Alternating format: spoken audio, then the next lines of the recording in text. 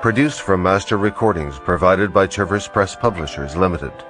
Production of this compilation supervised by Tony Hutz. And read by Christopher Timothy.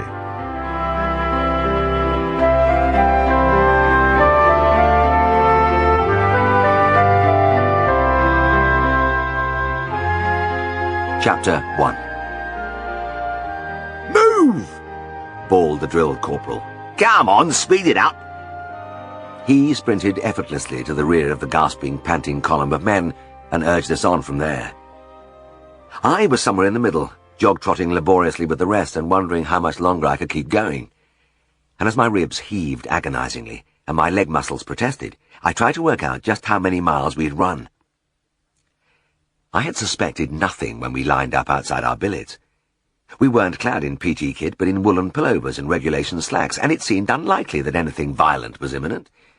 The corporal, too, a cheerful little cockney, appeared to regard us as his brothers. He had a kind face. "All right, lads," he had cried, smiling over the 50 new airmen. "We're just going to trot around to the park, so follow me. A lay, tune, a double, quake, march, if right, if right, if right." That had been a long, long time ago, and we were still reeling through the London streets with never a sign of a park anywhere. The thought hammered in my brain that I'd been under the impression that I was fit. A country vet, especially in the Yorkshire Dales, never had the chance to get out of condition. He was always on the move, wrestling with big animals, walking for miles between the fellside barns. He was hard and tough. That's what I thought. But now other reflections began to creep in. My few months of married life with Helen had been so much lotus-eating. She was too good a cook, and I was too faithful a disciple of her art. Just lounging by our bedsitter's fireside was the sweetest of all occupations. I had tried to ignore the disappearance of my abdominal muscles, the sagging of my pectorals, but it was all coming home to me now. "It's not far now, lads," the corporal chirped from the rear, but he struck no responsive chords in the toiling group. He had said it several times before, and we had stopped believing him. But this time it seemed he really meant it, because as we turned into yet another street I could see iron railings and trees at the far end. The relief was inexpressible. I would just about have the strength to make it through the gates, to the rest and smoke which I badly needed because my legs were beginning to seize up. We passed under an arch of branches which still bore a few autumn leaves and stopped as one man, but the corporal was waving us on. "Come on, lads, round the track," he shouted, and pointed to a broad earthen path which circled the park. We stared at him. He couldn't be serious. A storm of protest broke out. "Oh, no, Corp! Have an heart, Corp!" The smile vanished from the little man's face.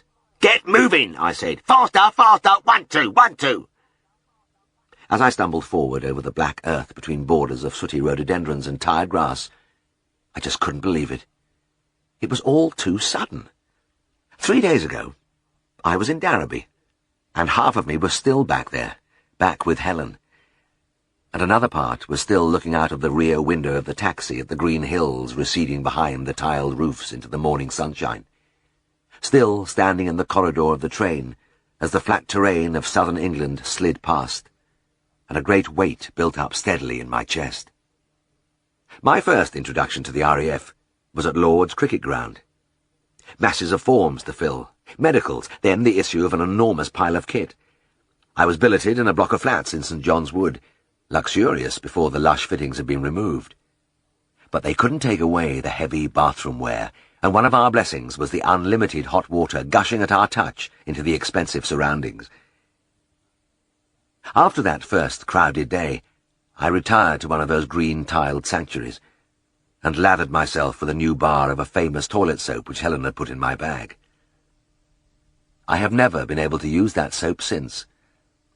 Scents are too evocative, and the merest whiff jerks me back to that first night away from my wife and to the feeling I had then. It was a dull, empty ache which never really went away. On the second day we marched endlessly. Lectures, meals, inoculations. I was used to syringes, but the very sight of them was too much for many of my friends, especially when the doctor took the blood samples. One look at the dark fluid flowing from their veins, and the young men toppled quickly from their chairs, often 4 or 5 in a row, while the orderlies, grinning cheerfully, bore them away. We ate in the London Zoo, and our meals were made interesting by the chatter of monkeys and the roar of lions in the background. But in between, it was march, march, march, with our new boots giving us hell. And on this 3rd day the whole thing was still a blur. We had been wakened, as on my first morning, by the hideous 6 a.m. clattering of dustbin lids. I hadn't really expected a bugle, but I found this noise intolerable. However, at the moment my only concern was that we had completed the circuit of the park. The gates were only a few yards ahead, and I staggered up to them and halted among my groaning comrades. "Round again, lads!" the corporal yelled, and as we stared at him aghast, he smiled affectionately. "You think this is tough? Wait till they get hold of you at ITW. I'm just kind of breaking you in gently. You'll thank me for this later. Right, at the double. 1, 2, 1, 2. Bitter thoughts assailed me as I lurched forward once more. Another round of the park would kill me. There was not a shadow of doubt about that. You left a loving wife and a happy home to serve king and country, and this was how they treated you. It wasn't fair. The night before, I had dreamt of Darrowby. I was back in old Mr. Dakin's cow byre. The farmer's patient eyes and the long, drooping, moustached face looked down at me from his stooping height. "It looks as though it's over without Blossom, then," he said, and rested his hand briefly on the old cow's back. It was an enormous, work-swollen hand. Mr. Dakin's gaunt frame carried little flesh, but the grossly thickened fingers bore testimony to a life of toil. I dried off the needle and dropped it into the metal box where I carried my suture materials, scalpels, and blades. "Well, it's up to you, of course, Mr. Dakin, but this is the 3rd time I've had to stitch her teats, and I'm afraid it's going to keep on happening." "Aye, it's just the shape she is." The farmer bent and examined the row of knots along the 4-inch scar. "By God, you wouldn't believe could make such a mess. Just another cow standing on it." "A cow's hoof is sharp," I said. "It's nearly like a knife coming down." That was the worst of very old cows. Their udders dropped, and their teats became larger and more pendulous, so that when they lay down in their stalls, the vital milk-producing organ was pushed away to one side, into the path of the neighbouring animals. If it wasn't Mabel on the right standing on it, it was Buttercup on the other side. There were only 6 cows in the little cobbled bar with its low roof and wooden partitions, and they all had names. You don't find cows with names anymore, and there aren't any farmers like Mr. Dakin, who somehow scratched a living from a herd of 6 milkers plus a few calves, pigs and hens. "Aye, well," he said, "I reckon Towd Lass doesn't owe me anything. I remember the night she was born 12 years ago. She was out of our daisy, and I carried her out of this very byre on a sack, and this snow was coming down hard. Since then I wouldn't like to count how many 1,000 gallons of milk she's turned out. She's still giving 4 a day. No, she doesn't owe me a thing." As if she knew she was the topic of conversation, Blossom turned her head and looked at him. She was the classical picture of an ancient bovine, as fleshless as her owner, with jutting pelvic bones, splayed, overgrown feet and horns, with a multitude of rings along their curving length. Beneath her, the udder, once high and tight, drooped forlornly almost to the floor. She resembled her owner, too, in her quiet, patient demeanour. I had infiltrated her teat with a local anaesthetic before stitching, but I don't think she would have moved if I hadn't used any. Stitching teats puts a vet in the ideal position to be kicked, with his head low down in front of the hind feet. But there was no danger with Blossom. She had never kicked anybody in her life. Mr. Dakin blew out his cheeks. "Well, there's naught else for it. She'll have to go. I'll tell Jack Dodson to pick her up for the fat stock market on Thursday. She'll be a bit tough for eating, but I reckon she'll make a few steak pies."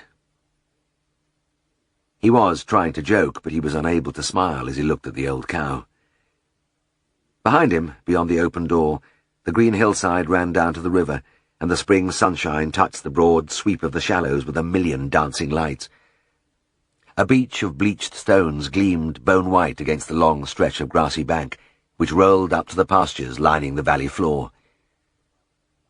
I had often felt that this small holding would be an ideal place to live, only a mile outside Derby, but secluded and with this heart-lifting vista of river and fell. I remarked on this once to Mr. Dakin, and the old man turned to me with a wry smile. "Aye, but the view's not very sustaining," he said. It happened that I was called back to the farm on the following Thursday to cleanse a cow, and was in the byre when Dodson, the drover, called to pick up Blossom. He had collected a group of fat bullocks and cows from other farms, and they stood, watched by one of his men, on the road high above. "Now then, Mr. Dakin," he cried as he bustled in. "It's easy to see which one you want me to take. It's that old screw over there." He pointed at Blossom, and, in truth, the unkind description seemed to fit the bony creature standing between her sleek neighbours. The farmer did not reply for a moment. Then he went up between the cows and gently rubbed Blossom's forehead. "Aye, this is the one, Jack." He hesitated, then undid the chain round her neck. "Off you go, hard lass," he murmured, and the old animal turned and made her way placidly from the stall. "Ah, come on with you!" shouted the dealer, poking his stick against the cow's rump. "Don't hit her!" barked Mr. Dakin. Dodson looked at him in surprise. "I'd never hit him, you know that. Just send him on like." I know, Jack, but you won't need your stick for this one. She'll go wherever you want. All that's done." Blossom confirmed his words as she ambled through the door, and, at a gesture from the farmer, turned along the track. The old man and I stood watching as the cow made her way unhurriedly up the hill, Jack Dodson in his long khaki smock sauntering behind her. As the path wound behind a clump of sparse trees, man and beast disappeared, but Mr. Dakin still gazed after them, listening to the clip-clop of the hooves on the hard ground. When the sound died away, he turned to me quickly. "Right, Mr. Herriot, we'll get on with our job then. I'll bring your hot water." The farmer was silent as I soaked my arm and inserted it into the cow. If there is one thing more disagreeable than removing the bovine afterbirth, it is watching somebody else doing it, and I always try to maintain a conversation as I grope around inside. But this time it was hard work. Mr. Dakin responded to my sallies on the weather, cricket, and the price of milk with a series of grunts. Holding the cow's tail, he leant on the hairy back and, empty-eyed, blew smoke from his pipe, which, like most farmers at a cleansing, he had prudently lit at the outset. And, of course, since the going was heavy, it just would happen that the job took much longer than usual. Sometimes a placenta simply lifted out, but I had this one away from the cotyledons one by one, returning every few minutes to the hot water and antiseptic to re-soap my aching arms. But at last it was finished. I pushed in a couple of pessaries, untied the sack from my middle, and pulled my shirt over my head. The conversation had died, and the silence was almost oppressive as we opened the byre door. Mr. Dakin paused, his hand on the latch. "What's that?" he said softly. From somewhere on the hillside I could hear the clip-clop of a cow's feet. There were 2 ways to the farm, and the sound came from a narrow track which joined the main road half a mile beyond the other entrance. As we listened, a cow rounded a rocky outcrop and came towards us. It was Blossom, moving at a brisk trot, great udder swinging, eyes fixed purposefully on the door open behind us. "What the hangman?" Mr. Dakin burst out, but the old cow brushed past us and marched without hesitation into the stall which she'd occupied for all those years. She sniffed inquiringly at the empty hay-rack and looked round at her owner.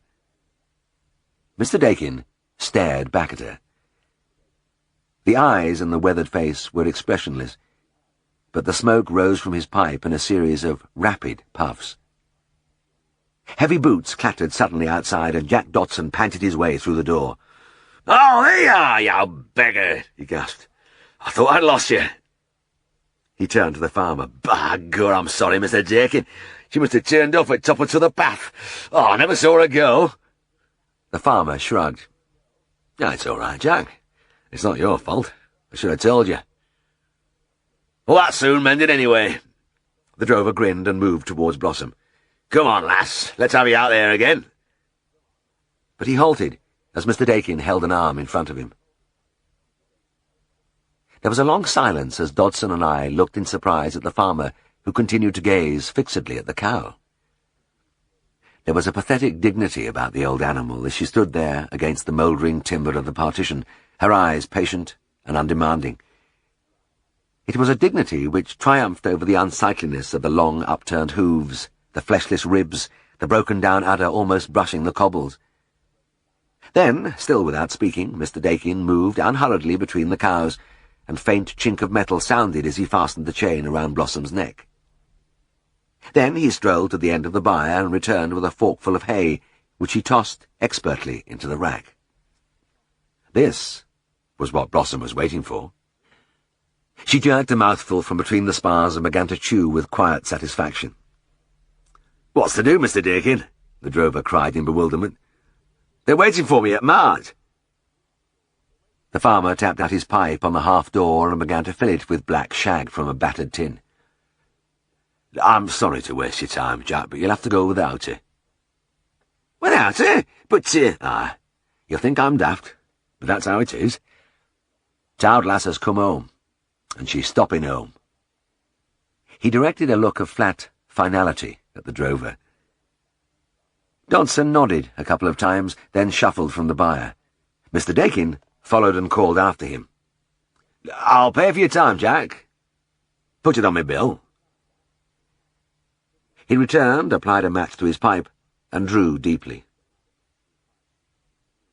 "Mr. Herriot," he said as the smoke rose around his ears, "do you ever feel when something happens that it was meant to happen, and that it was for best?"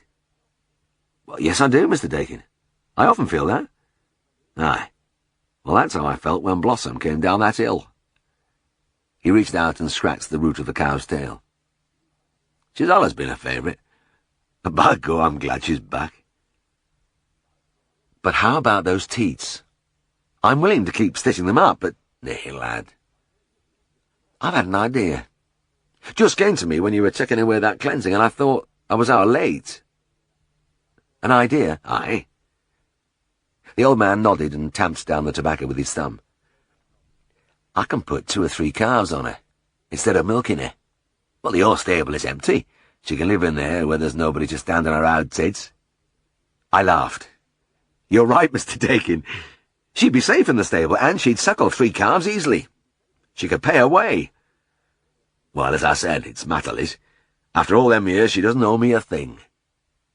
A gentle smile spread over the seamed face. "Main thing is, she's come home." My eyes were shut most of the time now as I blundered round the park, and when I opened them a red mist swirled. But it is incredible what the human frame will stand, and I blinked in disbelief as the iron gates appeared once more under their arch of sooty branches. I had survived the second lap, but an ordinary rest would be inadequate now. This time I would have to lie down. I felt sick. "Good lads!" the corporal called out, cheerful as ever. "You're doing fine. Now, we're just going to have a little hopping on this spot." Incredulous wails rose from our demoralized band, but the corporal was unabashed. "Feet together now, hop, hop, hop. That's no good. Come on, get some height into it. Hop, hop." This was the final absurdity. My chest was a flaming cavern of agony. These people were supposed to be making us fit, and instead they were doing irreparable damage to my heart and lungs. "You'll thank me for this later, lads. Take my word for it. Get yourself off the ground. Up! Up!" Through my pain I could see the corporal's laughing face. The man was clearly a sadist. It was no good appealing to him. And as, with the last of my strength, I launched myself into the air, it came to me suddenly why I had dreamt about Blossom last night. I wanted to go home too. Chapter 2. The fog swirled over the heads of the marching men. A London fog, thick, yellow, metallic on the tongue. I couldn't see the head of the column, only the swinging lantern carried by the leader. This 6:30 a.m. walk to breakfast was just about the worst part of the day, when my morale was low and thoughts of home rose painfully. We used to have fogs in Darrowby, but they were country fogs, different from this. One morning I drove out on my rounds with the headlights blazing against the grey curtain ahead, seeing nothing from my tight-shut box. But I was heading up the dale, climbing steadily with the engine pulling against the rising ground. Then, quite suddenly, the fog thinned to a shimmering silvery mist, and was gone.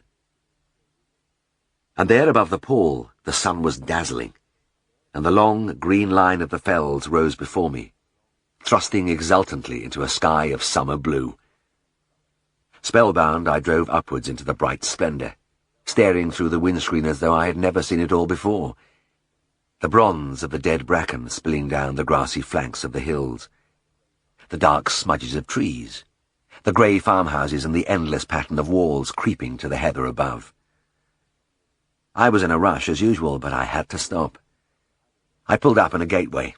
Sam jumped out and we went through into a field, and as the beagle scampered over the glittering turf, I stood in the warm sunshine, amid the melting frost, and looked back at the dark, damp blanket which blotted out the low country, but left this jewelled world above it. And, gulping the sweet air, I gazed about me gratefully, at the clean, green land where I worked and made my living. I could have stayed there, wandering round, watching Sam exploring with waving tail, nosing into the shady corners where the sun had not reached, and the ground was iron-hard, and the rime thick and crisp on the grass. But I had an appointment to keep, and no ordinary one. It was with a peer of the realm. Reluctantly, I got back into the car. I was due to start Lord Hulton's tuberculin test at 9:30 a.m., and as I drove round the back of the Elizabethan mansion to the farm buildings nearby, I felt a pang of misgiving. There were no animals in sight. There was only a man in tattered blue dungarees hammering busily at a makeshift crush at the exit to the fold yard. He turned round when he saw me and waved his hammer.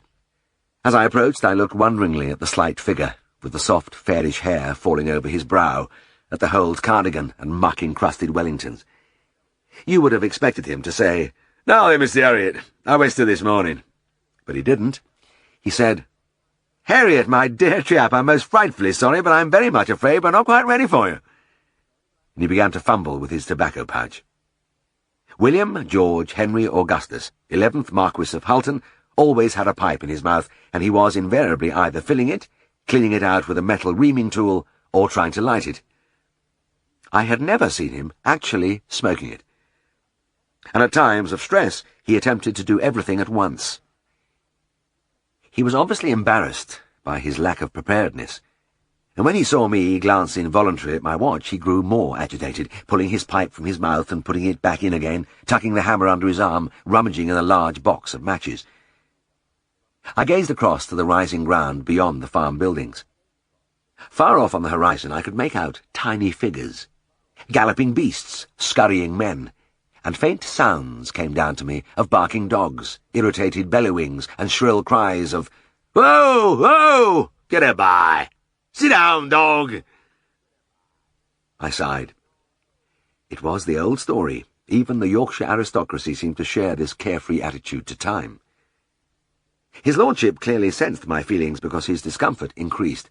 "Oh, it's too bad of me, old chap," he said, spraying a few matchsticks around and dropping flakes of tobacco on the stone flags.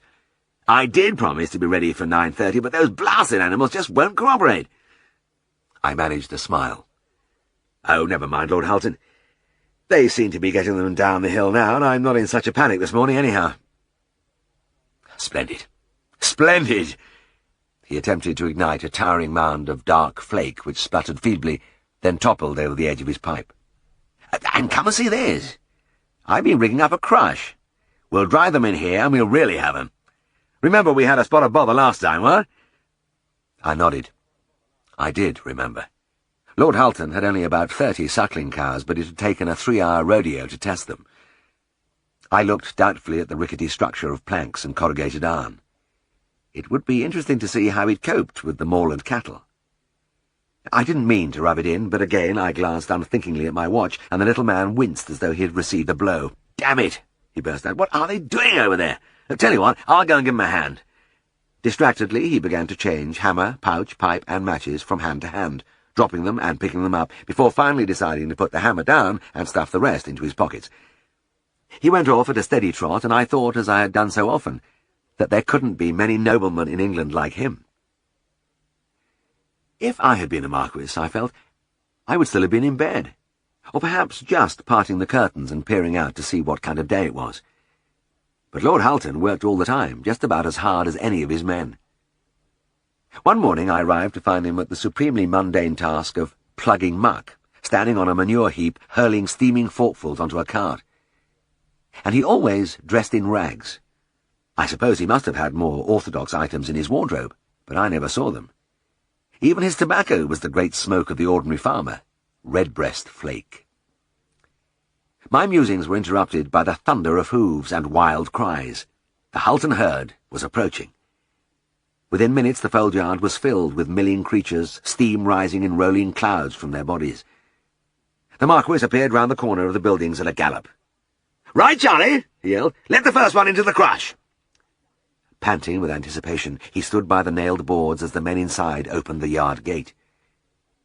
He didn't have to wait long.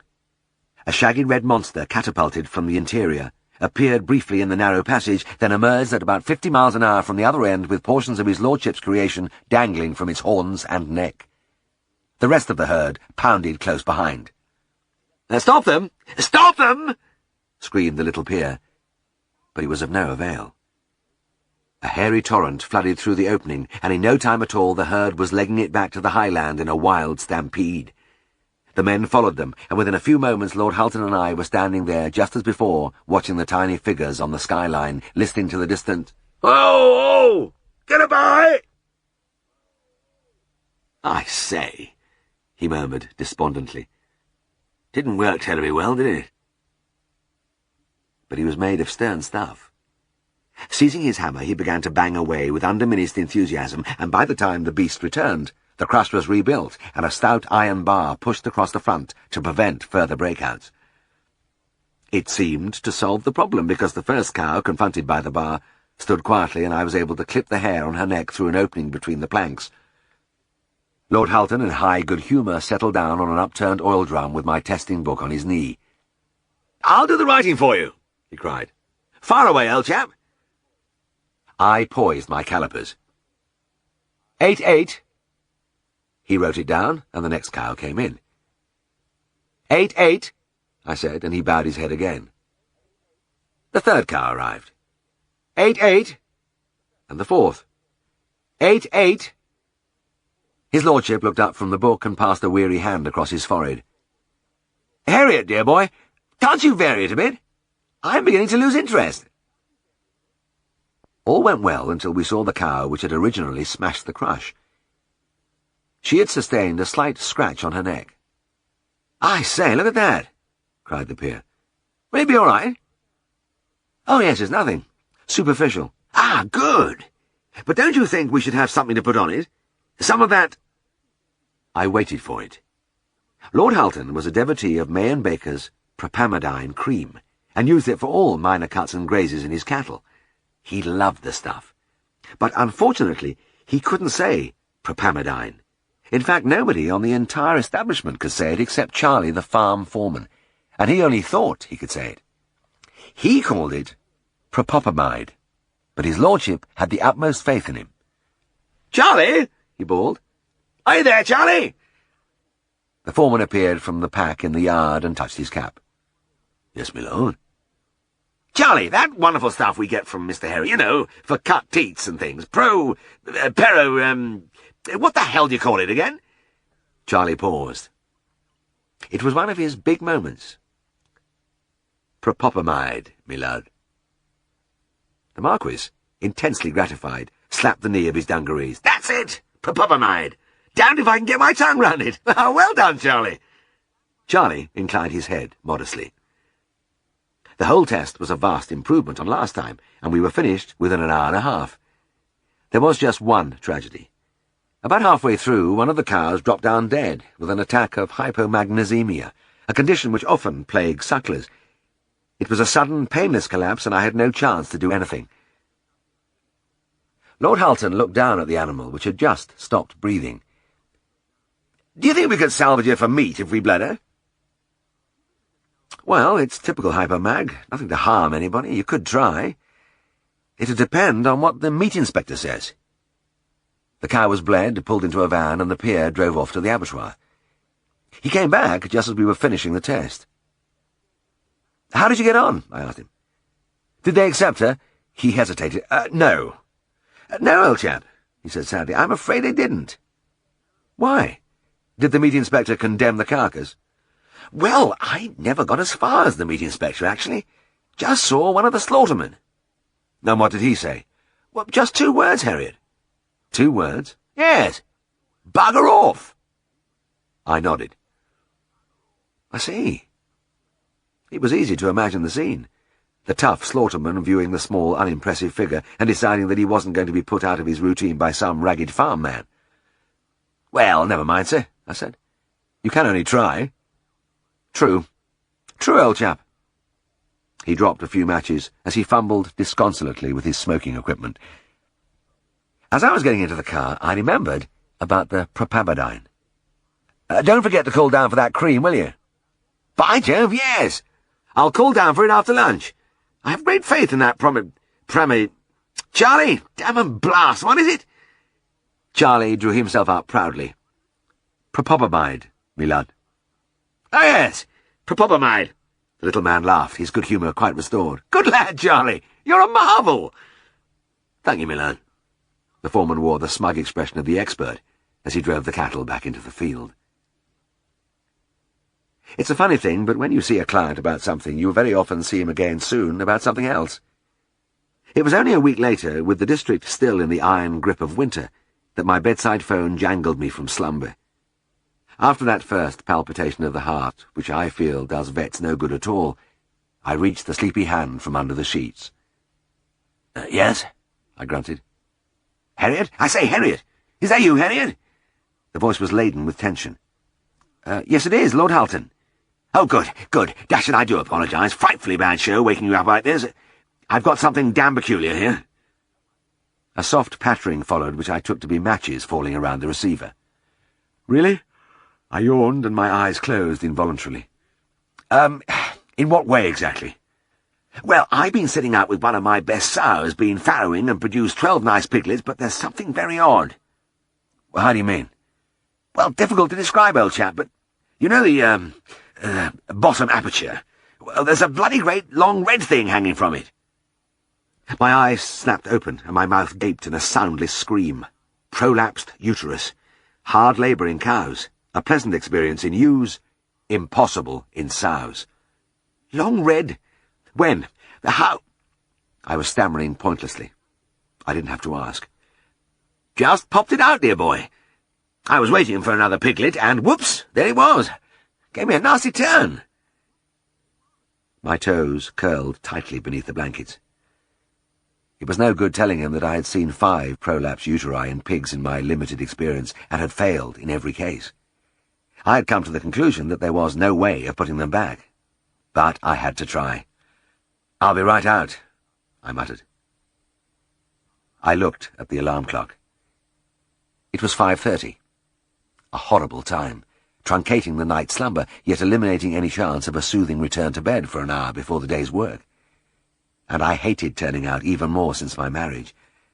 Helen was lovely to come back to, but by the same token it was a bigger wrench to leave her warm, soft presence and venture into the inhospitable world outside.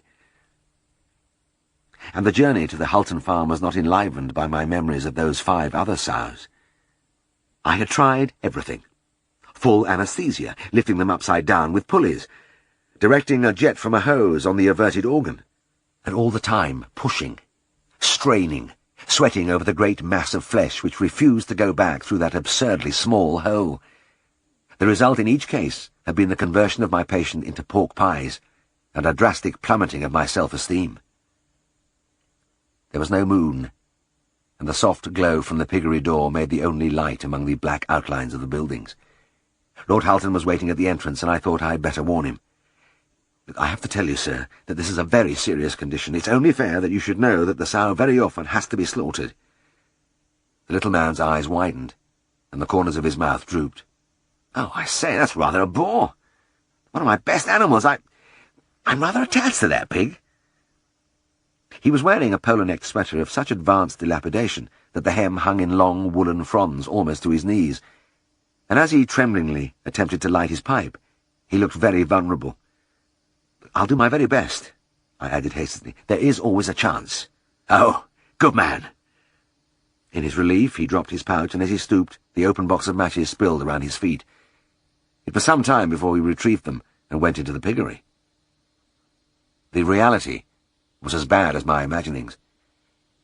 Under the single, weak electric bulb of the pen, an unbelievable length of very solid-looking red tissue stretched from the rear end of a massive white sow lying immobile on her side. The 12 pink piglets fought and worried along the row of teats. They didn't seem to be getting much. As I stripped off and dipped my arms into the steaming bucket, I wished with all my heart that the porcine uterus was a little short thing, and not this horrible, awkward shape. And it was a disquieting thought that tonight I had no artificial aids. People used all sorts of tricks and various types of equipment, but here in this silent building there was just the pig, Lord Halton, and me.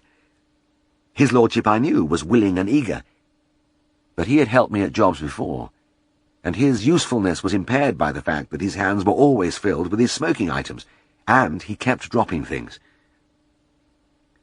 I got down on my knees behind the animal with the feeling that I was on my own. And as soon as I cradled the mass in my arms, the conviction flooded through me that this was going to be the same as all the others. The very idea of this lot going back whence it came was ridiculous, and the impression was reinforced as I began to push. Nothing happened. I had sedated the sow heavily, and she wasn't straining much against me. It was just that the thing was so huge. By a supreme effort, I managed to feed a few inches back into the vaginal opening, but as soon as I relaxed, it popped quietly out again. My strongest instinct was to call the whole thing off without delay. The end result would be the same, and anyway, I wasn't feeling very strong. In fact, my whole being was permeated by the leaden-armed, pervading weakness one feels when forced to work in the small hours.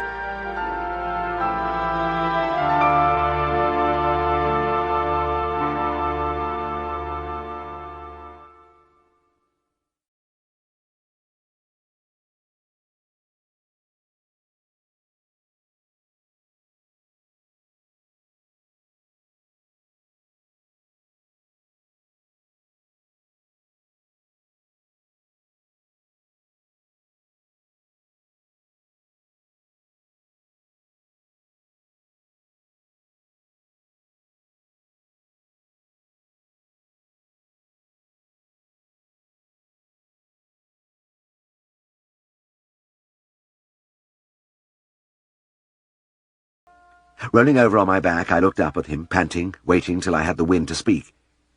I would say, "Lord Halton, we are really wasting our time here. This is an impossible case. I am going back home now, and I'll ring the slaughterhouse first thing in the morning." The prospect of escape was beguiling. I might even be able to crawl in beside Helen for an hour. But as my mouth framed the words, the little man looked down at me appealingly, as though he knew what I was going to say. He tried to smile, but darted anxious glances at me, at the pig, and back again. From the other end of the animal, a soft, uncomplaining grunt reminded me that I wasn't the only one involved. I didn't say anything. I turned back onto my chest, braced my feet against the wall of the pen, and began again. I don't know how long I was there, pushing, relaxing, pushing again as I gasped and groaned, and the sweat ran steadily down my back. The peer was silent, but I knew he was following my progress intently, because every now and then I had to brush matches from the surface of the uterus.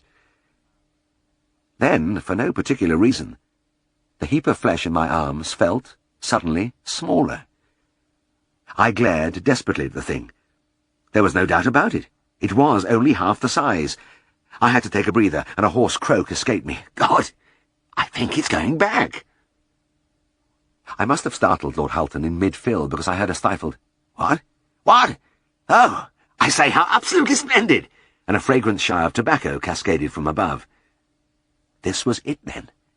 Summoning the last of my energy in one big effort, I blew half an ounce or so of redbreast flake from the uterine mucosa and heaved forward. And, miraculously, there was little resistance, and I stared in disbelief as the great organ disappeared gloriously and wonderfully from sight. I was right behind it with my arm, probing frantically away to the shoulder as I rotated my wrist again and again till both uterine cornua were fully involuted. When I was certain, beyond doubt, that everything was back in place, I lay there for a few moments, my arm still deep inside the sow, my forehead resting on the floor. Dimly, through the mist of exhaustion, I heard Lord Hulton's cries. "Stout fella! Dash it, how marvellous! Oh, stout fella!" He was almost dancing with joy. One last terror assailed me. What if it came out again? Quickly I seized needle and thread and began to insert a few sutures in the vulva. "Here, hold this," I barked, giving him the scissors. Stitching with the help of Lord Hulton wasn't easy. I kept pushing needle or scissors into his hands, then demanding them back peremptorily, and it caused a certain amount of panic. Twice he passed me his pipe to cut the ends of my suture, and on one occasion I found myself trying in the dim light to thread the silk through his reaming tool. His lordship suffered too in his turn, because I heard the occasional stifled oath as he impaled a finger on the needle. But at last it was done. I rose wearily to my feet and leant against the wall, my mouth hanging open, sweat trickling into my eyes. The little man's eyes were full of concern as they roved over my limply hanging arms and the caked blood and filth on my chest. "Herriot, my dear chap, you're all in, and you'll catch pneumonia or something if you stand around half naked. You need a hot drink. Look, tell you what, get yourself cleaned up and dressed and I'll run down to the house for something." He scurried swiftly away. My aching muscles were slow to obey as I soaped and towelled myself, and pulled on my shirt. Fastening my watch round my wrist, I saw that it was after 7, and I could hear the farm men clattering in the yard outside as they began their morning tasks. I was buttoning my jacket when the little peer returned. He bore a tray with a pint mug of steaming coffee and 2 thick slices of bread and honey. He placed it on a bale of straw and pulled up an upturned bucket as a chair before hopping onto a meal bin where he sat like a pixie on a toadstool with his arms around his knees, regarding me with keen anticipation. "The servants are still abed, old chap," he said, "so I made this little bite for you myself." I sank onto the bucket and took a long pull at the coffee.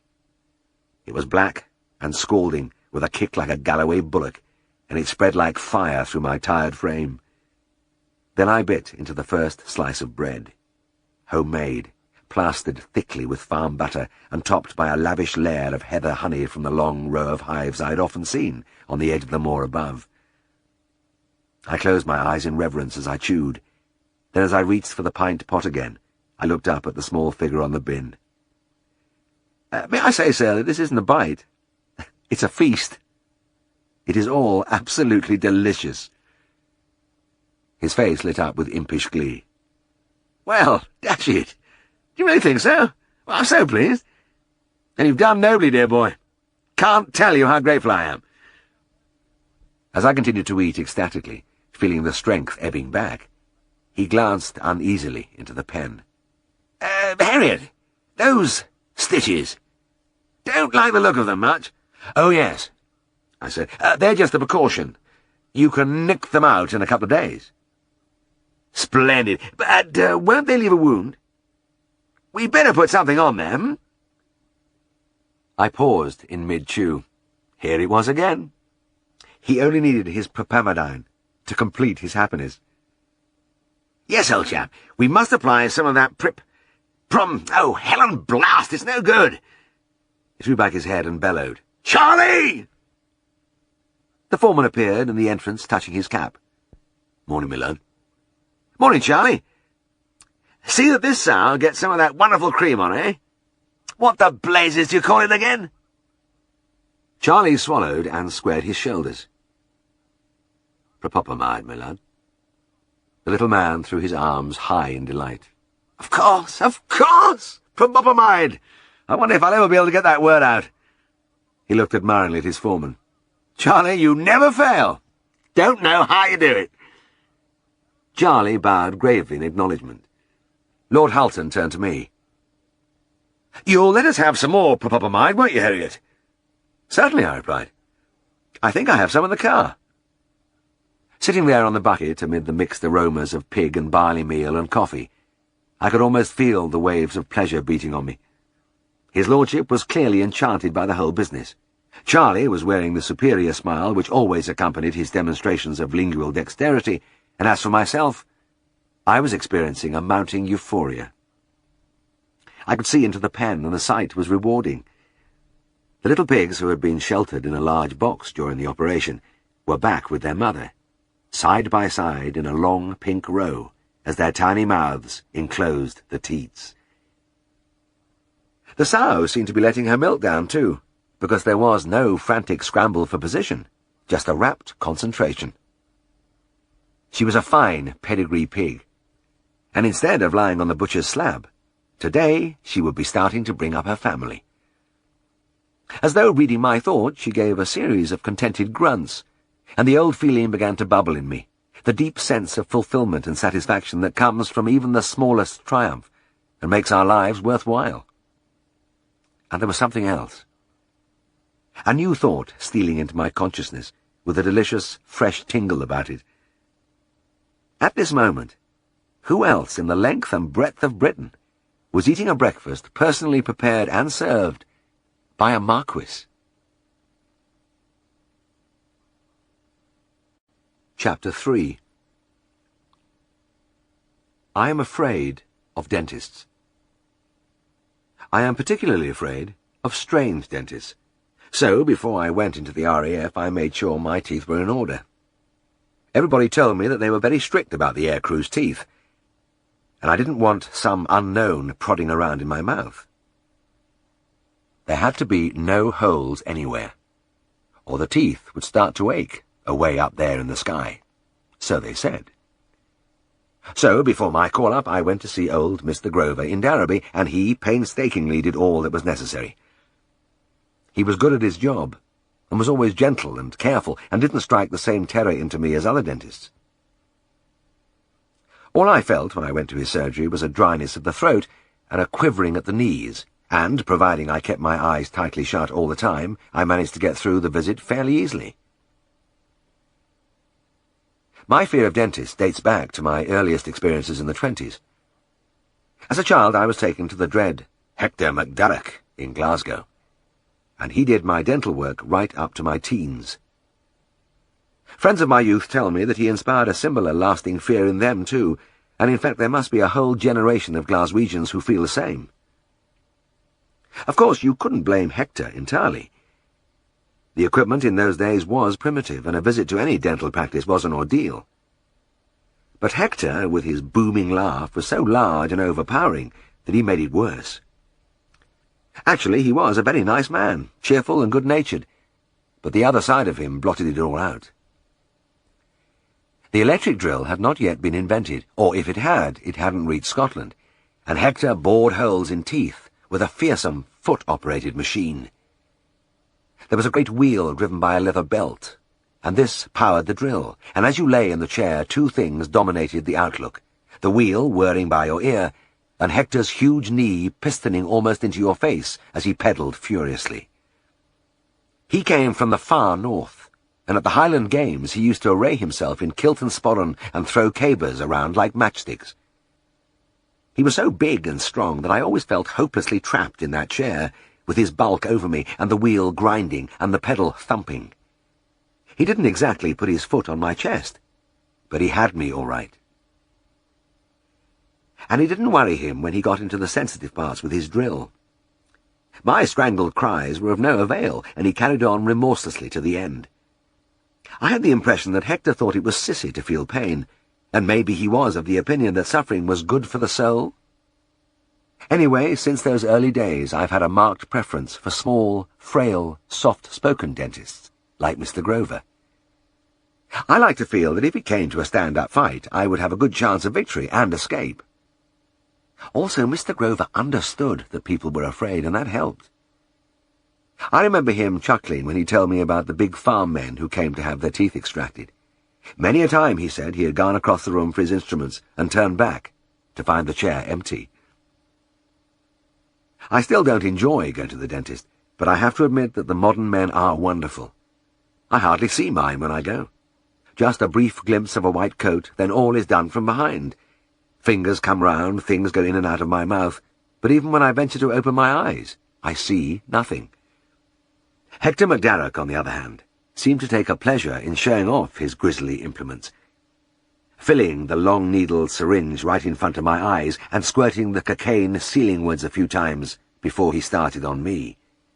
And worse, before an extraction, he used to clank about in a tin box, producing a series of hideous forceps and examining them, whistling softly, till he found the right one. So, with all this in mind, as I sat in a long queue of airmen for the preliminary examination, I was thankful I had been to Mr. Grover for a complete check-up. A dentist stood by a chair at the end of the long room, and he examined the young men in blue one by one before calling out his findings to an orderly at a desk. I derived considerable entertainment from watching the expressions on the lads' faces when the call went out. 3 fillings, 2 extractions, 8 fillings. Most of them looked stunned, some thunderstruck, others almost tearful. Now and again one would try to expostulate with the man in white, but it was no good. Nobody was listening. At times I could have laughed out loud. Mind you, I felt a bit mean at being amused, but after all they had only themselves to blame. If only they had shown my foresight, they would have had nothing to worry about. When my name was called, I strolled across, humming a little tune, and dropped nonchalantly into the chair. It didn't take the man long. He poked his way swiftly along my teeth, then rapped out, 5 fillings and 1 extraction. I sat bolt upright and stared at him in amazement. But, I began to yammer. I had a check-up by my own. Next, please, murmured the dentist. But Mr. Grover said, Next man, move along, bawled the orderly, and as I shuffled away I gazed appealingly at the white-coated figure. But he was reciting a list of my premolars and incisors, and showed no interest. I was still trembling when I was handed the details of my fate. Report at Regent Lodge tomorrow morning for the extraction, the WAF girl said. Tomorrow morning? By God, they didn't mess about. And what the heck did it all mean anyway? My teeth were perfectly sound. There was only that one with a bit of enamel chipped off. Mr. Grover had pointed it out and said he wouldn't give any trouble. It was the tooth that held my pipe. Surely it couldn't be that one. But there came the disquieting thought that my opinion didn't matter. When my feeble protests were ignored back there, it hit me for the first time that I wasn't a civilian any more. Next morning the din from the dustbin lids had hardly subsided when the grim realization drove into my brain. I was going to have a tooth out today, and very soon, too. I passed the intervening hours in growing apprehension. Morning parade, the march through the darkness to breakfast. The dried egg and fried bread were less attractive than ever, and the grey day had hardly got under way before I was approaching the forbidding facade of Regent Lodge. As I climbed the steps, my palms began to sweat. I didn't like having my teeth drilled, but extractions were infinitely worse. Something in me recoiled from the idea of having a part of myself torn away by force, even if it didn't hurt. But of course, I told myself as I walked along an echoing corridor, it never did hurt nowadays. Just a little prick, then nothing. I was nurturing this comforting thought when I turned into a large assembly room with numbered doors leading from it. About 30 airmen sat around wearing a variety of expressions from sickly smiles to tough bravado. A chilling smell of antiseptic hung on the air. I chose a chair and settled down to wait. I had been in the armed services long enough to know that you waited a long time for everything, and I saw no reason why a dental appointment should be any different. As I sat down, the man on my left gave me a brief nod. He was fat, and greasy black hair fell over his pimpled brow. Though engrossed in picking his teeth with a match, he gave me a long, appraising stare before addressing me in rich Cockney. "What room are you going in, mate?" I looked at my card. Room 4. "Blimey, mate, you've had it." He removed his matchstick and grinned wolfishly. "Had it? What do you mean?" "Well, haven't you heard? That's the butcher in here." The butcher?" I quavered. Yeah, that's what they call a dental officer in here. He gave an expansive smile. He's a right killer, that bloke, I'll tell you. I swallowed. Butcher? Killer? Oh, come on. They'll all be the same, I'm sure. Don't you believe it, mate. There's good, and there's bad, and that bloke's pure murder. Shouldn't be allowed. Well, how do you know, anyway? He waved an airy hand. Oh, I've been here a few times, and I've heard some bleeding awful screams coming out of that room. Spoken to some of the chaps afterwards, too. They all call him a butcher. I rubbed my hands on the rough blue of my trousers. Ah, well, you hear these tales. I'm sure they're exaggerated. Well, you'll find out, mate. He resumed his toothpicking. But don't say I didn't tell you. He went on about various things, but I only half heard him. His name, it seemed, was Simpkin. And he was not an aircrew cadet like the rest of us, but a regular, and a member of the ground staff. He worked in the kitchens. He spoke scornfully of us raw recruits, and pointed out that we would have to get some service in before we were fit to associate with the real members of the Royal Air Force. I noticed, however, that despite his own years of allegiance, he was still an AC2 like myself. Almost an hour passed with my heart thumping every time the door of number 4 opened. I had to admit that the young men leaving that room all looked a bit shattered, and one almost reeled out, holding his mouth with both hands. "God, look at that poor bugger," Simpkin drawled with ill-concealed satisfaction. "Strike me. He's been through it, poor bleeder. I'm glad I'm not in your shoes, mate." I could feel the tension mounting in me. "What room are you going to, anyway?" I asked. He did a bit of deep exploration with his match. "Room 2, mate. Been in here before. He's a grand bloke, one of the best. Never hurt you." "Well, you're lucky, aren't you?" "Not lucky, mate." He paused and stabbed his match at me. "I know my way around, that's all. There's ways and means." He allowed one eyelid to drop briefly. The conversation was abruptly terminated as the dread door opened and Waff came out. "AC2 Herriot," she called. I got up on shaking limbs and took a deep breath. As I set off, I had a fleeting glimpse of the leer of pure delight on Simpkin's face. He was really enjoying himself. As I passed the portals, my feelings of doom increased. The butcher was another Hector McDarroch, about 6'2", with rugby-forward shoulders bulging his white coat. My flesh crept as he unleashed a hearty laugh and motioned me towards the chair. As I sat down, I decided to have one last try. "Is this the tooth?" I asked, tapping the only possible suspect. "It is indeed," boomed the butcher. "That's the one." "Ah, well," I said with a light laugh, "I'm sure I can explain. There's been some mistake." "Yes, yes," he murmured, filling the syringe before my eyes and sending a few playful spurts into the air. "There's just a bit of enamel off it, and Mr. Grover said—" The waff suddenly wound the chair back, and I found myself in the semi-prone position with the white bulk looming over me. "You see," I gasped desperately, "I need that tooth. It's the one that holds my—" A strong finger was on my gum, and I felt the needle going in. I resigned myself to my fate. When he had inserted the big man put the syringe down. "We'll just give that a minute or two," he said, and left the room. As soon as the door closed behind him, the waff tiptoed over to me. "This fellow's loopy," she whispered. Half lying, I stared at her. "Loopy? What do you mean?" "Crackers, round the bend. No idea how to pull teeth. But he's a dentist, isn't he?"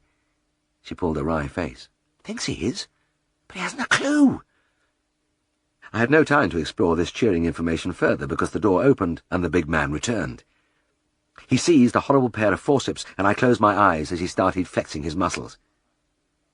I must admit, I felt nothing. I knew he was twisting and tugging away up there, but the local had mercifully done its job. I was telling myself that it would soon be over, when I heard a sharp crack. I opened my eyes. The butcher was gazing disappointedly at my broken-off tooth in his forceps. The root was still in my gum. Behind him, the waff gave me a long, "I told you so" look. She was a pretty little thing, but I fear the libido of the young men she encountered in here would be at a low ebb. "Oh," the butcher grunted and began to rummage in a metal box. It took me right to the McDurrock days as he fished out one forceps after another, opened and shut them a few times, then tried them on me. But he was of no avail, and as the time passed I was the unwilling witness of the gradual transition from heartiness to silence, then to something like panic. The man was clearly whacked. He had no idea how to shift that route. He must have been gouging for half an hour when an idea seemed to strike him. Pushing all the forceps to one side, he almost ran from the room and reappeared shortly with a tray on which reposed a long chisel and a metal mallet. At a sign from him, the waif wound the chair back till I was completely horizontal. Seemingly familiar with the routine, she cradled my head in her arms in a practised manner and stood waiting. This couldn't be true, I thought, as the man inserted the chisel into my mouth and poised the mallet. But all doubts were erased as the metal rod thudded against the remnants of my tooth and my head in turn shot back into the little waif's bosom. And that was how it went on. I lost count of the times the butcher banged away, and the girl hung on grimly to my jerking skull. The thought uppermost in my mind was that I had always wondered how young horses felt when I knocked wolf teeth out of them. Now I knew. When it finally stopped, I opened my eyes, and though by this time I was prepared for anything, I still felt slightly surprised to see the butcher threading a needle with a length of suture silk. He was sweating, and looking just a little desperate, as he bent over yet again. "Just a couple of stitches," he muttered hoarsely, and I closed my eyes again. When I left the chair, I felt very strange indeed. The assault on my cranium had made me dizzy, and the sensation of the long ends of the stitches tickling my tongue was distinctly odd. I was sure that when I came out of the room I was staggering, and instinctively I pawed at my mouth. The first man I saw was Simpkin. He was where I had left him, but he looked different as he beckoned excitedly to me. I went over, and he caught at my tunic with one hand. "What do you think, mate?" he gasped. "They've chased me round, and I've got to go into room 4. He gulped. "You look bloody awful coming out here. What was it like?" I looked at him. Maybe there was going to be a gleam of light this morning. I sank into the chair next to him and groaned. "My God, you weren't kidding. I'd never met anybody like that. He's half killed me. They don't call him the butcher for nothing." "Why? What did he do?" "Well, nothing much. Just knocked my tooth out with a hammer and chisel, that's all." "Gah, you have me on." Simpkin made a ghastly attempt to smile. "Word of honour," I said. "Anyway, there's the tray coming out now. Look for yourself." He stared at the waif carrying the dreadful implements and turned very pale. "Oh, blimey. What else did he do?" I held my jaw for a moment. "Well, he did something I've never seen before. He made such a great hole in my gum that he had to stitch me up afterwards." Simpkin shook his head violently. "Nah, I'm not having that. I don't believe you." "All right," I said. "What do you think of this?" I leant forward, put my thumb under my lip, and jerked it up to give him a close-up view of the long gash and the trailing, blood-stained ends of the stitches. He shrank away from me, lips trembling, eyes wide. "God," he moaned. "Oh, God." It was unfortunate that the waif chose that particular moment to call out, "AC2, Simpkin!" piercingly from the doorway, because the poor fellow leapt, as though a powerful electric current had passed through him. Then, head down, he trailed across the room. At the door he turned and gave me a last despairing look, and I saw him no more. This experience deepened my dread of the 5 fillings which awaited me. But I needn't have worried. They were trivial things, and were efficiently and painlessly dealt with by RAF dentists very different from the butcher. And yet, many years after the war had ended, the man from room 4 stretched out a long arm from the past and touched me on the shoulder. I began to feel something sharp coming through the roof of my mouth, and went to Mr. Grover, who x-rayed me and showed me a pretty picture of that fateful root, still there, despite the hammer and chisel. He extracted it, and the saga was ended. The butcher remained a vivid memory, because, apart from my ordeal, I was constantly reminded of him by the dangerous wobbling of my pipe at the edge of that needless gap in my mouth. But I did have a small solace. I finished my visit to room 4 with a parting shaft which gave me a little comfort. As I tottered away, I paused and addressed the big man's back as he prepared for his next victim. "By the way," I said, "I knocked out a lot of teeth just like you did there." He turned and stared at me. "Really? Are you a dentist?" "No," I replied over my shoulder as I left. "I'm a vet." Chapter 4. I like women better than men.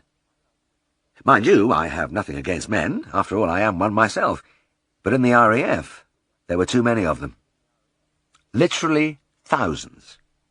Jostling, shouting, swearing. You couldn't get away from them.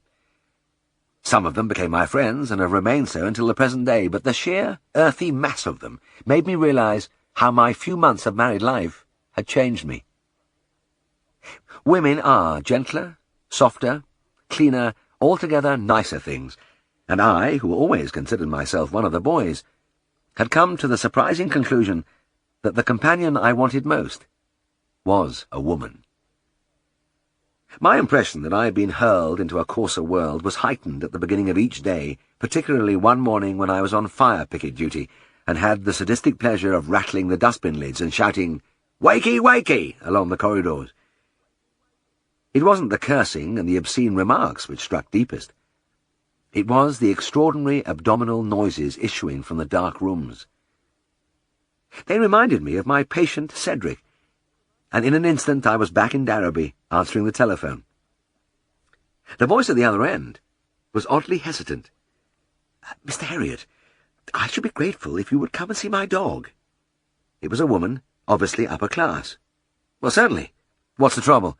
"Well, he seems to suffer from a sudden amount of flatus." "I beg your pardon?" There was a long pause. "He has excessive flatus." "In what way, exactly?" "Well, I suppose you'd describe it as, windiness." The voice had begun to tremble. I thought I could see a gleam of light. "You mean his stomach?" "No, not his stomach. He, passes, a considerable quantity of wind from his... A note of desperation had crept in. "Ah, yes!" All became suddenly clear. "I quite understand. But that doesn't sound very serious. Is he ill?" "No, he's, very fit in other ways." "Well, then, do you think it's necessary for me to see him?" "Oh, yes, indeed, Mr. Herriot. I wish you would come as soon as possible. It has become quite a problem." "All right," I said. "I'll look in this morning. Can I have your name and address, please?" "It's Mrs. Rumney, the Laurels." The Laurels was a very nice house on the edge of the town, standing back from the road in a large garden. Mrs. Rumney herself let me in, and I felt a shock of surprise at my first sight of her. It wasn't just that she was strikingly beautiful, but there was an unworldly air about her. She would be around 40, but had the appearance of a heroine in a Victorian novel, tall, willowy, ethereal. And I could understand immediately her hesitation on the phone. Everything about her suggested fastidiousness and delicacy. "Cedric is in the kitchen," she said. "I'll take you through." I had another surprise when I saw Cedric. An enormous boxer hurled himself on me in delight, clawing at my chest with the biggest, horniest feet I had seen for a long time. I tried to fight him off, but he kept at me, panting ecstatically into my face and wagging his entire rear end. "Sit down, boy," the lady said sharply. Then, as Cedric took absolutely no notice, she turned to me nervously. "He's so friendly." "Yes," I said breathlessly. "I can see that." I finally managed to push the huge animal away and backed into a corner for safety. How often does this, excessive flatus occur? As if in reply, an almost palpable sulphurous wave arose from the dog and eddied around me. It appeared that the excitement of seeing me had activated Cedric's weakness. I was up against the wall and unable to obey my first instinct to run for cover, so I held my hand over my face for a few moments before speaking. "Is, that what you meant?" Mrs. Rumney waved the lace handkerchief under her nose, and the faintest flush crept into the pallor of her cheeks. "Yes," she replied, almost inaudibly. "Yes, that is it." "Oh, well," I said briskly, "there's nothing to worry about. Let's go into the other room, and we'll have a word about his diet and a few other things." It turned out that Cedric was getting rather a lot of meat, and I drew up a little chart cutting down the protein and adding extra carbohydrates. I prescribed a kaolin antacid mixture to be given night and morning, and left the house in a confident frame of mind. It was one of those trivial things, and I had entirely forgotten it when Mrs. Rumney phoned again. "I'm afraid Cedric is no better, Mr. Herriot."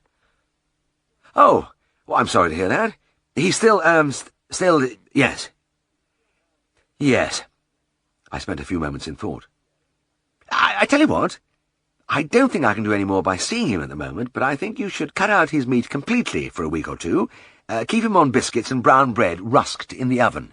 Try him with that, and vegetables, and I'll give you some powder to mix in his food. Perhaps you'd call round for it." The powder was a pretty strong, absorbent mixture, and I felt sure it would do the trick, but a week later Mrs. Rumney was on the phone again. "There's absolutely no improvement, Mr. Herriot." The tremble was back in her voice. I do wish you'd come and see him again." I couldn't see much point in viewing this perfectly healthy animal again, but I promised to call. I had a busy day, and it was after 6 o'clock before I got round to the Laurels. There were several cars in the drive, and when I went into the house I saw that Mrs. Rumney had a few people in for drinks. People like herself, upper class and of obvious refinement. In fact, I felt rather a lout in my working clothes among the elegant gathering. Mrs. Rumney was about to lead me through to the kitchen when the door burst open and Cedric bounded delightedly into the midst of the company. Within seconds, an aesthetic-looking gentleman was frantically beating off the attack as the great feet ripped down his waistcoat. He got away at the cost of a couple of buttons, and the boxer turned his attention to one of the ladies. She was in imminent danger of losing her dress when I pulled the dog off her. Pandemonium broke out in the graceful room. The hostess's plaintive appeals rang out above the cries of alarm as the big dog charged around, but very soon I realized that a more insidious element had crept into the situation. The atmosphere in the room became rapidly charged with an unmistakable effluvium, and it was clear that Cedric's unfortunate malady had reasserted itself. I did my best to shepherd the animal out of the room, but he didn't seem to know the meaning of obedience, and I chased him in vain. And as the embarrassing minutes ticked away, I began to realize for the first time the enormity of the problem which confronted Mrs. Rumney. Most dogs break wind occasionally, but Cedric was different. He did it all the time. And while his silent emanations were perhaps more treacherous, there was no doubt that the audible ones were painfully distressing in a company like this. Cedric made it worse, because at each rasping expulsion he would look round inquiringly at his back end, then gambol about the room as though the fugitive Zephyr was clearly visible to him, and he was determined to corner it. It seemed a year before I got him out of there. Mrs. Rumney held the door wide as I finally managed to steer him towards it, but the big dog wasn't finished yet. On his way out he cocked a leg swiftly and directed a powerful jet against an immaculate trouser leg. After that night, I threw myself into the struggle on Mrs. Rumney's behalf. I felt she desperately needed my help, and I made frequent visits and tried innumerable remedies. I consulted my colleague Siegfried on the problem, and he suggested a diet of charcoal biscuits. Cedric ate them in vast quantities and with evident enjoyment, but they, like everything else, made not the slightest difference to his condition. And all the time I pondered about the enigma of Mrs. Rumney.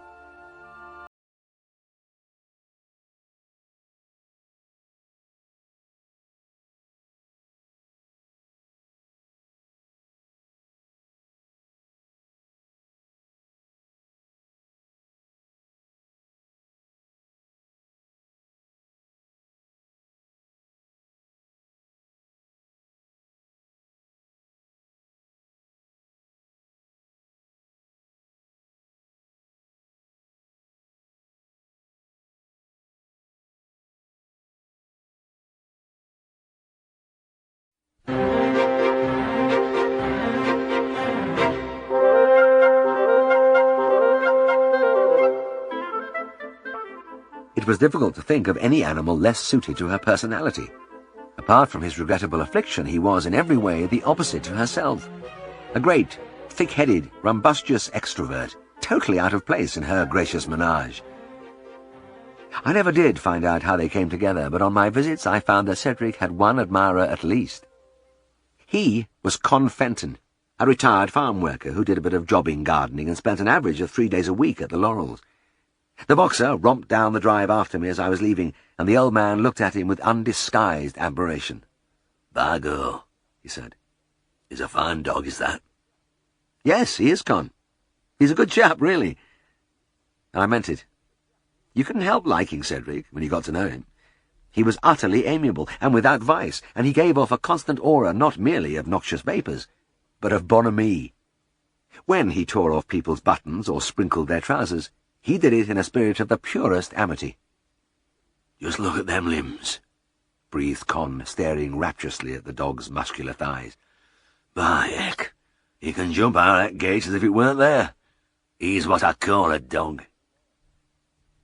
As he spoke, it struck me that Cedric would be likely to appeal to him because he was very like the boxer himself, not overburdened with brains, built like an ox, with powerful shoulders, and a big, constantly grinning face. They were two of a kind. "He always likes it when Mrs. lets him out in the garden," Con went on. He always spoke in a peculiar, snuffling manner. "He's grand company." I looked at him narrowly. No, he wouldn't be likely to notice Cedric's complaints, since he always saw him out of doors. On my way back to the surgery, I brooded on the fact that I was achieving absolutely nothing with my treatment. And though it seemed ridiculous to worry about a case like this, there was no doubt the thing had begun to prey on my mind.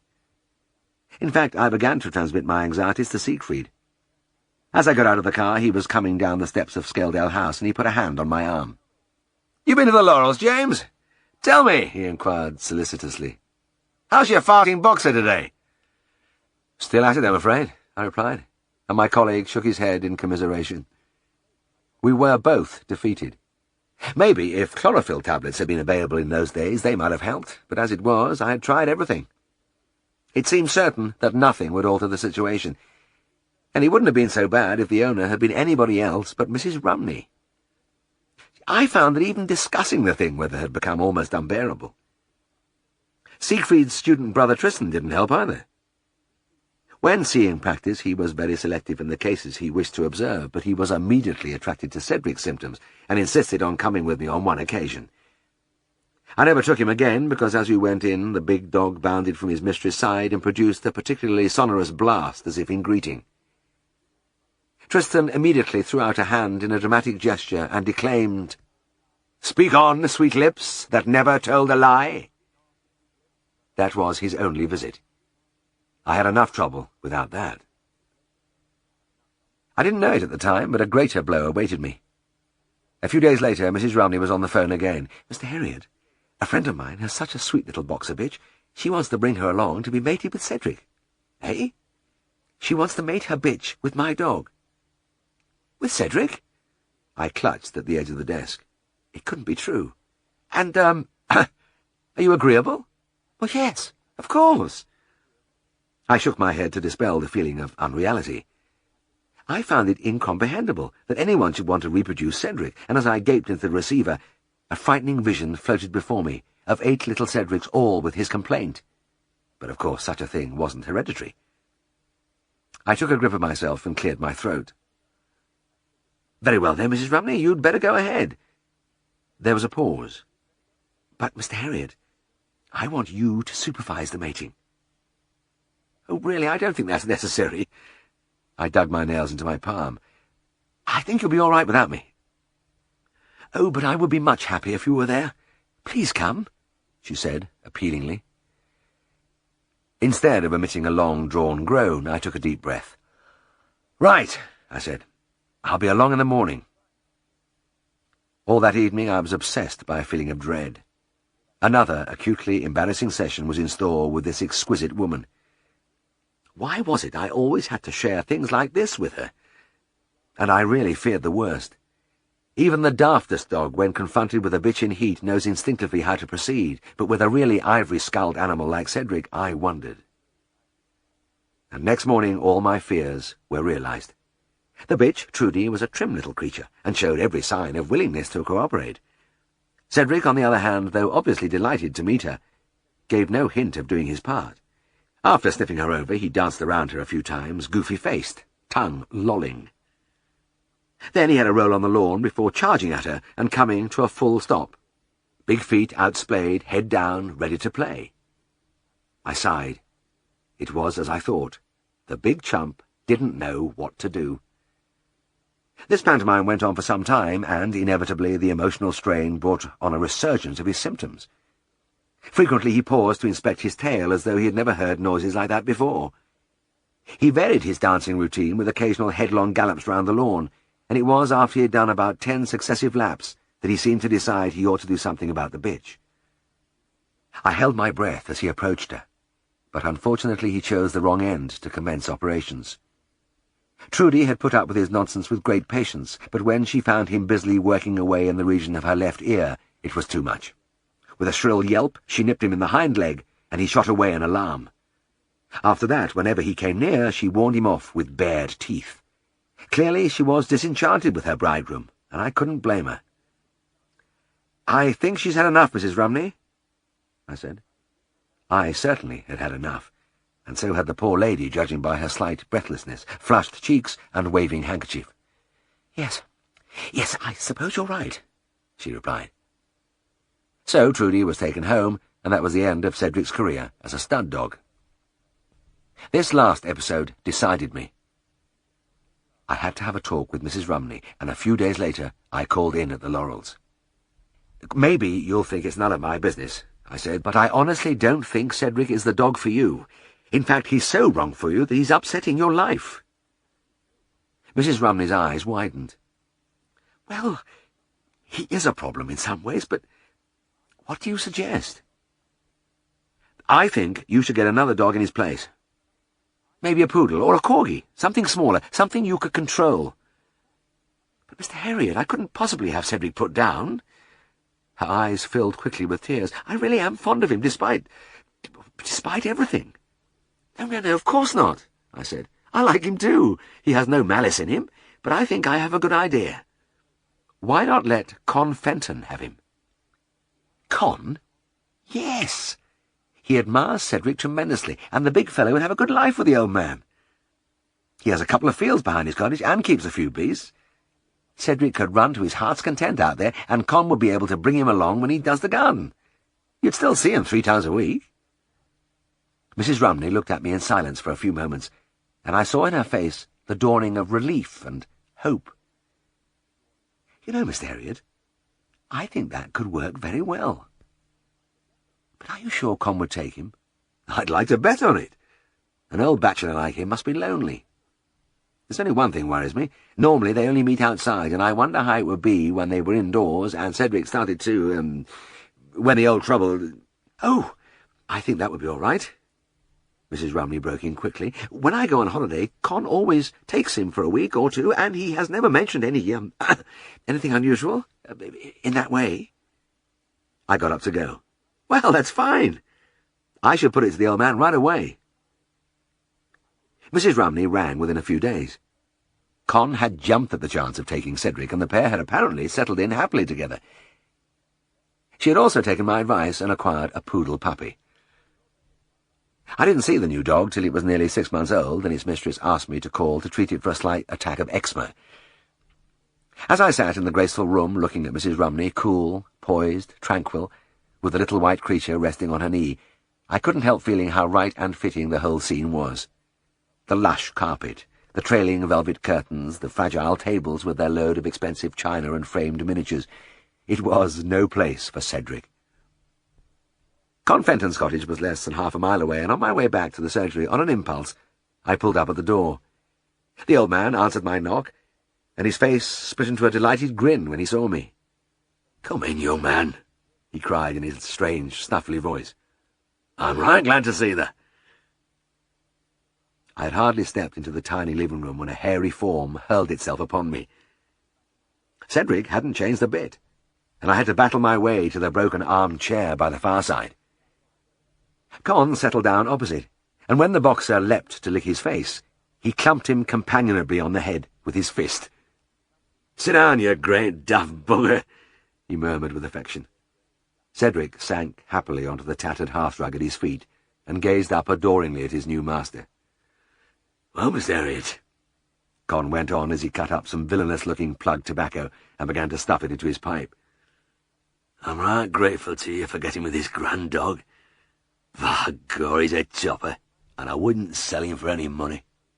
No man could ask for a better friend." "Well, that's great, Con," I said, "and I can see that the big chap is really happy here." The old man ignited his pipe, and a cloud of acrid smoke rose to the low, blackened beams. "Aye, he's hardly ever inside. A great, strong dog like him wants to work his energy off like." But just at that moment, Cedric was obviously working something else off, because the familiar pungency rose from him even above the billowings from the pipe. Con seemed oblivious of it, but in the enclosed space I found it overpowering. "Oh, well," I gasped, "I just looked in for a moment to see how you were getting on together. I must be on my way." I rose hurriedly and stumbled towards the door, but the redolence followed me in a wave as I passed the table with the remains of the old man's meal, and I saw what seemed to be the only form of ornament in the cottage, a cracked vase holding a magnificent bouquet of carnations. It was a way of escape, and I bedded my nose in their fragrance. Con watched me approvingly. "Aye, they're lovely flowers, aren't they? Mrs. at Laurel lets me bring home what I want, and I reckon them carnations is me favourite." "Yes, they're a credit to you." I still kept my nose among the blooms. "There's only one thing," the old man said pensively. "I don't get full benefit of 'em." "Oh, how's that, Con?" He pulled at his pipe a couple of times. "Well, you can hear I speak a bit funny-like." No, not really. I know I do. I've been like it since I were a lad. I had operation for adenoids and something went wrong." "Oh, I'm sorry to hear that," I said. "Well, it's not serious, but it's left me lacking in one way." "You mean—" A light was beginning to dawn in my mind.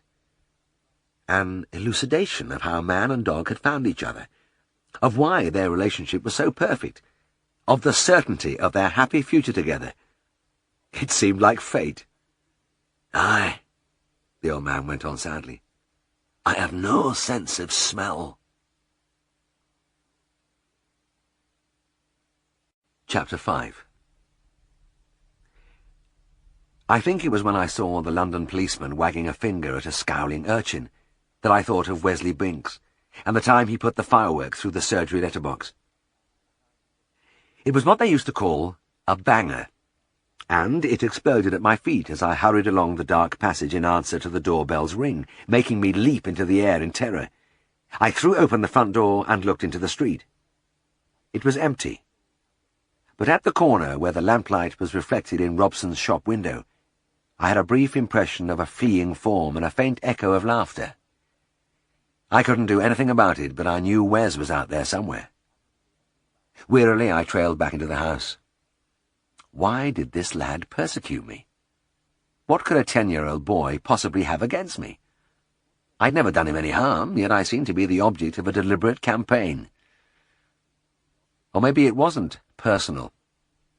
It could be that he felt I represented authority or the establishment in some way, or perhaps I was just convenient. I was certainly the ideal subject for his little tricks of ringing the doorbell and running away, because I dared not ignore the summons in case he might be a client. And also the consulting and operating rooms were such a long way from the front of the house. Sometimes I was dragged down from our bed-sitter under the tiles. Every trip to the door was an expedition, and it was acutely exasperating to arrive there and see only a little figure in the distance dancing about and grimacing at me. He varied this routine by pushing rubbish through the letterbox, pulling the flowers from the tiny strip of garden we tried to cultivate between the flagstones, and chalking rude messages on my car. I knew I wasn't the only victim, because I had heard complaints from others. The fruiterer who saw his apples disappear from the box in front of the shop. The grocer who unwillingly supplied him with free biscuits. He was the town naughty boy, all right. and it was incongruous that he should have been named Wesley. There was not the slightest sign in his behaviour of any strict Methodist upbringing. In fact, I knew nothing of his family life, only that he came from the poorest part of the town, a row of yards containing tumble-down cottages, some of them evacuated because of their condition.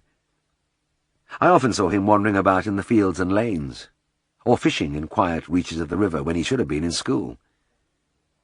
When he spotted me on these occasions, he invariably called out some mocking remark, and if he happened to be with some of his cronies, they all joined in the laughter at my expense. It was annoying, but I used to tell myself that there was nothing personal in it. I was an adult, and that was enough to make me a target. Wes's greatest triumph was undoubtedly the time he removed the grating from the coal cellar outside Skeldale House. It was on the left of the front steps, and underneath it was a steep ramp down which the coalmen tipped their bags. I don't know whether it was inspired intuition, but he pinched the grating on the day of the Darrowby Gala. The festivities started with a parade through the town led by the Hulton Silver Band, and as I looked down from the windows of our bed-sitter, I could see them all gathering in the street below. "Look, Helen," I said. "They must be starting the march from Trengate. Everybody I know seems to be down there." Helen leant over my shoulder and gazed at the long lines of Boy Scouts, Girl Guides, ex-servicemen, with half the population of the town packed on the pavements watching. "Yes, quite a sight, isn't it? Let's go down and see them off." We trotted down the long flights of stairs, and I followed her out through the front door. And as I appeared in the entrance, I was suddenly conscious that I was the centre of attention. The citizens on the pavement, waiting patiently for the parade to start, had something else to look at now. The little brownies and wolf cubs waved at me from their ranks, and there were nods and smiles from the people across the road and on all sides. I could divine their thoughts. "There's young veterinary coming out of his house, not long married to. That's his missus next to him." A feeling of well-being rose in me. I don't know whether other newly married men feel the same, but in those early days I was aware of a calm satisfaction and fulfilment, and I was proud to be the veterinary and part of the life of the town. There was my plate on the wall beside me, a symbol of my solid importance. I was a man of substance now. I had arrived. Looking around me, I acknowledged the greeting with a few dignified little smiles, raising a gracious hand now and then, rather like a royal personage on view. Then I noticed that Helen hadn't much room by my side, so I stepped to the left to where the grating should have been, and slid gracefully down into the cellar. It would be a dramatic touch to say I disappeared from view. In fact, I wish I had, because I would have stayed down there and avoided further embarrassment. But as it was, I travelled down only so far down the ramp, and stuck there with my head and shoulders protruding into the street. My little exhibition caused a sensation among the spectators. Nothing in the gala parade could compete with this. One or two of the surrounding faces expressed alarm, but loud laughter was the general response. The adults were almost holding each other up, but the little brownies and wolf cubs made my most appreciative audience, breaking their ranks and staggering about helplessly in the roadway while their leaders tried to restore order. I caused chaos, too, in the Hulton Silver Band, who were hoisting their instruments prior to marching off. If they had any ideas about bursting into tune, they had to abandon them temporarily, because I don't think any of them had breath to blow. It was, in fact, two of the bandsmen who extricated me by linking their hands under my armpits. My wife was of no service at all in the crisis, and I could only look up at her reproachfully as she leant against the doorpost, dabbing at her eyes. It all became clear to me when I reached street level. I was flicking the coal dust from my trousers and trying to look unconcerned when I saw Wesley Binks doubled up with mirth, pointing triumphantly at me and at the hole over the cellar. He was quite near, jostling among the spectators, and I had my first close look at the wild-eyed little goblin who had plagued me. I may have made an unconscious movement towards him because he gave me a last malevolent grin and disappeared into the crowd. Later, I asked Helen about him. She could only tell me that Wesley's father had left home when he was about 6 years old, that his mother had remarried and the boy now lived with her and his stepfather. Strangely, I had another opportunity to study him quite soon afterwards. It was about a week later, and my feathers were still a little ruffled after the grating incident, when I saw him sitting all alone in the waiting room, alone that is, except for a skinny black dog in his lap. I could hardly believe it. I had often rehearsed the choice phrases which I would use on this very occasion, but the sight of the animal restrained me. If he had come to consult me professionally, I could hardly start pitching into him right away. Maybe later. I pulled on a white coat and went in. "Well, what can I do for you?" I asked coldly. The boy stood up, and his expression of mixed defiance and desperation showed that it had cost him something to enter this house. "Something matter with me dog?" he muttered. "Right. Bring him through." I led the way along the passage to the consulting room. "Put him on the table, please," I said. And as he lifted the little animal, I decided that I couldn't let this opportunity pass. While I was carrying out my examination, I would quite casually discuss recent events. Nothing nasty, no clever phrases, just a quiet probe into the situation. I was just about to say something like, "What's the idea of all those tricks you play on me?" when I took my first look at the dog, and everything else fled from my mind. He wasn't much more than a big puppy, and an out-and-out mongrel. His shiny black coat could have come from a Labrador, and there was a suggestion of terrier in the pointed nose and pricked ears, but the long string-like tail and the knock-kneed forelimbs baffled me. For all that, he was an attractive little creature with a sweetly expressive face. But the things that seized my whole attention were the yellow blobs of pus in the corners of the eyes, and the muco-purulent discharge from the nostrils, and the photophobia which made the dog blink painfully at the light from the surgery window. Classical canine distemper is so easy to diagnose, but there is never any satisfaction in doing so. "I didn't know you had a dog," I said. "How long have you had him?" "A month. Fella got him from Dog and Cat Home in Artington and sold him to me." "I see." I took the temperature and was not surprised to find it was 104. "How old is he?" 9 months. I nodded. Just about the worst age. I went ahead and asked all the usual questions, but I knew the answers already. Yes, the dog had been slightly off colour for a week or two. No, he wasn't really ill, but listless and coughing occasionally. And of course it was not until the eyes and nose began to discharge that the boy became worried and brought him to see me. That was when we usually saw these cases, when it was too late. Wesley imparted the information defensively, looking at me under lowered brows, as though he expected me to clip his ear at any moment. But as I studied him, any aggressive feelings I may have harboured evaporated quickly.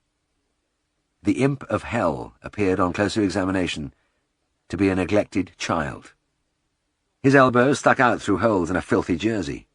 His shorts were similarly ragged, but what appalled me most was the dour smell of his unwashed little body.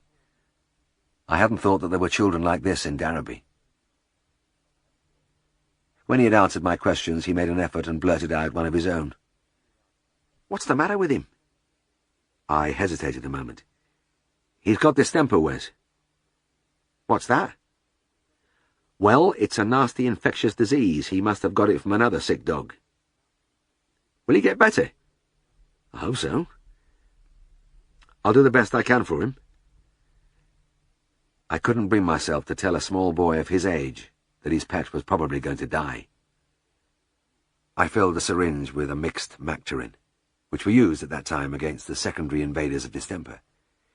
It never did much good. But even now, with all our antibiotics, we cannot greatly influence the final outcome.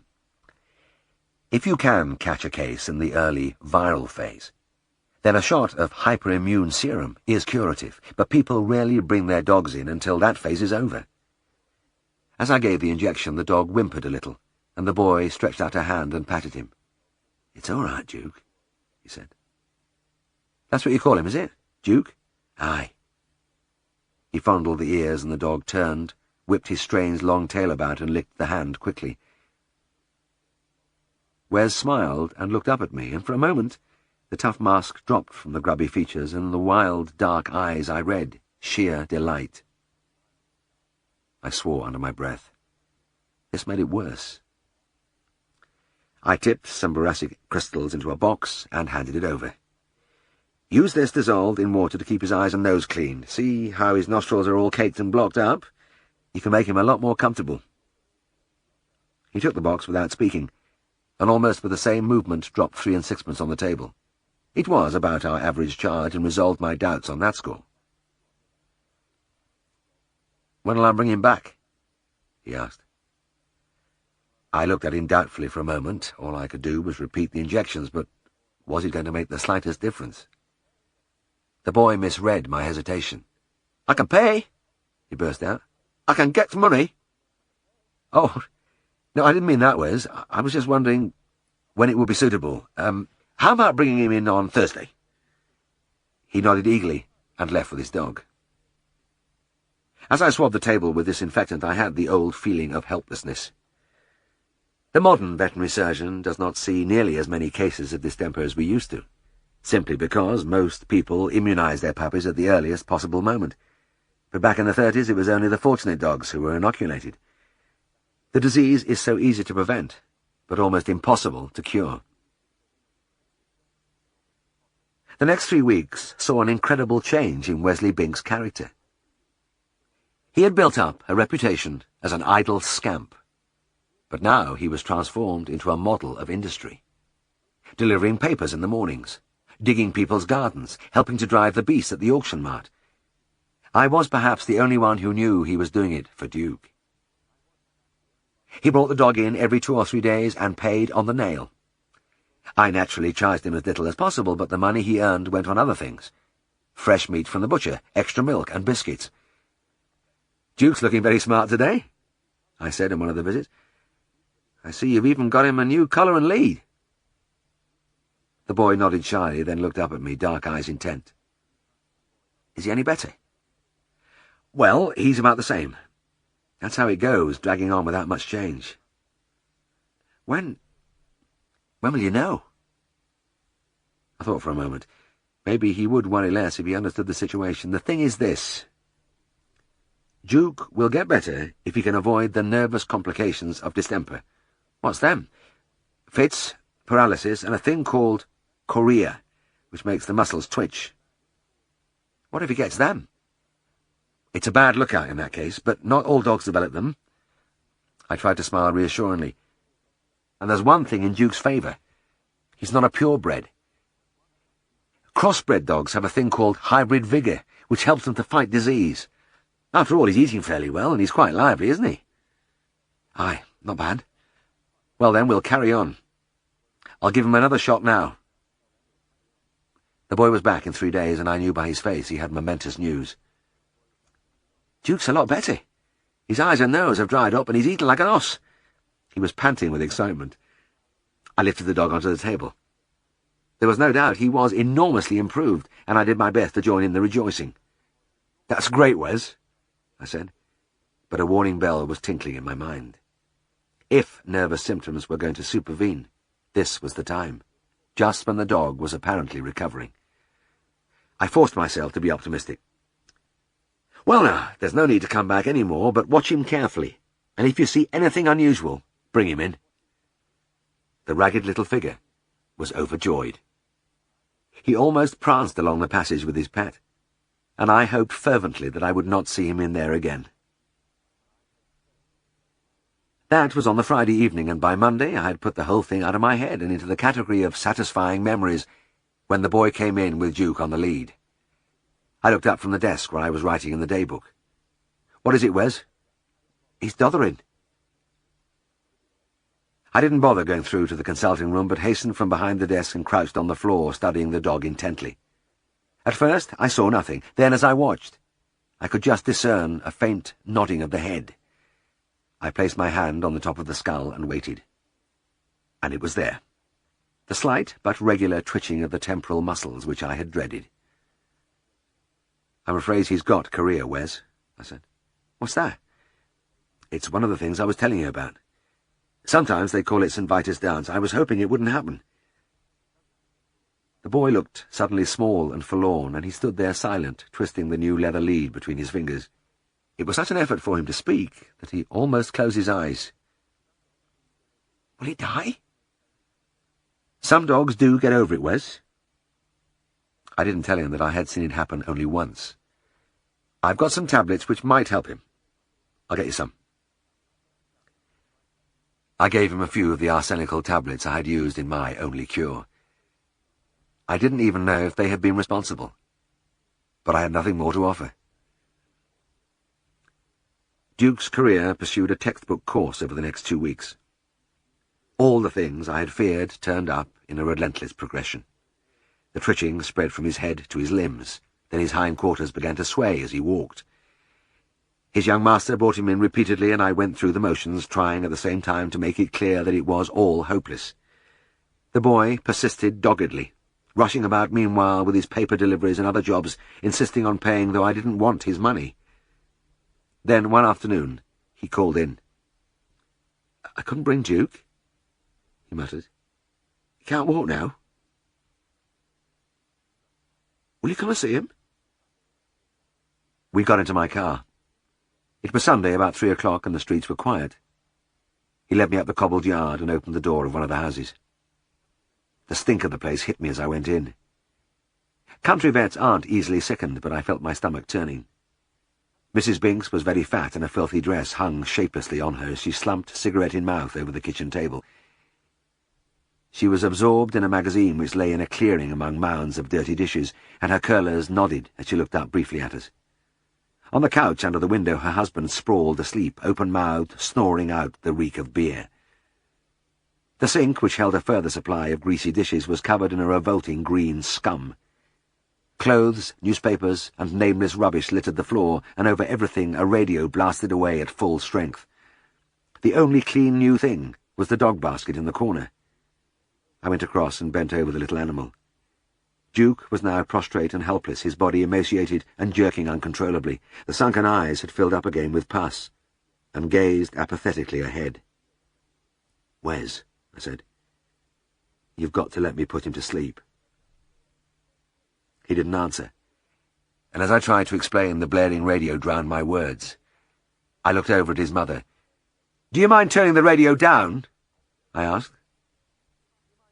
She jerked her head at the boy, and he went over and turned the knob. In the ensuing silence, I spoke to him again. "It's the only thing, believe me. You can't let him die by inches like this." He didn't look at me.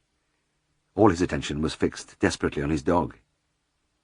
Then he raised a hand, and I heard his whisper, "All right."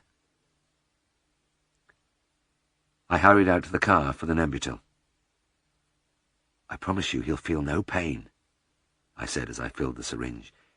And indeed, the little creature merely sighed before lying motionless, the fateful twitching stilled at last. I put the syringe in my pocket. "Do you want me to take him away, Wes?" He looked at me bewilderedly, and his mother broke in. Aye, aye, get him out. I never wanted the bloody thing here in the first place." She resumed her reading. I quickly lifted the little body and went out. Wes followed me and watched as I opened the boot and laid Duke gently on top of my black working coat. As I closed the lid, he screwed his knuckles into his eyes and his body shook. I put my arm across his shoulders, and as he leant against me for a moment and sobbed, I wondered if he had ever been able to cry like this, like a little boy with somebody to comfort him. But soon he stood back and smeared the tears across the dirt on his cheeks. "Are you going back into the house, Wes?" I asked. He blinked and looked at me with a return of his tough expression. "Yeah," he said, and turned and walked away. He didn't look back, and I watched him cross the road, climb a wall, and trail away across the fields towards the river. And it has always seemed to me that at that moment Wes walked back into his old life. From then on there were no more odd jobs or useful activities. He never played any more tricks on me, but in other ways he progressed into more serious misdemeanors. He set barns on fire, was up before the magistrate for theft, and by the time he was 13 he was stealing cars. Finally he was sent to an approved school, and then he disappeared from the district. Nobody knew where he went, and most people forgot him. One person who didn't was the police sergeant. "That young Wesley Binks," he said to me ruminatively. "He was a wrong 'un if ever I saw one. You know, I don't think he ever cared a damn for anybody or any living thing in his life. I know how you feel, Sergeant, I replied. But you're not entirely right. There was one living thing.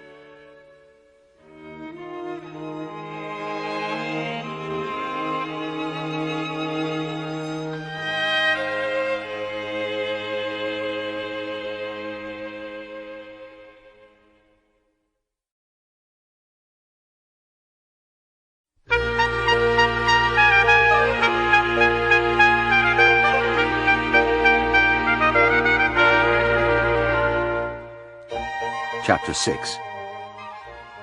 Tristan would never have won any prizes as an exponent of the haute cuisine.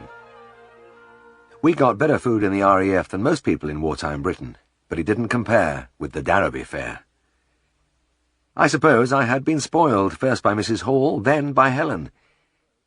There were only brief occasions at Scaledale House when we did not eat like kings, and one of those was when Tristan was installed as temporary cook. It began one morning at breakfast in the days when I was still a bachelor, and Tristan and I were taking our places at the mahogany dining table. Siegfried bustled in, muttered a greeting, and began to pour his coffee. He was unusually distrait as he buttered a slice of toast and cut into one of the rashers on his plate. Then, after a minute's thoughtful chewing, he brought down his hand on the table with a suddenness that made me jump. "I've got it!" he exclaimed. "Got what?" I inquired. Siegfried put down his knife and fork and wagged a finger at me. "Silly, really. I've been sitting here puzzling about what to do, and it's suddenly clear." "Why, what's the trouble?" "It's Mrs. Hall," he said. "She just told me her sister has been taken ill, and she has to go and look after her. She thinks she'll be away for a week, and I've been wondering who I could get to look after the house." "I see." "Then it struck me." He sliced the corner from a fried egg. "Tristan can do it." "Eh?" His brother looked up startled from his Daily Mirror. "Me?" "Yes, you. You spend a lot of time on your arse. Bit of useful activity would be good for you." Tristan looked at him warily. "What do you mean, useful activity?" "Well, keeping the place straight," Siegfried said. "I wouldn't expect perfection, but you could tidy up each day and, of course, prepare the meals." "Meals?" "That's right." Siegfried gave him a level stare. "You can cook, can't you?" "Well, yes. I can cook sausage and mash." Siegfried waved an expansive hand. "Hey, I see. No problem. Push over those fried tomatoes, will you, James?" I passed the dish silently. I had only half heard the conversation because part of my mind was far away. Just before breakfast I'd had a phone call from Ken Billings, one of our best farmers, and his words were still echoing in my head. "Mr. Herriot, that calf you saw yesterday is dead. That's the third one I've lost in a week, and I'm flummoxed. I want you out here this morning to have another look round." I sipped my coffee absently. He wasn't the only one who was flummoxed. 3 fine calves had shown symptoms of acute gastric pain. I had treated them, and they had died. That was bad enough, but what made it worse was that I hadn't the faintest idea what was wrong with them. I wiped my lips and got up quickly. "Siegfried, I'd like to go to Billings first, then I've got the rest of the rounds you gave me." "Fine, James, yeah, by all means." My boss gave me a sweet and encouraging smile, balancing a mushroom on the piece of fried bread, and conveyed it to his mouth. He wasn't a big eater, but he did love his breakfast. On the way to the farm, my mind beat about helplessly. What more could I do than I'd already done? In these obscure cases, one was driven to the conclusion that the animal had eaten something harmful. At times, I spent hours roaming around pastures looking for poisonous plants, but that was pointless with Billings cows because they had never been out. They were mere babies of a month old. I had carried out post-mortem examinations of the dead animals, but had found only a non-specific gastroenteritis. I had sent kidneys to the laboratory for lead examination with negative results. Like their owner, I was flummoxed. Mr. Billings was waiting for me in his yard. "Good job I rang you," he said breathlessly. "There's another one starting." I rushed with him into the buildings and found what I expected, and dreaded. A small calf kicking at its stomach, getting up and down, occasionally rolling on its straw bed. Typical abdominal pain. But why? I went over it as with the others. Temperature normal, lungs clear, only ruminal atony and extreme tenderness as I palpated the abdomen. As I was putting the thermometer back in its case, the calf suddenly toppled over and went into a frothing convulsion. Hastily I injected sedatives, calcium, magnesium, but with a feeling of doom. I had done it all before. "What the hell is it?" the farmer asked, voicing my thoughts. I shrugged. "It's acute gastritis, Mr. Billings, but I wish I knew the cause. I could swear this calf has eaten some irritant or corrosive poison." "Well, dang it, they've nobbut had milk and a few nuts." The farmer spread his hands. "There's nothing they can get to hurt 'em." Again, wearily, I went through the old routine, ferreting around in the calf pen, trying to find some clue. An old paint tin, a burst packet of sheep dip. It was amazing the things you came across in the clutter of the farm building. But not at Mr. Billings' place. He was meticulously tidy, particularly with his calves, and the windowsills and shelves were free from rubbish. It was the same with the milk buckets, scoured to spotless cleanliness after every feed. Mr. Billings had a thing about his calves. His 2 teenage sons were fanatically keen on farming, and he encouraged them in all the agricultural skills. But he fed the calves himself. "Feeding them calves is the most important job in stock rearing," he used to say. "Get 'em over that first month and you're halfway there." And he knew what he was talking about. His charges never suffered from the normal ailments of the young. No scar, no joint ill, no pneumonia. I had often marvelled at it, but it made the present disaster all the more unbearable. "All right," I said with false breeziness as I left. "Maybe this one won't be so bad. Give me a ring in the morning." I did the rest of my round in a state of gloom, and at lunch I was still so preoccupied that I wondered what had happened when Tristan served the meal. I had entirely forgotten about Mrs. Hall's absence. However, the sausage and mash wasn't at all bad, and Tristan was lavish with his helpings. The 3 of us cleaned our plates pretty thoroughly, because morning is the busiest working time in practice, and I was always famished by midday. My mind was still on Mr. Billings' problem during the afternoon calls, and when we sat down to supper I was only mildly surprised to find another offering of sausage and mash. "Same again, eh?" Siegfried grunted, but he got through his plateful and left without further comment. The next day started badly. I came into the dining room to find the table bare and Siegfried stamping around. "Where the hell is our breakfast?" he burst out. "And where the hell is Tristan?" He pounded along the passage, and I heard his shouts in the kitchen. "Tristan! Tristan!" I knew he was wasting his time. His brother often slept in, and it was just a bit more noticeable this morning. My boss returned along the passage at a furious gallop, and I steeled myself for some unpleasantness as the young man was rousted from his bed. But Tristan, as usual, was master of the situation. Siegfried had just begun to take the stairs 3 at a time when his brother descended from the landing, knotting his tie with perfect composure. It was uncanny. He always got more than his share of sleeping time, but he was rarely caught between the sheets. "Sorry, chaps," he murmured. "Afraid I overslept." "Yes, that's all right," shouted Siegfried. "But how about our bloody breakfast? I gave you a job to do." Tristan was contrite. "I really do apologize, but I was up late last night peeling potatoes." His brother's face flushed. "I know all about that," he barked. "You didn't start till after closing time at the drovers." "Well, that's right." Tristan swallowed, and his face assumed the familiar expression of pained dignity. "I did feel a bit dry last night. Think it must have been all the cleaning and dusting I did." Siegfried did not reply. He shot a single exasperated look at the young man, then turned to me. "We'll have to make do with bread and marmalade this morning, James. Come through to the kitchen and we'll—" The jangling telephone cut off his words. I lifted the receiver and listened, and it must have been the expression on my face which stopped him in the doorway. "What's the matter, James?" he asked as I came away from the phone. "You look as though you've had a kick in the belly." I nodded. "Well, that's how I feel. That calf is nearly dead at Billings, and there's another one ill. I wish you'd come out there with me, Siegfried." My boss stood very still as he looked over the side of the pen at the little animal. It didn't seem to know where to put itself, rising and lying down, kicking at some inward pain, writhing its hindquarters from side to side. As he watched, it fell on its side and began to thrash around with all 4 limbs. "James," he said quietly, "that calf has been poisoned." "That's what I thought. But how?" Mr. Billings broke in. "It's no good talking like that, Mr. Farnan. We've been over this place time and time again, and there's nothing for 'em to get." "Well, we'll go over it again." Siegfried stalked around the calf house as I had done, and when he returned his face was expressionless. "Where'd you get the nuts from?" he grunted, crumbling one of the cubes between his fingers.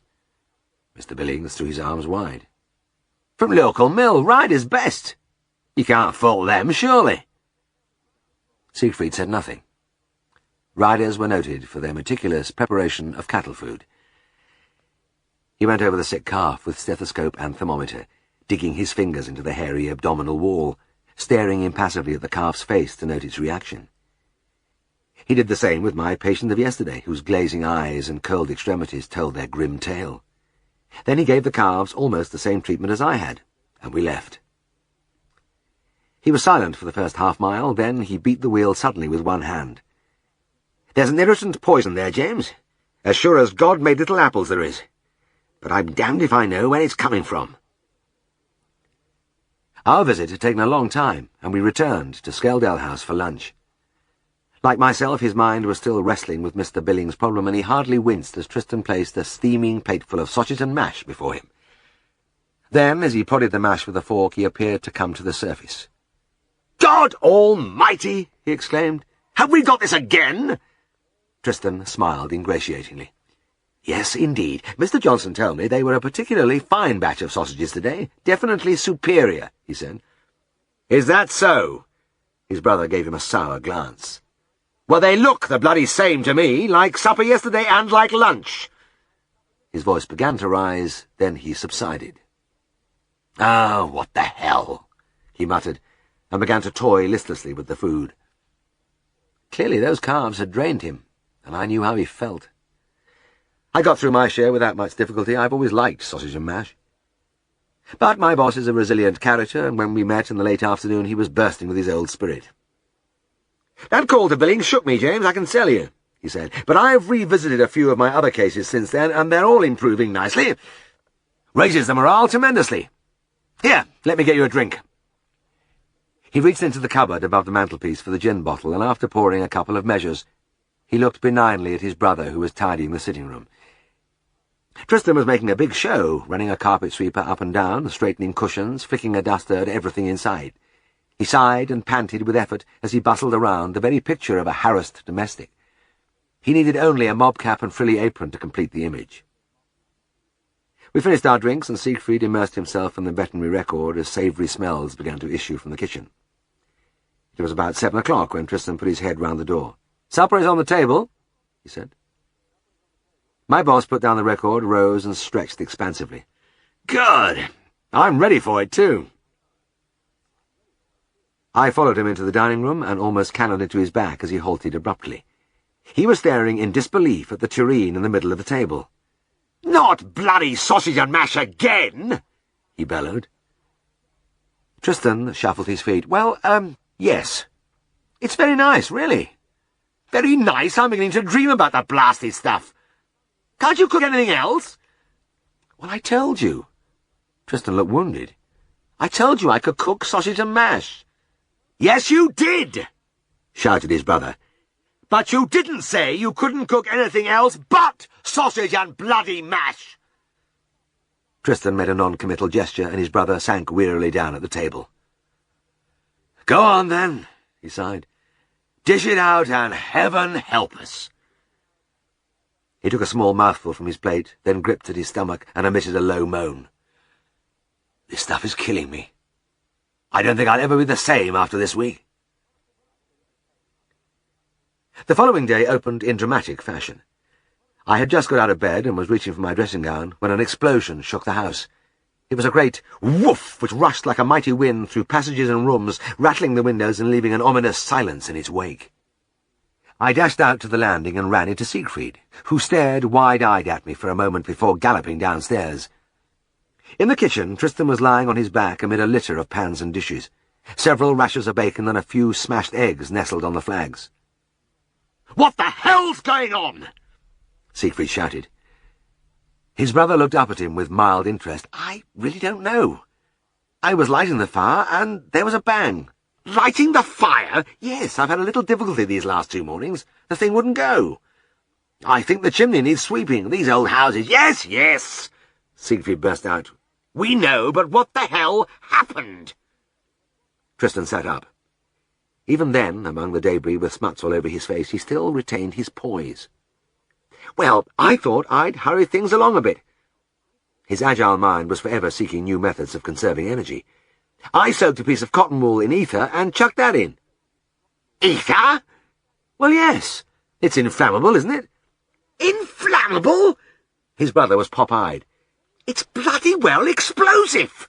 It's a wonder you didn't blow the whole place up." Tristan rose and dusted himself off. "Oh, well, never mind, I'll soon have breakfast ready. You can forget that." Siegfried took a long, shuddering breath, then went over to the bread tin, extracted a loaf, and began to saw at it. "The breakfast's on the floor, and anyway, by the time you've cleared out this mess, we'll be gone.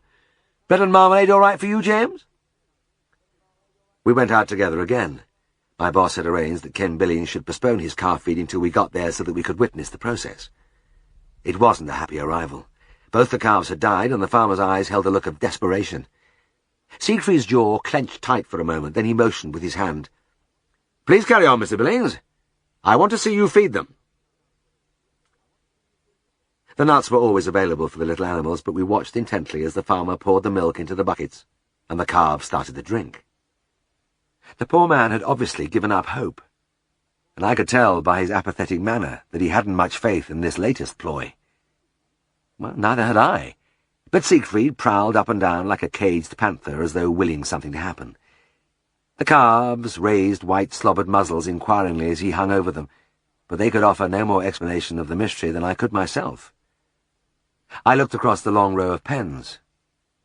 There were still more than 30 calves left in the building, and the terrible thought arose that the disease might spread through all of them. My mind was recoiling when Siegfried stabbed a finger at one of the buckets. "What's that?" he snapped. The farmer and I went over and gazed down at a circular black object about half an inch across floating on the surface of the milk. "Bit of muck got in it somehow," Mr. Billings mumbled. "I'll have it out." He put his hand into the bucket. "No, let me." Siegfried carefully lifted the thing, shook the milk from his fingers, and studied it with interest. "This isn't muck," he murmured. "Look, it's concave, like a little cup." He rubbed a corner between thumb and forefinger. "I'll tell you what it is. It's the scab. Where the heck's it come from?" He began to examine the neck and head of the calf, then became very still as he handled one of the little horn buds. "There's a raw surface here. You can see where the scab belongs." He placed the dark cup over the bud, and it fitted perfectly. The farmer shrugged. "Ah, well, I can understand that. I just budded all the calves about a fortnight since." "What did you use, Mr. Billings?" My colleague's voice was soft. "Oh, some new stuff. Fella came round selling it. You just paint it on. It's a lot easier than tarred caustic stick." "Have you got the bottle?" "Aye, it's in out. I'll get it." When the farmer returned, Siegfried read the label and handed the bottle to me. "Butter of antimony, Jim. Now we know." "But what are you on about?" asked the farmer bewilderedly. Siegfried looked at him sympathetically. "Antimony is a deadly poison, Mr. Billings. Oh, it'll burn your horn buds off all right, but if it gets in among the food, that's it." The farmer's eyes widened. "Yes, dang it, that's when they put their heads down to drink, and that's just when the scabs would fall off." "Exactly," Siegfried said. "Or they maybe knocked the horn buds on the sides of the bucket. Anyway, let's make sure the others are safe." We went round all the calves, removing the lethal crusts and scrubbing the buds clean, and when we finally drove away, we knew that the brief but painful episode of the Billings calves was over. In the car, my colleague put his elbow on the wheel and drove with his chin cupped in his hands. He often did this when in contemplative mood, and it never failed to unnerve me. "James," he said, "I've never seen anything like that before. It really is one for the book." His words were prophetic, for as I write about it now, I realize that it has never been repeated in the 35 years that have passed since then. At Skeldale House we parted to go our different ways. Tristan, no doubt anxious to redeem himself after the morning's explosive beginning, was plying mop and bucket and swabbing the passage with the zeal of one of Nelson's sailors. But when Siegfried drove away, the activity stopped abruptly, and as I was leaving with my pockets stuffed with the equipment for my round, I glanced into the sitting room and saw the young man stretched in his favourite chair. I went in and looked with some surprise at a pan of sausages balanced on the coals. "What's this?" I asked. Tristan lit a woodbine, shook out his Daily Mirror and put his feet up. "Just prepared lunch, old lad." "In here?" "Yes, Jim, I've had enough of that hot stove. There's no comfort through there. And anyway, the kitchen's such a bloody long way away." I gazed down at the reclining form. "No need to ask what's on the menu." "Not at all, old son." Tristan looked up from his paper with a seraphic smile. I was about to leave when a thought struck me. "Where are the potatoes?" "In the fire." "In the fire?" "Yes. I just popped them in there to roast for a while. They're delicious that way." "Are you sure?" "Absolutely, Jim. I tell you, you'll fall in love with my cooking all over again."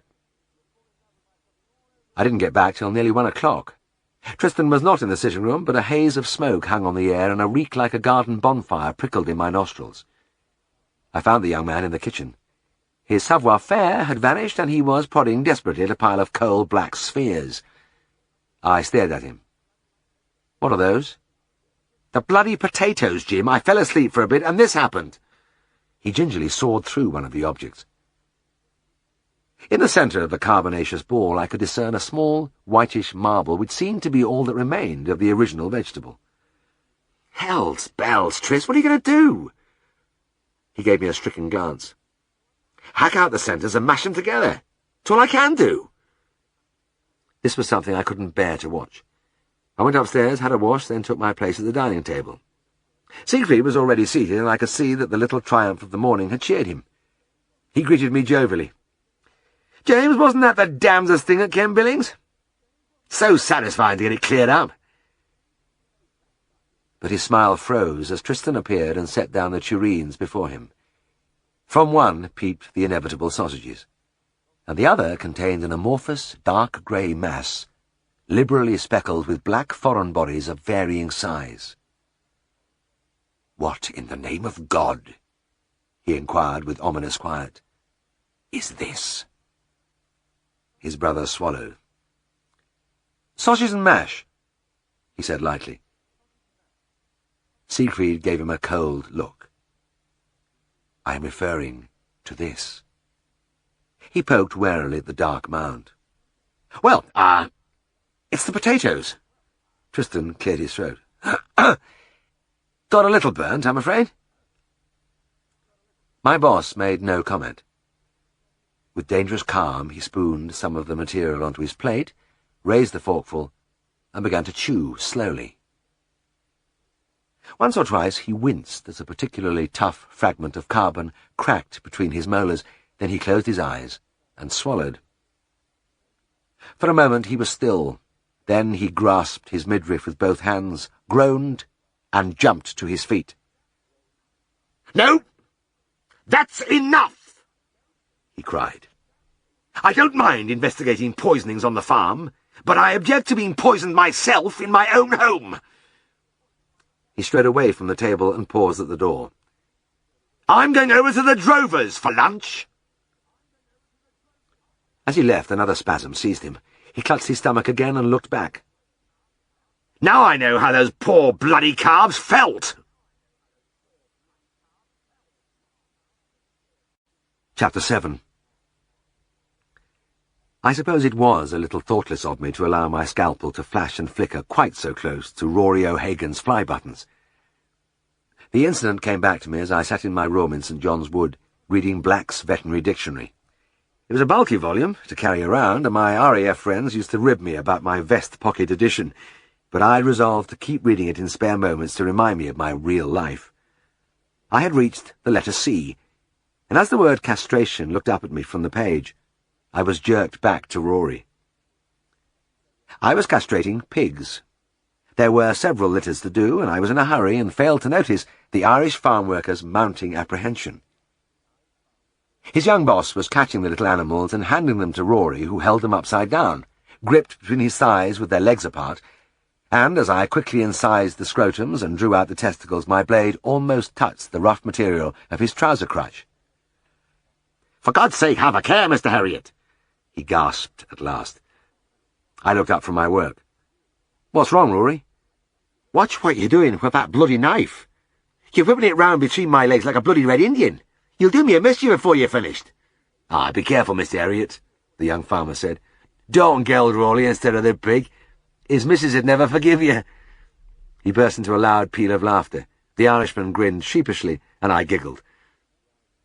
That was my undoing, because the momentary inattention sent the blade slicing across my left forefinger. The razor-sharp edge went deep, and in an instant the entire neighbourhood seemed flooded with my blood. I thought I would never staunch the flow. The red ooze continued, despite a long session of self-doctoring from the car boot, and when I finally drove away, my finger was swathed in the biggest, clumsiest dressing I had ever seen. I had finally been forced to apply a large pad of cotton wool held in place with an enormous length of 3-inch bandage. It was dark when I left the farm, about 5 o'clock on a late December day, the light gone early and the stars beginning to show in a frosty sky. I drove slowly, the enormous finger jutting upwards from the wheel, pointing the way ahead between the headlights like a guiding beacon. I was within half a mile of Darrowby, with the lights of the little town beginning to wink between the bare roadside branches, when a car approached, went past, then I heard a squeal of brakes as it stopped, and began to double back. It passed me again, drew me into the side, and I saw a frantically waving arm. I pulled up, and a young man jumped from the driving seat and ran towards me. He pushed his head in at the window. "Are you the vet?" His voice was breathless, panic-stricken. "Yes, I am." "Oh, thank God. We're passing through on the way to Manchester, and we've been to your surgery. They said you were out this way, described your car. Please help us." "What's the trouble?" "It's our dog. In the back of the car. He's got a ball stuck in his throat. I think he might be dead." I was out of my seat and running along the road before he had finished. It was a big white saloon, and in the darkness of the back seat a wailing chorus issued from several little heads silhouetted against the glass. I tore open the door, and the wailing took on words. "Oh, Benny, Benny, Benny!" I dimly discerned a large dog spread over the knees of 4 small children. "Oh, Daddy, he's dead! He's dead!" "Let's have him out," I gasped, and as the young man pulled on the forelegs, I supported the body, which slid and toppled onto the tarmac with a horrible limpness. I pawed at the hairy form. "I can't see a bloody thing. Help me pull him round." We dragged the unresisting bulk into the headlight's glare, and I could see it all. A huge, beautiful collie in his luxuriant prime, mouth gaping, tongue lolling, eyes staring lifelessly at nothing. He wasn't breathing. The young father took one look, then gripped his head with both hands. "Oh, God! Oh, God!" From within the car I could hear the quiet sobbing of his wife and the piercing cries from the back. "Benny! Benny!" I grabbed the man's shoulder and shouted at him. "What did you say about the ball?" "It's in his throat. I've had my fingers in his mouth for ages, but I couldn't move it." The words came mumbling out from beneath the bent head. I pushed my hand into the mouth, and I could feel it all right. A sphere of hard, solid rubber, not much bigger than a golf ball, and jammed like a cork in the pharynx, effectively blocking the trachea. I scrabbled feverishly at the wet smoothness, but there was nothing to get hold of.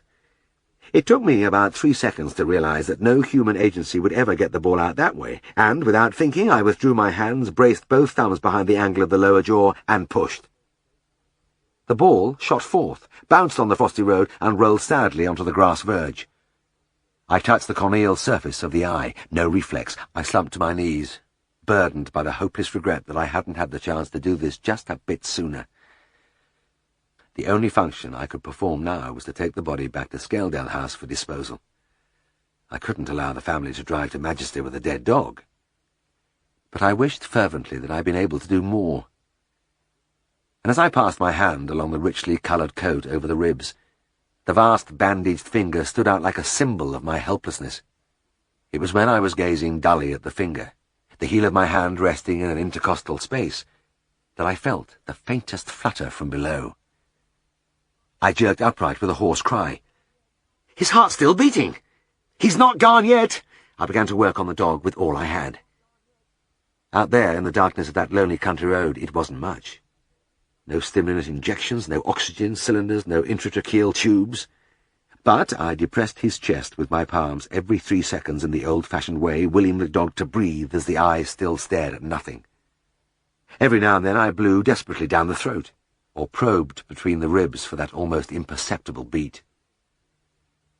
I don't know which I noticed first, the slight twitch of an eyelid or the small lift of the ribs which pulled the icy Yorkshire air into his lungs. Maybe they both happened at once, but from that moment everything was dreamlike and wonderful. I lost count of time as I sat there while the breathing became deep and regular, and the animal began to be aware of his surroundings. And by the time he started to look around him and twitch his tail tentatively, I realized suddenly that I was stiff-jointed and almost frozen to the spot. With some difficulty I got up and watched in disbelief as the collie staggered to his feet. The young father ushered him round to the back, where he was received with screams of delight. The man seemed stunned.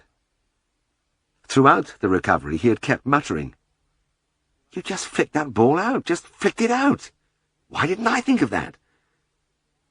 And when he turned to me before leaving, he appeared to be still in a state of shock. I don't know how to thank you," he said huskily. "It's a miracle." He leant against the car for a second. "And now, what is your fee? How much do I owe you?" I rubbed my chin. I had used no drugs. The only expenditure had been time. "5 bob," I said, "and never let him play with such a little ball again." He handed the money over, shook my hand, and drove away.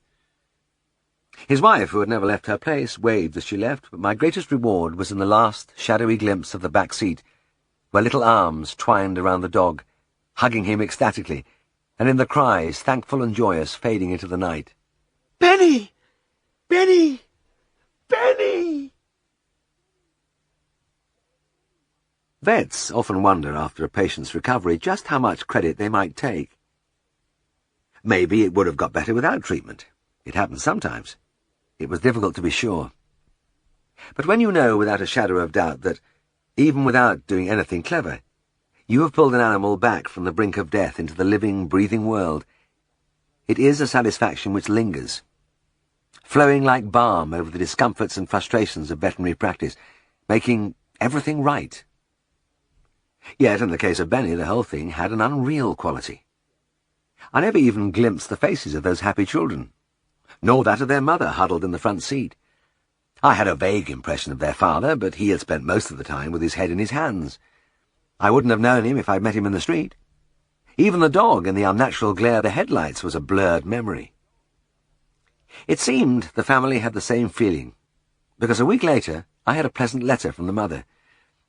She apologized for skulking out of the way so shamelessly. She thanked me for saving the life of their beloved dog, who was now prancing around with the children as though nothing had happened, and she finished with the regret that she hadn't even asked me my name. Yes, it had been a strange episode.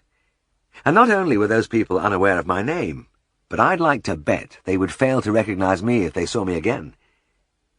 In fact, looking back at the affair, the only thing which stood out, unequivocal and substantial, was my great white-bound digit which had hovered constantly over the scene, almost taking on a personality and significance of its own. I am sure that that is what the family remembered best about me, because of the way the mother's letter began. "Dear Vet with the bandaged finger."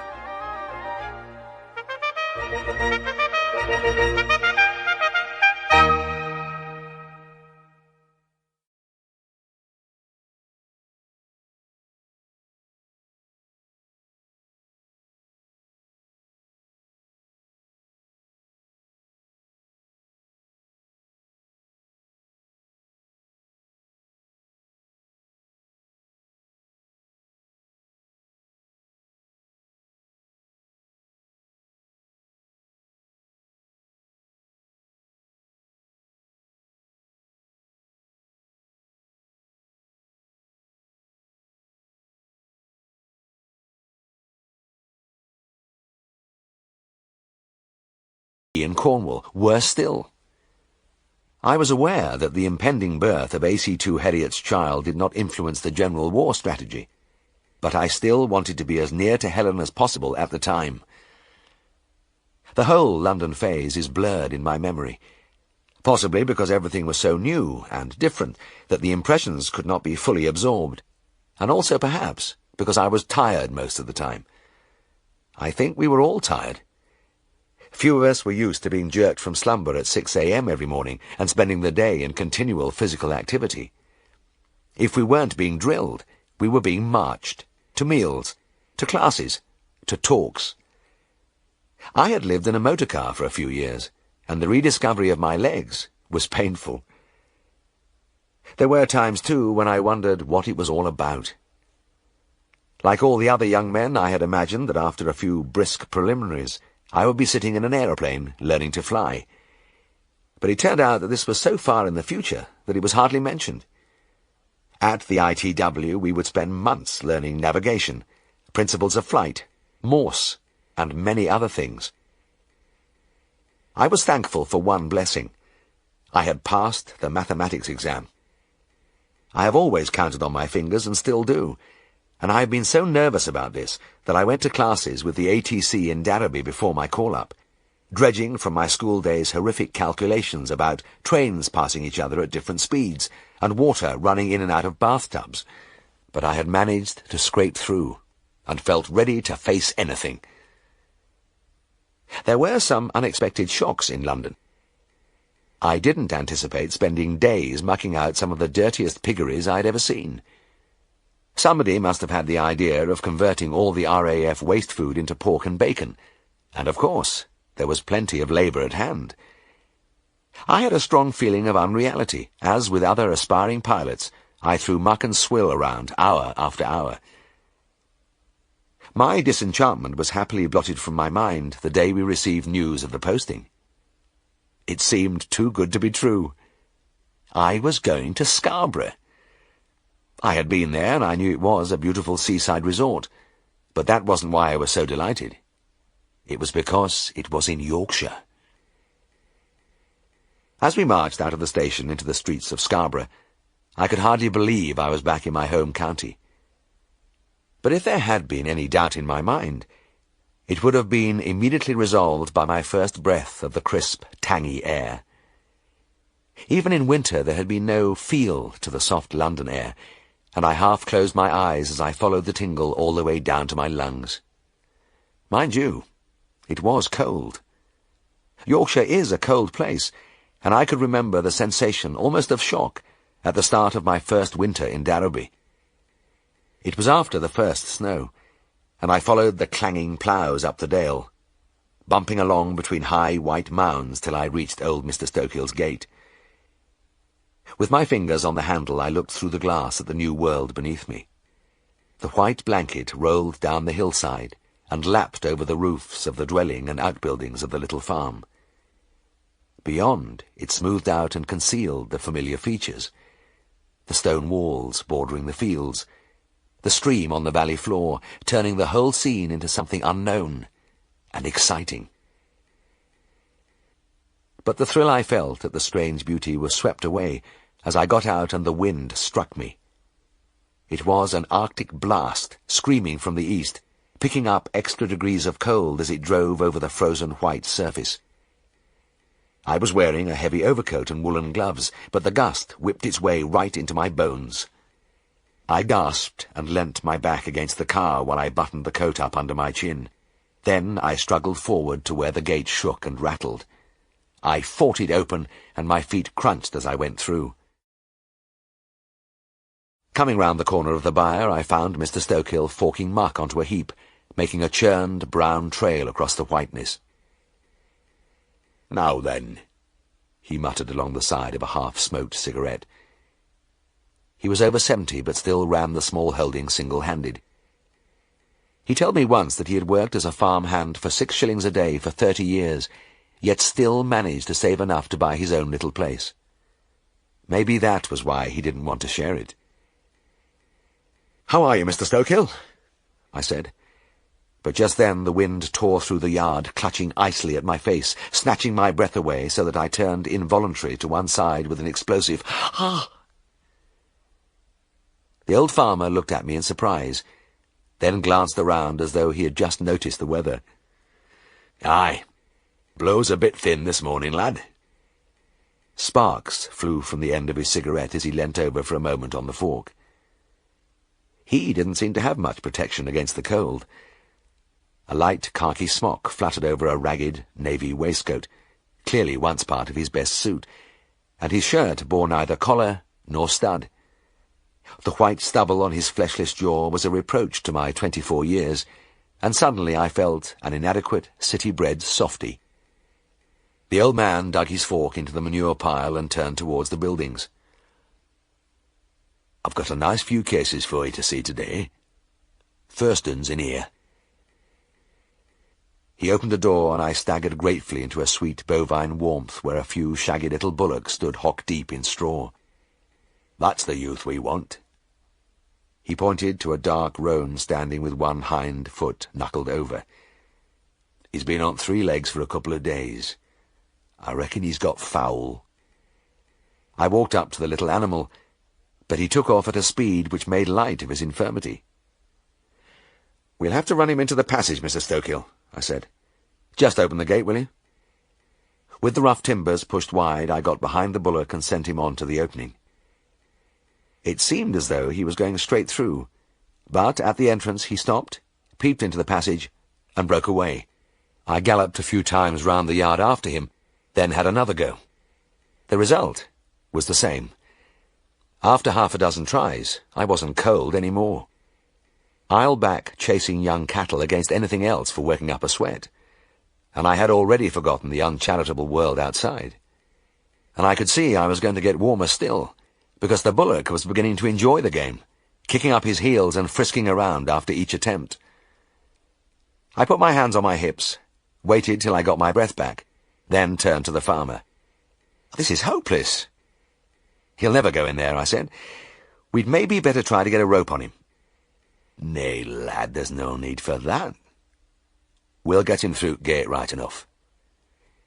The old man ambled to one end of the yard and returned with an armful of clean straw. He sprinkled it freely in the gate opening and beyond in the passage, then turned to me. "Now, send him on." I poked a finger into the animal's rump, and he trotted forward, proceeded unhesitatingly between the posts and into the passage. Mr. Stokill must have noticed my look of bewilderment. "Aye, he just didn't like look of them cobbles. Once they was covered over, he was all right." "Yes. Yes. I see." I followed the bullock slowly through. He was indeed suffering from foul of the foot, the medieval term given because of the stink of the necrotic tissue between the cleats, and I didn't have any antibiotics or sulfonamides to treat it. It is so nice and easy these days to give an injection, knowing that the beast will be sound in a day or two. But all I could do was wrestle with the lunging hind foot, dressing the infected cleft with a crude mixture of copper sulphate and Stockholm tar, and finishing with a pad of cotton wool held by a tight bandage. When I had finished, I took off my coat and hung it on a nail. I didn't need it any more. Mr. Stokill looked approvingly at the finished job. "Capital, capital," he murmured. "Now, there's some little pigs in this pen, got a bit of scour. I want you to give 'em a jab with your needle." We had various E. coli vaccines, which sometimes did a bit of good in these cases, and I entered the pen hopefully. But I left in a hurry, because the piglet's mother didn't approve of a stranger wandering among her brood, and she came at me open-mouthed, barking explosively. She looked as big as a donkey, and when the cavernous jaws with the great yellowed teeth brushed my thigh, I knew it was time to go. I hopped rapidly into the yard and crashed the door behind me. I peered back, ruminatively, into the pen. "We'll have to get her out of there before I can do anything, Mr. Stokill." "Aye, you're right, young man. I'll shift her." He began to shuffle away. I held up a hand. "No, it's all right. I'll do it." I couldn't let this frail old man go in there and maybe get knocked down and savaged, and I looked around for a means of protection. There was a battered shovel standing against the wall, and I seized it. "Open the door, please," I said. "I'll soon have her out." Once more inside the pen, I held the shovel in front of me and tried to usher the huge sow towards the door. But my efforts at poking her rear end were fruitless. She faced me all the time, wide-mouthed and growling as I circled. When she got the blade of the shovel between her teeth and began to worry it, I called a halt. As I left the pen, I saw Mr. Stokehill dragging a large object over the cobbles. "What's that?" I asked. "Dustbin," the old man grunted in reply. "Dustbin? What on earth—" He gave no further explanation, but entered the pen. As the sow came at him, he allowed her to run her head into the bin. Then, bent double, he began to back her towards the open door. The animal was clearly baffled. Suddenly finding herself in this strange, dark place, she naturally tried to retreat from it, and all the farmer did was guide her. Before she knew what was happening, she was out in the yard. The old man calmly removed the bin and beckoned to me. "Right you are, Mr. Herriot. You can get on now." It had taken about 20 seconds. Well, that was a relief. And anyway, I knew what to do next. Lifting a sheet of corrugated iron which the farmer had ready, I rushed in among the little pigs. I would pen them in a corner, and the job would be over in no time. But their mother's irritation had been communicated to the family. It was a big litter, and there were 16 of them hurtling round like little pink racehorses. I spent a long time diving frantically after them, jamming the sheet at a bunch only to see half of them streaking out the other end, and I might have gone on indefinitely had I not felt a gentle touch on my arm. "Hold on, young man, hold on." The old farmer looked at me kindly. "If you'll nobbut stop running after them, they'll settle down. Just bide a minute." Slightly breathless, I stood by his side and listened as he addressed the little creatures. "Gis, gis, gis, gis," murmured Mr. Stokehill without moving. "Gis, gis, gis, gis." The piglets slowed their headlong gallop to a trot. Then, as though controlled by telepathy, they all stopped at once and stood in a pink group in one corner. "Gis, gis," said Mr. Stokehill approvingly, advancing almost imperceptibly with the sheet. "Gis, gis." He unhurriedly placed the length of metal across the corner and jammed his foot against the bottom. "Now then, put the toe of your Wellington against t'other end and we have 'em," he said quietly. After that, the injection of the litter was a matter of a few minutes. Mr. Stokehill didn't say, "Well, I'm teaching you a thing or two today, am I not?" There was no hint of triumph or self-congratulation in the calm old eyes. All he said was, "I'm keeping you busy this morning, young man. I want you to look at a cow now. She's got a pea in her tit." Peas and other obstructions in the teats were very common in the days of hand milking. Some of them were floating milk calculi, others tiny pedunculated tumours, injuries to the teat lining, all sorts of things.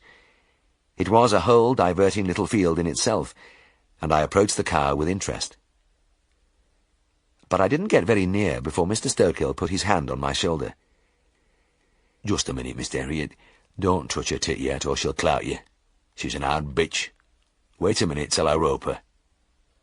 "Oh, right," I said. "But I'll do it." He hesitated.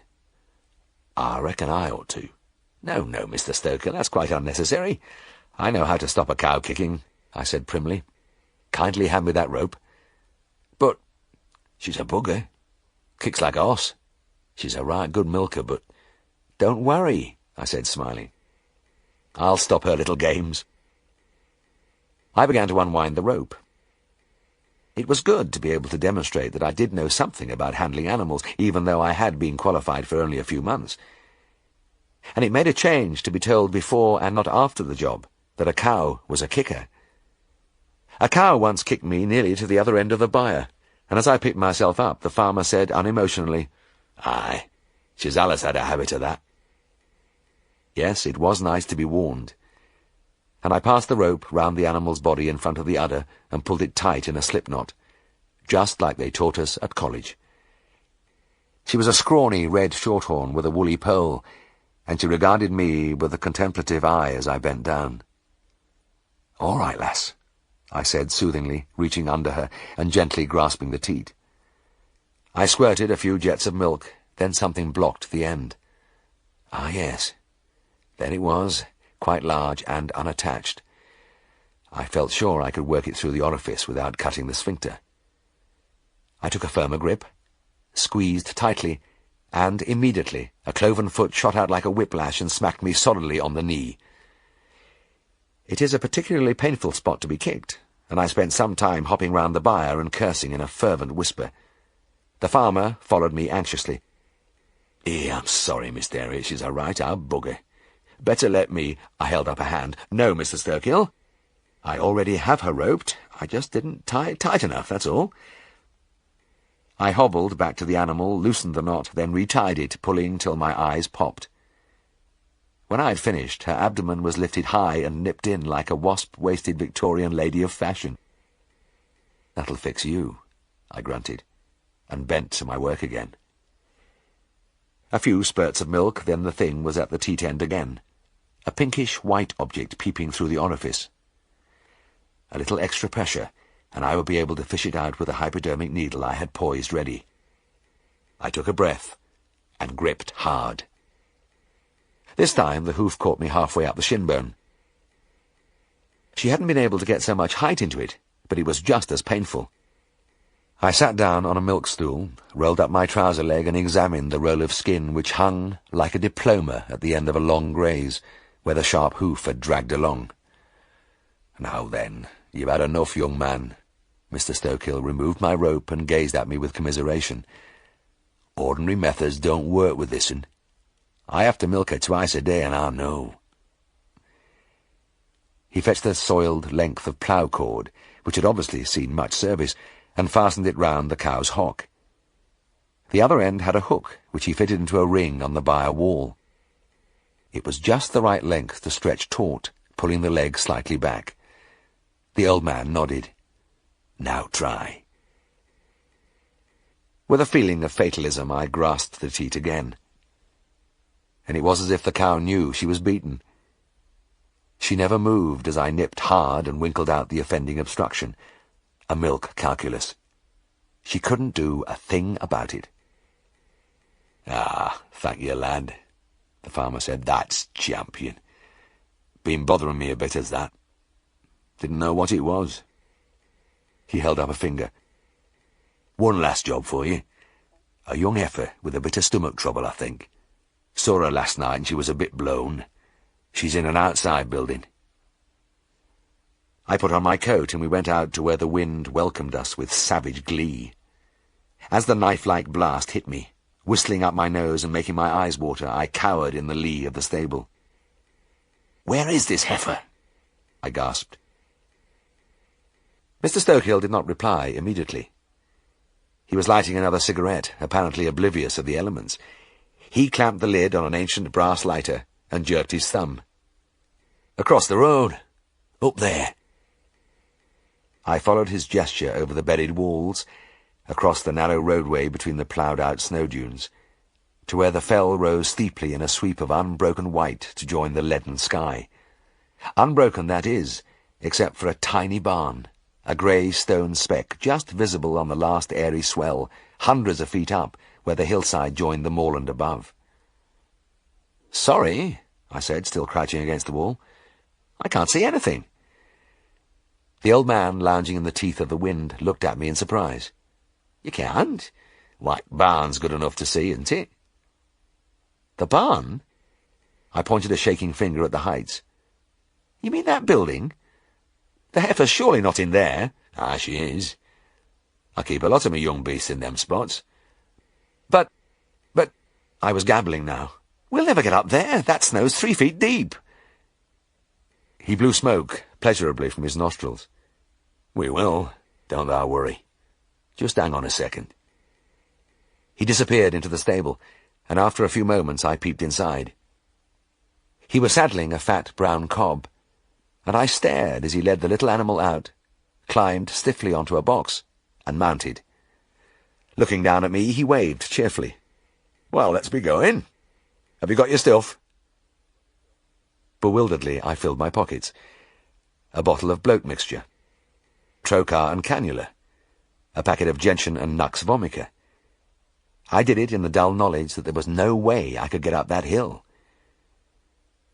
On the other side of the road, an opening had been dug, and Mr. Stokehill rode through. I slithered in his wake, looking up hopelessly at the great smooth wilderness rearing above us. Mr. Stokill turned in the saddle. "Get out on tail," he said. "I beg your pardon?" "Get a hound of his tail." As in a dream, I seized the bristly hairs. "No, both hands," the farmer said patiently. "What, like this? That's grand, lad. Now hang on." He clicked his tongue, the cob plodded resolutely forward, and so did I. And it was easy.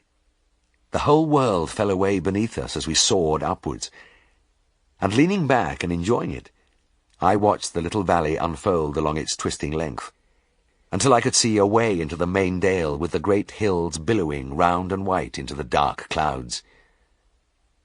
At the barn the farmer dismounted. "All right, young man." "All right, Mr. Stokill." As I followed him into the little building, I smiled to myself. This old man had once told me that he had left school when he was 12, whereas I had spent most of the 24 years of my life in study. Yet, when I looked back on the last hour or so, I could come to only one conclusion. I'd had more of books, but he had more of learning. Chapter 9. I had plenty of company for Christmas that year. We were billeted in the Grand Hotel, the massive Victorian pile which dominated Scarborough in turreted splendour from its eminence above the sea, and the big dining room was packed with several hundred shouting airmen. The iron discipline was relaxed for a few hours to let the Yuletide spirit run free.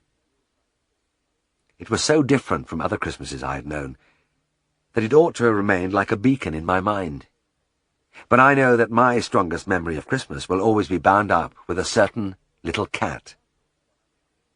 I first saw her when I was called to see one of Mrs. Ainsworth's dogs, and I looked in some surprise at the furry black creature sitting before the fire. "I didn't know you had a cat," I said. The lady smiled. "We haven't. This is Debbie." "Debbie?" "Yes, at least that's what we call her. She's a stray.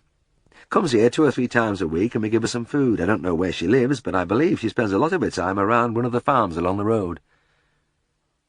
"Do you ever get the feeling that she wants to stay with you?"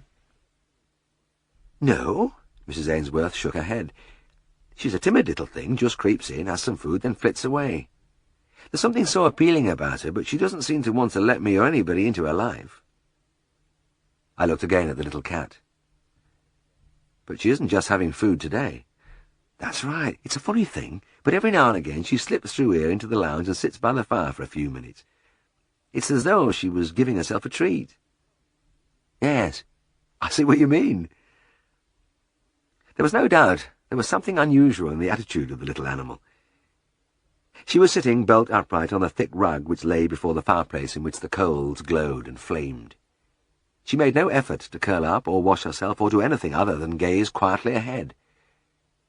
And there was something in the dusty black of her coat, the half-wild, scrawny look of her, that gave me a clue.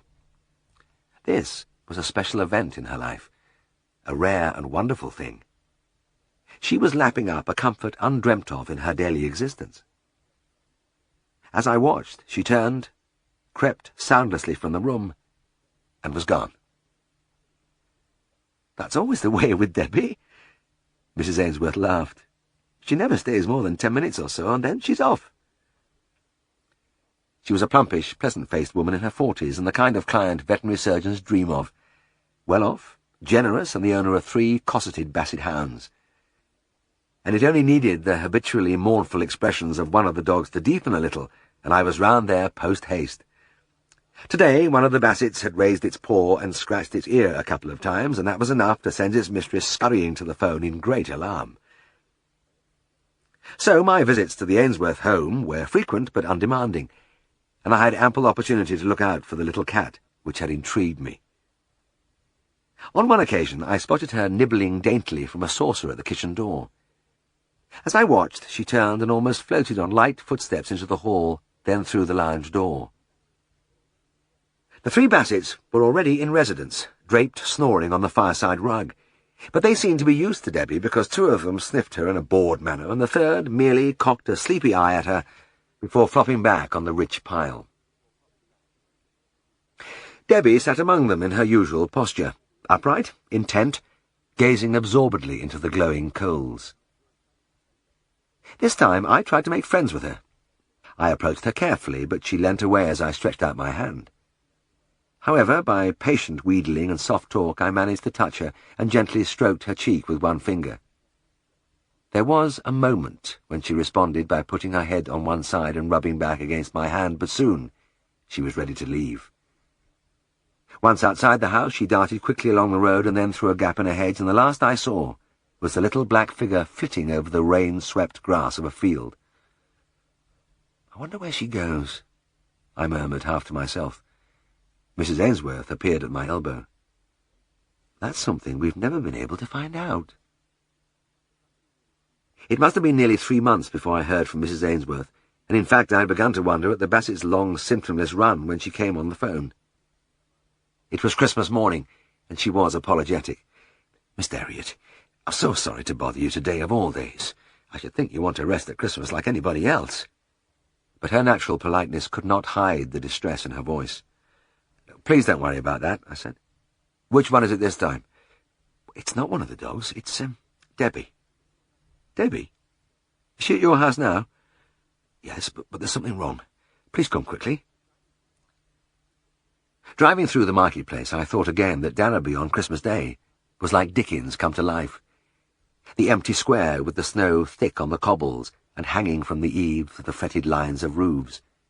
The shops closed and the coloured lights of the Christmas trees winking at the windows of the clustering houses, warmly inviting against the cold white bulk of the fells behind. Mrs. Ainsworth's home was lavishly decorated with tinsel and holly. Rows of drinks stood on the sideboard, and the rich aroma of turkey and sage and onion stuffing wafted from the kitchen. But her eyes were full of pain as she led me through to the lounge.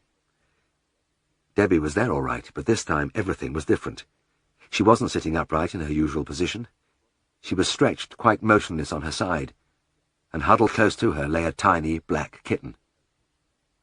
I looked down in bewilderment. "What's happened here?" "It's the strangest thing," Mrs. Ainsworth replied. "I haven't seen her for several weeks, then she came in about 2 hours ago, sort of staggered into the kitchen, and she was carrying the kitten in her mouth. She took it through to the lounge and laid it on the rug, and at first I was amused. But I could see all was not well, because she sat as she usually does, but for a long time, over half an hour. Then she lay down like this, and she hasn't moved." I knelt on the rug and passed my hand over Debbie's neck and ribs. She was thinner than ever, her fur dirty and mud-caked. She did not resist as I gently opened her mouth. The tongue and mucous membranes were abnormally pale, and the lips ice-cold against my fingers. When I pulled down her eyelid and saw the dead white conjunctiva, a knell sounded in my mind. I palpated the abdomen with a grim certainty as to what I would find. And there was no surprise, only a dull sadness as my fingers closed round the hard, lobulated mass deep among the viscera. Massive lymphosarcoma, terminal and hopeless. I put my stethoscope on her heart and listened to the increasingly faint, rapid beat. Then I straightened up and sat on the rug, looking sightlessly into the fireplace, feeling the warmth of the flames on my face. Mrs. Ainsworth's voice seemed to come from afar. "Is she ill, Mr. Herriot?" I hesitated. "Yes." "Yes, I'm afraid so. She has a malignant growth." I stood up. "There's absolutely nothing I can do. I'm sorry." "Oh!" Her hand went to her mouth, and she looked at me wide-eyed. When at last she spoke, her voice trembled. "Well, you must put her to sleep immediately. It's the only thing to do. We can't let her suffer." "Mrs. Ainsworth," I said, "there's no need. She's dying now, in a coma, far beyond suffering." She turned quickly away from me and was very still as she fought with her emotions. Then she gave up the struggle and dropped on her knees beside Debbie. "Oh, poor little thing," she sobbed, and stroked the cat's head again and again as the tears fell unchecked on the matted fur. What she must have come through. I feel I ought to have done more for her. For a few moments I was silent, feeling her sorrow so discordant among the bright seasonal colours of this festive room. Then I spoke gently. "Nobody could have done more than you," I said. "Nobody could have been kinder. But I'd have kept her here, in comfort. It must have been terrible out there in the cold when she was so desperately ill. I daren't think about it. And having kittens too, I wonder how many she did have." I shrugged. "I don't suppose we'll ever know. Maybe just this one. It happens sometimes. And she brought it to you, didn't she?" "Yes, that's right, she did. She did." Mrs. Ainsworth reached out and lifted the bedraggled black morsel. She smoothed her fingers along the muddy fur, and the tiny mouth opened in a soundless meow. "Is this strange? She was dying, and she brought her kitten here. And on Christmas Day." I bent and put my hand on Debbie's heart. There was no beat. I looked up. "I'm afraid she's gone." I lifted the small body almost feather-light, wrapped it in the sheet which had been spread on the rug, and took it out to the car. When I came back, Mrs. Ainsworth was still stroking the kitten. The tears had dried on her cheeks, and she was bright-eyed as she looked at me. "I've never had a cat before," she said. I smiled. "Well, it looks as though you've got one now." And she certainly had. That kitten grew rapidly into a sleek, handsome cat with a boisterous nature which earned him the name of Buster. In every way he was the opposite to his timid little mother. Not for him the privations of a secret outdoor life. He stalked the rich carpets of the Ainsworth home like a king, and the ornate collar he always wore added something more to his presence. On my visits I watched his development with delight, but the occasion which stays in my mind was the following Christmas Day, a year from his arrival. I was out on my rounds as usual. I can't remember when I haven't had to work on Christmas Day, because the animals have never got round to recognizing it as a holiday. But with the passage of the years, the vague resentment I used to feel has been replaced by philosophical acceptance. After all, as I tramped round the hillside barns in the frosty air, I was working up a better appetite for my turkey than all the millions lying in bed or slumped by the fire, and this was aided by the innumerable aperitifs I received from the hospitable farmers. I was on my way home, bathed in a rosy glow. I had consumed several whiskies, the kind the inexpert Yorkshiremen pour as though it was ginger ale, and I had finished with a glass of old Mrs. Earnshaw's rhubarb wine, which had seared its way straight to my toenails. I heard the cry as I was passing Mrs. Ainsworth's house. "Merry Christmas, Mr. Herriot!" She was letting a visitor out of the front door, and she waved at me gaily. "Come in and have a drink to warm you up." I didn't need warming up, but I pulled into the curb without hesitation. In the house there was all the festive cheer of last year, and the same glorious whiff of sage and onion which set my gastric juices surging. But there was not the sorrow. There was Buster. He was darting up to each of the dogs in turn, ears pricked, eyes blazing with devilment, dabbing a paw at them, then streaking away. Mrs. Ainsworth laughed. "You know, he plagues the life out of them, gives them no peace." She was right. To the Bassets, Buster's arrival was rather like the intrusion of an irreverent outsider into an exclusive London club. For a long time they had led a life of measured grace, regular sedate walks with their mistress, superb food in ample quantities, and long snoring sessions on the rugs and armchairs. Their days followed one upon another in unruffled calm, and then came Buster. He was dancing up to the youngest dog again, sideways this time, head on one side, goading him. When he started boxing with both paws, it was too much even for the Basset. He dropped his dignity and rolled over with the cat in a brief wrestling match. "I want to show you something." Mrs. Ainsworth lifted a hard rubber ball from the sideboard and went out to the garden, followed by Buster.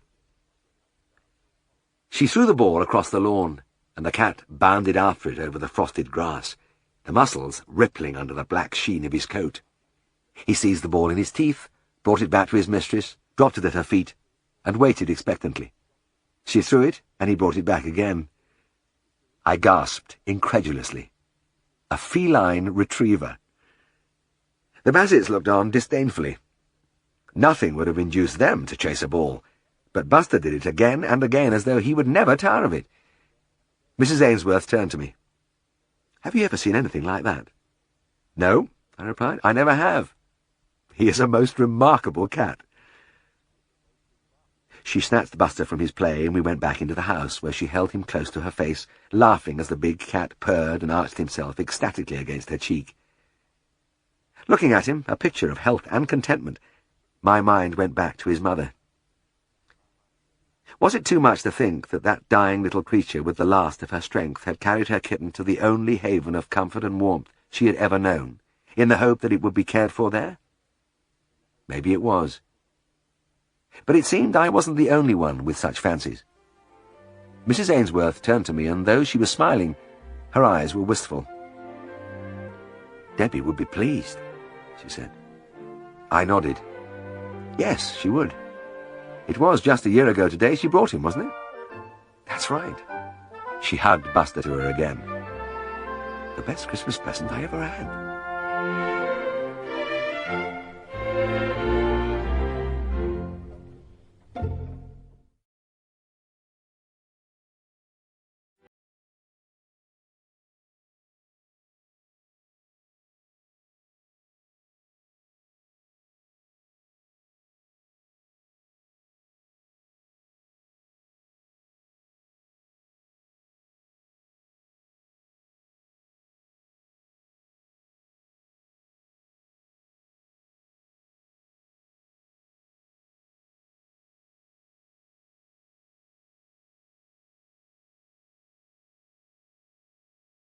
Boots' chemist shop in Scarborough, where I had developed the habit of a weekly weigh-in to keep a morbid eye on my progressive emaciation.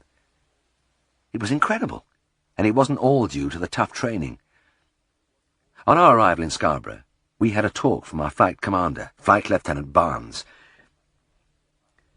He looked us over with a contemplative eye and said, "You won't know yourselves when you leave here." That man wasn't kidding. We were never at rest. It was PT and drill, over and over.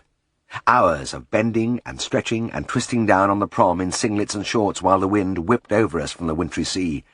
Hours of marching under the bellowings of our sergeant. Quick march, slow march, about turn. We even marched to our navigation classes, bustling along at the quick time, arms swinging shoulder high.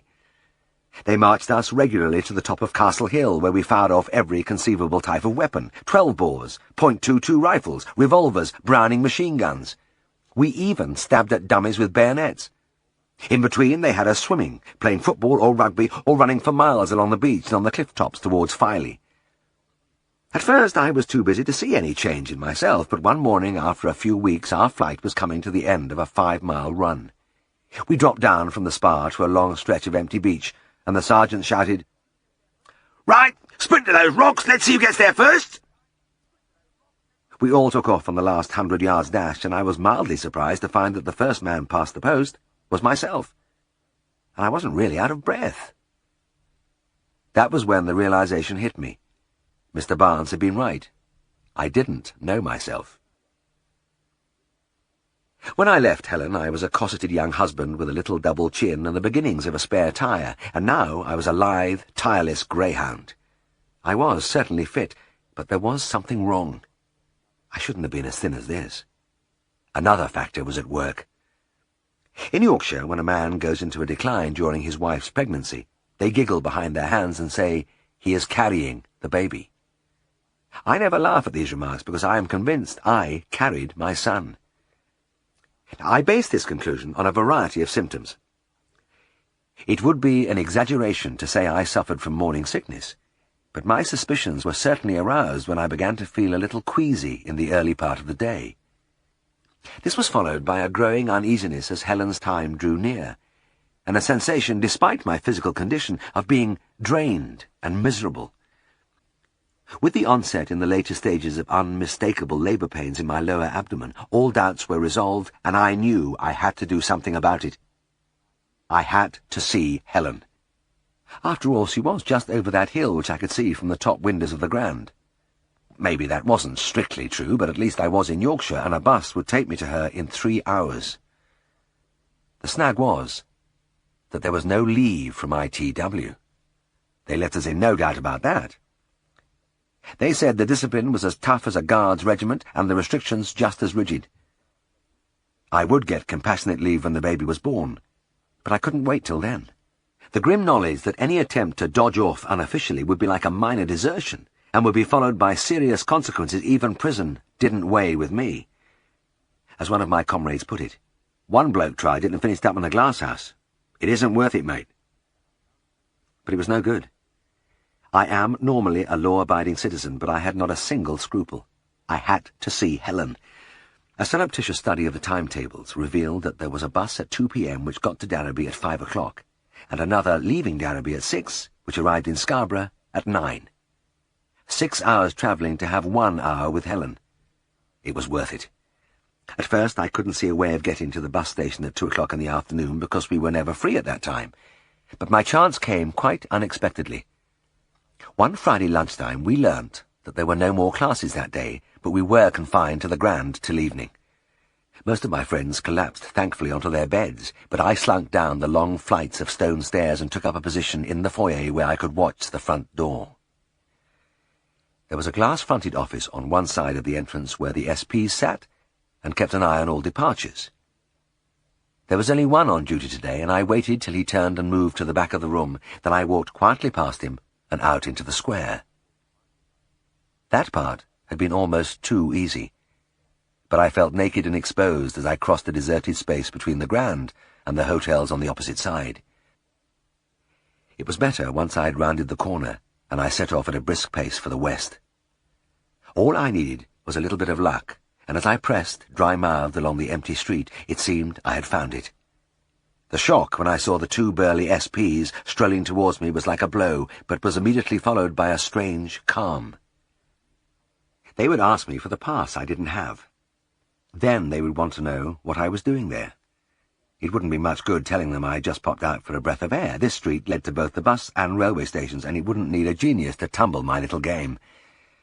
Anyway, there was no cover here, no escape, and I wondered idly if there had ever been a veterinary surgeon in the glasshouse. Maybe I was about to set up some kind of record. Then behind me I heard the rhythmic tramp of marching feet and the shrill, "If right, if right," that usually went with it. I turned and saw a long blue column approaching with a corporal in charge. As they swung past me I looked again at the SPs and my heart gave a thud. They were laughing into each other's faces at some private joke. They hadn't seen me. Without thinking I tagged on to the end of the marching men and within a few seconds was past the SPs unnoticed. With my mind working with the speed of desperation, it seemed I would be safest where I was till I could break away in the direction of the bus station. For a while I had a glorious feeling of anonymity. Then the corporal, still shouting, glanced back. He faced to the front again, then turned back more slowly for another look. He appeared to find something interesting because he shortened his stride till he was marching opposite me. As he looked me up and down, I examined him in turn from the corner of my eye. He was a shriveled, runtish creature with fierce little eyes glinting from a pallid, skull-like face. It was some time before he spoke. "Who the hell are you?" he inquired conversationally. It was the number one awkward question, but I discerned the faintest gleam of hope. He had spoken in the unmistakable harsh glottal accent of my hometown. "Herriot, Corporal, Chief Light 4 Squadron," I replied in my broadest Glasgow. This is 153 Squadron. What the hell are you doing here?" Arms swinging high, staring rigidly ahead, I took a deep breath. Concealment was futile now. "Trying to get to see my wife, Cobb. She's having a baby soon." I glanced quickly at him. His was not the kind of face to reveal weakness by showing surprise, but his eyes widened fractionally. "Get to see your wife? Are you daft or what?" "It's not far, Cobb. She lives in Darrowby. 3 hours on the bus. I'll be back by tonight." "Back tonight? You want your head examined?" "I've got to go. It's finished!" he screamed suddenly at the men before us. If right! Then he turned and studied me as though I were an unbelievable phenomenon.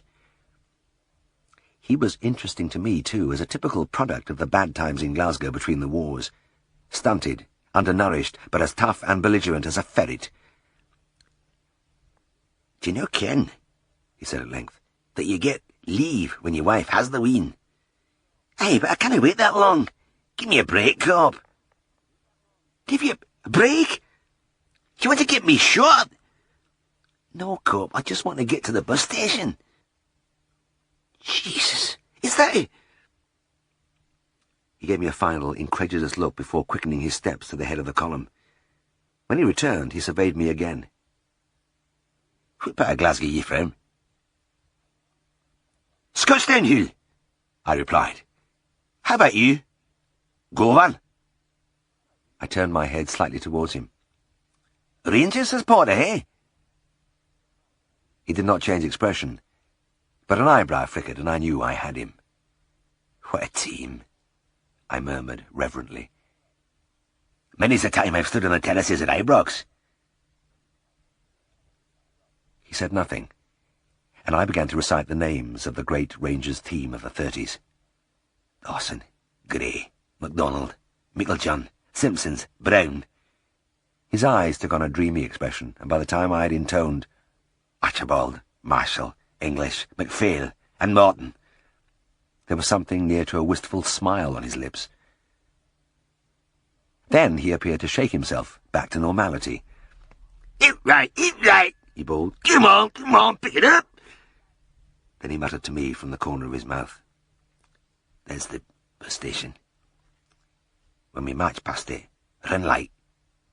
He took off again, shouting to the head of the flight. I saw the buses and the windows of the waiting room on my left, and dived across the road and through the door. I snatched off my cap and sat trembling among a group of elderly farmers and their wives. Through the glass I could see the long lines of blue moving away down the street, and I could still hear the shouts of the corporal. But he didn't turn round, and I saw only his receding back, the narrow shoulders squared, the bent legs stepping it out in time with his men. I never saw him again, but to this day I wish I could take him to Ibrox and watch the Rangers with him, and maybe buy him a half-and-half pint at one of the Govan pubs. It wouldn't have mattered if he had turned out to be a Celtic supporter at that decisive moment, because I had the Celtic team on my tongue all ready to trot out, starting with Kennaway, Cook, McGonigal. It is not the only time my profound knowledge of football has stood me in good stead. Sitting on the bus, still with my cap on my lap to avoid attracting attention, it struck me that the whole world changed within a mile or two as we left the town. Back there the war was everywhere, filling people's minds and eyes and thoughts, the teeming thousands of uniformed men, the RAF and army vehicles, the almost palpable atmosphere of anticipation and suspense. And suddenly it all just stopped. It vanished as the wide sweep of grey-blue sea fell beneath the rising ground behind the town, and as the bus trundled westward, I looked out on a landscape of untroubled peace. The long, moist furrows of the new-turned soil glittered under the pale February sun, contrasting with the gold stubble fields and the grassy pastures where sheep clustered around their feeding troughs. There was no wind, and the smoke rose straight from the farm chimneys, and the bare branches of the roadside trees were still as they stretched across the cold sky. There were many things that pulled at me. A man in breeches and leggings carrying on his shoulder a bale of hay to some outlying cattle, a group of farm men burning hedge clippings, and the fragrance of the wood smoke finding its way into the bus. The pull was stronger as the hours passed, and the beginnings of my own familiar countryside began to appear beyond the windows. Maybe it was a good thing I didn't see Darrowby. Helen's home was near the bus route, and I dropped off well short of the town. She was alone in the house, and she turned her head as I walked into the kitchen. The delight on her face was mixed with astonishment. In fact, I know we were both astonished, she because I was so skinny, and I because she was so fat.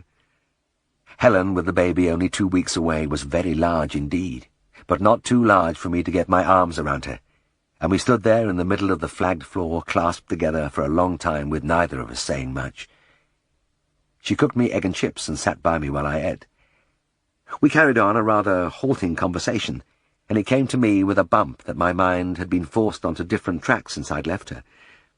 In those few months my brain had become saturated with the things of my new life. Even my mouth was full of RAF slang and jargon. In our bed-sitter we used to talk about my cases, the funny things that happened on my rounds, but now I thought helplessly there wasn't much point in telling her that AC2 Phillips was on Jankers again, that vector triangles were the very devil, that Don McGregor thought he had discovered the secret of Sergeant Hines' phenomenally shiny boots. But it really didn't matter. My worries melted as I looked at her. I had been wondering if she was well, and there she was, bouncing with energy, shiny-eyed, rosy-cheeked, and beautiful. There was only one jarring note, and it was a strange one. Helen was wearing a maternity dress, which expanded with the passage of time by means of an opening down one side. Anyway, I hated it. It was blue with a high red collar, and I thought it cheap-looking and ugly. I was aware that austerity had taken over in England and that a lot of things were shoddy, but I desperately wished my wife had something better to wear. In all my life, there had been very few occasions when I badly wanted more money, and that was one of them, because on my wage of 3 shillings a day as an AC2, I was unable to drape her with expensive clothes.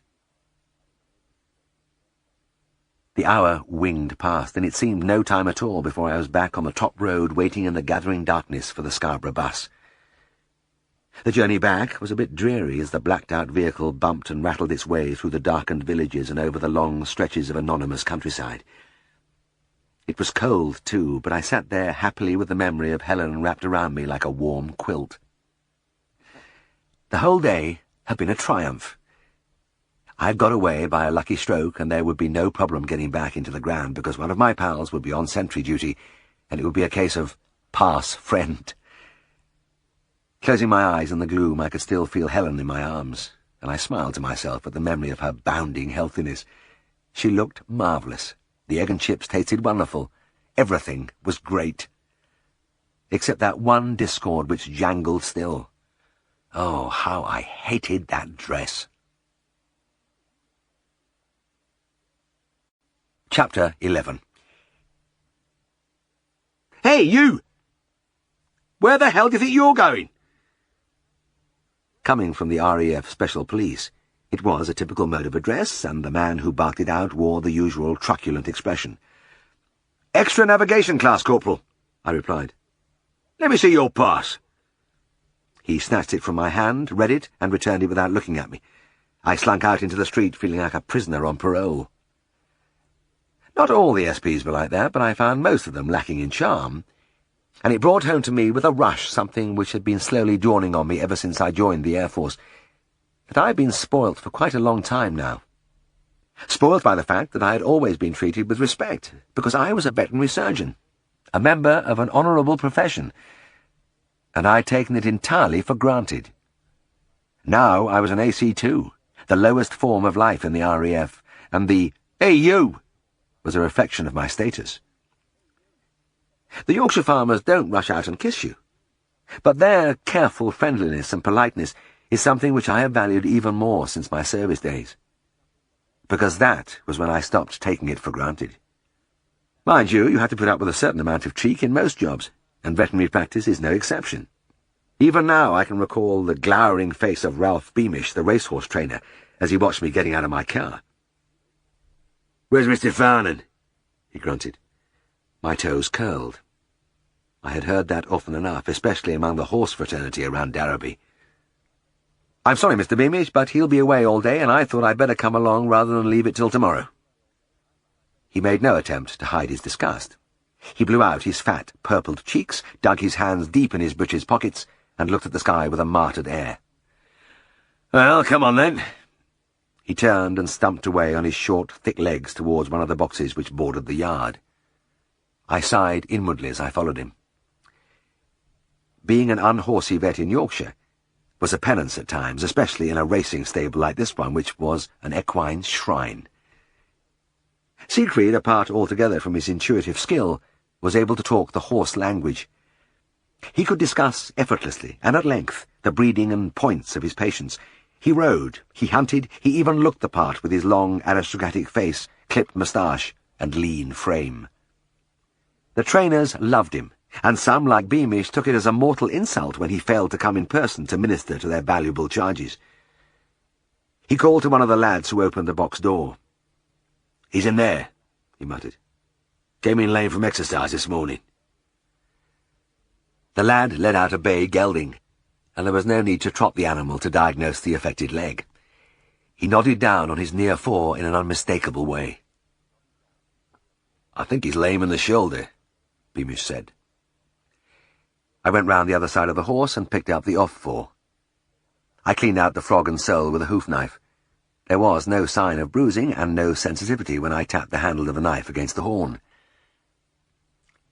I felt my way over the coronet to the fetlock, and after some palpation I located a spot near the distal end of the metacarpus, which was painful on pressure. I looked up from my crouching position. "This seems to be the trouble, Mr. Beamish. I think he must have struck into himself with his hind foot just there." "Where?" The trainer leant over me and peered down at the leg. "I can't see anything." "No, the skin isn't broken, but he flinches if you press here." Beamish prodded the place with a stubby forefinger. "Well, he does," he grunted. "But he'd flinch anyway if you squeeze him like you're doing." My hackles began to rise at his tone, but I kept my voice calm. "I'm sure that's what it is. I should apply a hot anti-phlogiston poultice just above the fetlock and alternate with a cold hose on it twice a day." "Well, I'm just as sure you're wrong. It's not down there, it's ill. The way that horse carries his leg, he's hurt his shoulder." He gestured to the lad. "Harry, see that he gets some meat on that shoulder right away." If the man had struck me, I couldn't have felt worse. I opened my mouth to argue, but he was walking away. "There's another horse I want you to look at," he said. He led the way into a nearby box and pointed to a big brown animal with obvious signs of blistering on the tendons of a forelimb. "Mr. Farnan's put a red blister on that leg 6 months ago. He's been resting in here ever since. He's going sound now. Think he's ready to go out?" I went over and ran my fingers over the length of the flexor tendons, feeling for signs of thickening. There was none. Then I lifted the foot, and as I explored further I found a tender area in the superficial flexor. I straightened up. "Still a bit sore," I said. "I think it would be safer to keep him in a bit longer."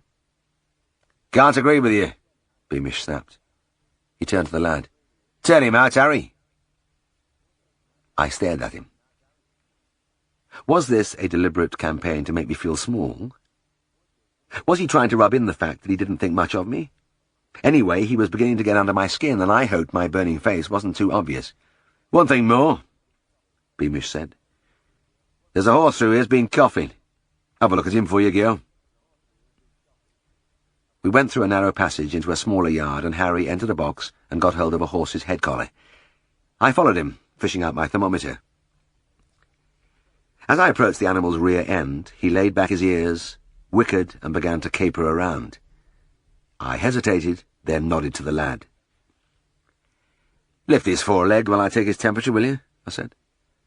The lad bent down and seized the foot, but Beamish broke in. "Don't bother, Harry, there's no need for that. He's as quiet as a sheep." I paused for a moment. I felt I was right, but my stock was low on this establishment. I shrugged, lifted the tail, and pushed the thermometer into the rectum. The 2 hind feet hit me almost simultaneously, but as I sailed backwards through the door, I remember thinking quite clearly that the one on the chest had made contact fractionally before the one on the abdomen. But my thoughts were rapidly clouded by the fact that the lower hoof had landed full on my solar plexus. Stretched on the concrete of the yard, I gasped and groaned in a frantic search for breath. There was a moment when I was convinced I was going to die, but at last a long, wailing respiration came to my aid, and I struggled painfully into a sitting position. Through the open door I could see Harry hanging onto the horse's head and staring at me with frightened eyes. Mr. Beamish, on the other hand, showed no interest in my plight. He was anxiously examining the horse's hind feet, one after the other.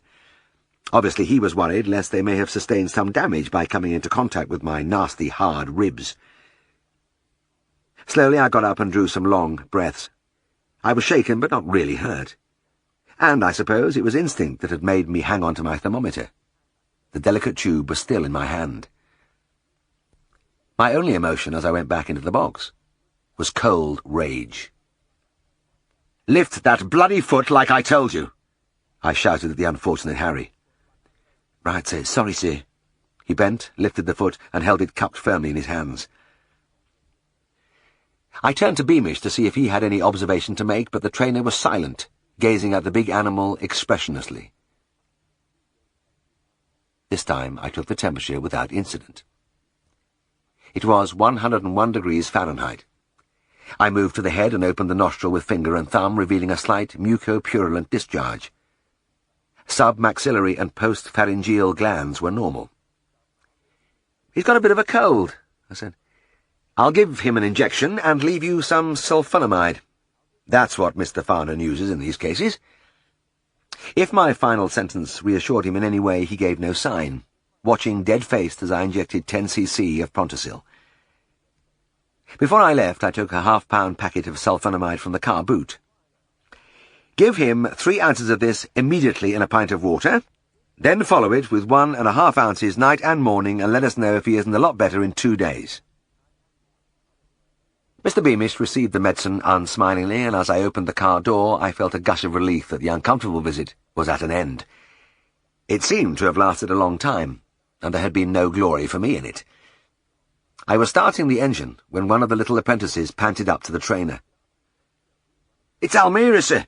I think she's choking." "Choking?" Beamish stared at the boy, then whipped round to me. "Almira is the best filly I have. You better come."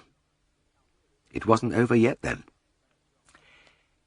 With a feeling of doom, I hurried after the squat figure back into the yard, where another lad stood by the side of a beautiful chestnut filly. And as I saw her, a cold hand closed round my heart. I'd been dealing with trivia, but this was different. She stood immobile, staring ahead with a peculiar intensity. The rise and fall of her ribs was accompanied by a rasping, bubbling wheeze, and at each intake her nostrils flared wildly. I had never seen a horse breathe like this. And there were other things. Saliva drooled from her lips, and every few seconds she gave a retching cough. I turned to the apprentice. "When did this start?" "Not long ago, see. I saw her an hour since, and she was as right as a bobbin." "You sure?" "Aye, I was giving her some hay. There was no tailing her then." "What the devil's wrong with her?" Beamish exclaimed. Well, it was a good question, and I didn't have a clue to the answer. As I walked bemusedly round the animal, taking in the trembling limbs and terrified eyes, a jumble of thoughts crowded my brain. I had seen choking horses, the dry choke when the gullet becomes impacted with food, but they didn't look like this.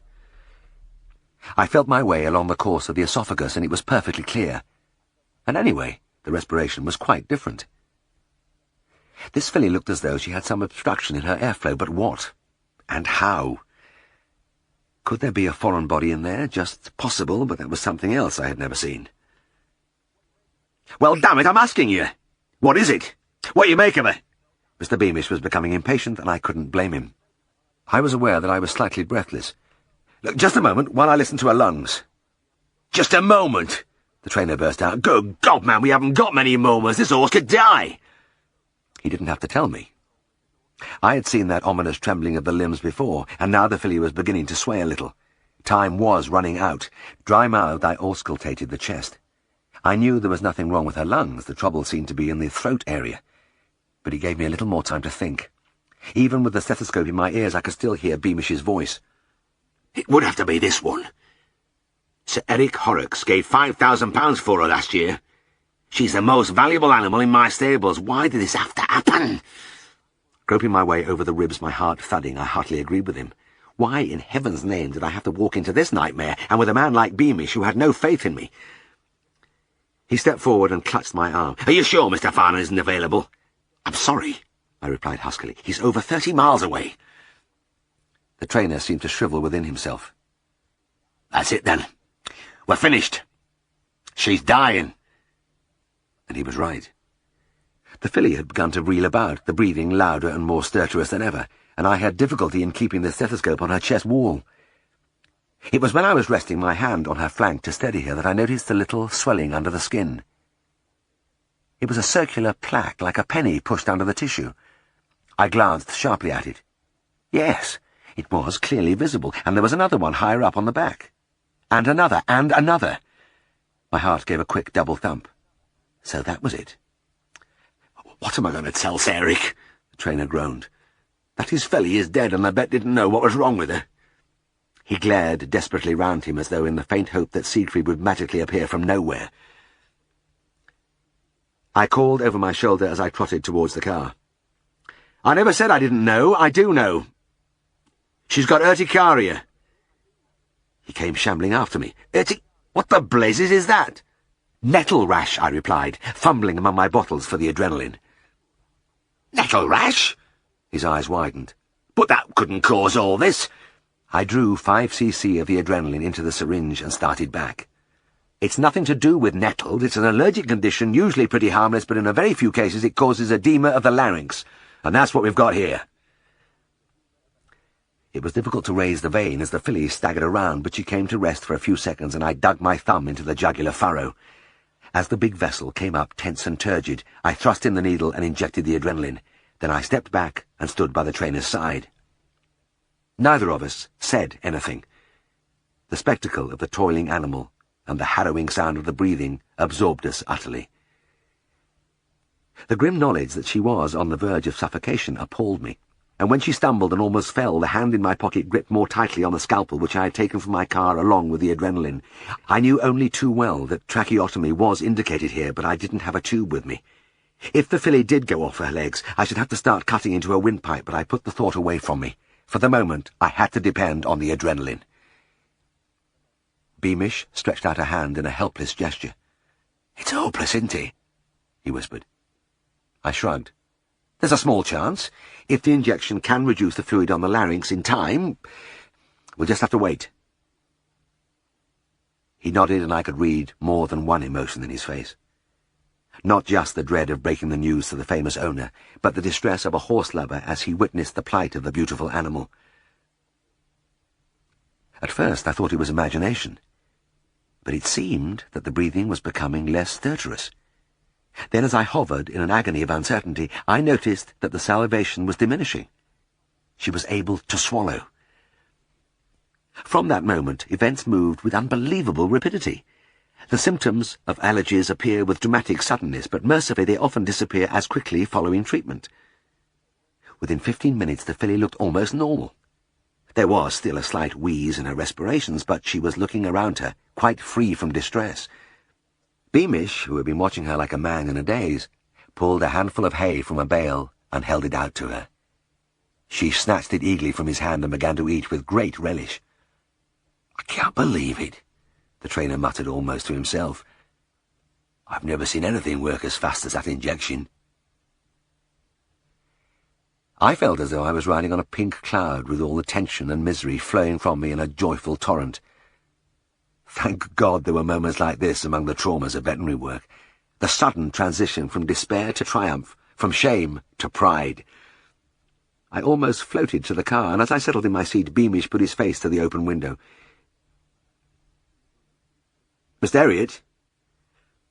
He was not a man to whom gracious speech came easily, and his cheeks, roughened and weathered by years of riding on the open moor, twitched as he sought for words. "Mr. Herriot, I've been thinking.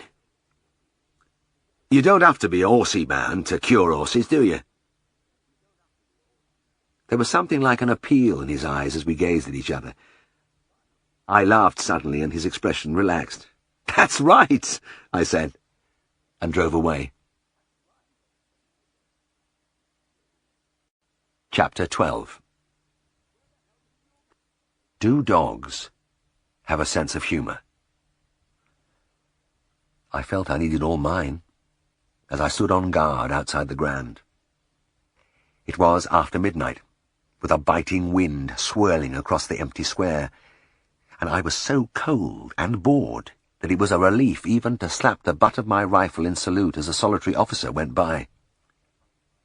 Wryly I wondered how, after my romantic ideas of training to be a pilot, I came to be defending the Grand Hotel at Scarborough against all comers.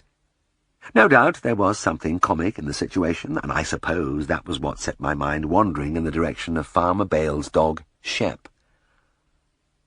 Mr. Bale's little place was situated about halfway along Highburn village, and to get into the farmyard you had to walk 20 yards or so between 5-foot walls.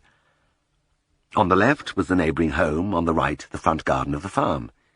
In this garden Shep lurked for most of the day. He was a huge dog, much larger than the average collie. In fact, I am convinced he was part Alsatian, because though he had a luxuriant black and white coat, there was something significant in the massive limbs, and in the noble brown head with its upstanding ears. He was quite different from the stringy little animals I saw on my daily round. As I walked between the walls, my mind was already in the byre, just visible at the far end of the yard, because one of the Bales' cows, Rose by name, had the kind of obscure digestive ailment which interferes with veterinary surgeons' sleep. They are so difficult to diagnose. This animal had begun to grunt and go off her milk 2 days ago, and when I had seen her yesterday, I had flitted from one possibility to the other. Could be a wire, but the forestomach was contracting well, and there were plenty of ruminal sounds. Also, she was eating a little hay in a half-hearted way. Could it be impaction? Or a partial torsion of the gut? There was abdominal pain, without a doubt, and that nagging temperature of 102.5. That was damn like a wire. Of course, I could settle the whole thing by opening the cow up, but Mr. Bales was an old-fashioned type and didn't like the idea of my diving into his animal unless I was certain of my diagnosis. And I wasn't. There was no getting away from that. Anyway, I had built her up at the front end so that she was standing with her 4 feet on a half-door, and had given her a strong, oily purgative. "Keep the bowels open and trust in God," an elderly colleague had once told me. There was a lot in that. I was halfway down the alley between the walls, with the hope bright before me that my patient would be improved, when from nowhere an appalling explosion of sound blasted into my right ear. It was Shep again. The wall was just the right height for the dog to make a leap and bark into the ear of the passer-by. It was a favourite gambit of his, and I had been caught before, but never so successfully as now. My attention had been so far away, and the dog had timed his jump to a split second so that his bark came at the highest point, his teeth only inches from my face.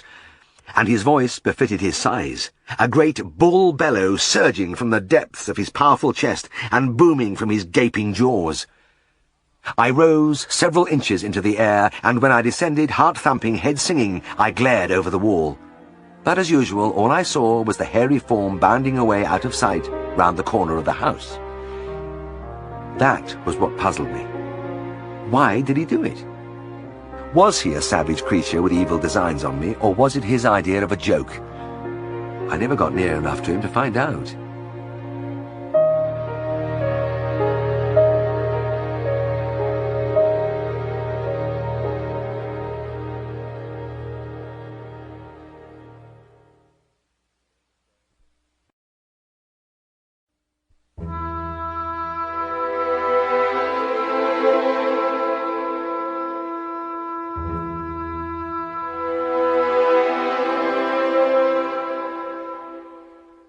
I wasn't in the best shape to receive bad news, and that was what awaited me in the byre. I had only to look at the farmer's face to know that the cow was worse. "I reckon she's got a stoppage," Mr. Bales muttered gloomily. I gritted my teeth. The entire spectrum of abdominal disorders were lumped as stoppages by the older race of farmers. "The oil hasn't worked, then?" "Nah, she's nobbut bashing little hard bits. It's a proper stoppage, I tell you." "Right, Mr. Bales," I said with a twisted smile, "we'll have to try something stronger." I brought in from my car the gastric lavage outfit I loved so well, and which has so sadly disappeared from my life. The long rubber stomach tube, the wooden gag with its leather straps to buckle behind the horns. As I pumped in the 2 gallons of warm water rich in formalin and sodium chloride, I felt like Napoleon sending in the old guard at Waterloo. If this didn't work, nothing would. And yet I didn't feel my usual confidence. There was something different here, but I had to try. I had to do something to start this cow's insides functioning, because I did not like the look of her today. The soft grunt was still there, and her eyes had begun to retreat into her head. The worst sign of all in bovines. And she had stopped eating altogether. Next morning I was driving down the single village street when I saw Mrs. Bales coming out of the shop. I drew up and pushed my head out of the window. "How's Rose this morning, Mrs. Bales?" She rested her basket on the ground and looked down at me gravely. "Oh, she's bad, Mr. Herriot. My husband thinks she's going down fast. If you want to find him, you'll have to go across the field there. He's mending the door in that little barn." A sudden misery enveloped me as I drove over to the gate leading into the field. I left the car in the road and lifted the latch. "Damn, damn, damn!" I muttered as I trailed across the green. I had a nasty feeling that a little tragedy was building up here. If this animal died, it would be a sickening blow to a small farmer with 10 cows and a few pigs. I should be able to do something about it, and it was a depressing thought that I was getting nowhere.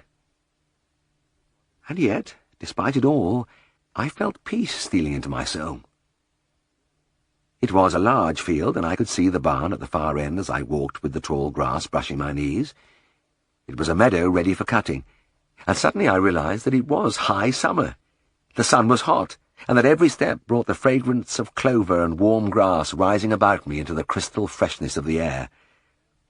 Somewhere nearby, a field of broad beans was in full flower, and as the exotic scent drifted across, I found myself inhaling with half-closed eyes as though straining to discern the ingredients of the glorious melange. And then there was the silence. It was the most soothing thing of all. That and the feeling of being alone. I looked drowsily around at the empty green miles sleeping under the sunshine. Nothing stirred. There was no sound. Then, without warning, the ground at my feet erupted in an incredible blast of noise. For a dreadful moment, the blue sky was obscured by an enormous hairy form, and a red mouth went "Rah!" in my face. Almost screaming, I staggered back, and as I glared wildly, I saw Shep disappearing at top speed towards the gate. Concealed in the deep herbage right in the middle of the field, he had waited till he saw the whites of my eyes before making his assault. Whether he had been there by accident, or whether he had spotted me arriving and slunk into position, I shall never know. But from his point of view, the result must have been eminently satisfactory, because it was certainly the worst fright I had ever had. I live a life which is well larded with scares and alarms, but this great dog rising bellowing from that empty landscape was something on its own. I have heard of cases where sudden terror and stress has caused involuntary evacuation of the bowels, and I know without question that this was the occasion when I came nearest to suffering that unhappy fate. I was still trembling when I reached the barn, and hardly said a word as Mr. Bales led me across the road to the farm. And it was like rubbing it in when I saw my patient. The flesh had melted from her, and she stared at the wall apathetically from sunken eyes. The doom-laden grunt was louder. "She must have a wire," I muttered. "Let her loose for a minute, will you?" Mr. Bales undid the chain, and Rose walked along the byre.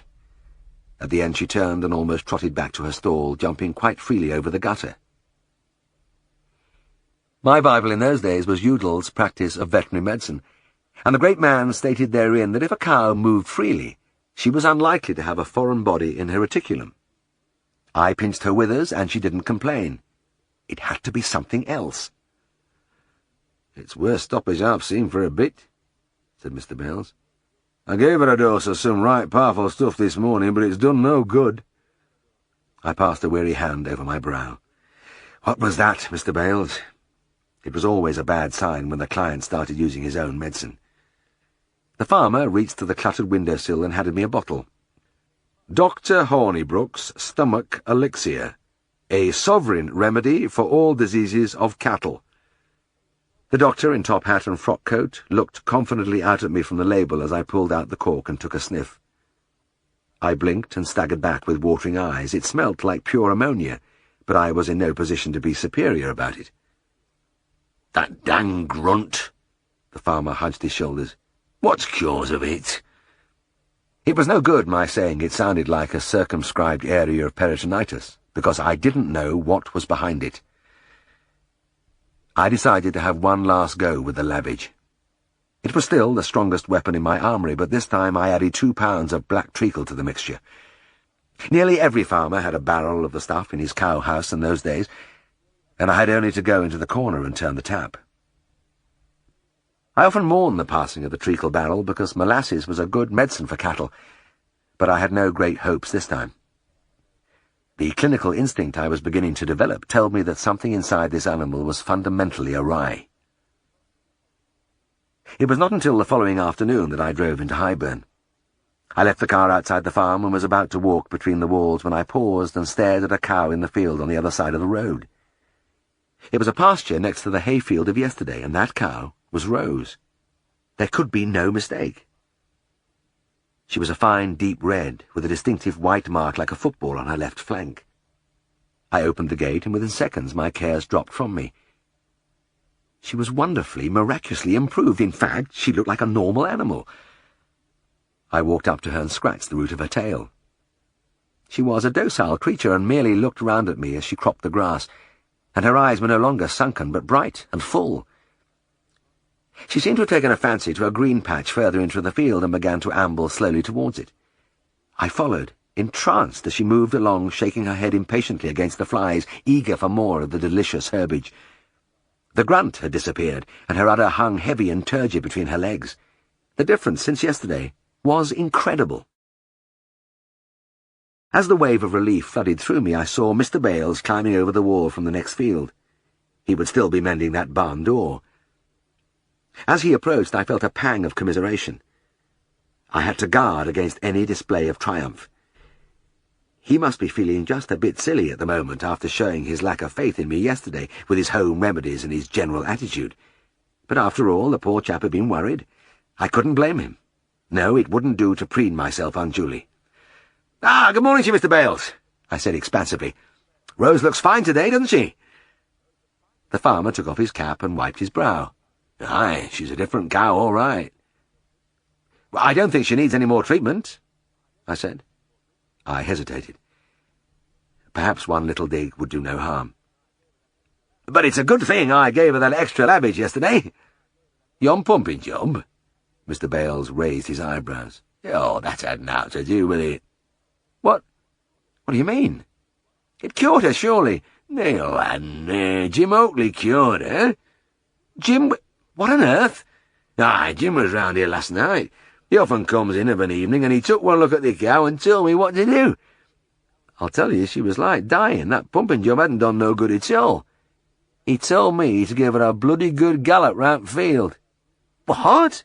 That's what he said. He'd seen him like that afore, and a good gallop put him right. So we got Rose out here, and did as he said, and by God, it did the trick.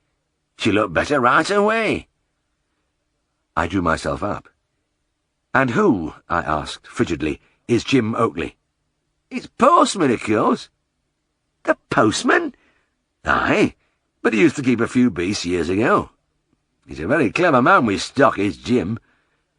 "No doubt, but I assure you, Mr. Bale—" The farmer raised a hand. "Say no more, lad. Jim put her right, and there's no denying it. I wish you'd seen him chasing her around. He's as out as me, but by God, he did go. He can run like hell, can Jim." He chuckled reminiscently. I'd had about enough. During the farmer's eulogy, I'd been distractedly scratching the cow's tail and had soiled my hand in the process. Mustering the remains of my dignity, I nodded to Mr. Bales. "Well, I must be on my way. Do you mind if I go into the house to wash my hands?" "You go right in," he replied. "Missus will get you some hot water." Walking back down the field, the cruel injustice of the thing bore down on me increasingly. I wandered as in a dream through the gate and across the road. Before entering the alley between the walls, I glanced into the garden. It was empty. Shuffling beside the rough stones, I sank deeper into my misery. There was no doubt I had emerged from that episode as a complete Charlie. No matter where I looked, I couldn't see a gleam of light. It seemed to take a long time to reach the end of the wall, and I was about to turn right towards the door of the farm kitchen when from my left I heard the sudden rattle of a chain. Then a roaring creature launched himself at me, bayed once mightily into my face, and was gone.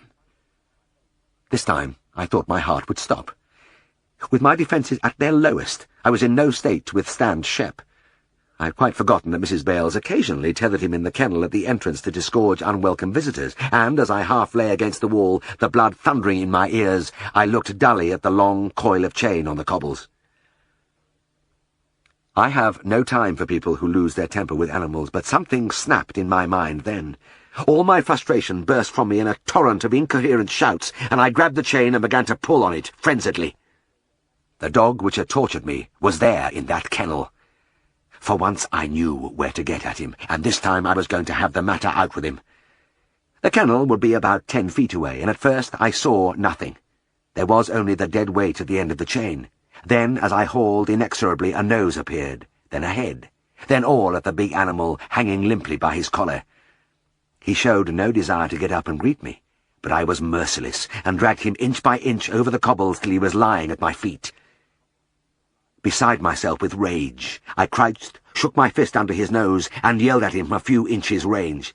"You big bugger! If you do that to me again, I'll knock your bloody head off, do you hear me?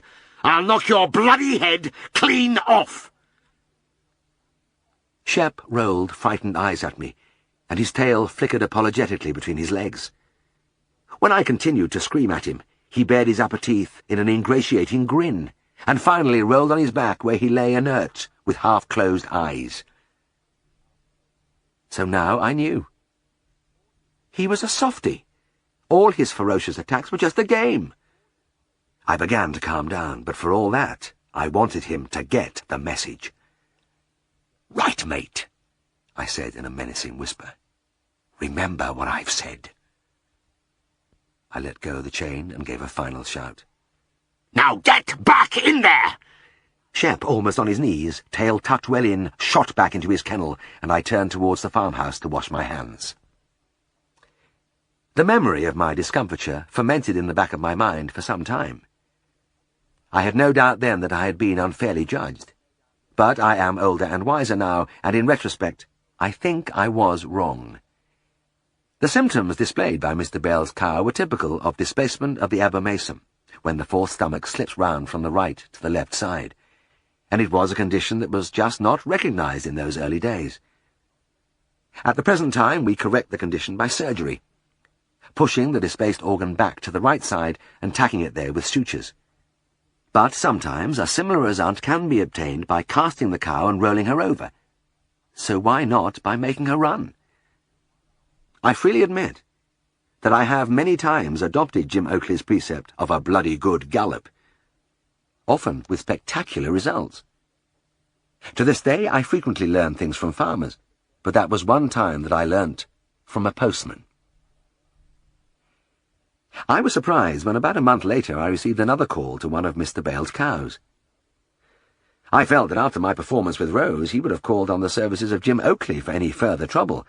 But no, his voice on the phone was as polite and friendly as ever, with not a hint that he had lost faith. It was strange.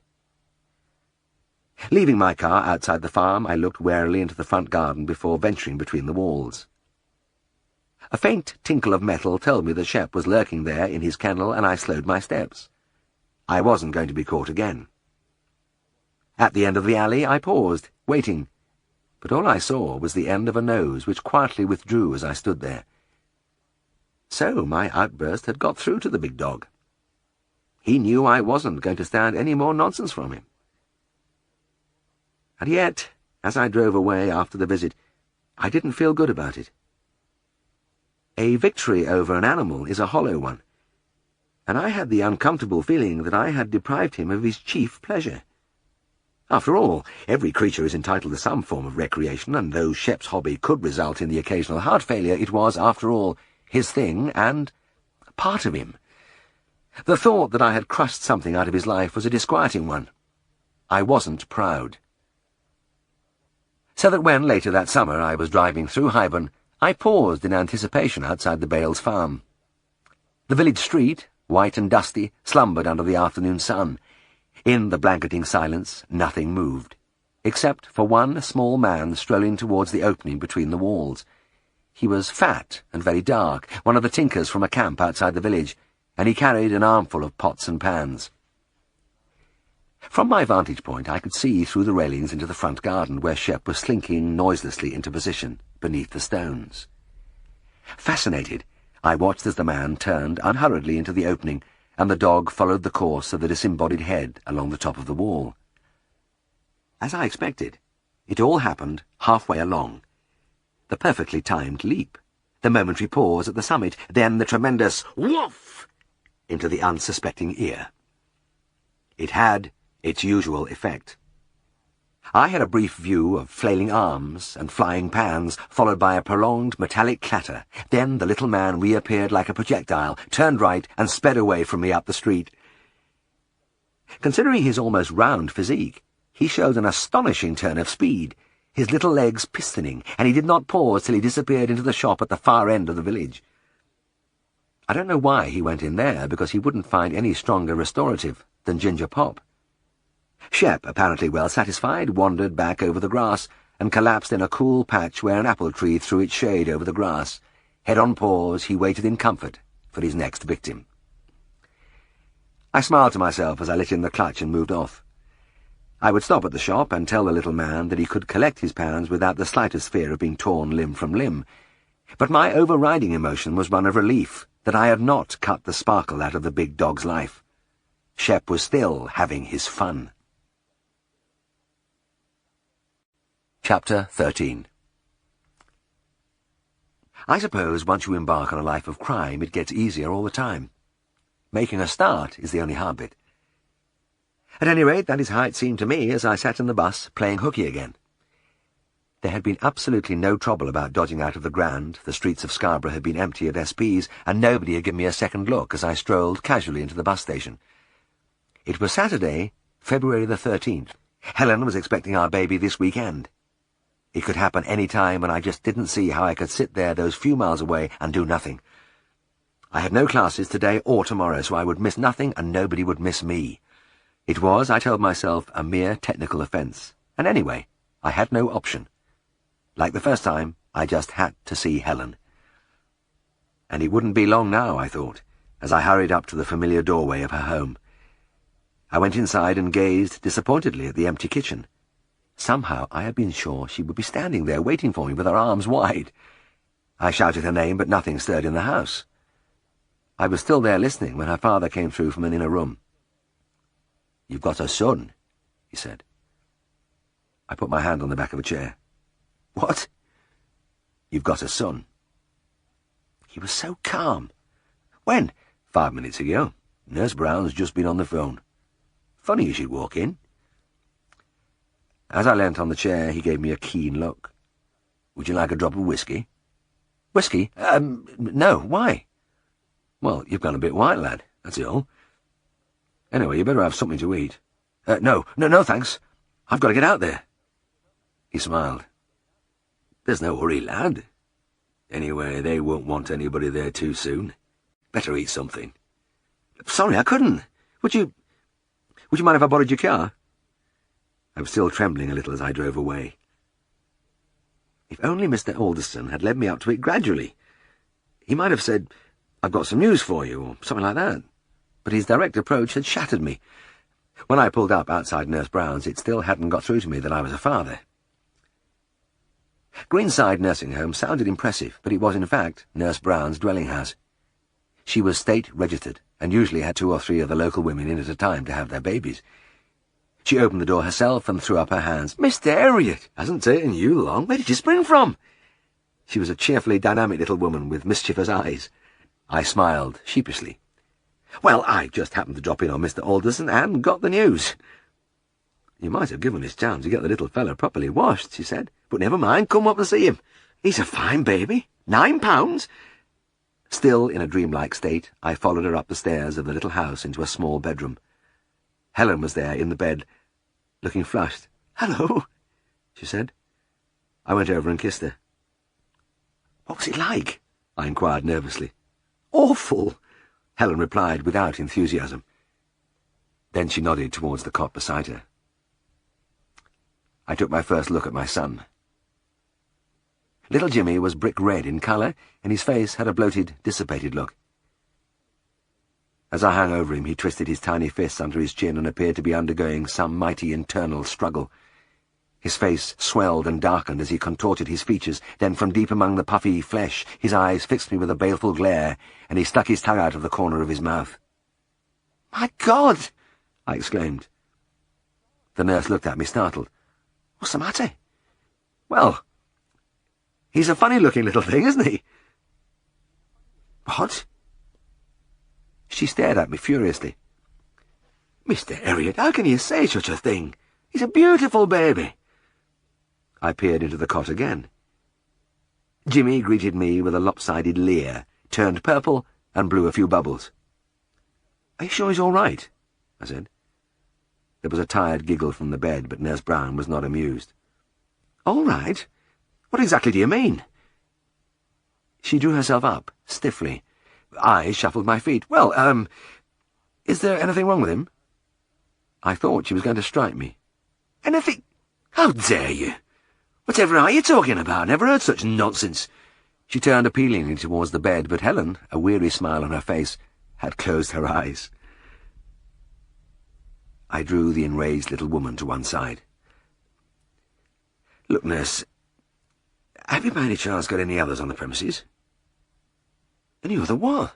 She asked icily. Babies. New babies. I want to compare Jimmy with another one. Her eyes widened. Compare him? Mr. Herriot, I'm not going to listen to you any longer. I've lost patience with you. I'm asking you, nurse, I repeated. Have you any more around? There was a long pause as she looked at me as though I was something new and incredible. Well, there's Mrs. Dewburn in the next room. Little Sidney was born about the same time as Jimmy. Can I have a look at him? I gazed at her appealingly. She hesitated. Then a pitying smile crept over her face. Oh, you... Just a minute, then. She went into the other room, and I heard a mumble of voices. She reappeared and beckoned to me. Mrs. Dewburn was the butcher's wife, and I knew her well. The face on the pillow was hot and tired like Helen's. Mr. Herriot, I didn't expect to see you. I thought you were in the army. RAF, actually, Mrs. Dewburn. I'm on, leave at the moment. I looked in the cot. Sidney was dark red and bloated too, and he also seemed to be wrestling with himself, the inner battle showing in a series of grotesque facial contortions, culminating in a toothless snarl. I stepped back involuntarily. What a beautiful child, I said. Yes, isn't he lovely, said his mother, fondly. He is indeed. Gorgeous. I took another disbelieving glance into the cot. Well, thank you very much, Mrs. Dewburn. It was very kind of you to let me see him. Not at all, Mr. Herriot. It's nice of you to take an interest. Outside the door, I took a long breath and wiped my brow. The relief was tremendous. Sidney was even funnier than Jimmy. When I returned to Helen's room, Nurse Brown was sitting on the bed, and the two women were clearly laughing at me. And of course, looking back, I must have appeared silly.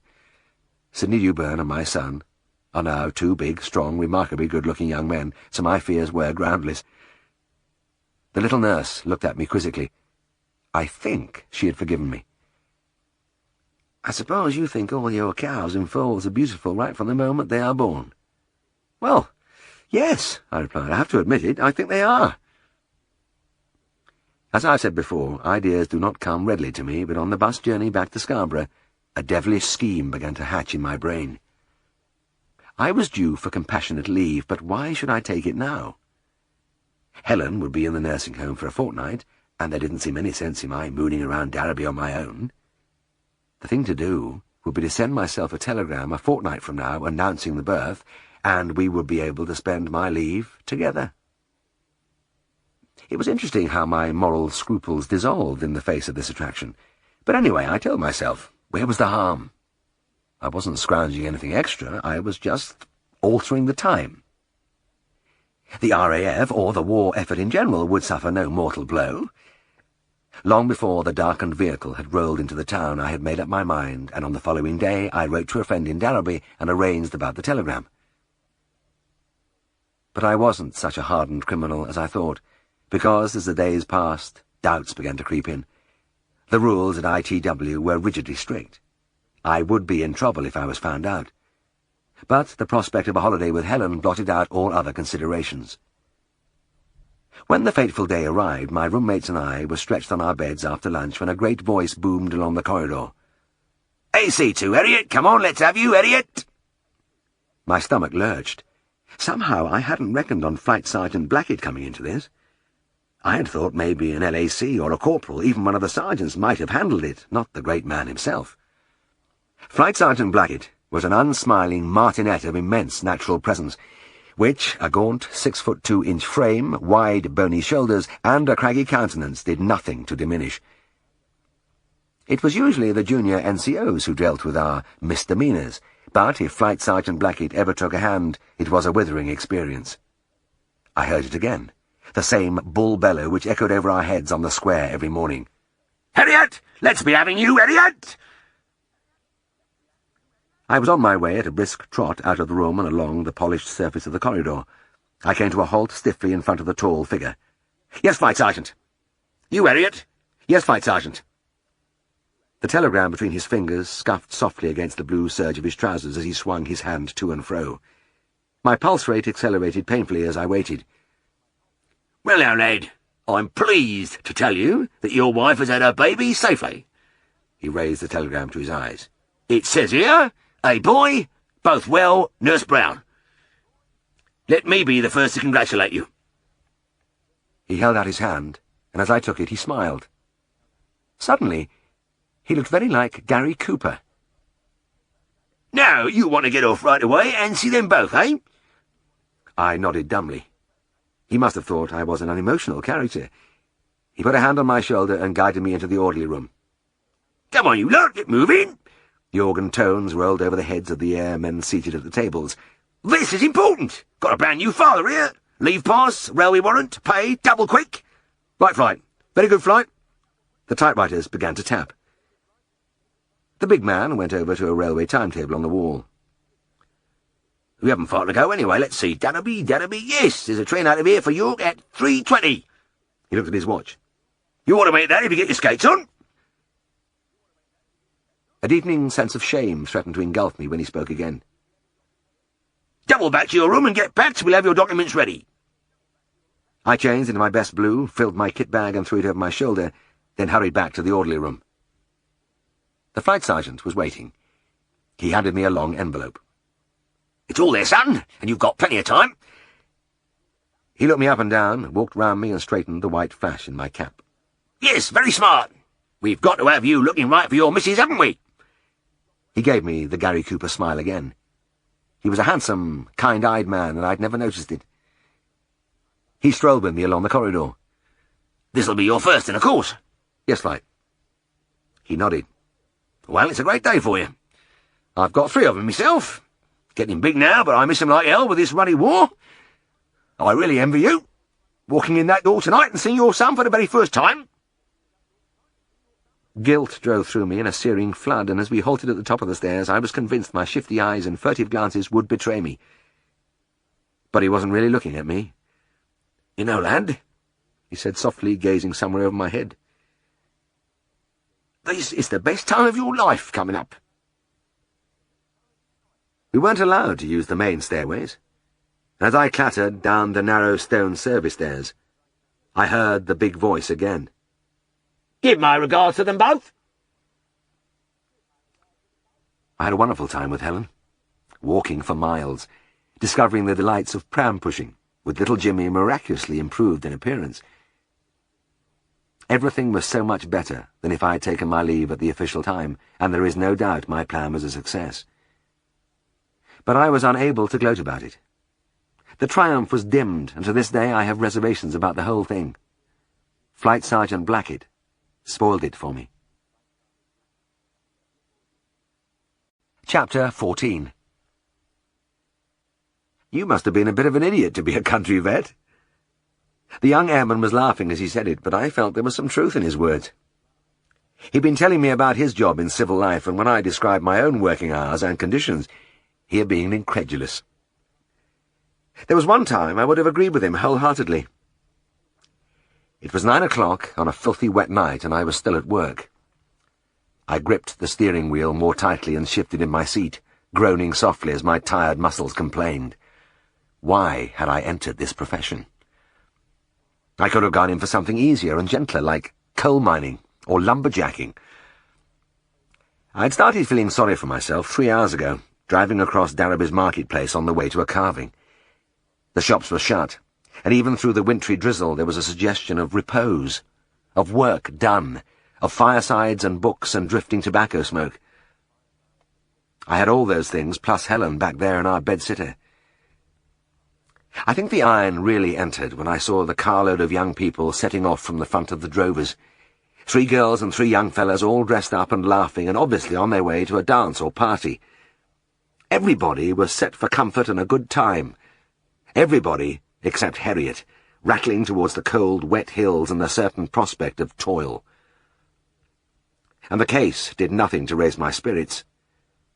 A skinny little heifer stretched on her side in a ramshackle open-fronted shed, littered with old tin cans, half bricks, and other junk. It was difficult to see what I was stumbling over, since the only light came from a rusty oil lamp whose flame flickered and dipped in the wind. I was 2 hours in that shed, easing out the calf inch by inch. It wasn't a malpresentation, just a tight fit, but the heifer never rose to her feet, and I spent the whole time on the floor, rolling among the bricks and tins, getting up only to shiver my way to the water bucket while the rain hurled itself icily against the shrinking flesh of my chest and back. And now, here I was, driving home frozen-faced, with my skin chafing under my clothes, and feeling as though a group of strong men had been kicking me enthusiastically from head to foot for most of the evening. I was almost drowning in self-pity when I turned into the tiny village of Compton.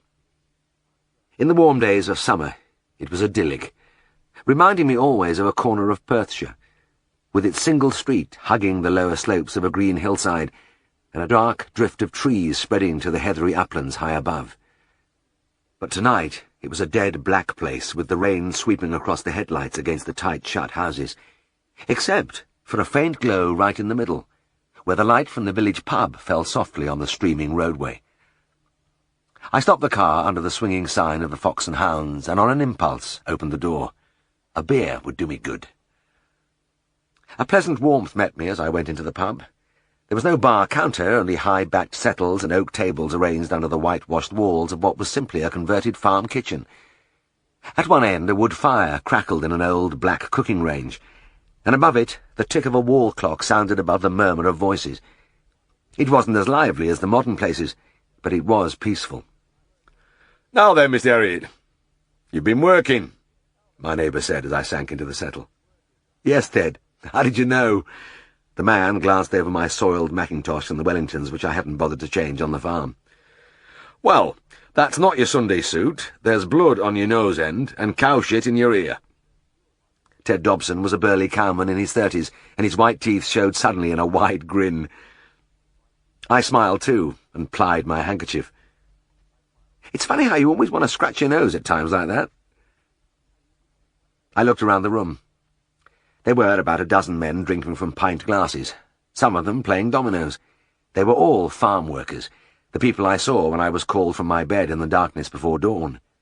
Hunched figures they were then, shapeless in old greatcoats, cycling out to the farms, head down against the wind and rain, accepting the facts of their hard existence.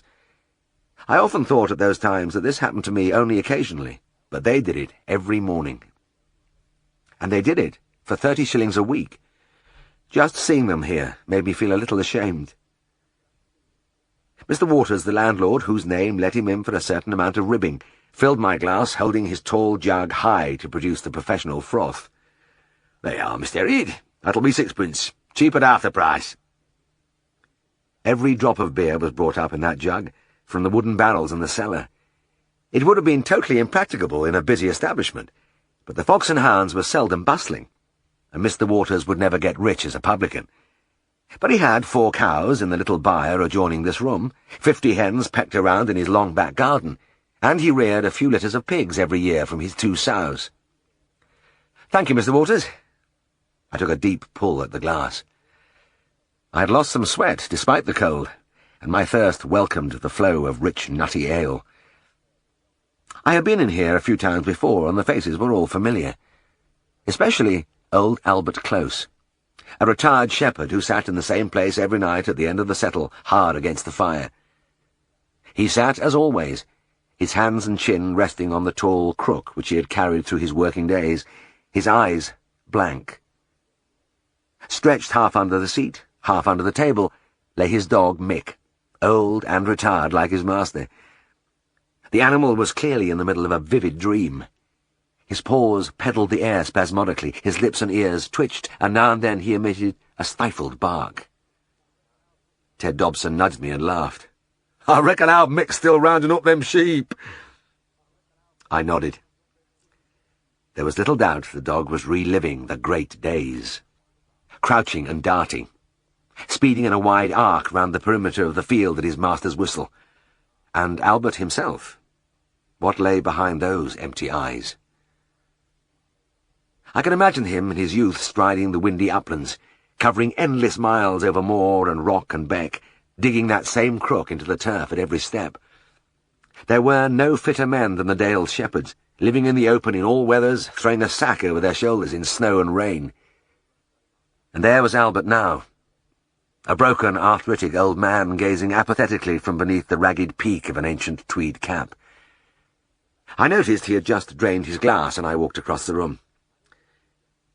"Good evening, Mr. Close," I said. He cupped an ear with his hand and blinked up at me. "Eh?" I raised my voice to a shout. "How are you, Mr. Close?"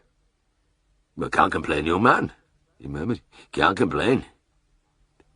"Will you have a drink?" "Aye, thank you." He directed a trembling finger at his glass. "You can put a drop in there, young man." I knew a drop meant a pint, and beckoned to the landlord, who plied the jug expertly. The old shepherd lifted the recharged glass and looked up at me. "Good health," he grunted. "All the best," I said, and was about to return to my seat when the old dog sat up. My shouts at his master must have wakened him from his dream, because he stretched sleepily, shook his head a couple of times, and looked around him. And as he turned and faced me, I felt a sudden sense of shock. His eyes were terrible. In fact, I could hardly see them as they winked painfully at me through a sodden fringe of pus-caked lashes. Rivulets of discharge showed dark and ugly against the white hair on either side of the nose. I stretched my hand out to him, and the dog wagged his tail briefly before closing his eyes and keeping them closed. It seemed he felt better that way. I put my hand on Albert's shoulder. "Mr. Close, how long has he been like this?" "Eh?" I increased my volume. "Mick's eyes. They're in a bad state." "Oh, aye." The old man nodded in comprehension. "He's got a bit of a cowd in him. He allus been subject to them ever since he were a pup." "No, it's more than a cold. It's his eyelids." "Eh?" I took a deep breath and let go at the top of my voice. "He's got turned-in eyelids. It's rather a serious thing." The old man nodded again. "Aye, he lies a lot with his head at the foot of the door. It's drafty there." "No, Mr. Close," I bawled. "It's got nothing to do with that. It's a thing called entropion, and it needs an operation to put it right." "That's right, young man." He took a sip of his beer. "Just a bit of cold. Ever since he were a pup he's been subject." I turned away wearily and returned to my seat. Ted Dobson looked at me inquiringly. "What was that about?" "Well, it's a nasty thing, Ted. Entropion is when the eyelids are turned in and the lashes rub against the eyeballs. Causes a lot of pain, sometimes ulceration or even blindness. Even a mild case is damned uncomfortable for a dog."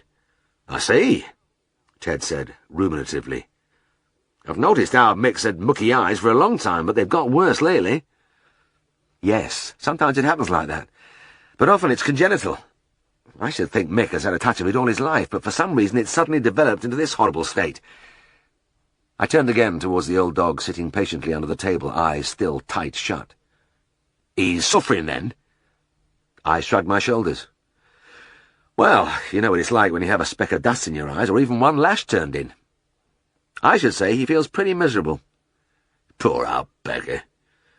I never knew it was out like that." He drew on his cigarette. "And could an operation cure it?" "Yes, Ted, it's one of the most satisfying jobs a vet can do. I always feel I've done a dog a good turn when I finished." "Aye, I bet you do. Must be a nice feeling. But it'll be a costly job, I reckon." I smiled wryly. "Well, it depends how you look at it. It's a fiddly business and it takes time. We usually charge about £1 for it."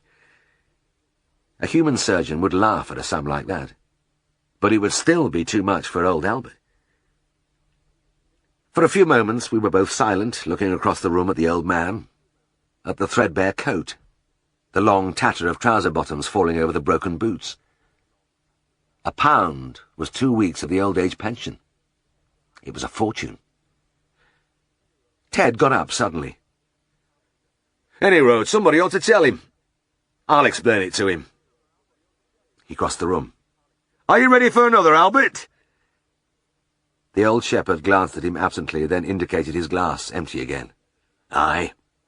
You can put a drop in there, Ted." The cowman waved to Mr. Waters, then bent down. "Did you understand what Mr. Herriot was telling you, Albert?" he shouted. "Aye, aye." Mick's got a bit of cowd in his eyes.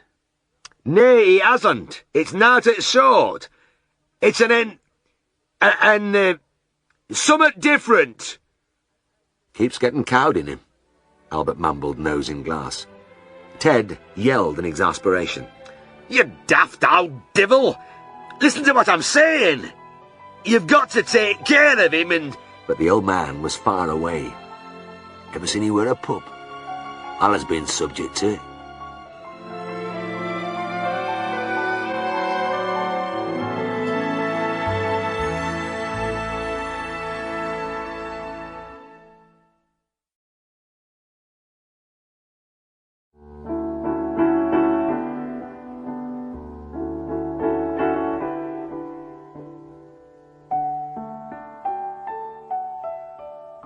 Though Mick took my mind off my own troubles at the time, the memory of those eyes haunted me for days.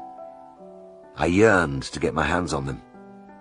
I knew an hour's work would transport the old dog into a world he perhaps had not known for years, and every instinct told me to rush back to Copton, throw him in the car and bear him back to Dannerby for surgery.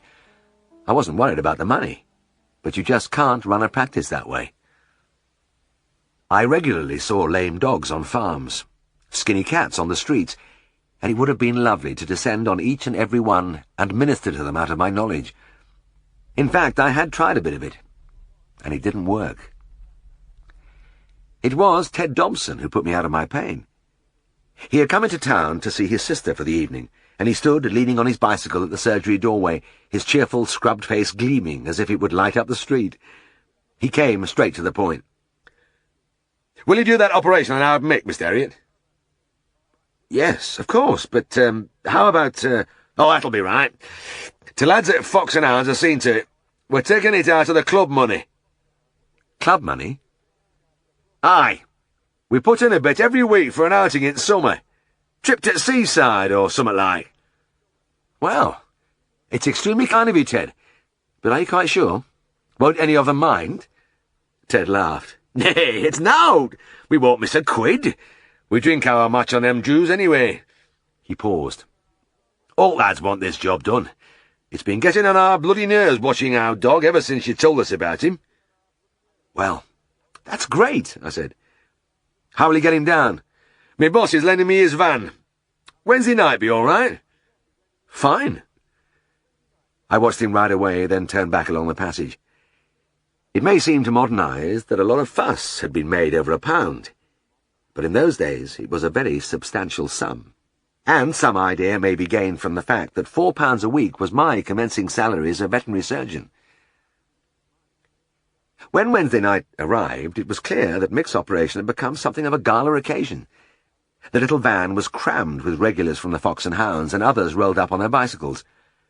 The old dog slunk fearfully down the passage to the operating room, nostrils twitching at the unfamiliar odours of ether and antiseptic. Behind him trooped the noisy throng of farm men, their heavy boots clattering on the tiles. Tristan, who was doing the anaesthesia, hoisted the dog on the table, and I looked around at the unusual spectacle of rows of faces regarding me with keen anticipation. Normally I am not in favour of lay people witnessing operations, but since these men were sponsoring the whole thing, they would have to stay. Under the lamp I got my first good look at Mick. He was a handsome, well-marked animal, except for those dreadful eyes. As he sat there, he opened them a fraction and peered at me for a painful moment before closing them against the bright light. That, I felt, was how he spent his life, squinting carefully and briefly at his surroundings. Giving him the intravenous barbiturate was like doing him a favour, ridding him of his torment for a while. And when he was stretched unconscious on his side, I was able to carry out my first examination. I parted the lids, wincing at the matted lashes, awash with tears and discharge. There was a long-standing keratitis and conjunctivitis, but with a gush of relief I found that the cornea was not ulcerated.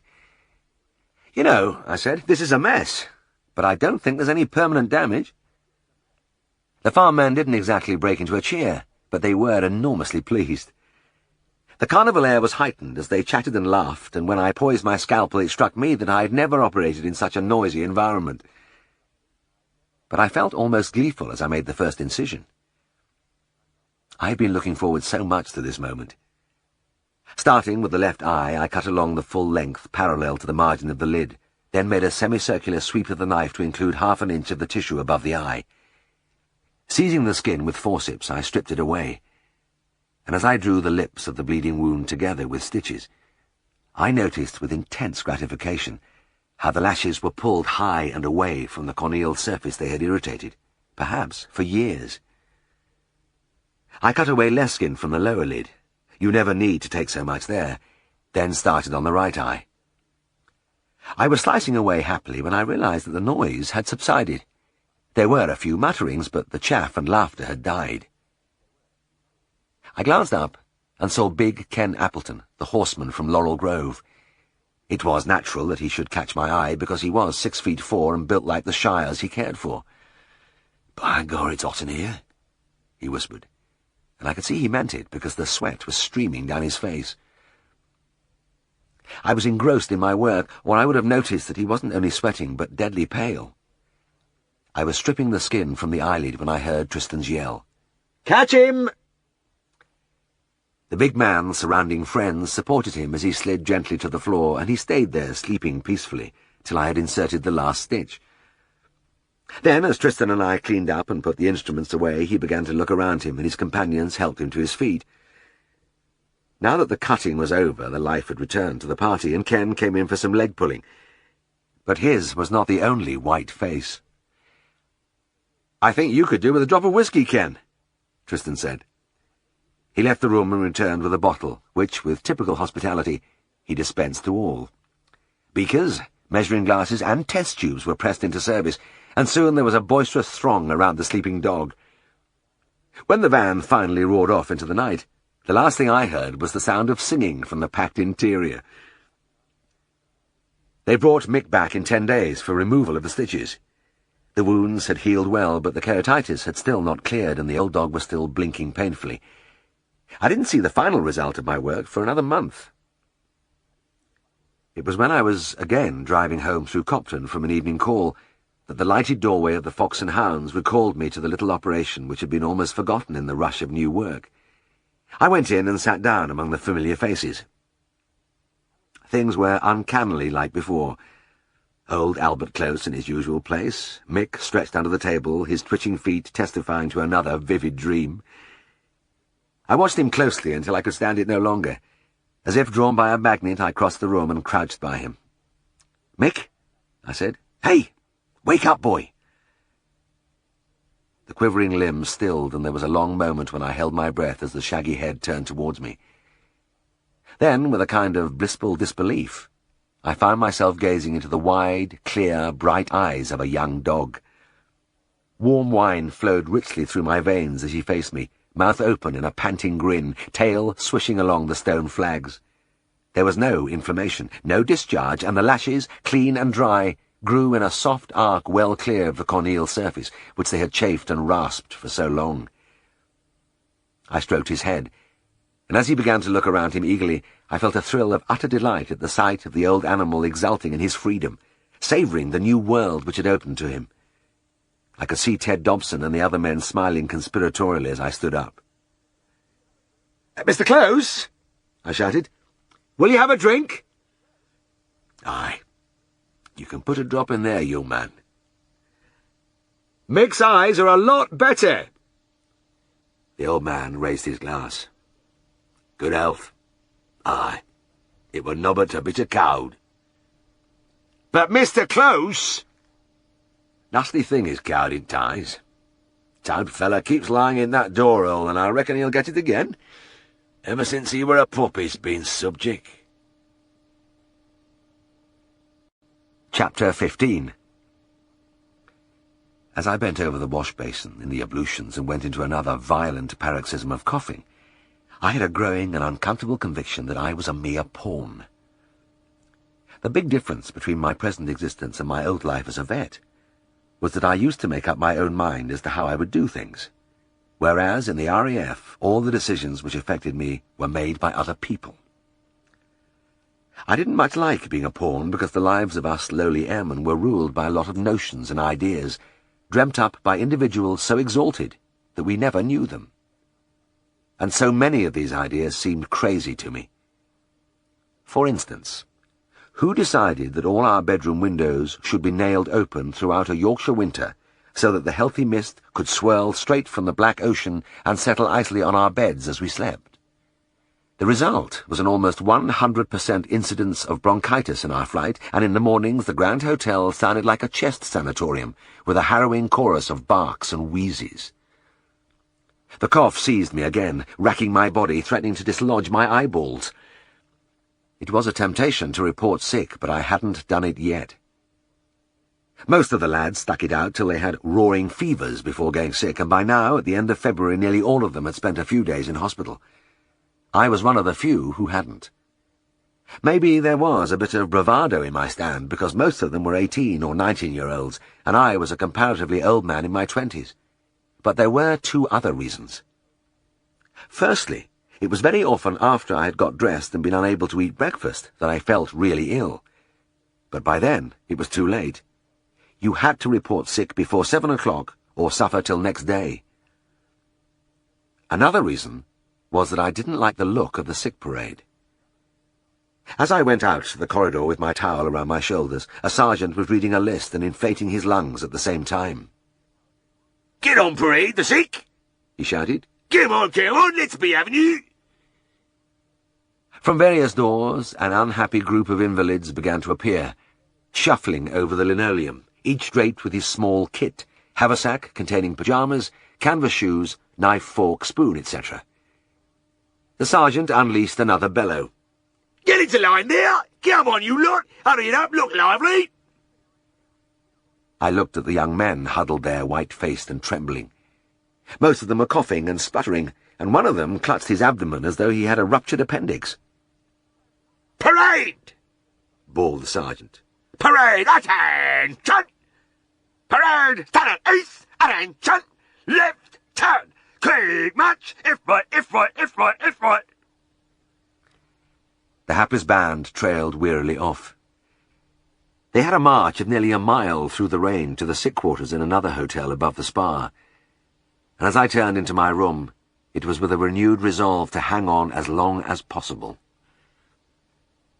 Another thing that frightened us all for a spell was the suggestion drifting down from somewhere on high that it wasn't enough to go jogging around Scarborough on our training runs. We ought to stop every now and then and do a bit of shadow boxing like fighters. This idea seemed too outrageous to be true, but we had it from the sergeant himself who came with us on our runs. Some VIP had passed it down, claiming that it would instill belligerence in us. We were thoroughly alarmed for a while, including the sergeant, who had no desire to be seen in charge of a bunch of apparent lunatics dancing around punching at the air. Mercifully, somebody had the strength to resist this one, and the whole thing fell through. But of all these brilliant schemes, the one I remember best was the one that decided we had to scream at the end of our physical training session. Apart from running miles all over the place, we had long periods of PT down on the rain-swept prom, with the wind cutting in from the sea on our goose-pimpled limbs. We became so good at these exercises that it was decided to put on a show for a visiting air marshal. Not only our flight, but several squadrons, all performing in unison in front of the Grand. We trained for months for the big day, doing the same movements over and over till we were perfect. At first, the barrel-chested PT sergeant shouted instructions at us all the time. Then, as we got better, all he did was call out, "Exercise 3, commence!" And finally, it all became so much a part of our being that he merely sounded a tiny peep on his whistle at the beginning of each exercise. By spring, we were really impressive. Hundreds of men in shorts and singlets, swinging away as one out there on the square, with the PT sergeant up on the balcony above the doorway where he would stand with the air marshal on the day. The thing that made it so dramatic was the utter silence, the forest of waving limbs and swaying bodies, with not a sound but the peep of the whistle. Everything was lovely, till somebody had the idea of the screaming. Up till then, we had marched silently from the square at the end of the session, but that was apparently not good enough. What we had to do now was count up to 5 at the end of the last exercise, then leap into the air, scream at the top of our voices, and run off the square at top speed. And I had to admit that it seemed quite a brainwave. We tried it a few times, then we began to put our hearts into it, jumping high, yelling like dervishes, then scuttling away into the various openings among the hotels around the square. It must have looked marvellous from the balcony. The great mass of white-clad men going through the long routine in a cathedral hush, a few seconds of complete immobility at the end, then the whole concourse erupting with a wild yell and disappearing, leaving the empty square echoing. And this last touch had another desirable aspect. It was further proof of our latent savagery. The enemy would have quaked at that chilling sound. The sergeant had a little trouble with a lad in my flight, a tall, gangling, red-haired youth called Cromarty, who stood in the line in front of me a few feet to my right. Cromarty seemed unable to enter into the spirit of the thing. "Come on, lad," the sergeant said one day. "Put a bit of devil into it. You've got to sound like a killer. You're floating up and down like a ruddy fairy godmother." Cromarty did try, but the thing seemed to embarrass him. He gave a little hop, an apologetic jerk of his arms, and a feeble cry. The sergeant ran his hand through his hair. No, lad, you've got to let yourself go." He looked around him. "Here, Devlin, come out and show him how it's done." Devlin, a grinning Irishman, stepped forward. The scream was the high point of his day. He stood relaxed for a moment. Then, without warning, catapulted himself high in the air, legs and arms splayed, head back, while a dreadful animal cry burst from his gaping mouth. The sergeant took an involuntary step backwards. "Thanks, Devlin, that's fine," he said, a little shakily. Then he turned to Cromarty. "Now you see how I want it, boy, just like that. So, work at it." Cromarty nodded. He had a long, serious face, and you could see he wanted to oblige. After that, I watched him each day, and there was no doubt he was improving. His inhibitions were gradually being worn down. It seemed that nature was smiling on our efforts because the great day dawned with blue skies and warm sunshine. Every man among the hundreds who marched out into the square had been individually prepared. Newly bathed, fresh haircut, spotless white shorts, and singlet. We waited in our motionless lines before the newly painted door of the Grand, while on the balcony above gold braid glinted in the air marshal's cap. He stood among a knot of the top RAF brass of Scarborough, while in one corner I could see our sergeant, erect in long white flannels, his great chest sticking out further than ever. Beneath us the sea shimmered, and the golden bay curved away to the Filey cliffs. The sergeant raised his hand. Peep! Went the whistle, and we were off.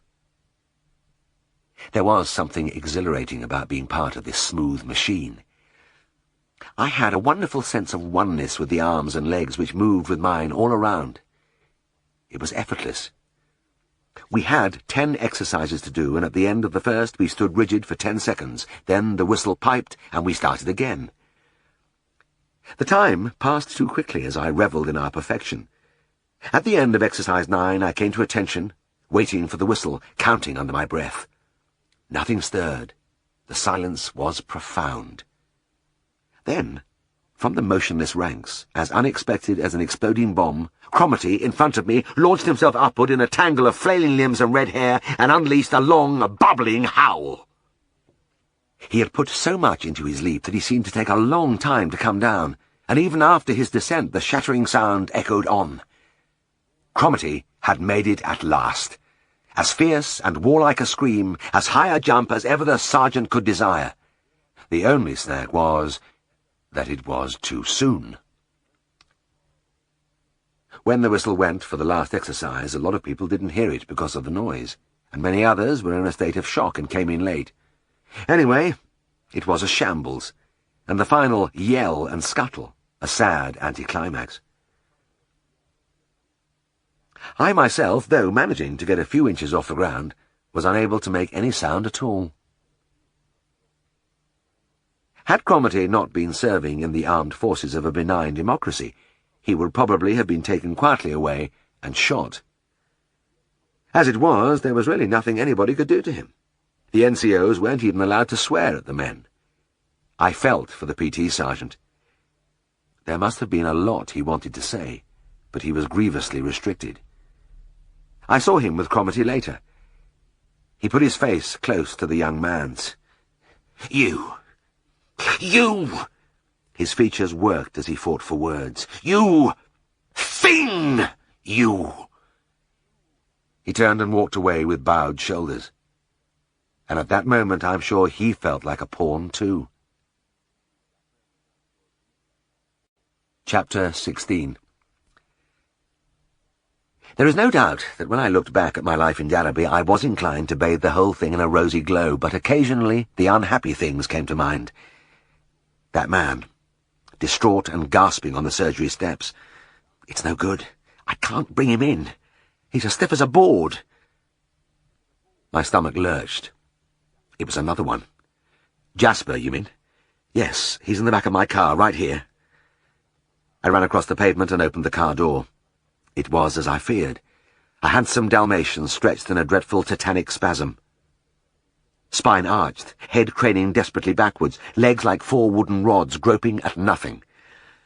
I didn't wait to talk, but dashed back into the house for syringe and drugs. I leant into the car, tucked some papers under the dog's head, injected the apomorphine, and waited. The man looked at me with anxious eyes. "What is it?" "Strychnine poisoning, Mr. Bartle. I'd just given an emetic to make him vomit." As I spoke, the animal brought up the contents of his stomach onto the paper. "Will that put him right?" "It depends on how much of the poison has been absorbed." I didn't feel like telling him that it was almost invariably fatal, that in fact I had treated 6 dogs in the last week with the same condition and they had all died. "We'll just have to hope." He watched me as I filled another syringe with barbiturate. "What are you doing now?" "Anesthetizing him." I slipped the needle into the radial vein, and as I slowly trickled the fluid into the dog's bloodstream, the taut muscles relaxed, and he sank into a deep slumber. "He looks better already," Mr. Bartle said. "Yes, but the trouble is, when the injection wears off, he may go back into spasm. As I say, it all depends on how much of the strychnine has got into his system. Keep him in a quiet place with as little noise as possible. Any sound can bring on a spasm. When he shows signs of coming out of it, give me a ring." I went back into the house. 7 cases in a week. It was tragic and scarcely believable, but there was no doubt left in my mind now. This was malicious. Some psychopath in our little town was deliberately putting down poison to kill dogs. Strychnine poisoning was something that cropped up occasionally. Gamekeepers and other people used the deadly drug to kill vermin, but usually it was handled with great care and placed out of reach of domestic pets. Trouble started when a bellowing dog came across the poison by accident, but this was different. I had to warn pet owners somehow. I lifted the phone and spoke to one of the reporters on the Derby and Hulton Times. He promised to put the story in the next edition alongside with advice to keep dogs on their leads and otherwise supervise pets more carefully. Then I rang the police. The sergeant listened to my account. "Right, Mr. Herriot. I agree with you that there's some crackpot going around, and we'll certainly investigate this matter. If you'll just give me the names of the dog owners involved." "Thank you. Thank you." "We'll see these people and check around the local chemists to see if anybody's been buying strychnine lately. And of course we'll keep our eyes open for anybody acting suspiciously." I came away from the phone feeling that I might have done something to halt the depressing series of events, but I couldn't rid myself of a gloomy apprehension that more trouble was around the corner. But my mood lightened when I saw Johnny Clifford in the waiting room. Johnny always made me feel better, because he was invariably optimistic and wore a cheerful grin which never altered, even though he was blind. He was about my own age, and he sat there in his habitual pose, one hand on the head of his guide dog, Fergus. "Is it inspection time already, Johnny?" I asked. "Ah, it is that, Mr. Herriot. It's come round again. It's been a quick 6 months." He laughed and held out his card. I squatted and looked into the face of the big Alsatian sitting motionless and dignified by his master's side. "Well, and how's Fergus these days?" Oh, he's in grand fettle, eating well and full of life. The hand on the head moved round to the ears, and at the other end the tail did a bit of sweeping along the waiting-room floor. As I looked at the young man, face alight with pride and affection, I realized afresh what this dog meant to him. He had told me that when his failing sight progressed to total blindness in his early 20s, he was filled with a despair which did not lessen until he was sent to train with a guide dog and met Fergus, because he found something more than another living creature to act as his eyes. He found a friend and companion to share every moment of his days. "Well, we'd better get started," I said. "Stand up a minute, old lad, while I take your temperature." That was normal, and I went over the big animal's chest with a stethoscope, listening to the reassuringly steady thud of the heart. As I parted the hair along the neck and back to examine the skin, I laughed. "I'm wasting my time here, Johnny. You've got his coat in perfect condition." "Aye, never a day goes by but he gets a good grooming." I had seen him at it, brushing and combing tirelessly to bring extra lustre to the sleek swathes of hair. The nicest thing anybody could say to Johnny was, "That's a beautiful dog you've got." His pride in that beauty was boundless, even though he had never seen it himself. Treating guide dogs for the blind has always seemed to me to be one of the veterinary surgeon's most rewarding tasks. To be in a position to help and care for these magnificent creatures is a privilege, not just because they are highly trained and valuable, but because they represent in the ultimate way something which has always lain near the core and centre of my life: the mutually depending, trusting and loving association between man and animal. Meeting these blind people was a humbling experience which sent me about my work with a new appreciation of my blessings. I opened the dog's mouth and peered at the huge, gleaming teeth. It was dicing with danger to do this with some Alsatians, but with Fergus you could haul the great jaws apart and nearly put your head in, and he would only lick your ear. In fact, he was at it now. My cheek was nicely within range, and he gave it a quick wipe with his large, wet tongue. "Hey, just a minute, Fergus." I withdrew and plied my handkerchief. "I've had a wash this morning, and anyhow, any little dogs lick, not big, tough Alsatians." Johnny threw back his head and gave a great peal of laughter. "There's nowt tough about him. He's the softest dog you could ever meet." "Well, that's the way I like him," I said. I reached for a tooth scaler. "There's just a bit of tartar on one of his back teeth. I'll scrape it off right now." When I was finished, I looked in the ears with an oroscope. There was no canker, but I cleaned out a little wax. Then I went round the feet, examining paws and claws. They always fascinated me. These feet, wide, enormous, with great spreading toes. They had to be that size to support the big body and the massive bones of the limbs. "Well, all correct, except that one funny claw, Johnny." "Ah, you always have to trim that one, don't you?" I could feel it was growing long again. "Yes. That toe seems to be slightly crooked, or it would wear down like the others with all the walking he does. You have a great time going walks all day, don't you, Fergus?" I dodged another attempted lick, and I closed my clippers around the claw. I had to squeeze till my eyes popped before the overgrown piece shot away with a loud crack. "By gosh, we'd go through some clippers if all dogs had claws like that," I gasped. "He just about does them in every time he calls." Johnny laughed again and dropped his hand on the great head with that gesture which said so much. I took the card and entered my report on the dog's health along with the things I had done. Then I dated it and handed it back. "Well, that's it for this time, Johnny. He's in excellent order, and there's nothing more I need do to him." "Thank you, Mr. Herriot. See you next time round, then." The young man took hold of the harness, and I followed the two of them along the passage and out of the front door. I watched as Fergus halted by the curb and waited till a car had passed, before crossing the road. They hadn't gone very far along the road when a woman with a shopping bag stopped them. She began to chatter animatedly, looking down repeatedly at the big dog. She was talking about Fergus, and Johnny rested his hand on the noble head and nodded and smiled. Fergus was his favourite topic. Shortly after midday, Mr. Bartle rang, to say Jasper showed signs of returning spasms, and before sitting down to lunch I rushed round to his house and repeated the barbiturate injection. Mr. Bartle owned one of the local mills producing cattle food for the district. He was a very bright man indeed. "Mr. Herriot, he said. "Look, please don't misunderstand me. I have every faith in you, but isn't there anything else you can do? I am so very fond of this dog." I shrugged helplessly. "I'm sorry, but I can't do any more." "But is there no antidote to this poison?" "No, I'm afraid there isn't." "Well," he looked down with drawn face at the unconscious animal. "What's going on? What's happening to Jasper when he goes stiff like he did? I'm only a layman, but I like to understand things." "Well, I'll try to explain it," I said. "Strychnine is absorbed into the nervous system, and it increases the conductivity of the spinal cord." "What does that mean?" "It means that the muscles become more sensitive to outside stimuli, so that the slightest touch or sound throws them into violent contractions." "But why does a dog stretch out like that?" "Because the extensor muscles are stronger than the flexors, causing the back to be arched and the legs extended." He nodded. "I see. But, I believe it is usually fatal." "What is it that kills them?" "They die of asphyxia due to paralysis of the respiratory centre or contraction of the diaphragm."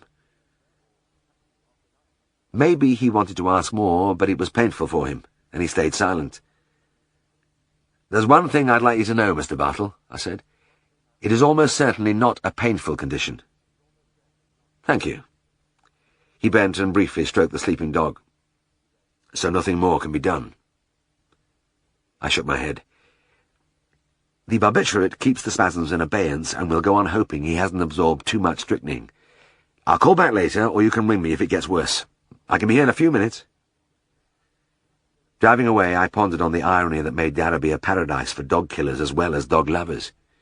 There were grassy tracks everywhere, wandering by the river's edge, climbing the fell sides and coiling green and tempting among the heather on the high tops. I often felt sympathy for pet owners in the big cities trying to find places to walk their dogs. Here in Darrowby we could take our pick. But so could the poisoner. He could drop his deadly bait unobserved in 100 different places. I was finishing the afternoon surgery when the phone rang. It was Mr. Bartle. "Has he started the spasms again?" I asked. There was a pause. "No. I'm afraid Jasper's dead. He never regained consciousness." "Oh. I'm very sorry." I felt a dull despair. That was the 7th death in a week. "Well, thank you for your treatment, Mr. Herriot. I'm sure nothing could have saved him." I hung up the phone wearily. He was right. Nothing or nobody could have done any good in this case, but it didn't help. If you finish up with a dead animal, there is always the feeling of defeat. Next day I was walking onto a farm when the farmer's wife called to me. "I have a message for you to ring back to the surgery." I heard Helen's voice at the other end. "Jack Brimham has just come in with his dog. I think it's another strychnine case."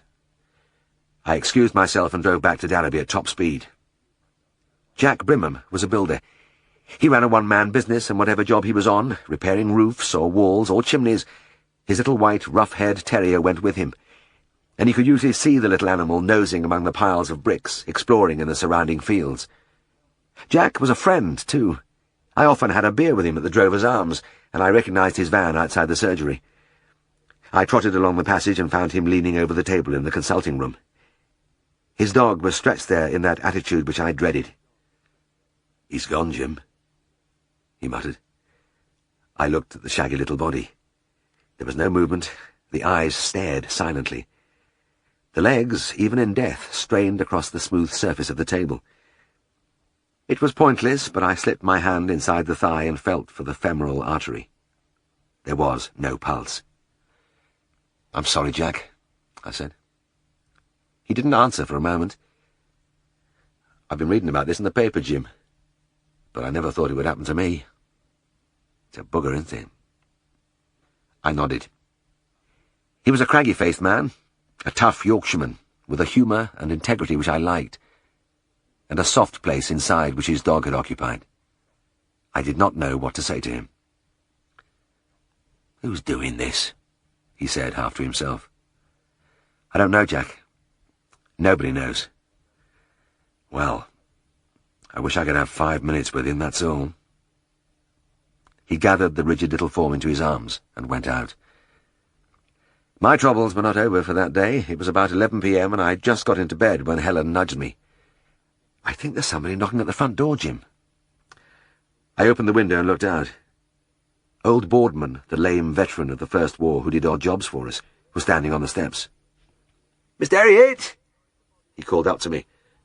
"I'm sorry to bother you at this hour, but Patch is ill." I leant further out. "What's he doing?" "He's like a bit of wood, stiff-like and laid on his side." I didn't bother to dress, just pulled my working corduroys over my pyjamas and went down the stairs 2 at a time. I grabbed what I needed from the dispensary and opened the front door. The old man, in his shirt-sleeves, caught my arm. "Come quickly, Mr. Herriot." He limped ahead of me to his little house about 20 yards away in the lane round the corner. Patch was like all the others. The fat spaniel I had seen so often waddling around the top yard with his master was in that nightmare position on the kitchen floor. But he had vomited, which gave me hope. I administered the intravenous injection, but as I withdrew the needle, the breathing stopped. Mrs. Boardman, in nightgown and slippers, dropped on her knees and stretched a trembling hand towards the motionless animal. "Patch?" She turned and stared at me wide-eyed. "He's dead." I put my hand on the old woman's shoulder and said some sympathetic words. I thought grimly that I was getting good at it. As I left, I looked back at the 2 old people. Boardman was kneeling now by his wife, and even after I had closed the door I could hear their voices. "Patch! Oh, Patch!" I almost reeled over the few steps to Skeldale House, and before going in I stood in the empty street breathing the cool air and trying to calm my racing thoughts. With Patch gone, the thing was getting very near home. I saw that dog every day. In fact, all the dogs that had died were old friends. In a little town like Dannerby, you came to know your patients personally. Where was it going to end? I didn't sleep much that night, and over the next few days I was obsessed with apprehension. I expected another poisoning with every phone call and took care never to let my own dog Sam out of the car in the region of the town. Thanks to my job, I was able to exercise him miles away on the summits of the fells, but even there I kept him close to me. By the 4th day I was beginning to feel more relaxed. Maybe the nightmare was over. I was driving home in the late afternoon past the row of grey cottages at the end of the Hulton Road when a woman ran waving into the road. "Oh, Mr. Herriot!" she cried when I stopped. "I was just going to the phone box when I saw you." I pulled up by the curb. "It's Mrs. Clifford, isn't it?" "Yes. Johnny's just come in and Fergus has gone queer. Collapsed and laid on the floor. Oh, no." An icy chill drove through me, and for a moment I stared at her, unable to move. Then I threw open the car door and hurried after Johnny's mother into the end cottage. I halted abruptly in the little room and stared down in horror. The very sight of the splendid, dignified animal scrabbling helplessly on the linoleum was a desecration. But strychnine is no respecter of such things. "Oh, God!" I breathed. "Has he vomited, Johnny?" "Aye, my mum said he was sick in back garden when we came in." The young man was sitting very upright in a chair by the side of his dog. Even now there was a half-smile on his face, but he looked strained as he put out his hand in the old gesture and failed to find the head that should have been there. The bottle of barbiturate wobbled in my shaking hand as I filled the syringe. I tried to put away the thought that I was doing what I had done to all the others, all the dead ones. At my feet Fergus panted desperately. Then, as I bent over him, he suddenly became still and went into the horrible, distinctive spasm, the great limbs I knew so well straining frantically into space, the head pulled back grotesquely over the spine. This was when they died, when the muscles were at full contraction.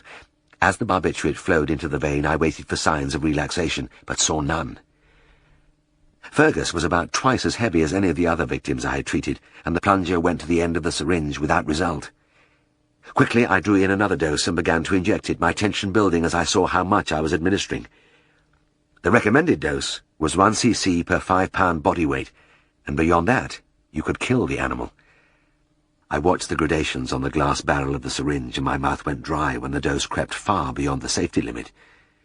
But I knew I had to relieve this spasm, and continued to depress the plunger relentlessly. I did it in the grim knowledge that if he died now, I would never know whether to blame the strychnine or myself for his death. The big dog had received more than a lethal amount before peace began to return to the taut body, and even then I sat back on my heels, almost afraid to look in case I had brought about his end. There was a long, agonizing moment when he lay still and apparently lifeless. Then the rib cage began to move almost imperceptibly as the breathing recommenced. Even then I was in suspense. The anesthesia was so deep that he was only just alive. Yet I knew that the only hope was to keep him that way.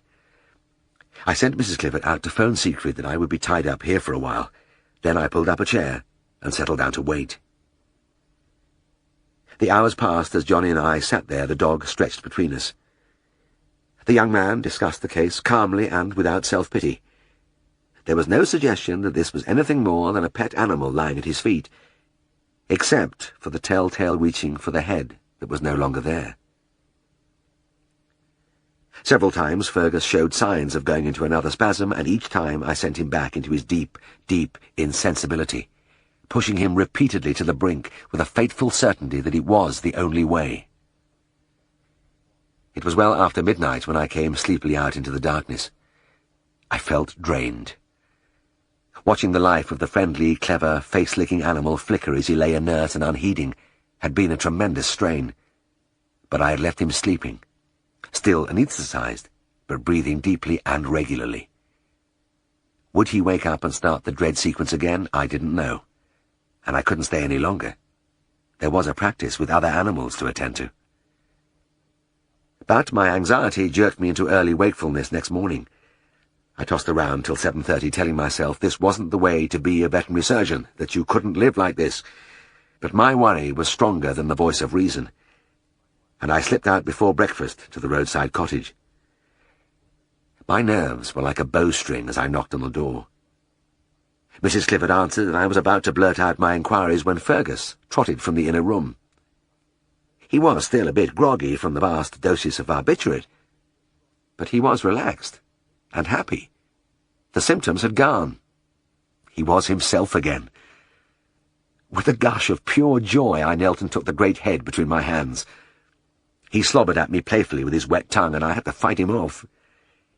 He followed me into the living room where Johnny was seated at the table drinking tea. He took up his usual position, sitting upright and proud by his master's side. "You'll have a cup of tea, Mr. Herriot?" Mrs. Clifford asked, poising the teapot.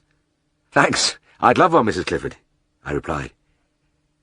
No tea ever tasted better, and as I sipped, I watched the young man's smiling face.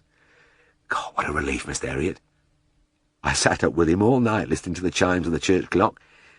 It was just after 4 when I knew we'd won, because I heard him get to his feet and sort of stagger about.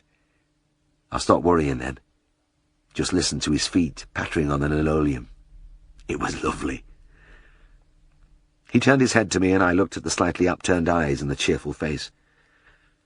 "I'd have been lost without Fergus," he said softly. "I don't know how to thank you."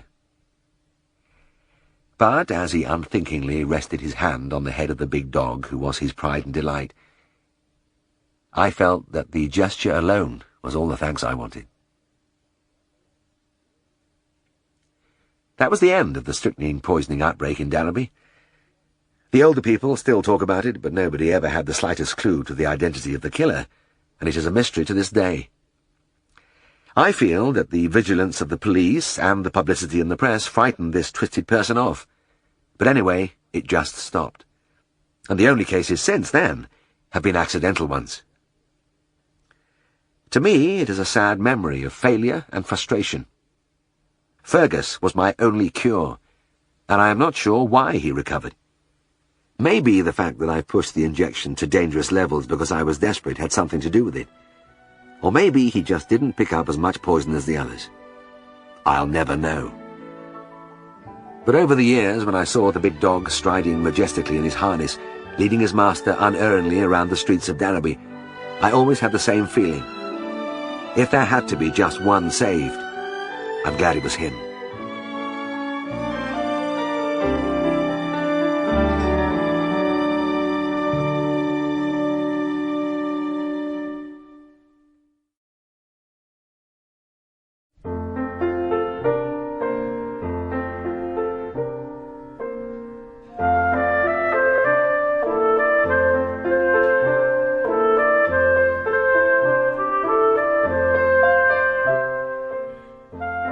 Chapter 17. A tender nerve twinged as the old lady passed me the cup of tea. She looked just like Mrs. Beck. One of the local churches was having a social evening to entertain us lonely airmen, and as I accepted the cup and sat down, I could hardly withdraw my eyes from the lady's face. Mrs. Beck. I could see her now standing by the surgery window. "Oh, I never thought you were such a heartless man, Mr. Herriot." Her chin trembled, and she looked up at me reproachfully. "But, Mrs. Beck," I said, "I assure you that I am not being in the least heartless. I just cannot carry out a major operation on your cat for 10 shillings. "Well, I thought you'd have done it for a poor widow woman like me." I regarded her thoughtfully, taking in the small, compact figure, the healthy cheeks, the neat helmet of grey hair pulled tightly into a bun. Was she really a poor widow? There was cause for doubt. Her next-door neighbour in Rayton Village was a confirmed sceptic. "It's all at sale, Mr. Herriot," he'd said. "She tried it on with everybody, but I'll tell you this. She's got a long stocking. Owns property all over the place." I took a deep breath. "Mrs. Beck, we often do work at reduced rates for people who can't afford to pay, but this is what we call a luxury operation." "Luxury?" The lady was aghast. "I've been telling you how Georgina keeps having them kittens. She's at it all the time, and it's getting me down. I can't sleep for worrying when next lot's coming." She dabbed her eyes. "Look, I understand, and I'm sorry. I can only tell you again that the only way to prevent this trouble is to spay your cat, and the charge is £1. "Nay, I can't afford that much." I spread my hands. "But you are asking me to do it for half the price. That's ridiculous. This operation involves the removal of the uterus and ovaries under a general anaesthetic. You just can't do a job like that for 10 shillings. Oh, you are cruel." She turned and looked out of the window, and her shoulders began to shake. "You won't even take pity on a poor widow." This had been going on for 10 minutes, and it began to dawn on me that I was in the presence of a stronger character than myself. I glanced at my watch. I should have been on my round by now, and it was becoming increasingly obvious that I wasn't going to win this argument. I sighed. Maybe she really was a poor widow. "All right, Mrs. Beck, I'll do it for 10 shillings, just this once. Will Tuesday afternoon be all right for you?" She swung round from the window, her face crinkling magically into a smile. "That'll suit me grand, that's right, kind of you." She tripped past me, and I followed her along the passage. "Just one thing," I said, as I held the front door open for her. "Don't give Georgina any food from midday on Monday. She must have an empty stomach when you bring her in." "Bring her in?" She was a picture of bewilderment. "But I haven't got no car. I thought you'd be collecting her." "Collecting? But Rayton's 5 miles away." "Yes, and bring her back afterwards, too. I've no transport." "Collect? Operate on her? Take her back, all for 10 shillings? She was still smiling, but a touch of steel glinted in her eyes. "Well, that's what you agreed to charge. 10 shillings. But, oh, now you're starting again." The smile faded, and she put her head on one side. "And I'm only a poor—" Okay, I said hastily. "I'll call on Tuesday." And when Tuesday afternoon came, I cursed my softness. If that cat had been brought in, I could have operated on her at 2 o'clock and been on the road doing my farm calls by 2:30. I didn't mind working at a loss for half an hour, but how long was this business going to take? On my way out, I glanced through the open door of the sitting room. Tristan was supposed to be studying, but he was sleeping soundly in his favourite chair. I went in and looked down at him, marvelling at the utter relaxation, seen only in a dedicated sleeper. His face was as smooth and untroubled as a baby's. The Daily Mirror, open at the comic strips, had fallen across his chest, and a burnt-out woodbine hung from one dangling hand. I shook him gently. "Like to come with me, Tris? I've got to pick up a cat." He came round slowly, stretching and grimacing, but his fundamental good nature soon reasserted itself. "Certainly, Jim," he said with a final yawn. "It will be a pleasure." Mrs. Beck lived halfway down the left side of Rayton Village. I read Jasmine Cottage on the brightly painted gate, and as we went up the garden path, the door opened and the little woman waved gaily. "Good afternoon, gentlemen. I'm right glad to see you both." She ushered us into the living room among good, solid-looking furniture which showed no sign of poverty. The open cupboard of a mahogany sideboard gave me a glimpse of glasses and bottles. I managed to identify Scotch, cherry brandy and sherry before she nudged the door shut with her knee.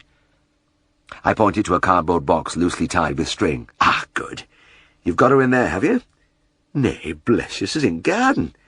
She always has a bit of a play out there of an afternoon." "In the garden, eh?" I said nervously. "Well, please get her in. We're in rather a hurry." We went through a tiled kitchen to the back door. Most of these cottages had a surprising amount of land behind them, and Mrs. Beck's patch was in very nice order.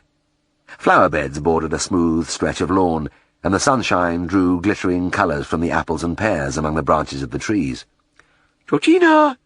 caroled Mrs. Beck. "Where are you, my pet?" No cat appeared, and she turned to me with a roguish smile. "I think the little imp's playing a game with us. She does that, you know." "Really?" I said without enthusiasm. "Well, I wish she'd show herself. I really don't have much." At that moment, a very fat tabby darted from a patch of chrysanthemums and flitted across the grass into a clump of rhododendrons, with Tristan in close pursuit. The young man dived among the greenery, and the cat emerged from the other end at top speed, did a couple of laps of the lawn, then shot up a gnarled tree. Tristan, eyes gleaming in anticipation, lifted a couple of windfall apples from the turf. "I'll soon shift the bugger from there, Jim," he whispered, and took aim. I grabbed his arm. "For heaven's sake, Tris," I hissed, "you can't do that. Put those things down." "Oh, all right." He dropped the apples and made for the tree. "I'll get hold of her for you anyway. Wait a minute." I seized his coat as he passed. "I'll do it. You stay down here and try to catch her if she jumps." Tristan looked disappointed, but I gave him a warning look. The way the cat had moved, it struck me that it only needed a bit of my colleague's ebullience to send the animal winging into the next county. I began to climb the tree. I like cats. I've always liked them. And since I feel that animals recognize this in a person, I have usually been able to approach and handle the most difficult types. It is not too much to say that I prided myself on my cat technique. I didn't foresee any trouble here.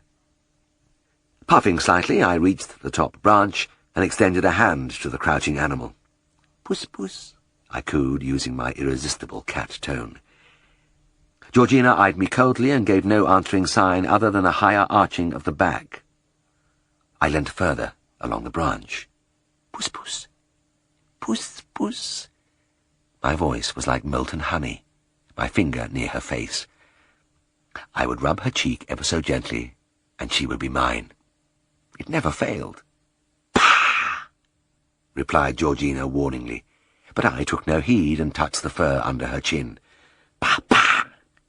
Georgina spat, and followed with a lightning left hook which opened a bloody track across the back of my hand. Muttering fervently, I retreated and nursed my wounds. From below, Mrs. Beck gave a tinkling laugh. "Oh, isn't she a little monkey? She's that playful, bless her." I snorted and began to ease my way along the branch again. This time I thought grimly I would dispense with finesse. The quick grab was indicated here. As though reading my thoughts, the little creature tripped to the end of the branch, and as it bent low under her weight, she dropped lightly to the grass. Tristan was on her in a flash, throwing himself full length and seizing her by the hind leg. Georgina whipped round and unhesitatingly sank her teeth into his thumb, but Tristan's core of resilience showed. After a single howl of agony, he changed his grip at lightning speed to the scruff of the neck. A moment later, he was standing upright, holding a dangling fighting fury high in the air. "Right, Jim!" he called happily. "I have her!" "Good lad! Hang on!" I said breathlessly and slithered down the tree as quickly as I could. Too quickly, in fact, as an ominous ripping sound announced the removal of a triangular piece from my jacket elbow. But I couldn't bother with trifles. Ushering Tristan at a gallop into the house, I opened the cardboard box. There were no sophisticated cat containers in those days, and it was a tricky job to enclose Georgina, who was lashing out in all directions and complaining bitterly in a bad-tempered wail. It took a panting 10 minutes to imprison the cat, but even with several yards of rough twine around the floppy cardboard, I still didn't feel very secure as I bore it to the car. Mrs. Beck raised a finger as we were about to drive away. I carefully explored my lacerated hand, and Tristan sucked his thumb as we waited for her to speak. "Mr. Herriot, I hope you'll be gentle with her," she said anxiously. "She's very timid, you know." We had covered barely half a mile before sounds of strife arose from the back. Get back! Get back in there! Get back, you bugger! I glanced behind me. Tristan was having trouble. Georgina clearly didn't care for the motion of the car, and from the slits in the box, clawed feet issued repeatedly. On one occasion, an enraged, spitting face got free as far as the neck. Tristan kept pushing everything back with great resolution, but I could tell from the rising desperation of his cries that he was fighting a losing battle. I heard the final shout, with a feeling of inevitability. "She's out, Jim! The bugger's out!" Well, that was great. Anybody who has driven a car with a hysterical cat hurtling around the interior will appreciate my situation. I crouched low over the wheel as the furry creature streaked round the sides or leapt clawing at the roof or windscreen, with Tristan lunging vainly after her. But cruel fate had not finished with us yet. My colleague's gasps and grunts from the rear ceased for a moment to be replaced by a horrified shriek. "Ah, the bloody thing's shitting, Jim! She's shitting everywhere!" The cat was obviously using every weapon at her disposal, and he didn't have to tell me. My nose was way ahead of him, but I frantically wound down the window. But I closed it just as quickly at the rising image of Georgina escaping and disappearing into the unknown. I don't like to think of the rest of that journey. I tried to breathe through my mouth, and Tristan puffed out dense clouds of woodbine smoke, but it was still pretty terrible. Just outside Derby, I stopped the car and we made a concerted onslaught on the animal. At the cost of a few more wounds, including a particularly painful scratch on my nose, we cornered her and fastened her once more in the box. Even on the operating table, Georgina had a few tricks left.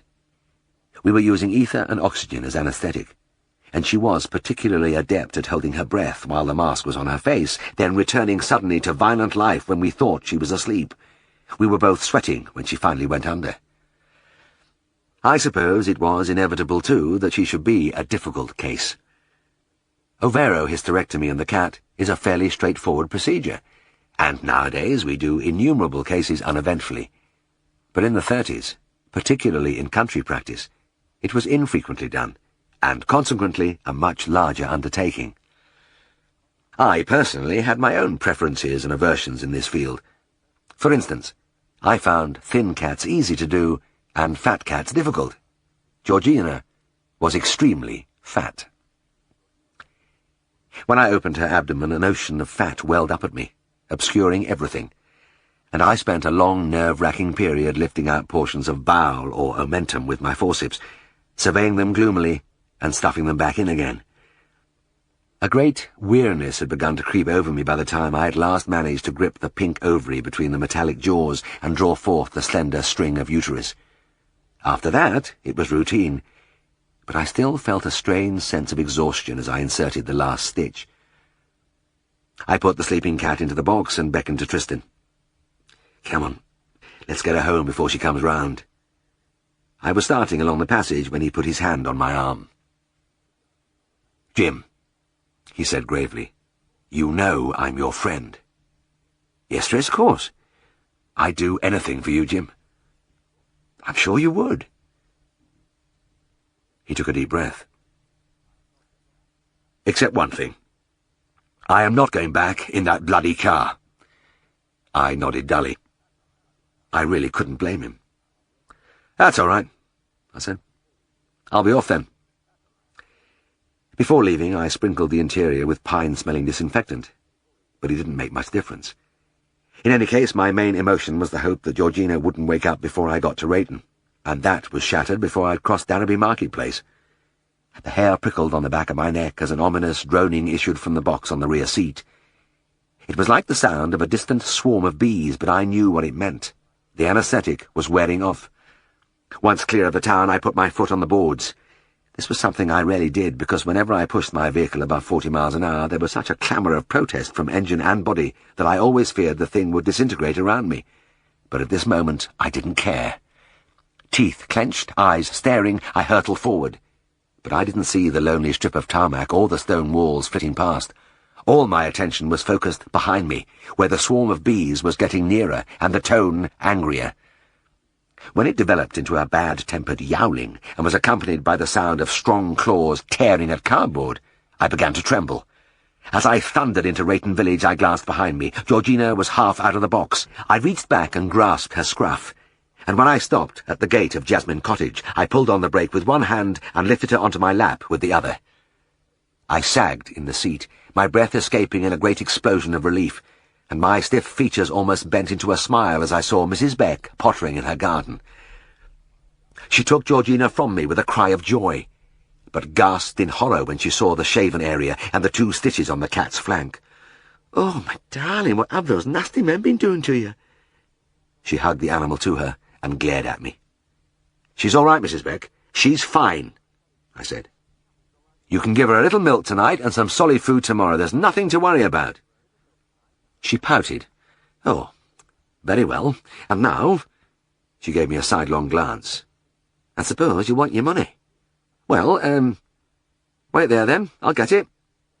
She turned and went into the house. Standing there, leaning against the reeking car, feeling the sting of the scratches on my hands and nose, and examining the long tear in my jacket elbow, I felt physically and emotionally spent. All I had done this afternoon was spay a cat, but I had nothing more to offer.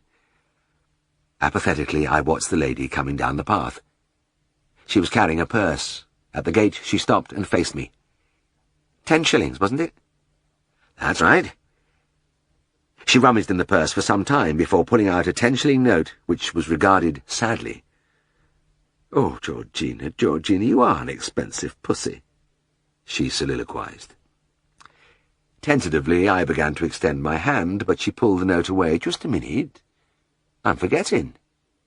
You have to take the stitches out, don't you?" "Yes, in 10 days. She set her lips firmly. "Well, there's plenty of time to pay you then. You'll be here again." "Here again? But you can't expect—" "Well, I think it's unlucky to pay afore a job's finished," she said. "Something terrible might happen to Georgina."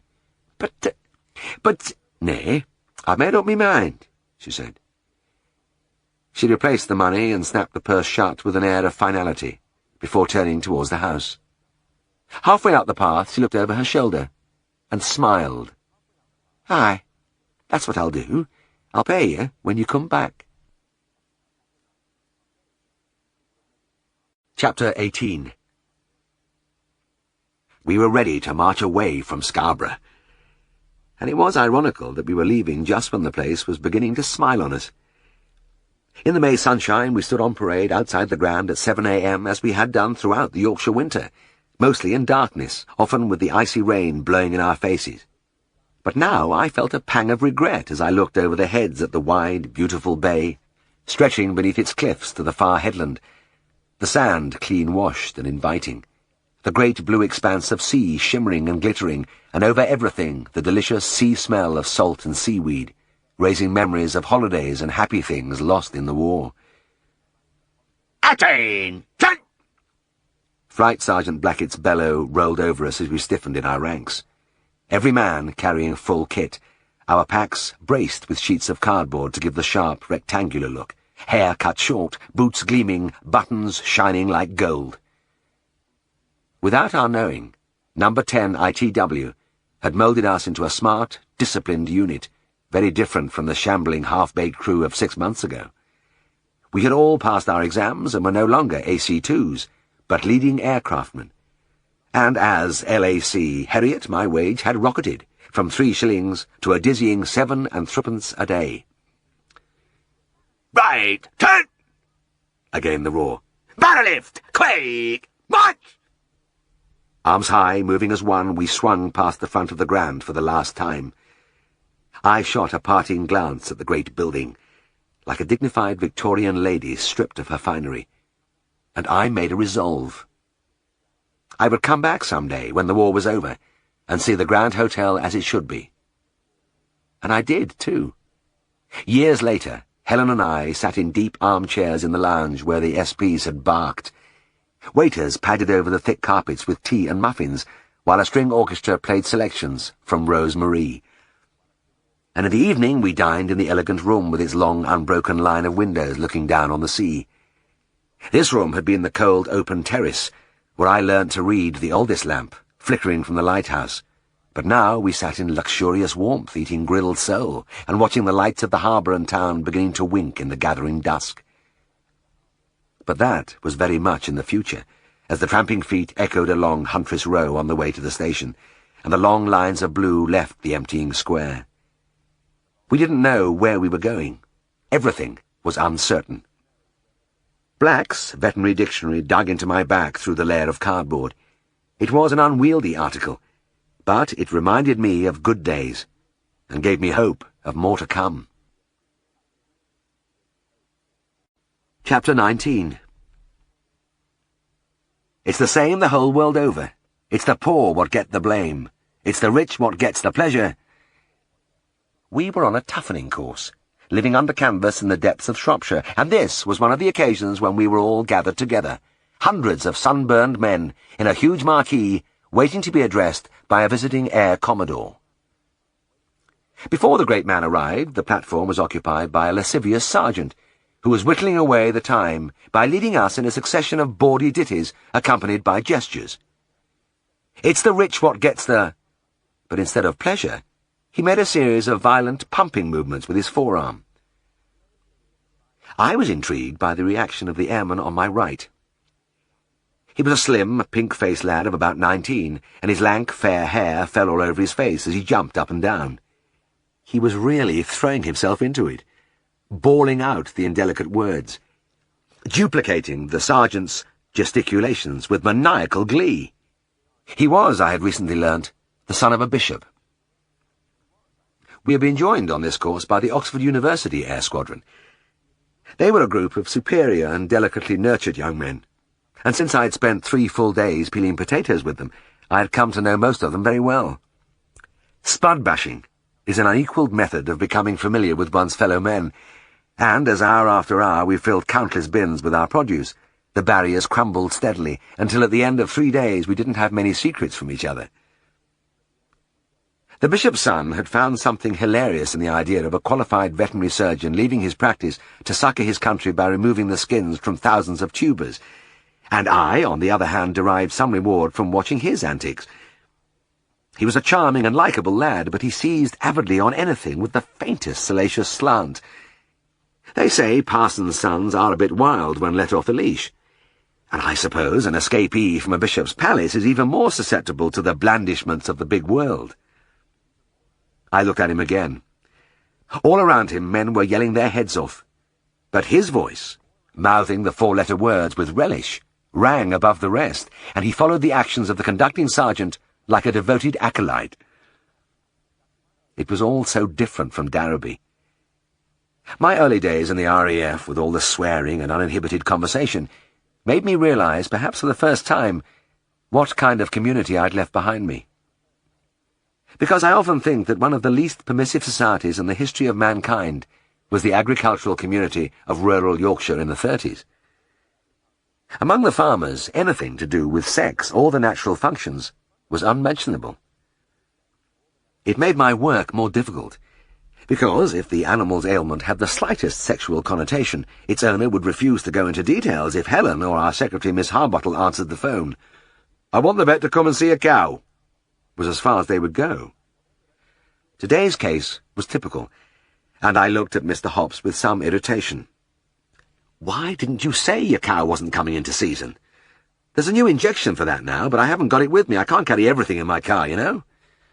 The farmer studied his feet. "Well, it was a lady on phone. I didn't like to tell her that Snowdrop wasn't bullying." He looked up at me sheepishly. "Can't you do out about it, then?" I sighed. "Maybe I can. Bring me a bucket of hot water and some soap." As I lathered my arm, I felt a twinge of disappointment. I'd have liked to try that new Prolan injection, but on the other hand, there was a certain interest in these rectal examinations. "Hold her tail, please," I said, and began to work my hand carefully past the anal ring. We were doing a lot of this lately. The profession had awakened quite suddenly to the fact that bovine infertility was no longer an impenetrable mystery. We were carrying out more and more of these examinations, and, as I say, they had a strange fascination. Siegfried put it with his usual succinctness one morning. "James," he said, There is more to be learned up a cow's arse than in many an encyclopedia. And, groping my way into this animal, I could see what he meant. Through the rectal wall I gripped the uterine cervix. Then I worked along the right horn. It felt perfectly normal, as did the fallopian tube when I reached it. In another moment, the ovary rested between my fingers like a walnut. But it was a walnut with a significant bulge, and I smiled to myself. That swelling was the corpus luteum, the yellow body which was exerting its influence on the ovary and preventing the initiation of the normal oestral cycle.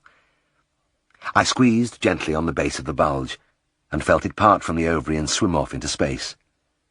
That was lovely, just what was required, and I looked happily along the cow's back at the farmer. I put things right, Mr. Hobbs. She should come on within the next day or two, and you can get her served right away. I withdrew my arm, smeared with filth almost to the shoulder, and began to swill it with the warm water. This was the moment when young people with dewy-eyed ambitions to be veterinary surgeons usually decided to be lawyers or nurses instead. A lot of teenagers came round with me to see practice, and it seemed to me that the sooner they witnessed the realities of the job, the better it would be for them. A morning's pregnancy diagnosis or something similar had a salutary effect in sorting out the sheep from the goats. As I left the farm, I had the satisfied feeling that I had really done something, and a sensation of relief that Mr. Hobbs' delicacy hadn't resulted in an abortive visit. And when little Mr. Gilby crashed moaning on the cobbles of his byre floor, my first thought was that it was unfair that it should happen to him of all people. Because the natural delicacy and reticence of the times were embodied in him to an extreme degree. Even his physical make-up had something ethereal about it. 9 stones of tiny bones, taut skin with no fat, and a gentle, innocent face, almost childlike despite his 50 years. Nobody had ever heard Mr. Gilby swear or use a vulgar expression. In fact, he was the only farmer I had ever known who talked about cows' manure. Besides, as a strict Methodist, he didn't drink or indulge in worldly pleasures, and he had never been known to tell a lie. Altogether, he was so good that I would have regarded him with deep suspicion if he had been anybody else. But I'd come to know Mr. Gilby. He was a nice little man. He was as honest as the day. I would have trusted him with my life. That was why I was so sad to see him lying there. It had happened so quickly. We had just come into the byre, and he pointed to a black Angus cross cow almost opposite the door. "That's her. Got a touch of cold, I think." He knew I would want to take the temperature and grasp the tail before putting one foot across the channel so that he could slide between the cow and her neighbour. That was when it happened, when his legs were wide apart in the worst possible position. In a way, I wasn't surprised, because that tail had been swishing bad-temperedly as we came in, and I am always a bit wary of black cows anyway. She didn't seem to like our sudden entry, and lashed out with her right hind foot with the speed of light, catching him with her flinty hoof full in the crutch as his legs were splayed. He was wearing only frayed, much-washed overall trousers, and the protection was nil. I winced as the foot went home with an appalling thud, but Mr. Gilby showed no emotion at all. He dropped as though on the receiving end of a firing squad, and lay motionless on the hard stones, his hands clutched between his legs. It was only after several seconds that he began to moan softly. As I hurried to his aid, I felt it was wrong that I should be witnessing this disintegration of his modest facade. The little farmer, I was sure, would rather have died than be caught in this inelegant position, grovelling on the floor, gripping frantically at an unmentionable area. I knelt on the cobbles and patted his shoulder, while he fought his inner battle with his agony. After a while he felt well enough to sit up, and I put my arm around him and supported him, while perspiration bedewed the greenish pallor of his face. That was when the embarrassment began to creep in, because, though he had removed his hands from their compromising position, he was clearly deeply ashamed of being caught in a coarse attitude. I felt strangely helpless. The little man couldn't relieve his feelings in the usual way by cursing the animal and fate in general, nor could I help him to laugh the thing off with a few earthy remarks. This sort of thing happens now and then in the present day and usually gives rise to a certain amount of ripe comment, often embracing the possible effects on the victim's future sex life. It all helps. But here, in Mr. Gilby's byre, there was only an uncomfortable silence. After a time, the colour began to return to his cheeks, and the little man struggled slowly to his feet.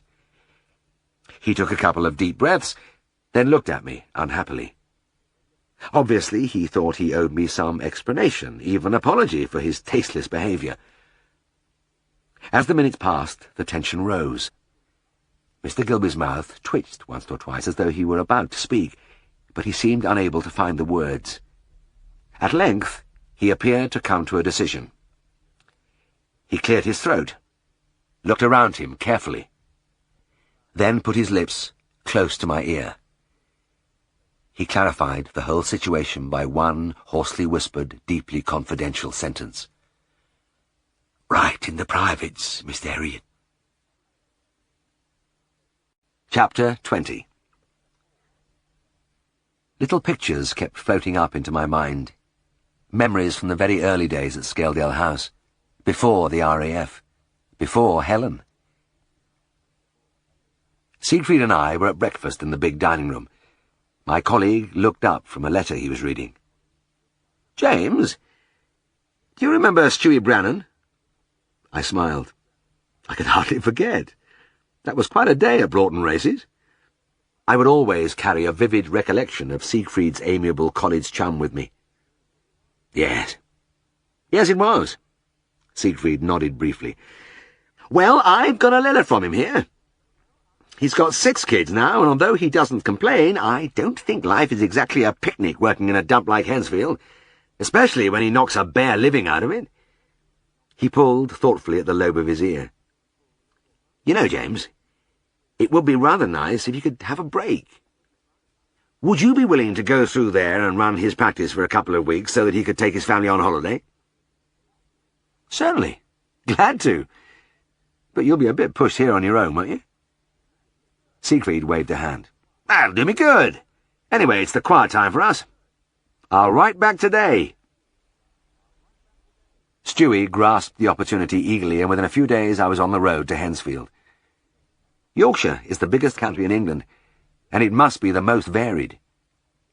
I could hardly believe it when less than 2 hours after leaving the clean, grassy fells and crystal air of Darrowby, I saw the forest of factory chimneys sprouting from the brown pall of grime. This was the industrial West Riding, and I drove past mills as dark and satanic as any I'd dreamt of, past long rows of dreary, featureless houses where the workers lived. Everything was black.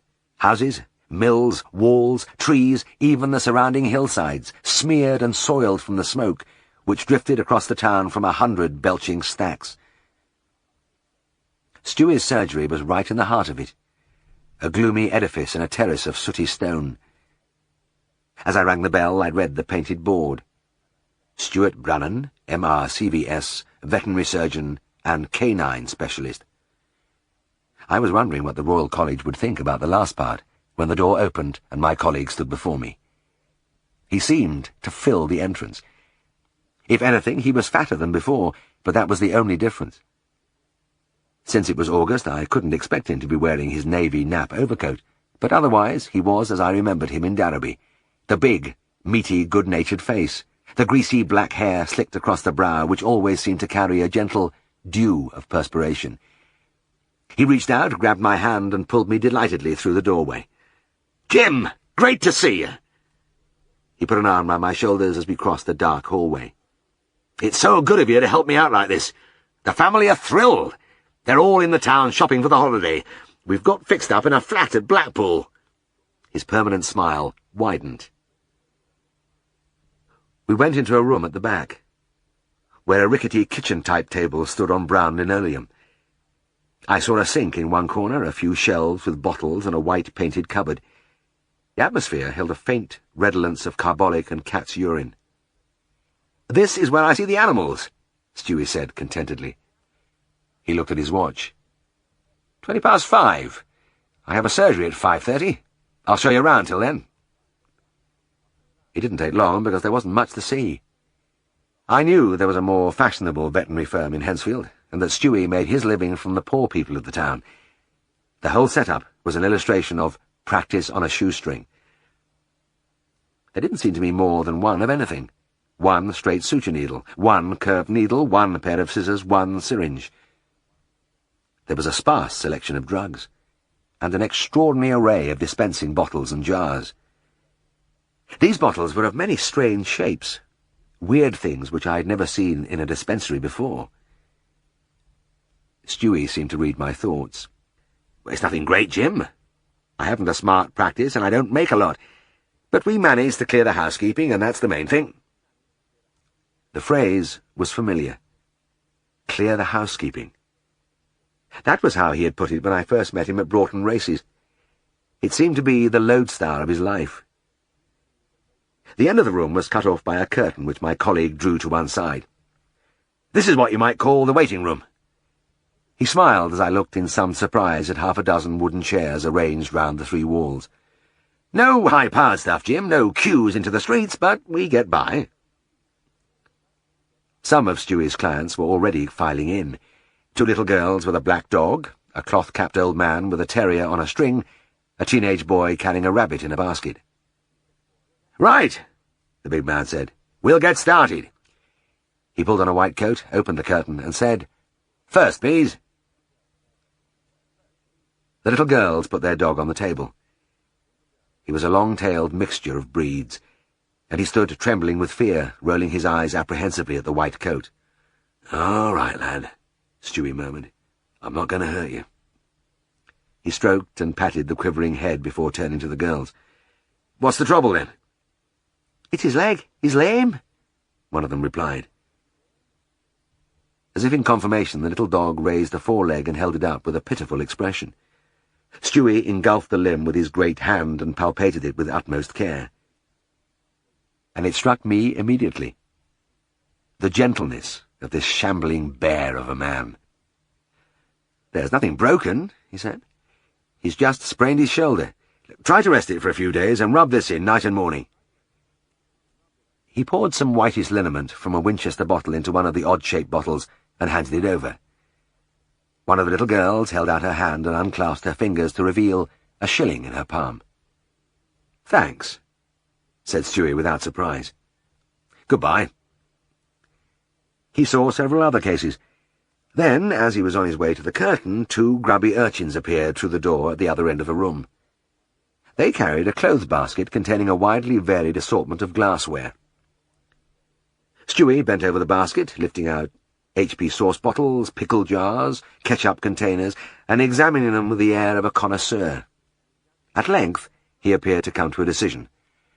"3pence," he said. "6pence," said the urchins in unison. "4pence," grunted Stewie.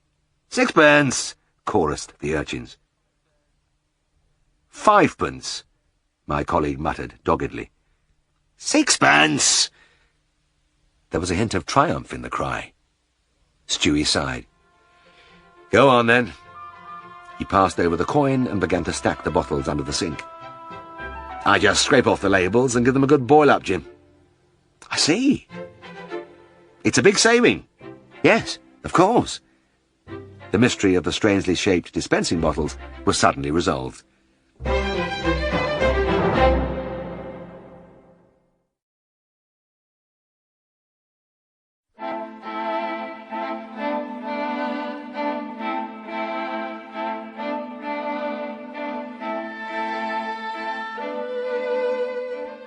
It was 6:30 when the last client came through the curtain. I had watched Stewie examining each animal carefully, taking his time, and treating their conditions ably within the confines of his limited resources. His charges were all around a shilling or 2 shillings, and it was easy to see why he only just cleared the housekeeping.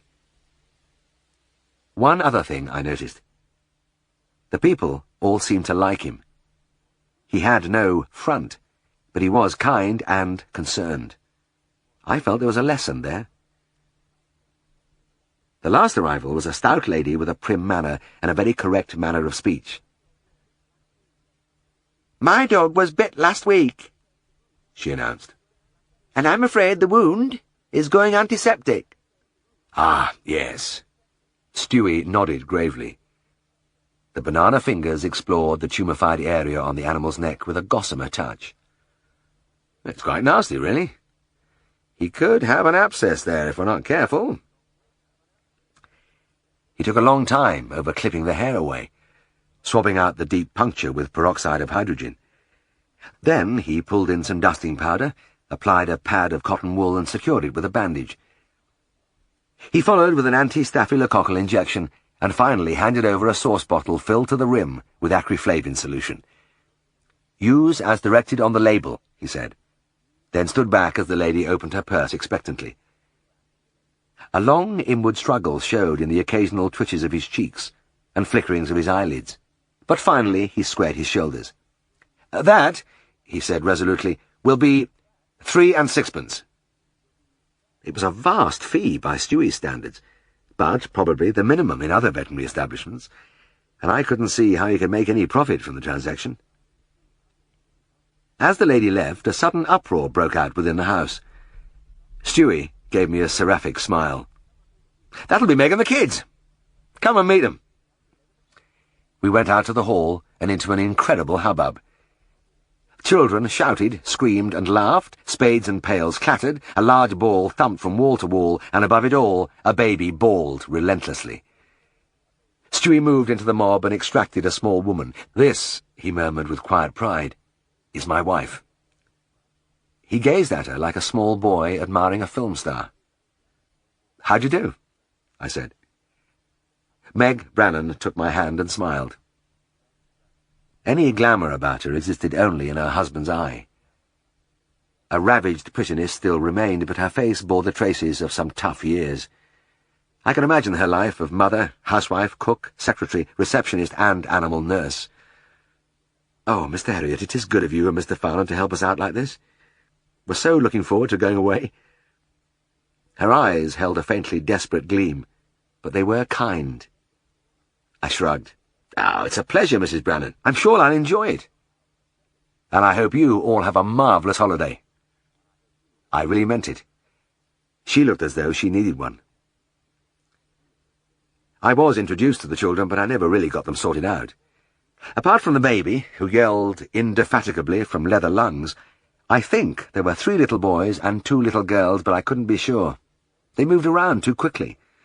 The only time they were silent was for a brief period at supper, when Meg fed them and us from a kind of cauldron in which floated chunks of mutton, potatoes, and carrots. It was very good, too, and was followed by a vast blancmange with jam on top. The tumult broke out again very soon as the youngsters raced through their meal and began to play in the room. One thing I found disconcerting was that the 2 biggest boys kept throwing a large, new, painted ball from one to the other across the table as we ate. The parents said nothing about it. Meg, I felt, because she had stopped caring, and Stewie, because he never had cared.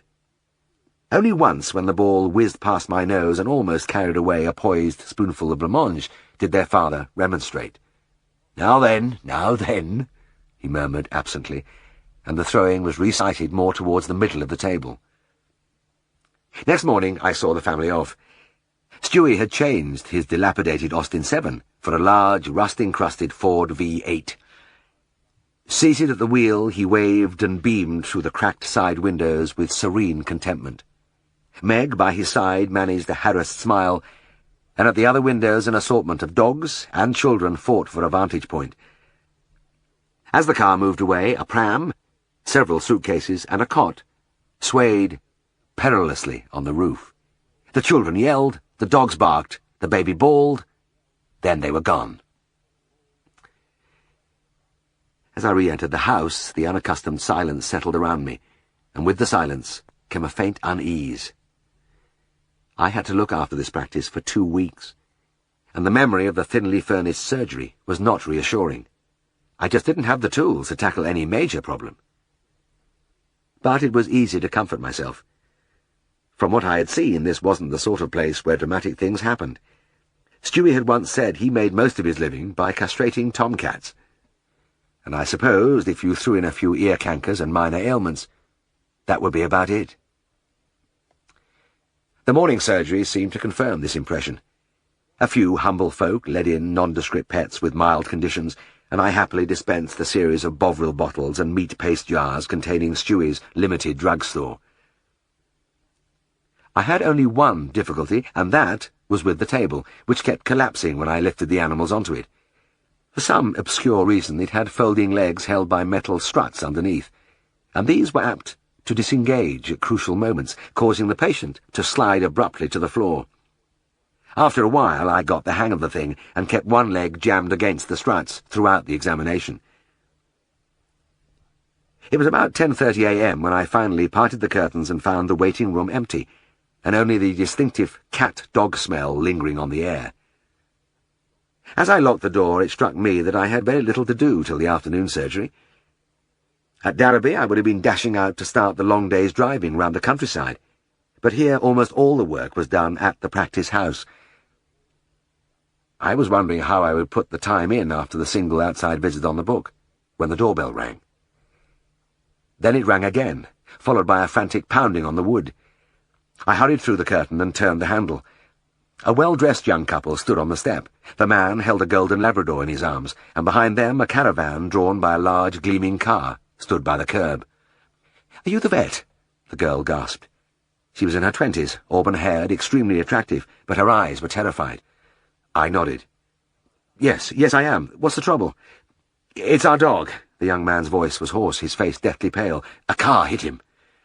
I glanced over the motionless yellow form. "Is he badly hurt?" There were a few moments of silence, then the girl spoke almost in a whisper. "Look at his hind leg." I stepped forward, and as I peered into the crook of the man's arm, a freezing wave drove through me. The limb was hanging off at the hock, not fractured, but snapped through the joint and dangling from what looked like a mere shred of skin. In the bright morning sunshine, the white ends of naked bones glittered with a sickening lustre. It seemed a long time before I came out of my first shock and found myself staring stupidly at the animal. And when I spoke, the voice didn't sound like my own. "Bring him in," I muttered. And as I led the way back through the odorous waiting room, the realization burst on me that I had been wrong when I thought that nothing ever happened here. Chapter 21. I held the curtains apart as the young man staggered in and placed his burden on the table. Now I could see the whole thing. The typical signs of a road accident. The dirt driven savagely into the glossy gold of the coat. The multiple abrasions. But that mangled leg wasn't typical. I had never seen anything like it before. I dragged my eyes round to the girl. How did it happen? "Oh, just in a flash." The tears welled in her eyes. "We are on a caravanning holiday. We had no intention of staying in Hensfield. I could understand that. But we stopped for a newspaper, Kim jumped out of the car, and that was it." I looked at the big dog stretched motionless on the table. I reached out a hand and gently ran my fingers over the noble outlines of the head. "Poor old lad," I murmured, and for an instant the beautiful hazel eyes turned to me and the tail thumped briefly against the wood. "Where have you come from?" I asked. "Surrey," the young man replied. He looked rather like the prosperous young stockbroker that the name conjured up. I rubbed my chin. "I see." A way of escape shone for a moment in the tunnel.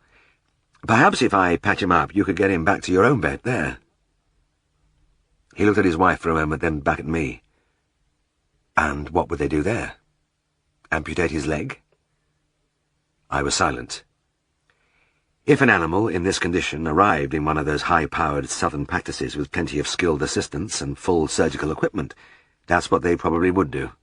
It would be the only sensible thing. The girl broke in on my thoughts. "Anyway, if it's at all possible to save his leg, something has to be done right now. Isn't that so?" She gazed at me appealingly. "Yes," I said huskily. "That's right." I began to examine the dog. The abrasions on the skin were trivial. He was shocked, but his mucous membranes were pink enough to suggest that there was no internal hemorrhage. He had escaped serious injury, except for that terrible leg. I stared at it intently, appalled by the smooth, glistening articular surfaces of the tibio-tarsal joint. There was something obscene in its exposure in a living animal. It was as though the hock had been broken open by brutal, inquisitive hands. I began a feverish search of the premises, pulling open drawers, cupboards, opening tins and boxes. My heart leapt at each little find. A jar of catgut in spirit, a packet of lint, a sprinkler tin of iodoform, and, treasure trove indeed, a bottle of barbiturate anaesthetic. Most of all, I needed antibiotics. But it was pointless looking for these because they hadn't been discovered yet. But I did hope fervently for just an ounce or two of sulphonamide. And there I was disappointed, because Stewie's menage didn't stretch to that. It was when I came upon a box of plaster of Paris bandages that something seemed to click. At that time, in the late 30s, the Spanish Civil War was vivid in people's minds. In the chaos of the later stages, there had been no proper medicaments to treat the terrible wounds.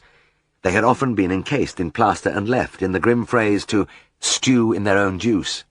Sometimes the results were surprisingly good. I grabbed the bandages. I knew what I was going to do. Gripped by a fierce determination, I inserted the needle into the radial vein and slowly injected the anaesthetic. Kim blinked, yawned lazily, and went to sleep. I quickly laid out my meagre armoury, then began to shift the dog into a better position. But I had forgotten about the table, and as I lifted the hind quarters, the whole thing gave way and the dog slithered helplessly towards the floor. "Catch him!" At my frantic shout, the man grabbed the inert form, then I reinserted the slots in their holes and got the wooden surface back on the level. "Put your leg under there," I gasped, then turned to the girl. "And would you please do the same at the other end? This table mustn't fall over once I get started." Silently they complied, and as I looked at them each with a leg jammed against the underside, I felt a deep sense of shame. What sort of place did they think this was? But for a long time after, I forgot everything. First, I put the joint back in place, slipping the ridges of the tibial tarsal trochlea into the grooves at the distal end of the tibia, as I had done so often in the anatomy lab at college. And I noticed with a flicker of hope that some of the ligaments were still intact, and, most important, that a few good blood vessels still ran down to the lower part of the limb. I never said a word as I cleaned and disinfected the area, puffed iodoform into every crevice and began to stitch. I stitched interminably, pulling together shattered tendons, torn joint capsule, and fascia. It was a warm morning, and as the sun beat on the surgery window, the sweat broke out on my forehead. By the time I had sutured the skin, a little river was flowing down my nose and dripping from the tip.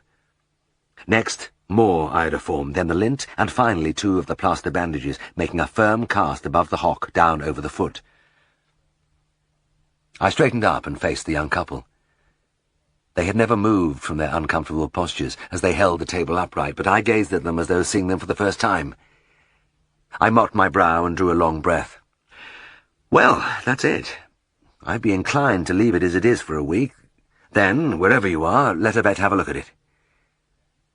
They were silent for a moment, then the girl spoke. "I would rather you saw it yourself." Her husband nodded agreement. "Really?" I was amazed. I had thought they would never want to see me, my smelly waiting room, or my collapsible table again. "Yes, of course we would," the man said. "You have taken such pains over him. Whatever happens, we are deeply grateful to you, Mr. Brannan." "Oh, no, I'm not Mr. Brannan. He's on holiday. I'm his locum. My name's Herriot." He held out his hand. "Well, thank you again, Mr. Herriot. I'm Peter Gillard, and this is my wife, Marjorie." We shook hands, and he took the dog in his arms and went out to the car. For the next few days, I couldn't keep Kim's leg out of my mind. At times, I felt I was crazy trying to salvage a limb that was joined to the dog only by a strip of skin. I had never met anything remotely like it before, and in unoccupied moments that hock joint, with all its imponderables, would float across my vision. There were plenty of these moments, because Stewie's was a restful practice. Apart from the 3 daily surgeries, there was little activity, and in particular the uncomfortable pre-breakfast call, so common in Derby, was unknown here. The Brannans had left the house and me in the care of Mrs. Holroyd, an elderly widow of raddled appearance who slouched around in a flowered overall, down which ash cascaded from a permanently dangling cigarette. She wasn't a good riser, but she soon had me trained, because after a few mornings when I couldn't find her, I began to prepare my own breakfast, and that was how it stayed. However, at other times she looked after me very well. She was what you might call a good rough cook, and pushed large, tasty meals at me regularly with a, "There you are, love," watching me impassively till I started to eat. The only thing that disturbed me was the long, trembling finger of ash, which always hung over my food from the cigarette that was part of her. Mrs. Holroyd also took telephone messages when I wasn't around. There weren't many outside visits, but 2 have stuck in my memory. The first was when I looked on the pad and read, "Go to Mr. Pimarov to see Bulldog," in Mrs. Holroyd's careful backslope script. "Pimarov?" I asked her. "Was he a Russian gentleman?" "Dunno, love. Never asked him." "Well, did he sound foreign? I mean, did he speak broken English?" "Nay, love. Yorkshire as me, were." "Oh, well, never mind, Mrs. Holroyd. What's his address?" She gave me a surprised look. "How should I know? He never said." But Mrs. Holroyd, how can I visit him when I don't know where he lives?" "Well, you'll know best about that, love." I was baffled. "But he must have told you." "Now then, young man, Pimarov was all he told me. Said you would know." She stuck out her chin, her cigarette quivered, and she regarded me stonily. Maybe she had had similar sessions with Stewie, but she left me in no doubt that the interview was over. During the day I tried not to think about it, but the knowledge that somewhere in the neighbourhood there was an ailing bulldog that I could not succour was worrying. I just hoped it was nothing fatal. A phone call at 7 p.m. resolved my fears. "Is that Vet?" The voice was gruff and grumpy. "Yes, speaking." "Well, I've been waiting all day for that. When are you coming to see me flipping bulldog?" A light glimmered. But still, that accent, no suggestion of the Kremlin, not a hint of the steppes. "Oh, I'm terribly sorry," I gabbled. "I'm afraid there's been a little misunderstanding. I'm doing Mr. Brannan's work, and I don't know the district. I do hope your dog isn't seriously ill." Nay, not but a bit of a cough, but I want him seen to." "Certainly. Certainly. I'll be right out, Mr. Bim's my name, and I live next to the post office in Rough Village." "Rough?" "Aye, 2 miles outside Ensfield." I sighed with relief. "Very good, Mr. Pym. I'm on my way." "Thank ye." The voice sounded mollified. "Well, they knows me now, don't they? Pimarov." The light was blinding. Pimarov. Such a simple explanation. A lot of Mrs. Holroyd's messages were eccentric, but I could usually interpret them after some thought. However, one bizarre entry jolted me later in the week. It read simply, "Johnson, 12 Back Lane, Smiling Harry Syphilis." I wrestled with this for a long time before making a diffident approach to Mrs. Holroyd. She was kneading dough for scones and didn't look up as I entered the kitchen. "Ah, Mrs. Holroyd," I rubbed my hands nervously. "I see you have written down that I have to go to Mr. Johnson's." "That's right, love." "Well, fine. But I don't quite understand the other part, the, Smiling Harry Syphilis." She shot a sidelong glance at me. "Well, that's how you spell that word, isn't it? I looked it up once in a doctor's book in our house," she said defensively. "Oh, yes. Of course, yes. You've spelled it correctly. It's just the smiling and the, Harry." Her eyes glinted dangerously and she blew a puff of smoke at me. "Well, that's what fella said. Repeated it 3 times. Couldn't make no mistake." "I see. Did he mention any particular animal?" "No, he didn't. That's what he said, that and no more." A grey spicule of ash toppled into the basin and was immediately incorporated in the scones. "I do my best, thou knows." "Of course you do, Mrs. Holroyd," I said hastily. "I'll just pop round to Back Lane now." And Mr. Johnson put everything right within seconds as he led me to a shed on his allotment. "It's me pig, governor. Covered with big red spots. Reckon it's swine erysipelas." He meant erysipelas, but he pronounced it erysipelas, and he did have a slurring mode of speech. I really couldn't blame Mrs. Holroyd. Little things like that enlivened the week, but the tension still mounted as I awaited the return of Kim. And even when the 7th day came round, I was still in suspense because the Gillards did not appear at the morning surgery. When they failed to show up at the afternoon session, I began to conclude that they had had the good sense to return south to a more sophisticated establishment. But at 5:30, they were there. I knew it even before I pulled the curtains apart. The smell of doom was everywhere, filling the premises, and when I went through the curtains it hit me, the sickening stink of putrefaction. Gangrene. It was the fear which had haunted me all week, and now it was realized. There were about half a dozen other people in the waiting room, all keeping as far away as possible from the young couple who looked up at me with strained smiles. Kim tried to rise when he saw me, but I had eyes only for the dangling, useless limb, where my once stone-hard plaster hung in sodden folds. Of course, it had to happen that the Gillards were last in, and I was forced to see all the other animals first. I examined them and prescribed treatment in a stupor of misery and shame. What had I done to that beautiful dog out there? I had been crazy to try that experiment. A gangrenous leg meant that even amputation might be too late to save his life. Death from septicemia was likely now, and what the hell could I do for him in this ramshackle surgery? When at last it was their turn, the Gillards came in with Kim limping between them, and it was an extra stab to realize afresh what a handsome animal he was. I bent over the great golden head, and for a moment the friendly eyes looked into mine and the tail waved. "Right," I said to Peter Gillard, putting my arms under the chest. "You take the back end, and we'll lift him up." As we hoisted the heavy dog onto the table, the flimsy structure disintegrated immediately, but this time the young couple were ready for it, and thrust their legs under the struts like a well-trained team till the surface was level again. With Kim stretched on his side, I fingered the bandage. It usually took time and patience with a special saw to remove a plaster, but this was just a stinking pulp. My hand shook as I cut the bandage lengthwise with scissors and removed it. I had steeled myself against the sight of the cold, dead limb with its green flesh, but though there was pus and serious fluid everywhere, the exposed flesh was a surprisingly healthy pink. I took the foot in my hand, and my heart gave a great bound. It was warm, and so was the leg, right up to the hock. There was no gangrene. Feeling suddenly weak, I leant against the table. "I'm sorry about the terrible smell. All the pus and discharge have been decomposing under the bandage for a week, but, despite the mess, it's not as bad as I feared." Do you think you could save his leg?" Marjorie Gillard's voice trembled. "I don't know. I honestly don't know. So much has to happen. But I'd say it was a case of so far so good." I cleaned the area thoroughly with spirit, gave a dusting of iodoform, and applied fresh lint and 2 more plaster bandages.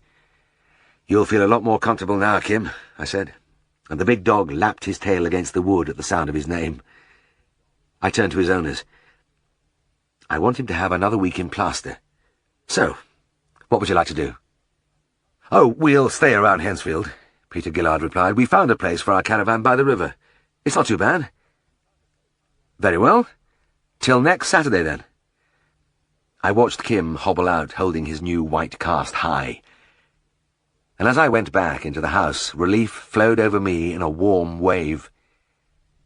But at the back of my mind, the voice of caution sounded. There was still a long way to go. Chapter 22. The second week went by without incident. I had a mildly indecent postcard from Stewie and a view of Blackpool Tower from his wife.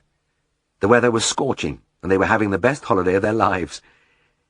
I tried to picture them enjoying themselves, but I had to wait a few weeks for the evidence. A snap taken by a beach photographer. The whole family were standing in the sea, grinning delightedly into the camera as the wavelets lapped around their ankles. The children brandished buckets and spades, the baby dangled bandy legs towards the water, but it was Stewie who fascinated me. A smile of blissful contentment beamed from beneath a knotted handkerchief. Sturdy braces supported baggy flannel trousers, rolled decorously calf-high.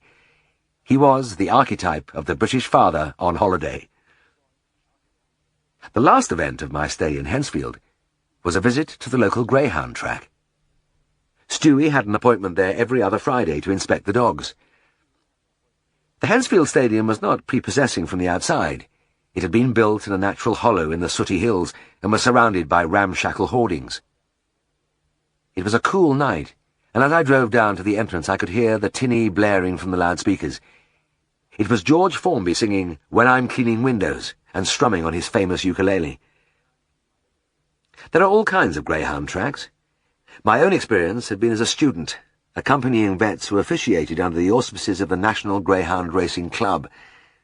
But this was an unlicensed or flapping track, and vastly different. I know there are many highly reputable flapping tracks, but this one had a seedy air. It was, I thought wryly, just the sort of place that would be under the care of Stewie. First, I had to go to the manager's office. Mr. Coker was a hard-eyed man in a shiny pinstriped suit, and he nodded briefly before giving me a calculating stare. "Your duties here are just a formality," he said, twisting his features into a smile. "There'll be nothing to trouble you." I had the impression that he was assessing me with quiet satisfaction, looking me up and down, taking in my rumpled jacket and slacks, savouring my obvious youth and inexperience. He kept the smile going as he stubbed out his cigar. "Well, I hope you'll have a pleasant evening." "Thank you," I replied, and left. I met the judge, timekeeper, and other officials, then went down to a long glass-fronted bar overlooking the track. Quite suddenly I felt I was in an alien environment. The place was rapidly filling up, and the faces around me were out of a different mould from the wholesome rural countenances of Darrowby. There seemed to be a large proportion of fat men in camel coats with brassy blondes in tow. Shifty-looking characters studied race cards and glared intently at the flickering numbers on the tote board. I looked at my watch.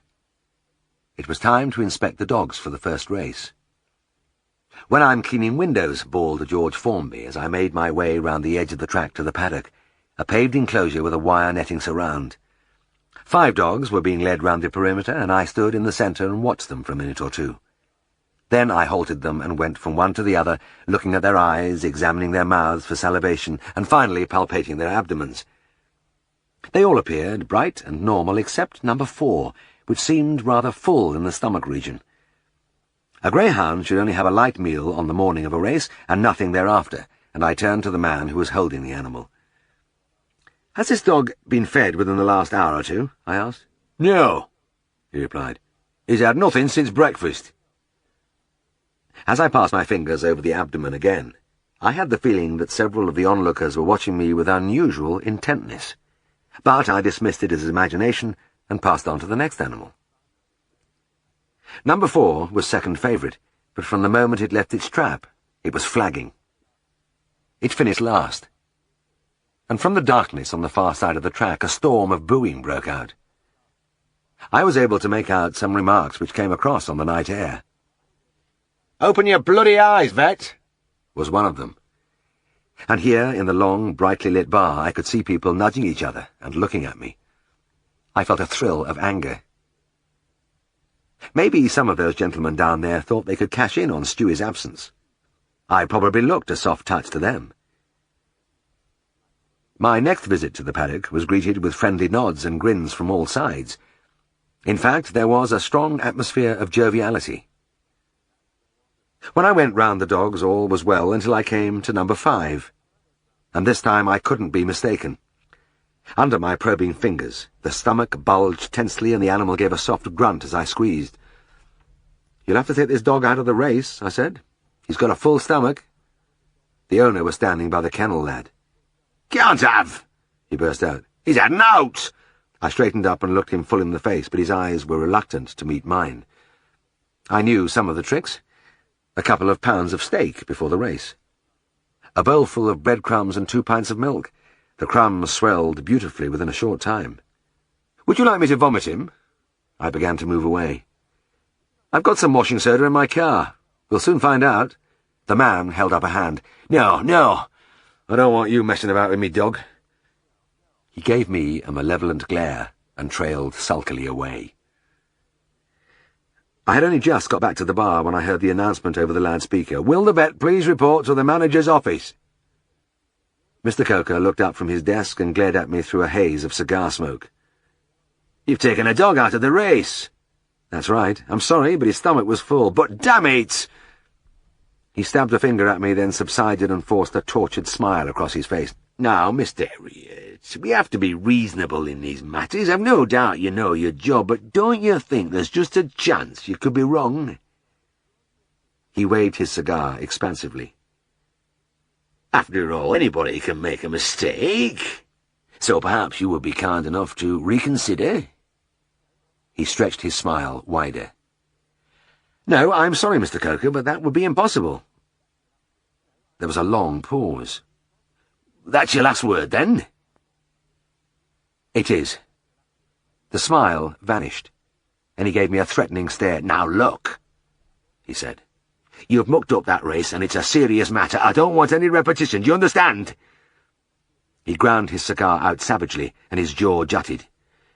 So I hope we won't have any more trouble like this. I hope so too, Mr. Coker, I said as I went out. It seemed a long way down to the paddock on my next visit. It was very dark now, and I was conscious of the hum of the crowd, the shouts of the bookies, and George and his ukulele still going full blast. "Oh, don't the wind blow cold," he roared. This time it was dog number 2. I could feel the tension as I examined him, and found the same turgid belly. "This one's out," I said, and apart from a few black looks, there was no argument. They say bad news travels fast, and I had hardly started my return journey when George was switched off and the loudspeaker asked me to report to the manager's office. Mr. Coker was no longer at his desk. He was pacing up and down agitatedly, and when he saw me he did another length of the room before coming to a halt. His expression was venomous, and it was clear he had decided that the tough approach was best. "What the bloody hell do you think you're playing at?" he barked. "Are you trying to ruin this meeting?" "No," I replied. "I've just taken out another dog which was unfit to run. That's my job. That's what I'm here for." His face flushed deep red. "I don't think you know what you're here for. Mr. Brannan goes off on holiday and leaves us at the mercy of a young clever clogs like you, throwing your weight about and spoiling people's pleasure. Wait till I see him. Mr. Brannan would have done just the same as I have. Any veterinary surgeon would." "Rubbish! Don't tell me what it's all about. You're still wet behind the ears." He advanced slowly towards me. "But I'll tell you this. I've had enough. So get it straight, once and for all. No more of this nonsense. Cut it out!" I felt my heart thudding as I went down to see the dogs for the next race. As I examined the 5 animals, the owners and kennel lads fixed me with a hypnotic stare as though I were some strange freak. My pulse began to slow down when I found there were no full stomachs this time, and I glanced back in relief along the line. I was about to walk away when I noticed that number 1 looked a little unusual. I went back and bent over him, trying to decide what it was about him that had caught my attention. Then I realized what it was. He looked sleepy. The head was hanging slightly, and he had an air of apathy. I lifted his chin and looked into his eyes. The pupils were dilated, and every now and then there was a faint twitch of nystagmus. There was absolutely no doubt about it. He had received some kind of sedative. He had been doped. The men in the paddock were very still as I stood upright. For a few moments I gazed through the wire netting at the brightly lit green oval, feeling the night air cold on my cheeks. George was still at it on the loudspeakers. "Oh, Mr. Wu," he trilled, "what can I do?" Well, I knew what I had to do anyway. I tapped the dog on the back. "This one's out," I said. I didn't wait for the announcement and was halfway up the steps to the manager's office before I heard the request for my presence blared across the stadium. When I opened the door, I half expected Mr. Coker to rush at me and attack me, and I was surprised when I found him sitting at his desk, his head buried in his hands. I stood there on the carpet for some time before he raised a ghastly countenance to me. "Is it true?" he whispered despairingly. "Have you done it again?" I nodded. "Afraid so." His lips trembled, but he didn't say anything, and after a brief, disbelieving scrutiny, he sank his head in his hands again. I waited for a minute or two, but when he stayed like that, quite motionless, I realized that the audience was at an end, and took my leave. I found no fault with the dogs for the next race, and as I left the paddock, an unaccustomed peace settled around me. I couldn't understand it when I heard the loudspeaker again. "Will the vet please report?" But this time it was to the paddock, and I wondered if a dog had been injured. Anyway, it would be a relief to do a bit of real vetting for a change. But when I arrived, there were no animals to be seen, only 2 men cradling a fat companion in their arms. "What's this?" I asked one of them. Ambrose here fell down the steps in the stand and skinned his knee. I stared at him. But I'm a vet, not a doctor. Ain't no doctor on the track, the man mumbled. We reckon you could patch him up. Oh, well, it was a funny night. Put him over on the bench, I said. I rolled up the trouser to reveal a rather revolting fat, dimpled knee. Ambrose emitted a hollow groan as I touched a very minor abrasion on the patella. Well, it's nothing much, I said. You've just knocked a bit of skin off. Ambrose looked at me tremblingly. Aye, but it could go the wrong way, couldn't it? I don't want no blood poisoning. All right, I'll put something on it. I looked inside Stewie's medical bag. The selection was limited, but I found some tincture of iodine, and I poured a little on a pad of cotton wool and dabbed the wound. Ambrose gave a shrill yelp. Bloody hell, that hurts! What are you doing to me? His foot jerked up and rapped me sharply on the elbow. Even my human patients kicked me, it seemed. I smiled reassuringly. Don't worry, it won't sting for long. I'll put a bandage on now. I bound up the knee, rolled down the trouser, and patted the fat man's shoulder. There you are. Good as new. He got off the bench, nodded, then, grimacing painfully, prepared to leave, but an afterthought appeared to strike him, and he pulled a handful of change from his pocket. He rummaged among it with a forefinger before selecting a coin which he pressed into my palm. There you are, he said. I looked at the coin. It was a sixpence. The fee for my only piece of doctoring of my own species. I stared stupidly at it for a long time, and when I finally looked up with the half-formed idea of throwing Ambrose's honorarium back at his head, the man was limping into the crowd and was soon lost to sight.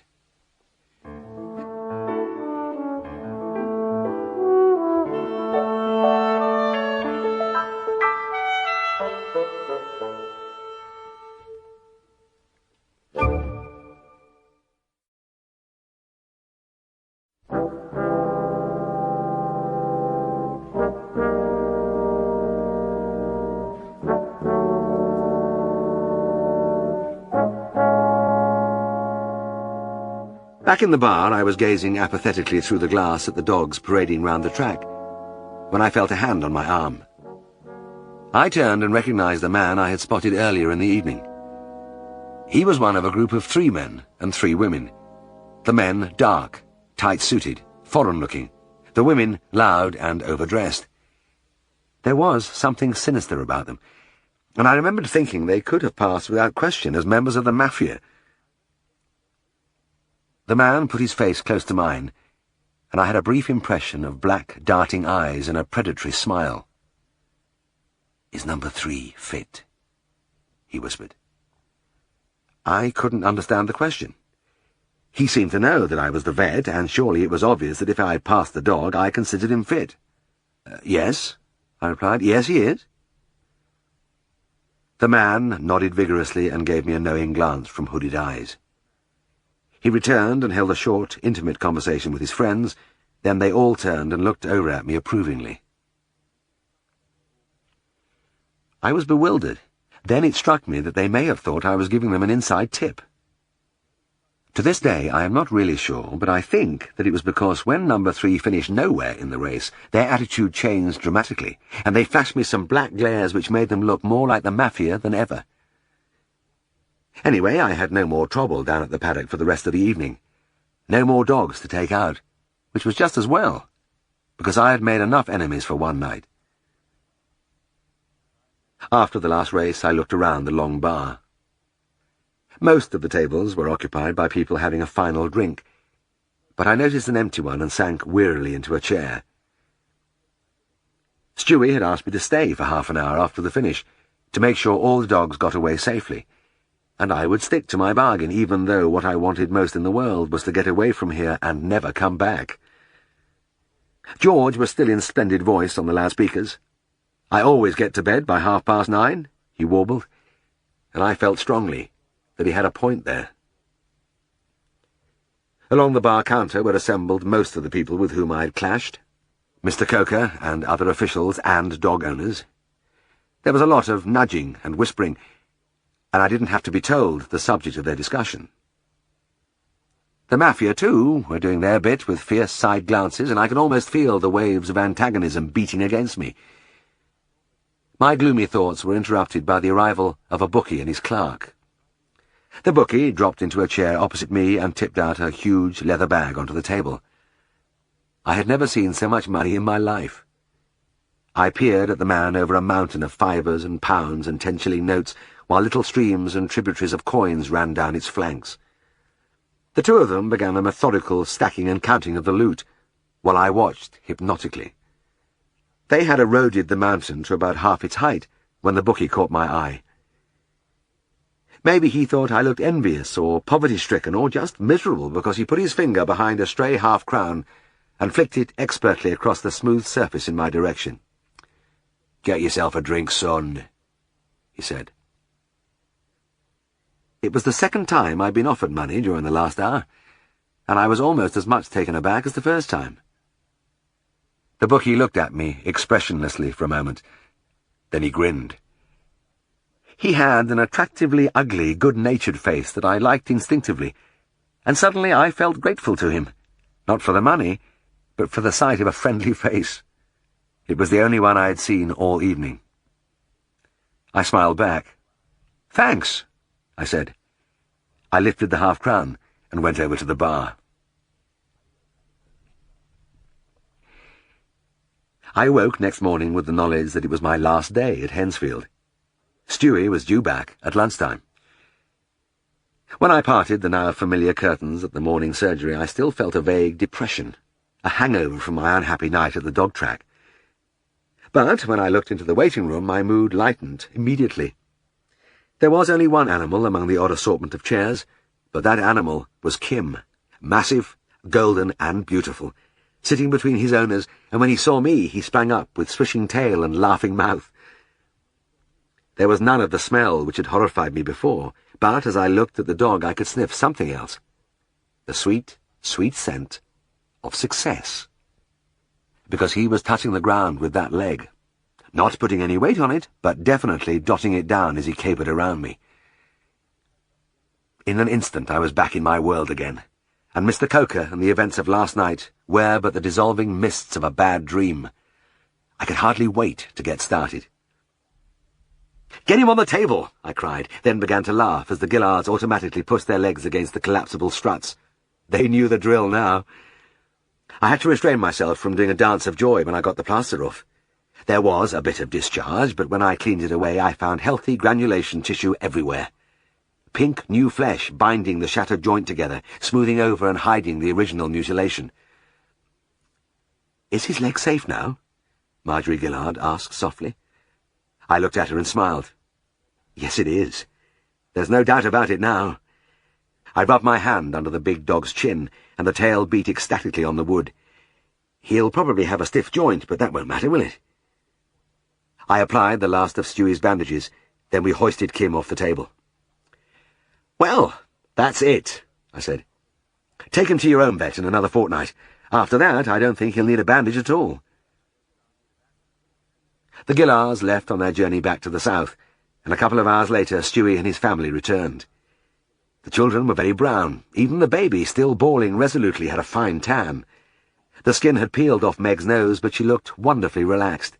Stewie, in an open-necked shirt and with a face like a boiled lobster, seemed to have put on weight.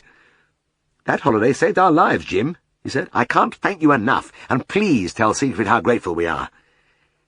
He looked fondly at his turbulent brood flooding through the house.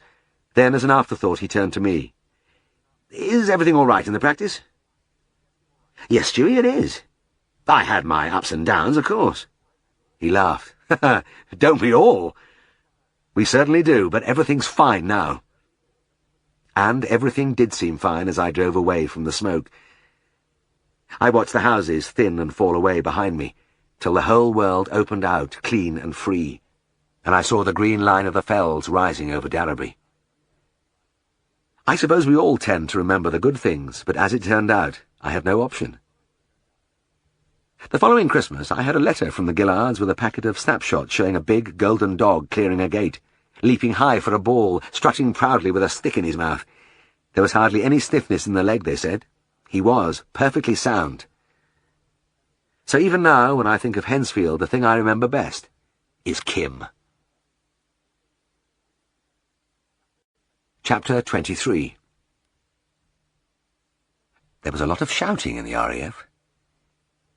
The NCOs always seemed to be shouting at me, or at somebody else, and a lot of them had impressively powerful voices. But for sheer volume, I don't think any of them could beat Len Hampson. I was on the way to Len's farm, and on an impulse I pulled up the car and leant for a moment on the wheel. It was a hot, still day in late summer, and this was one of the softer corners of the dales, sheltered by the enclosing fells from the harsh winds which shriveled all but the heather and the tough moorland grass. Here, great trees, oak, elm, and sycamore, in full, rich leaf, stood in gentle majesty in the green dips and hollows, their branches quite still in the windless air. In all the grassy miles around me, I could see no movement, nor could I hear anything except the fleeting hum of a bee and the distant bleating of a sheep. Through the open window drifted the scents of summer, warm grass, clover, and the sweetness of hidden flowers. But in the car they had to compete with the all-pervading smell of cow. I had spent the last hour injecting 50 wild cattle, and I sat there in soiled breeches and sweat-soaked shirt, looking out sleepily at the tranquil landscape. I opened the door and Sam jumped out and trotted into a nearby wood. I followed him into the cool shade, into the damp, secret fragrance of pine needles and fallen leaves, which came from the dark heart of the crowding boles. From somewhere in the branches high above, I could hear that most soothing of sounds, the cooing of a wood pigeon. Then, although the farm was 2 fields away, I heard Len Hampson's voice. He wasn't calling the cattle home or anything like that. He was just conversing with his family as he always did, in a long, tireless shout. I drove onto the farm, and he opened the gate to let me into the yard. "Good morning, Mr. Hampson," I said. "Now then, Mr. Herriot," he bawled. "It's a grand morning." The blast of sound drove me back a step, but his 3 sons smiled contentedly. No doubt they were used to it. I stayed at a safe distance. "You want me to see a pig?" "Aye, a good bacon pig gone right off. It hasn't eaten out for 2 days. We went into the pig pen, and it was easy to pick out my patient. Most of the big white occupants careered around at the sight of a stranger, but one of them stood quietly in a corner. It isn't often a pig will stand unresisting as you take its temperature, but this one never stirred as I slipped the thermometer into its rectum. There was only a slight fever, but the animal had the look of doom about it. Back slightly arched, unwilling to move, eyes withdrawn and anxious. I looked up at Len Hampson's red-faced bulk leaning over the wall of the pen. "Did this start suddenly or gradually?" I asked. "Right sudden!" In the confined space, the full-throated yell was deafening. "It was as right as ninepence on Monday night, and then like this on Tuesday morning." I felt my way over the pig's abdomen. The musculature was tense and board-like, and the abdominal contents were difficult to palpate because of this, but the whole area was tender to the touch. "I've seen them like this before," I said. "This pig has ruptured bowel. They do it when they are fighting or jostling each other, especially when they are full after a meal." "What's going to happen then?" "Well, the food material has leaked into the abdomen, causing peritonitis.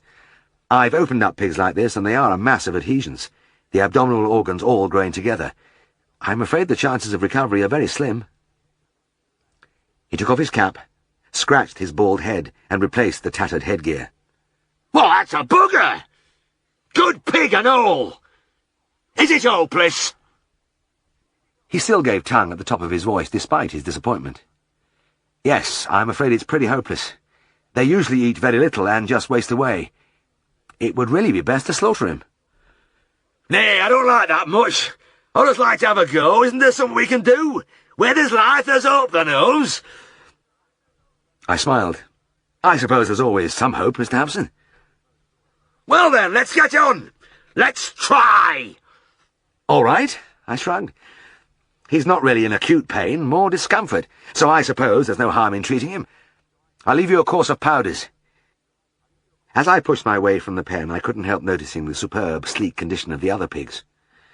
My word, I said. These pigs are in grand fettle.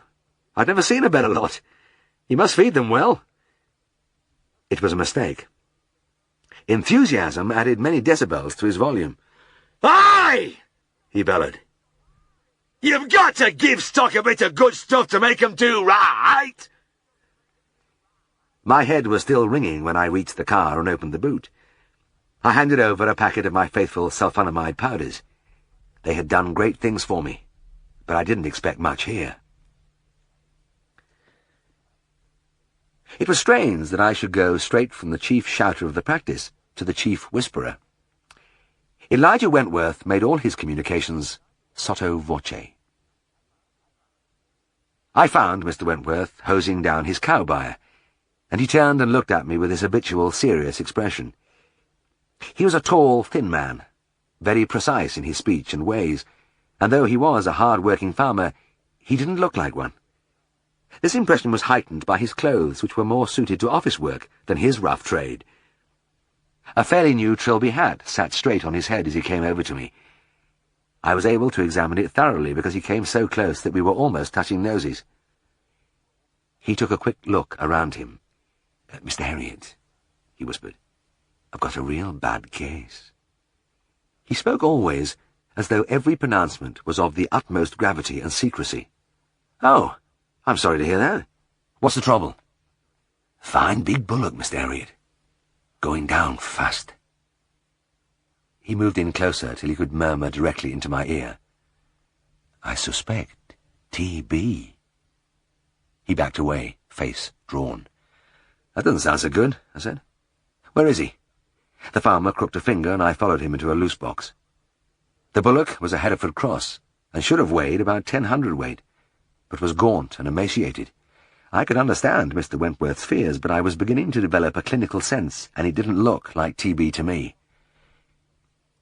"Is he coughing?" I asked. "No, never coughs. But he's a bit skittered." I went over the animal carefully, and there were a few things. The submaxillary edema, the pot-bellied appearance, the pallor of the mucous membranes, which made diagnosis straightforward. "I think he's got liver fluke, Mr. Wentworth. I'll take a dung sample and have it examined for fluke eggs, but I want to treat him right away." "Liver fluke? Where would he pick that up?" "Usually from a wet pasture. Where's he been running lately?" The farmer pointed through the door. "Over yonder. I'll show you." I walked with him a few hundred yards and through a couple of gates into a wide, flat field lying at the base of the fell. The squelchy feel of the turf and the scattered tuft of bog grass told the whole story. "This is just the place for it," I said. "As you know, it's a parasite which infests the liver, but during its life cycle it has to pass through a snail, and that snail can only live where there is water." He nodded slowly and solemnly several times, then began to look around him, and I knew he was going to say something. Again he came very close, then scanned the horizon anxiously. In all directions the grassland stretched empty and bare for miles, but he still seemed worried he might be overheard. We were almost cheek to cheek as he breathed the words into my ear. "I know who's to blame for this." "Really? And who is that?" He made another swift check to ensure that nobody had sprung up through the ground. Then I felt his hot breath again. "It's me landlord." "How do you mean?" "Won't do anything for me." He brought his face round and looked at me wide-eyed before taking up his old position by my ear. "Been going to drain this field for years, but done now." I moved back. "Oh, well, I can't help that, Mr. Wentworth. In any case, there's other things you can do. You can kill the snails with copper sulphate. I'll tell you about that later. But in the meantime, I want to dose your bullock." I had some hexachlorophane with me in the car, and I mixed it in a bottle of water and administered it to the animal. Despite his bulk, he offered no resistance as I held his lower jaw and poured the medicine down his throat. "He's very weak, isn't he?" I said. The farmer gave me a haggard look. "He is that. I doubt he's a goner." "Oh, don't give up hope, Mr. Wentworth. I know he looks terrible, but if it is fluke, then the treatment will do a lot for him. Let me know how he goes on. It was about a month later, on a market day, and I was strolling among the stalls which packed the cobbles. In front of the entrance to the Drovers' Arms, the usual press of farmers stood chatting among themselves, talking business with cattle dealers and corn merchants, while the shouts of the stallholders sounded over everything. I was particularly fascinated by the man in charge of the sweet stall. He held up a paper bag and stuffed into it handfuls of assorted sweetmeats, while he kept up a non-stop brazen-voiced commentary. Lovely peppermint drops, delicious licorice all sorts. How about some sugar candies, a couple of bars of chocolate? Let's have some butterscotch and all. Chuck in a beautiful slab of Turkish delight. Then, holding the bulging bag aloft in triumph, Here, here, who'll give me a tenner for the lot? Amazing, I thought, as I moved on. How did he do it? I was passing the door of the Drovers when a familiar voice hailed me. Hey, Mr. Herriot! There was no mistaking Len Hampson. He hove in front of me, red-faced and cheerful. Remember that pig you doctored for me? He had clearly consumed a few market-day beers, and his voice was louder than ever. The packed mass of farmers pricked up their ears. There is nothing so intriguing as the ailments of another farmer's livestock. Well, of course, Mr. Hampson, I replied. Well, he never did no good, bawled Len. I could see the farmers' faces lighting up. It is more interesting still when things go wrong. Really? Well, I'm sorry. No, he didn't. I've never seen a pig go down so fast. Is that so? Aye! Flesh just melted off him. Oh, what a pity. But if you recall, I rather expected— Went down to skin and bone, he did. The great bellow rolled over the marketplace, drowning the puny cries of the stallholders. In fact, the man with the sweets had suspended operations and was listening with as much interest as the others. I looked around me uneasily. Well, Mr. Hampson, I did warn you at the time— Like a walking skeleton he were! Never seen such an object! I realized Len wasn't in the least complaining. He was just telling me. But for all that, I wished he would stop. Well, thank you for letting me know, I said. Now, I really must be off. I don't know what them powders were you gave him. I cleared my throat. Actually, they were— They did him no bloody good, any road. I see. Well, as I say, I have to run. I got Mallet to knock him on the head last week. Oh, dear. Finished up as dog meat, poor bugger. Quite. Quite. Well, good day to you, Mr. Herriot. He turned and winked away, leaving a quivering silence behind him. With an uncomfortable feeling that I was the centre of attention, I was about to retreat hastily when I felt a gentle hand on my arm.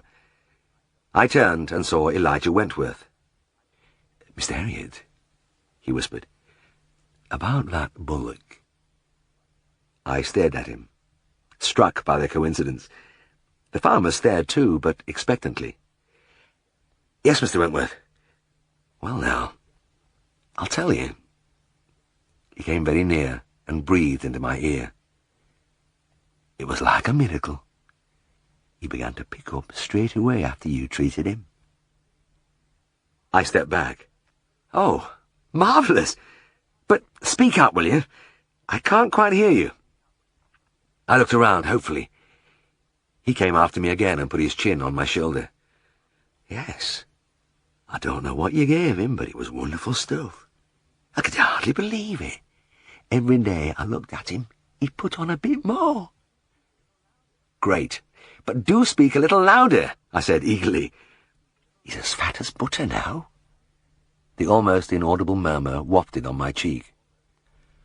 "I'm sure he'll get top grade at the auction, Mart." I backed away again. Yes. What was that you said?" "I was sure he was dying, Mr. Herriot, but you saved him by your skill," he said. But every word was pianissimo, sighed against my face.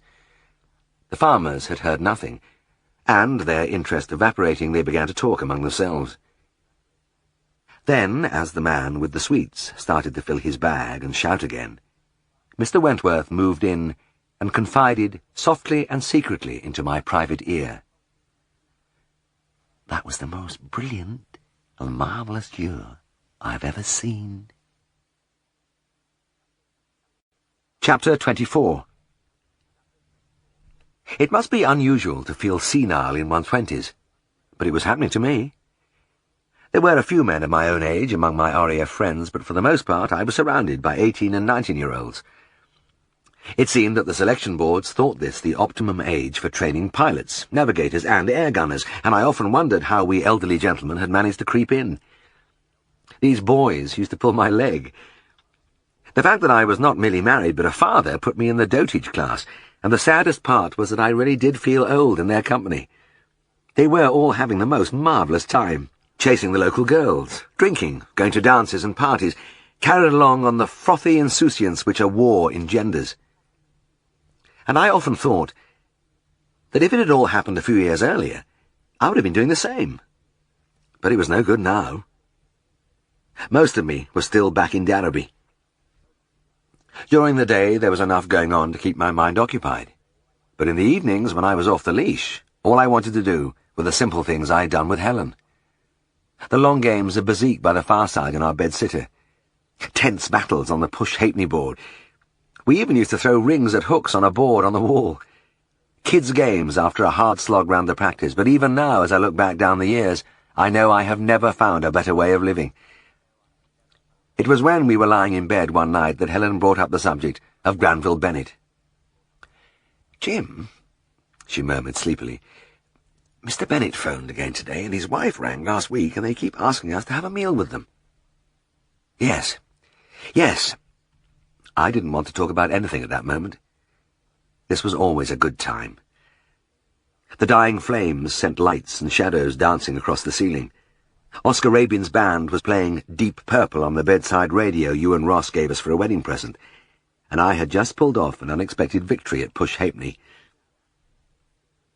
Helen was a dab hand at that game, urging the coins expertly up the board with the ball of her thumb, her lips pushed forward in a pout of concentration. Of course, she had a lifetime of experience behind her while I was just learning, and it was inevitable that I seldom won.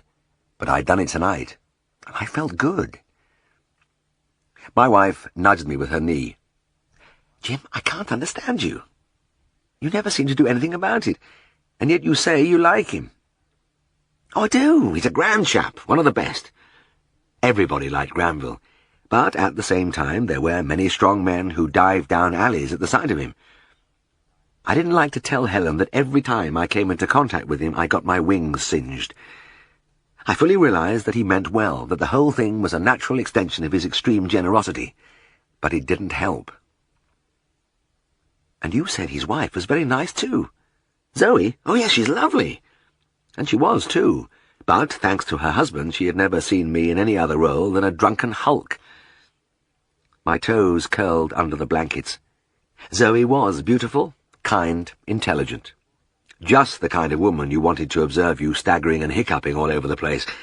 In the darkness I could feel the hot blush of shame on my cheeks.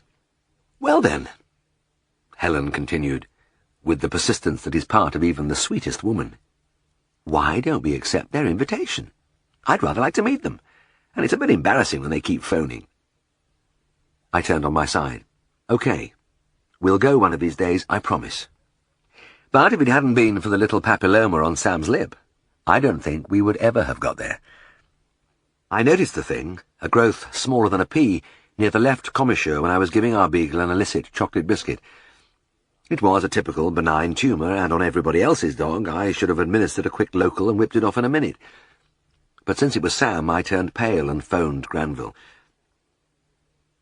I've always been as soppy as any old lady over my pets, and I suspect many of my colleagues are the same. I listened apprehensively to the buzz-buzz at the far end. Then the big voice came on the line. "Bennett here. Hello, Granville, it's Jim!" The boom of delight was flattering. "Where have you been hiding yourself, laddie?" He didn't know how near he was to the truth. I told him about Sam. "Well, it doesn't sound much, old son, but I'd have a look at him with pleasure. Tell you what, we've been trying to get you over here for a meal. Why not bring the little chap with you? Well, a whole evening in Granville's hands. It was a daunting prospect. Now don't mess about, Jim. You know, there's a wonderful Indian restaurant in Newcastle. Zoe and I would love to take you both out there. It's about time we met your wife, isn't it? Yes. Of course it is. Indian restaurant, eh? Yes, laddie. Superb curries. Mild, medium, or blast your bloody head off. Onion barges, boona lamb, gorgeous naan bread. My mind was working fast. Sounds marvellous, Granville. It did seem fairly secure.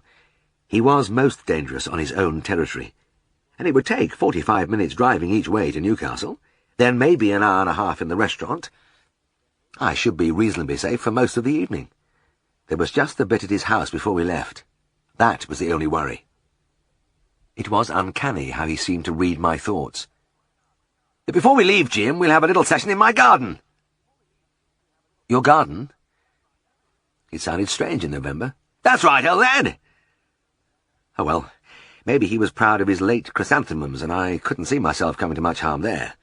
Well, fine, Granville. Maybe Wednesday night? Lovely, lovely, lovely. Can't wait to meet Helen. Wednesday was one of those bright, frosty late autumn days which turned misty in the afternoon, and by 6 o'clock the countryside was blanketed by one of the thickest fogs I had ever seen in Yorkshire. Creeping along in our little car, my nose almost on the windscreen, I muttered against the glass. God's truth, Helen, we'll never get to Newcastle tonight. I know Granville's some driver, but you can't see 10 yards out there.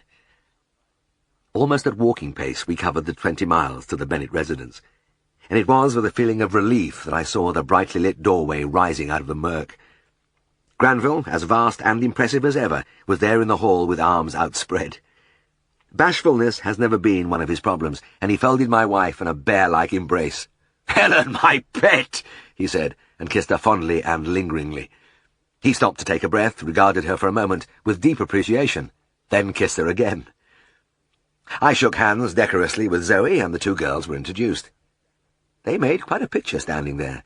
An attractive woman is a gift from heaven, and it was a rare bonus to see two of them in close proximity. Helen very dark and blue-eyed, Zoe brown-haired with eyes of greyish-green, but both of them warm and smiling.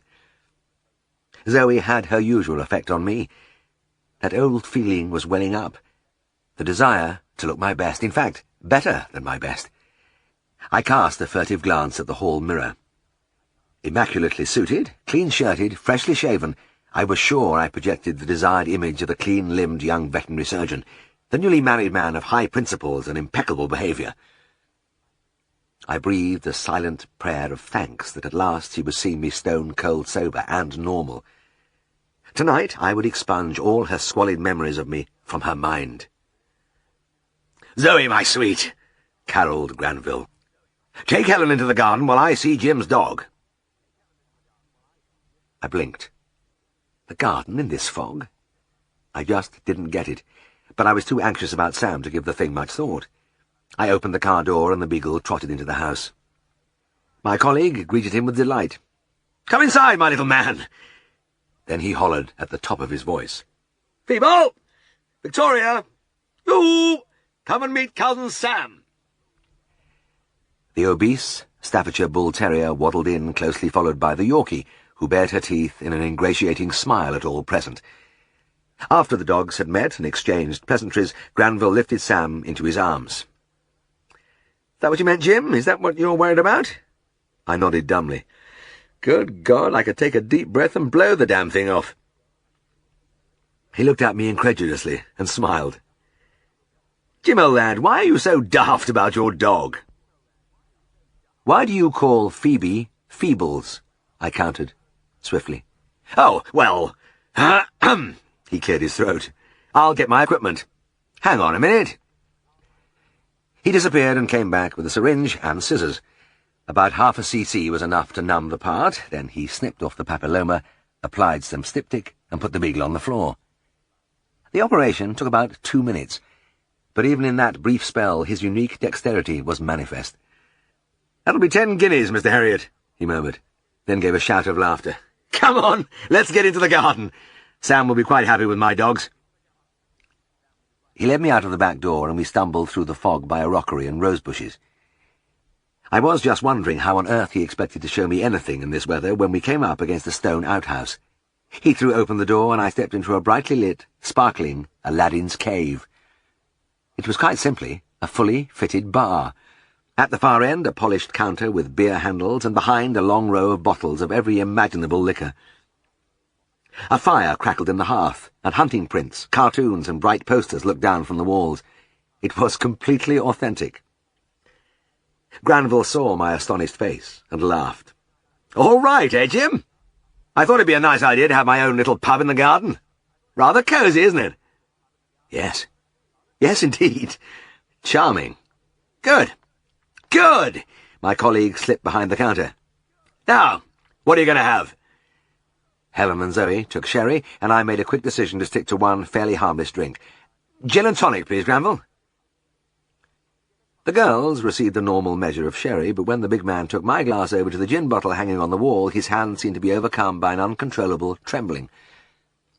The bottle was upended with one of those little optic attachments you push up into the rim of the glass to give a single measure. But as Granville inserted the neck of the bottle into the glass, his whole arm jerked repeatedly as though he were going into a convulsion. It was obvious that the result would be about 6 gins instead of 1, and I was about to remonstrate when he took the glass away and topped it up quickly with tonic, ice, and sliced lemon. I looked at it apprehensively. "Rather a big one, isn't it?" "Not at all, laddie. Nearly all tonic. Well, cheers. So nice to see you both." And it certainly was. They were generous, warm people, and veterinary folk like ourselves. I felt a gush of gratitude for the friendliness they had always shown me. And as I sipped my drink, which was chokingly strong, I felt, as I had often done, that these contacts were one of the brightest rewards of my job. Granville held out his hand. "Have another, laddie. Well, hadn't we better be getting on our way? It's a terrible night. In fact, I don't see us ever getting to Newcastle in this fog." "Nonsense, old son." He took my glass, reached up to the gin bottle, and again was seized with a series of violent tremors of the forearm. "No problem, Jim. Straight along the North Road, half an hour or so. Know it like the back of my hand." The 4 of us stood around the fire. The girls clearly had a lot to say to each other, and Granville and I, like all vets, talked shop. It is wonderful how easy veterinary practice is, in a warm room with good company and a dollop of alcohol in the stomach. "One for the road, Jim," my colleague said. No, really, Granville, I've had enough," I replied firmly. "Let's be off." Jim. The familiar hurt look was creeping over his face. "There's no rush. Look, we'll just have this last one while I tell you about this gorgeous restaurant." Once more he approached the gin bottle, and this time the rigour lasted so long, I wondered if he had some history of malaria. Glass in hand, he expounded. "It's not just the curry. The cooking in general is exquisite." He put his fingers to his lips and blew a reverent kiss into space. "The flavours are unbelievable. All the spices of the Orient, Jim." He went on at length, and I wished he would stop because he was making me hungry. I had had a hard day around the farms and had eaten very little with the evening's feast in view, and as my colleague waved his hand around and drew word pictures of how they blended the rare herbs with the meat and fish, then served it on a bed of saffron rice, I was almost drooling. I was relieved when I got through the 3rd massive drink and Granville squeezed round to the front of the bar as if ready to go. We were on our way out when a man's bulk loomed in the doorway. "Raymond!" cried Granville in delight. "Come in! I've been wanting you to meet Jim Herriot. Jim, this is one of my neighbours. Likes a bit of gardening, don't you, Raymond?" The man replied with a fat chuckle. "Right, old boy. Splendid garden, this." Granville seemed to know a lot of large, red-faced, hearty men, and this was one more. My friend was behind the counter again. "We must just have one with Raymond." I felt trapped as he again pressed my glass against the bottle and went into another paroxysm, but the girls didn't seem to mind. They were still deep in conversation and seemed unaware of the passage of time or the ravages of hunger. Raymond was just leaving when Tubby Pinder dropped in. He was another enthusiastic horticulturist, and I wasn't surprised to see that he was large, red-faced, and hearty. We had to have one with Tubby, and I noticed with some alarm that after another palsied replenishment of my glass, he had to replace the empty gin bottle with a fresh one. If the first one had been full, then I had consumed nearly all of it. I could hardly believe it when at last we were in the hall putting on our coats. Granville was almost purring with contentment. "You two are going to love this place. It'll be a joy to lead you through the menu."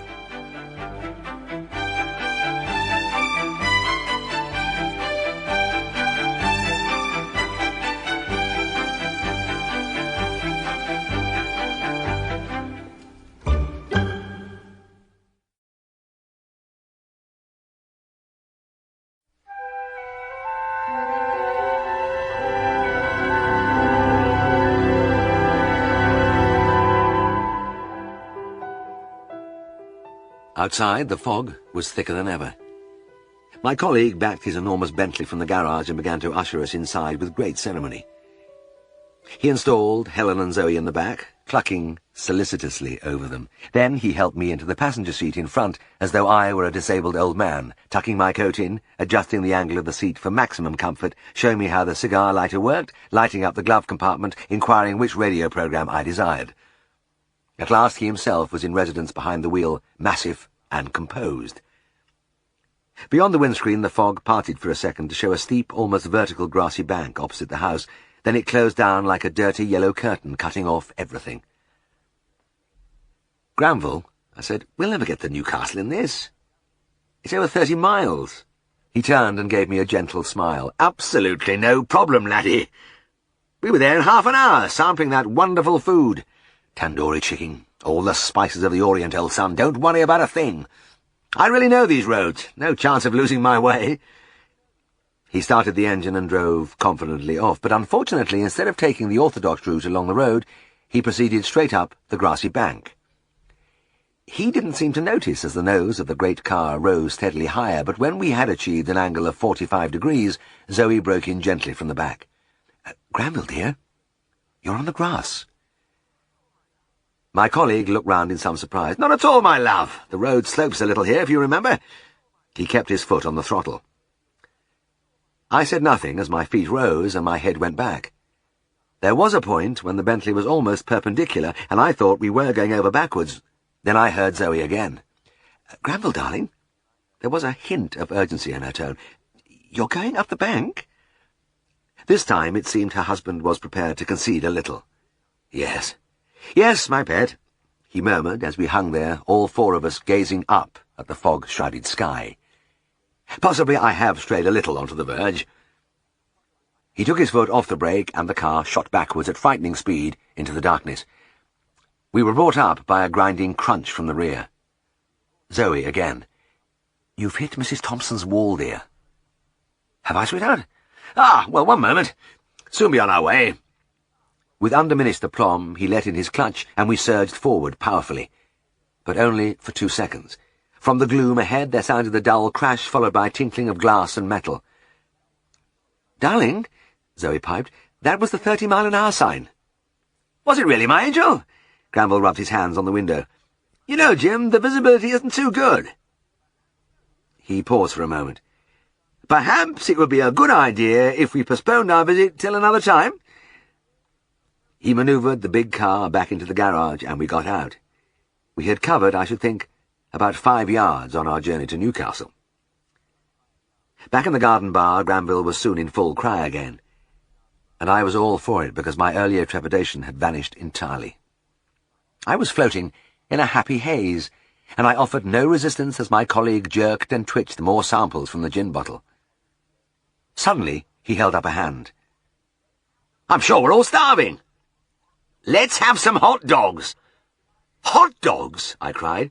"Splendid idea!" It was a long call from all the spices of the Orient, but I was ready for anything. "Zoe, sweet," he said, "we can use the big can of Savoy sausages if you would just heat it up." His wife left for the kitchen, and Helen touched my arm. "Jim," she said.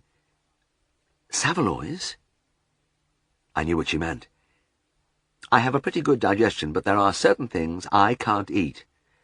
A single Savoy was enough to bring my entire metabolism to a halt, but at that moment it seemed a pettifogging detail.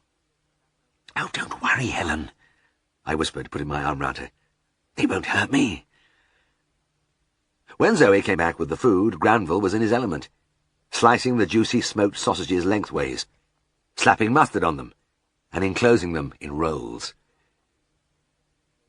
As I bit into the first one, I thought I had never tasted anything so delicious. Chewing happily, I found it difficult to comprehend my previous ridiculous prejudice. "Ready for another, old son?" Granville held up a loaded roll. "Sure. These are absolutely marvellous. Best hot dogs I've ever tasted." I munched it down quickly and reached for a third.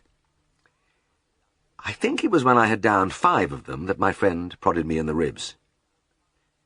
"Jim, lad," he said between chews, "we want a drop of beer to wash these down. Don't you agree?" I waved my arm extravagantly. "Of course we do. Bloody gin's no good for this job." Granville pulled 2 pints of draught. Powerful, delicious ale which flowed in a cooling wave over my inflamed mucous membranes, making me feel I had been waiting for it all my life. We each had 3 pints and another hot dog or 2 while waves of euphoria billowed around me. The occasional anxious glance from Helen didn't worry me in the least. She was making signs that it was time to go home, but the very idea was unthinkable. I was having the time of my life. The world was a wonderful place, and this little private pub was the finest corner of it. Granville put down a half-eaten roll. "Zoe, my precious, it would be nice to have something sweet to top this off. Why don't you bring out some of those little gooey things you made yesterday?" She produced a plateful of very rich-looking cakelets. I do not have a sweet tooth, and normally skip this part of the meal, but I bit into one of Zoe's creations with relish. It was beautifully made, and I could detect chocolate, marzipan, caramel, and other things. It was when I was eating the third that matters began to deteriorate. I found that my merry chatter had died, and it was Granville doing all the talking, and as I listened to him owlishly, I was surprised to see his face becoming 2 faces, which floated apart and came together repeatedly. It was an astonishing phenomenon, and it was happening with everything else in the room. And I wasn't feeling so healthy now. That boundless vigour was no longer surging through my veins, and I felt only a great weariness and a rising nausea. I lost count of time around then. No doubt the conversation went on among the 4 of us, but I can't remember any of it, and my next recollection was the party breaking up. Granville was helping Helen on with her coat, and there was a general air of cheerful departure. "Ready, Jim?" my friend said briskly. I nodded and got slowly to my feet, and as I swayed, he put his arm around me and assisted me to the door. Outside, the fog had cleared, and a bright pattern of stars overhung the village, but the clean, cold air only made me feel worse, and I stumbled through the darkness like a sleepwalker. When I reached the car, a long, griping spasm drove through me, reminding me horribly of the sausages, the gin, and the rest. I groaned and leant on the roof. "Maybe you'd better drive, Helen," my colleague said. He was about to open the door when, with a dreadful feeling of helplessness, I began to slide along the metal. Granville caught my shoulders. "He'll be better in the back," he gasped, and began to lug me onto the seat. "Zoe, sweetheart, Helen, love, grab a leg each, will you? Fine, now I'll get round the other side and pull him in." He trotted round to the far side, opened the door, and hauled at my shoulders. "Down a bit your side, Helen, dear. Now to me a little, up a trifle your side, Zoe, pet. Now back to you a bit. Lovely. Lovely." Clearly he was happy at his work. He sounded like an expert furniture remover, and through the mists I wondered bitterly how many inert forms he had stuffed into their cars after an evening with him. Finally they got me in, half lying across the back seat. My face was pressed against the side window, and from the outside it must have been a grotesque sight, with the nose squashed sideways, and a solitary dead mackerel eye staring sightlessly into the night. With an effort I managed to focus and saw Zoe looking down at me anxiously. She gave a tentative wave of goodbye, but I could produce only a slight twitch of the cheek in reply. Granville kissed Helen fondly, then slammed the car door. Moving back, he peered in at me and brandished his arms. "See you soon, I hope, Jim. It's been a lovely evening." His big face was wreathed in a happy smile, and as we drove away, my final impression was that he was thoroughly satisfied. Chapter 25. Being away from Darrowby and living a different life, I was able to stand back and assess certain things objectively. I asked myself many questions. Why, for instance, was my partnership with Siegfried so successful? Even now, as we still jog along happily after 35 years, I wonder about it. I know I liked him instinctively when I first saw him in the garden at Scaledale House on that very first afternoon.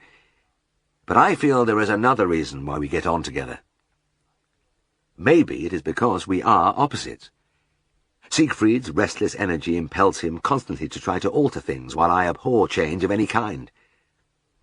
A lot of people would call him brilliant, while not even my best friends would apply that description to me.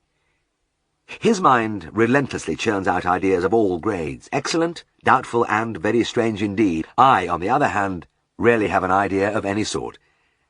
He likes hunting, shooting, and fishing. I prefer football, cricket, and tennis. I could go on and on. We are even opposite physical types. And yet, as I say, we get along. This, of course, doesn't mean that we have never had our differences. Over the years, there have been minor clashes on various points. One, I recall, was over the plastic calcium injectors. They were something new, so Siegfried liked them, and by the same token I regarded them with deep suspicion. My doubts were nourished by my difficulties with them.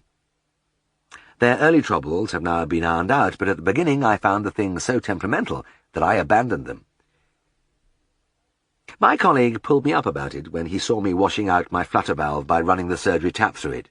"For God's sake, James, you're not still using that old thing, are you?" "Yes, I'm afraid I am." "But haven't you tried the new plastics?" "I have." "Well?" "Can't get away with them, Siegfried." "Can't? What on earth do you mean?" I trickled the last drop of water through the tube, rolled it small, and slipped it into its case. "Well, the last time I used one, The calcium squirted all over the place, and it's messy, sticky stuff. I had great white streaks down my coat. "But James!" He laughed incredulously. "That's crazy! They're childishly simple to use. I haven't had the slightest trouble." "I believe you," I said, "but you know me, I haven't got a mechanical mind." "For heaven's sake, you don't need a mechanical mind. They're foolproof." "Not to me, they aren't. I've had enough of them." My colleague put his hand on my shoulder, and his patient look began to creep across his face. James, you must persevere." He raised a finger. "There is another point at issue here, you know." "What's that?" "The matter of asepsis. How do you know that length of rubber you have there is clean?" "Well, I wash it through after use. I use a boiled needle, and—" "But don't you see, my boy, you're only trying to achieve what already exists in the plastic pack. Each one is self-contained and sterilized." "Oh, I know all about that. But what's the good of it if I can't get the stuff into the cow?" I said, querulously. "Oh, piffle, James." Siegfried assumed a grave expression. "It only needs a little application on your part, and I must stress that you are behaving in a reactionary manner by being stubborn. I put it to you seriously that we have to move with the times, and every time you use that antiquated outfit of yours, it is a retrograde step." We stood, as we often did, eyeball to eyeball, in mutual disagreement, till he smiled suddenly. "Look, you're going out now, aren't you, to see that milk fever cow I treated at John Tillett's? I understand it's not up yet." "Well, that's right." "Well, as a favour to me, will you give one of the new packs a try?" I thought for a moment. "All right, Siegfried. I'll have one more go." When I reached the farm, I found the cow comfortably ensconced in a field, in the middle of a rolling yellow ocean of buttercups.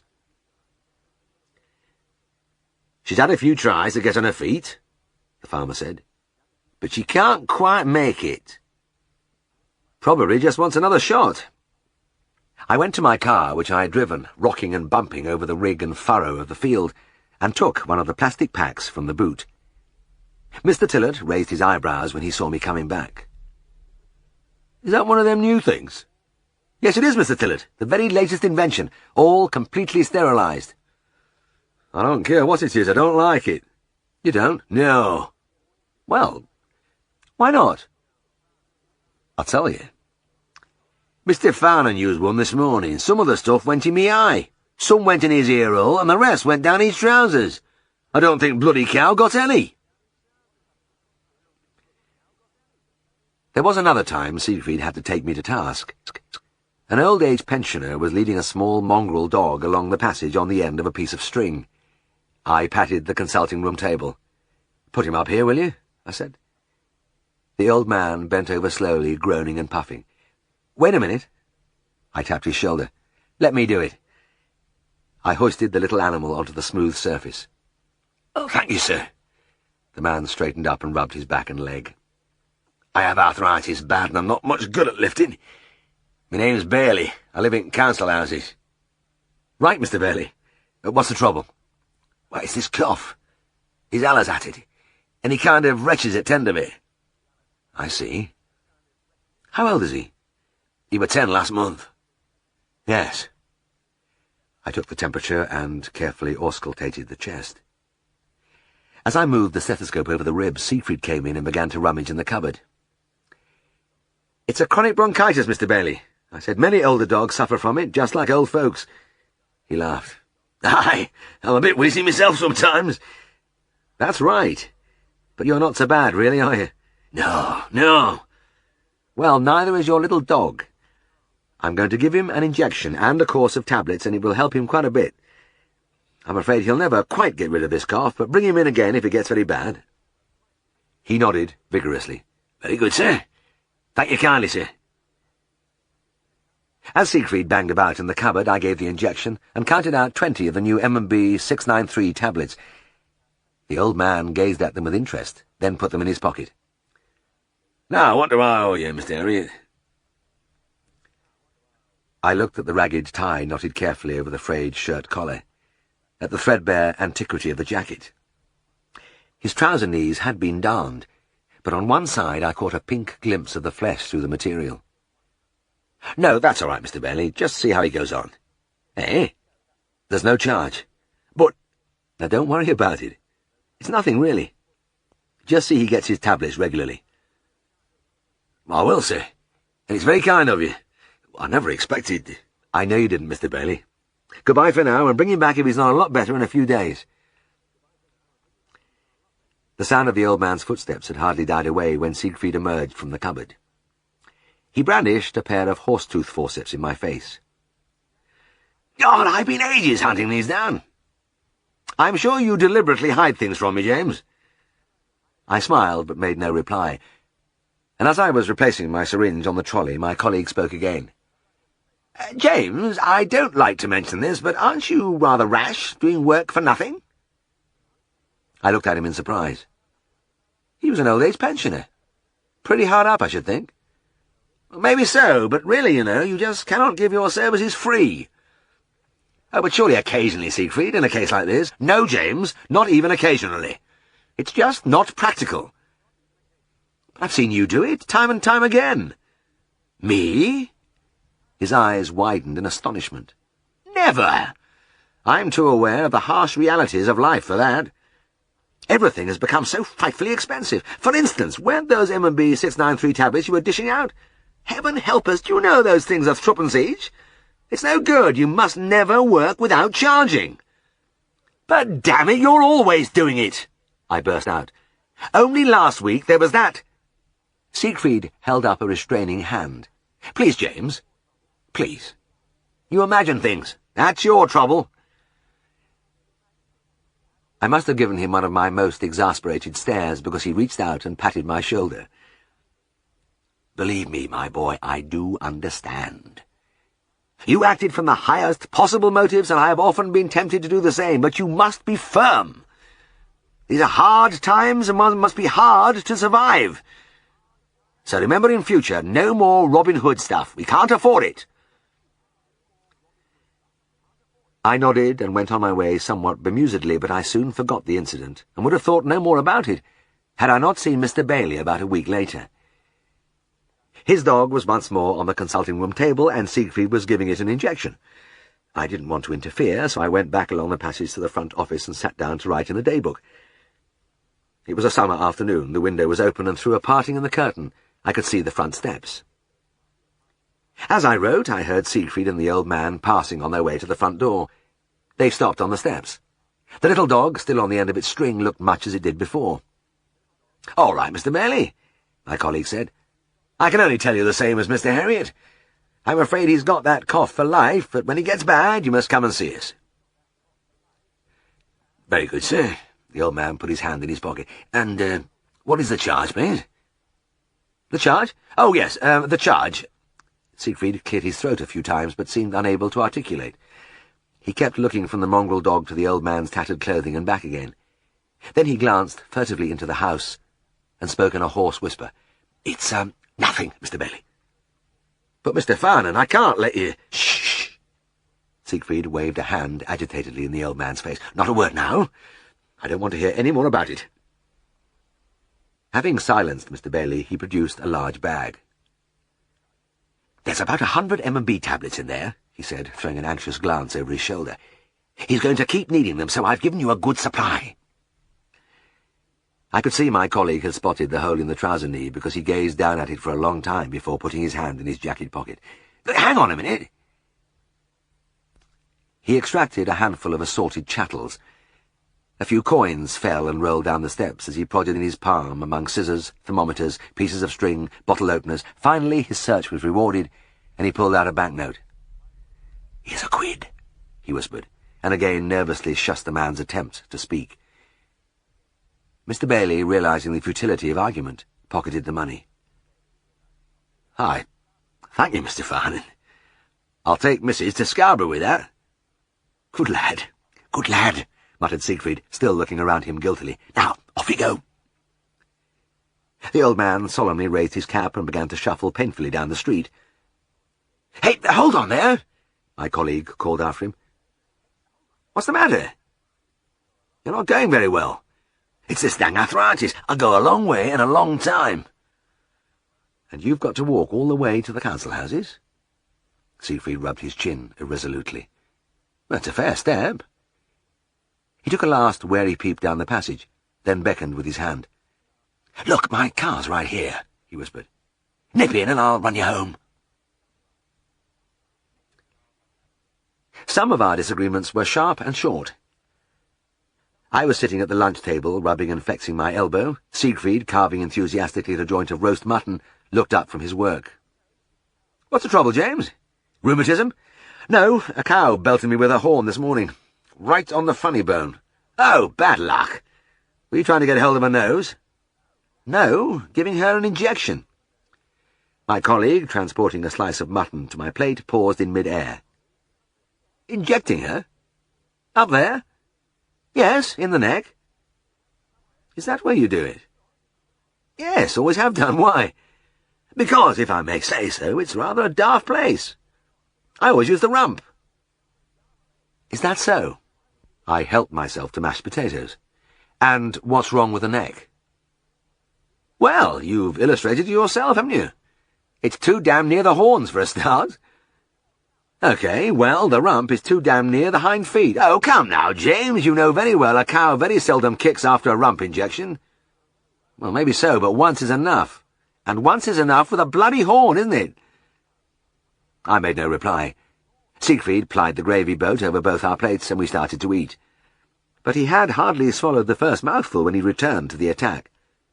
"Another thing, the rump is so handy. Your way, you have to squeeze up between the calves. Well, so what? Simply that you could get your ribs squashed and your toes stood on, that's all." "All right." I spooned some green beans from the tureen. "But your way, you stand an excellent chance of receiving a faceful of cow shit." "Oh, rubbish, James, you're just making excuses." He hacked violently at his mutton. "Not at all," I said. "It's what I believe, and anyway, you haven't made out a case against the neck." "Made out a case? I haven't started yet. I could go on indefinitely. For instance, the neck is more painful." "The rump is more subject to contamination," I countered. "The neck is often thinly muscled," snapped Siegfried. "You haven't got a nice pad there to stick your needle into." "No, and you haven't got a tail either," I growled. "Tail? What the hell are you talking about?" "I'm talking about the bloody tail. It's all right if you have somebody holding it, but otherwise it's a menace lashing about." Siegfried gave a few rapid chews and swallowed quickly. "Lashing about? What in God's name has that got to do with it? Quite a lot, I replied. I don't like a whack across the face from a shitty tail, even if you do. There was a heavy breathing lull. Then my colleague spoke in an ominously quiet voice. Anything else about the tail? Yes, there is. Some cows can whip a syringe out of your hand with their tail. The other day, one caught my big 50cc and smashed it against the wall. Broken glass everywhere. Siegfried flushed slightly and put down his knife and fork. James, I don't like to speak to you in these terms, but I am bound to tell you that you are talking the most unmitigated balls, bullshit, and poppycock. I gave him a sullen glare. That's your opinion, is it? It is indeed, James. Right. Right. Okay. Very well. We continued our meal in silence. But over the next few days my mind kept returning to the conversation. Siegfried has always had a persuasive way with him, and the thought kept recurring that there might be a lot in what he said. It was a week later that I paused, syringe in hand, before pushing between two cows. The animals, divining my intent as they usually did, swung their craggy hind ends together and blocked my way. Yes, by God, Siegfried had a point. Why should I fight my way in there when the other end was ready and waiting? I came to a decision. "Hold the tail, please," I said to the farmer, and pushed my needle into the rump. The cow never moved, and as I completed the injection and pulled the needle out, I was conscious of a faint sense of shame. That lovely pad of gluteal muscle, the easy availability of the site. My colleague had been dead right, and I had been a pig-headed fool. I knew what to do in future. The farmer laughed as he stepped back across the dung channel. "It's a funny thing how you fellas all have your different ways." "What do you mean?" "Mr. Farnham was here yesterday injecting that cow over there." "He was?" A sudden light flashed in my mind. Could it be that Siegfried was not the only convincing talker in our practice? "What about it?" "Just that he had a different system from you. He injected into the neck." Chapter 26. I leant on the handle of my spade, wiped away the sweat which had begun to run into my eyes, and gazed around me at the hundreds of men scattered over the dusty green. We were still on our toughening course. At least that's what they told us it was. I had a private suspicion that they just didn't know what to do with all the air crews under training, and that somebody had devised this method of getting us out of the way. Anyway, we were building a reservoir near a charming little Shropshire town, and a whole village of tents had sprung up to house us. Nobody was quite sure about the reservoir, but we were supposed to be building something. They issued us with denim suits and pickaxes and spades, and for hour after hour we pecked desultorily at a rocky hillside. But, hot as I was, I couldn't help thinking that things could be a lot worse. The weather was wonderful, and it was a treat to be in the open all day. I looked down the slope and away across the sweetly rolling countryside to where low hills rose in the blue distance. It was a gentler landscape than the stark fells and moors I had left behind in Yorkshire, but infinitely soothing. And the roofs of the town showing above the trees held a rich promise. During the hours under the fierce sun, with the rock dust caking round our lips, we built up a gargantuan thirst which we nurtured carefully till the evening, when we were allowed out of camp. There, in cool taverns in the company of country folk, we slaked it with pints of glorious rough cider. I don't suppose you could find any there now. It is mostly factory-made cider which is drunk in the south of England these days, but many of the pubs used to have their own presses where they squeezed the juice from the local apples. To me, there was something disturbing about sleeping in a tent. Each morning, when I awoke with the early sun beating on the thin walls, it was as if I were back in the hills above the Firth of Clyde long before the war was dreamt of. There was something very evocative about the tent smell of hot canvas and rubber ground sheet and crushed grass and the flies buzzing in a little cloud at the top of the pole. I was jerked back in an instant to Rosneath, and when I opened my eyes I half expected to find Alex Taylor and Eddie Hutchinson, the friends of my boyhood, lying there in their sleeping bags. The three of us went camping at Rossneath every weekend from Easter to October, leaving the smoke and dirt of Glasgow behind us. And here in Shropshire, in the uncanny tent smell, when I closed my eyes I could see the little pine wood behind the tent, and the green hillside running down to the burn, and, far below, the long blue mirror of the Garaloch glinting under the great mountains of Argyll. They have desecrated Rossneath, and the Garloch now, but to me, as a boy, it was a fairyland which led me into the full wonder and beauty of the world. It was strange that I should dwell on that period when I was in my teens, because Alex was in the Middle East, Eddie was in Burma, and I was in another tent with a lot of different young men. And it was as though the time between had been rubbed away, and Darrowby and Helen and all my struggles in veterinary practice had never happened. Yet those years in Darrowby had been the most important of my life. I used to sit up and shake myself, wondering at how much my thoughts had been mixed up by the war. But, as I say, I quite enjoyed Shropshire. The only snag was that reservoir, or whatever it was we were hacking out of the face of the hill. I could never get really involved with it, so that I picked up my ears when our flight sergeant made an announcement one morning. "Some of our local farmers want help with their harvest," he called out at the early parade. "Are there any volunteers?" My hand was the first up, and after a few moments' hesitation others followed, but none of my particular friends volunteered for the job. When everything had been sorted out, I found I had been allotted to a farmer Edwards, with 3 other airmen who were from a different flight and strangers to me. Mr. Edwards arrived the following day and packed the 4 of us into a typical big, old-fashioned farmer's car. I sat in the front with him while the other 3 filled the back. He asked our names, but nothing else, as though he felt that our station in civil life was none of his concern. He was about 35, with jet-black hair above a sunburnt face, in which his white teeth and clear blue eyes shone startlingly. He looked us over with a good-humoured grin as we rolled into his farmyard. "Well, here you are, lads," he said. "This is where we are going to put you through it." But I hardly heard him. I was looking around me at the scene which had been part of my life a few months ago. The cobbled yard, the rows of doors leading to cow byre, barn, pigsties and loose boxes. An old man was mucking out the byre, and as the rich bovine smell drifted across, one of my companions wrinkled his nose. But I inhaled it like perfume. The farmer led us all into the fields, where a reaper and binder was at work, leaving the sheaves of corn lying in long golden swathes. "Any of you ever done any stooking?" he asked. We shook our heads dumbly. "Never mind, you'll soon learn. You come with me, Jim." We spaced ourselves out in the big field, each of my colleagues with an old man, while Mr. Edwards took charge of me.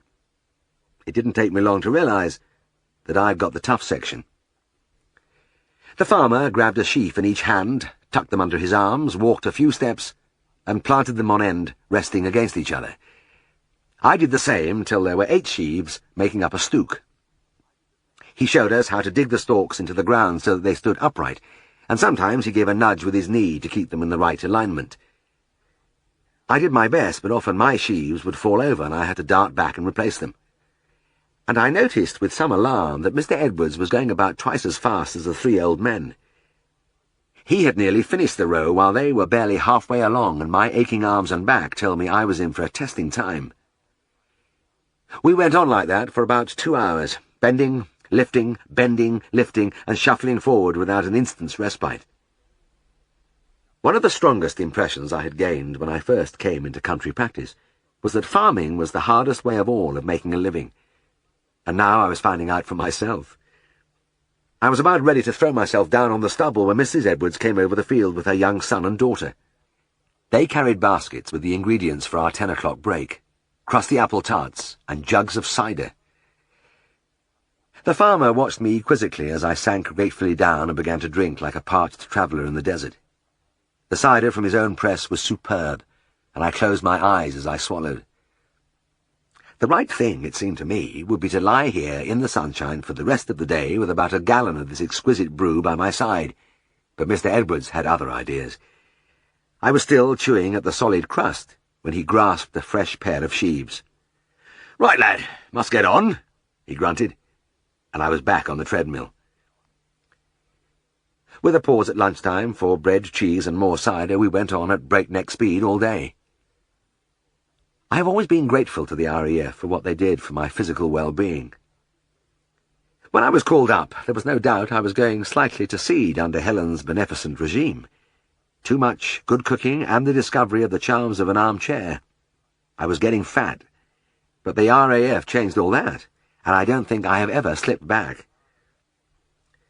After the 6 months at Scarborough, I am certain I didn't carry a surplus pound. Marching, drilling, PT, running, I could trot 5 miles along the beach and cliffs without trouble. When I arrived in Shropshire, I was really fit. But I wasn't as fit as Mr. Edwards. He was a compact bundle of power. Not very big, but with the wiry durability I remembered in the Yorkshire farmers. He seemed tireless, hardly breaking sweat as he moved along the rows, corded brown arms bulging from the sleeves of a faded collarless shirt, slightly bowed legs stumping effortlessly.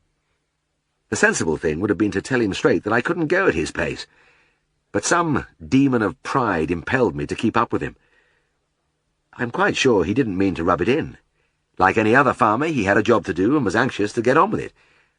At the lunch break, he looked at me with some commiseration as I stood there, shirt sticking to my back, mouth hanging open, ribs heaving. "You're doing fine, Jim," he said, and then, as if noticing my distress for the first time, he shifted his feet awkwardly. "I know you city lads ain't used to this kind of work, and, well, it's not a question of strength, it's just knowing how to do it." When we drove back to camp that night, I could hear my companions groaning in the back of the car. They, too, had suffered, but not as badly as me. After a few days, I did begin to get the knack of the thing, and though it still tested me to the utmost, I was never on the border of collapse again. Mr. Edwards noticed the improvement and slapped me playfully on the shoulder. "What did I tell you? It's just knowing how to do it." But a new purgatory awaited me when we started to load the corn onto the stack. Forking the sheaves up onto the cart, roping them there, then throwing them again, higher and higher as the stack grew in size, I realized with a jolt that stooking had been easy. Mrs. Edwards joined in this part. She stood on the top of the stack with her husband expertly turning the sheaves towards him while he arranged them as they should be. I had the unskilled job way below, toiling as never before, back-breaking, the handle of the fork blistering my palms. I just couldn't go fast enough, and Mr. Edwards had to hop down to help me, grasping a fork and hurling the sheaves up with easy flicks of the wrist. He looked at me as before and spoke the encouraging words, "You're coming along grand, Jim. It's just knowing how to do it."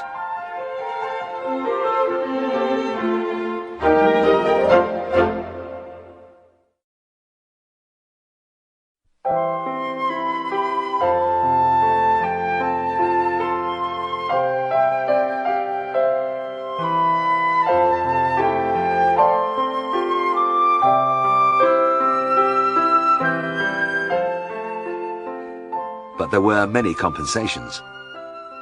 The biggest was being among farming folk again. Mrs. Edwards, in her undemonstrative way, was obviously anxious to show hospitality to these 4 rather bewildered city boys far from home, and set us down to a splendid meal every evening. She was dark like her husband, with large eyes which joined in her quick smile, and a figure which managed to be thin and shapely at the same time. She hadn't much chance to get fat because she never stopped working. When she wasn't outside throwing the corn around like any man, she was cooking and baking, looking after her children, and scouring her great barn of a farmhouse. Those evening meals were something to look forward to and remember.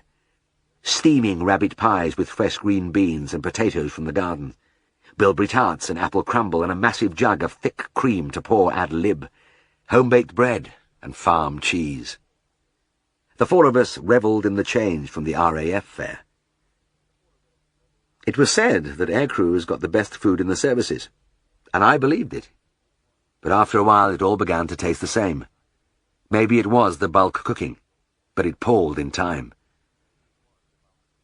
Sitting at the farm table, looking at Mrs. Edwards serving us, at her husband eating stolidly, and at the 2 children, a girl of 10 whose dark eyes showed a promise of her mother's attractiveness, and a sturdy, brown-limbed boy of 8, the thought recurred. They were good stock. The clever economists who tell us that we don't need British agriculture, and that our farms should be turned into national parks, seem to ignore the rather obvious snag that an unfriendly country could starve us into submission in a week. But to me, a greater tragedy still would be the loss of a whole community of people like the Edwards. It was late one afternoon, and I was feeling more of a weakling than ever, with Mr. Edwards throwing the sheaves around as though they were weightless, while I groaned and strained. The farmer was called away to attend to a calving cow, and as he hopped blithely from the stack, he patted my shoulder as I leant on my fork. "Never mind, Jim," he laughed. "It's just knowing how to do it." An hour later, we were going into the kitchen for our meal when Mrs. Edwards said, "My husband's still on with that cow. He must be having difficulty with her." I hesitated at the doorway. "Do you mind if I go and see how he's getting on?" She smiled. "All right, if you like. I'll keep your food warm for you." I crossed the yard and went into the byre. One of the old men was holding the tail of the big red pole and puffing his pipe placidly. Mr. Edwards, stripped to the waist, had his arm in the cow up to the shoulder. But it was a different Mr. Edwards. His back and chest glistened, and droplets of sweat ran down his nose and dripped steadily from the end. His mouth gaped, and he panted as he fought his private battle somewhere inside. He turned glazed eyes in my direction. At first, he didn't seem to see me in his absorption. Then recognition dawned. "Hello, Jim," he muttered breathlessly. "I've got a right job on here." "I'm sorry to hear that. What's the trouble?" He began to reply, then screwed up his face. "Oh, the old bitch! She's squeezing the life out of my arm again. She'll break it before she's finished." He paused, head down, to recover. Then he looked up at me. "The calf's laid wrong, Jim. There's just a tail coming into the passage, and I can't get the hind legs round." A breech. My favourite presentation, but one which always defeated farmers. I couldn't blame them really, because they had never had the opportunity to read Franz Burnesh's classical work on veterinary obstetrics, which explains the mechanics of partition so lucidly. One phrase has always stuck in my mind: the necessity for simultaneous application of antagonistic forces. Burnesh points out that in order to correct many malpresentations, it is necessary to apply traction and repulsion at the same time, and to do that with one hand in a straining cow is impossible. As though to endorse my thoughts, Mr. Edwards burst out once more. "Oh, dang it, I've missed it again. I keep pushing the hock away, then grabbing for the foot, but the old bitch just shoves it all back at me. I've been doing this for an hour now, and I'm about knackered." I never thought I would hear such words from this tough little man, but there was no doubt he had suffered. The cow was a massive animal with a back like a dining table, and she was heaving the farmer back effortlessly every time she strained. We didn't see many red pearls in Yorkshire, but the ones I had met were self-willed and strong as elephants. The idea of pushing against one for an hour made me quail. Mr. Edwards pulled his arm out and stood for a moment leaning against the hair ramp. The animal was quite unperturbed by the interference of this puny human, but the farmer was a picture of exhaustion. He worked his dangling fingers gingerly, then looked up at me. "By God," he grunted. "She's given me some stick. I've got hardly any feeling left in this arm." He didn't have to tell me. I had known that sensation many a time. Even Burnesh, in the midst of his coldly scientific repositions, retropulsions, malpositions, and counteracting pressures, so far unbends as to state that great demands are made upon the strength of the operator. Mr. Edwards would agree with him. The farmer took a long, shuddering breath and moved over to the bucket of hot water on the floor. He washed his arms, then turned back to the cow with something like dread on his face. "Look," I said, "please let me help you." He gave a pallid smile. "Thanks, Jim, but there's nothing you can do. Those legs have got to come round." "Well, that's what I mean. I can do it." "What?" "With a bit of help from you. Have you got a piece of binder twine handy?" "Aye, we've got yards of it, lad.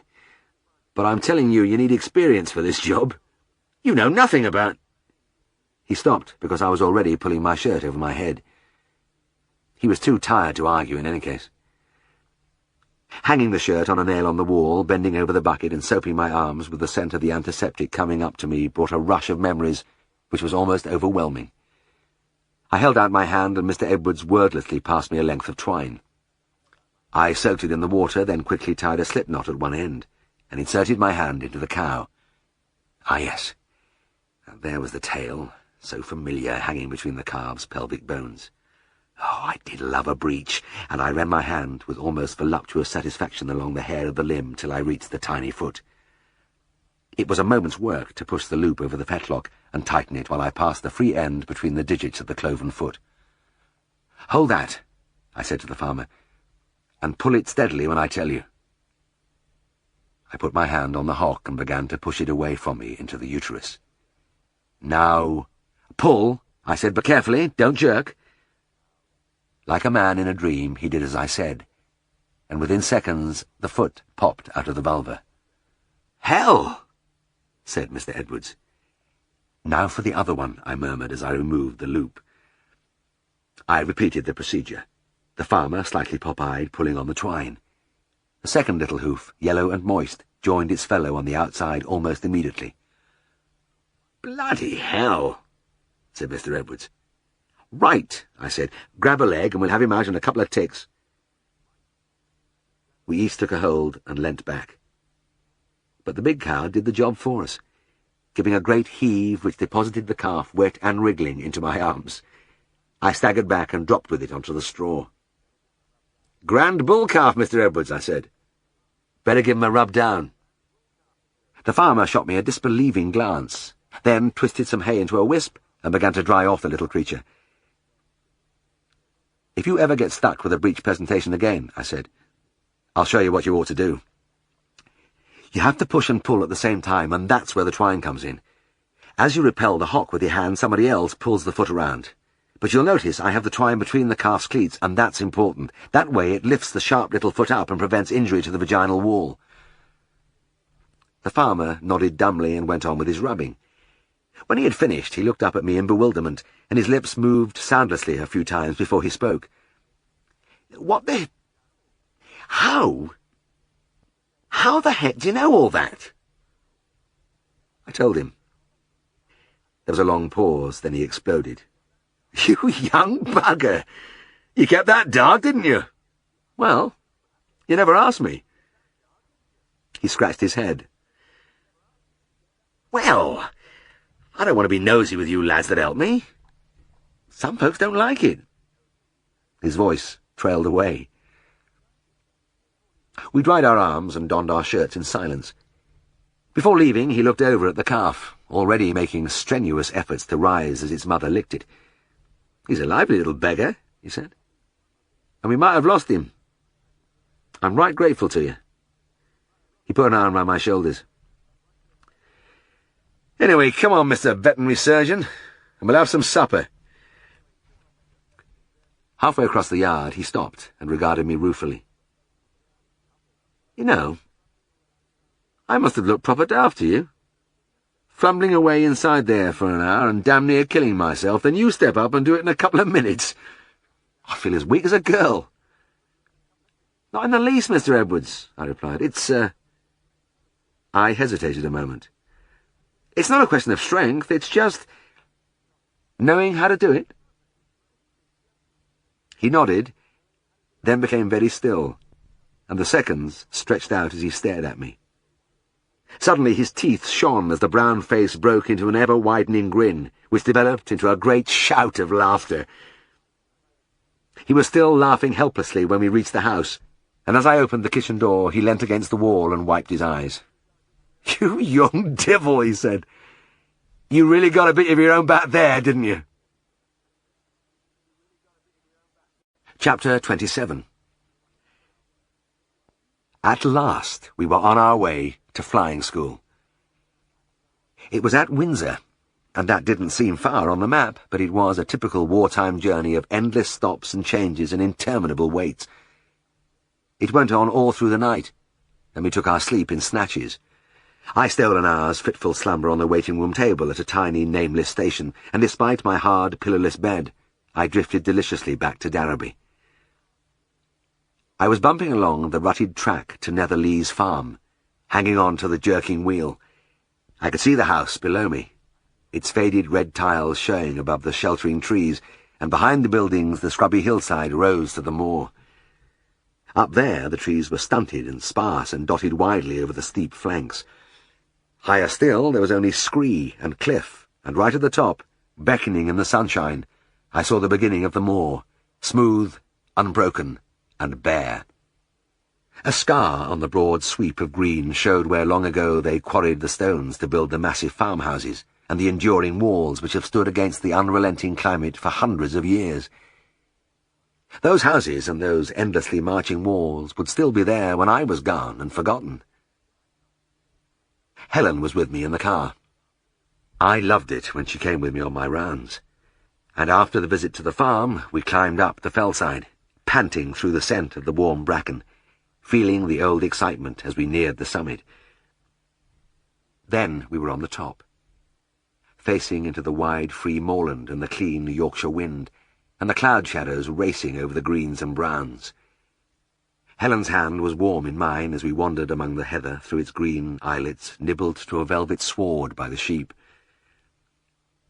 She raised a finger as a curlew's lonely cry sounded across the wild tapestry, and the wonder in her eyes shone through the dark flurry of hair blowing across her face. The gentle shaking at my shoulder pulled me back to wakefulness, to the hiss of steam and the clatter of boots. The tabletop was hard against my hip, and my neck was stiff where it had rested on my pack. "Train's in, Jim." An airman was looking down at me. "I hated to wake you. You were smiling." 2 hours later, sweaty, unshaven, half asleep, laden with kit, we shuffled into the airfield at Windsor. Sitting in the wooden building, we only half listened to the corporal giving us our introductory address. Then suddenly, his words struck home. "There's one other thing," he said. "Remember to wear your identity discs at all times. We had 2 prangs last week. Couple of fellas burned beyond recognition, and neither of them was wearing his discs. We don't know who they were." He spread his hands appealingly. "This sort of thing makes a lot of work for us. So remember what I've told you." In a moment we were all wide awake and listening intently, probably thinking as I was, that we had only been playing at being airmen up till now.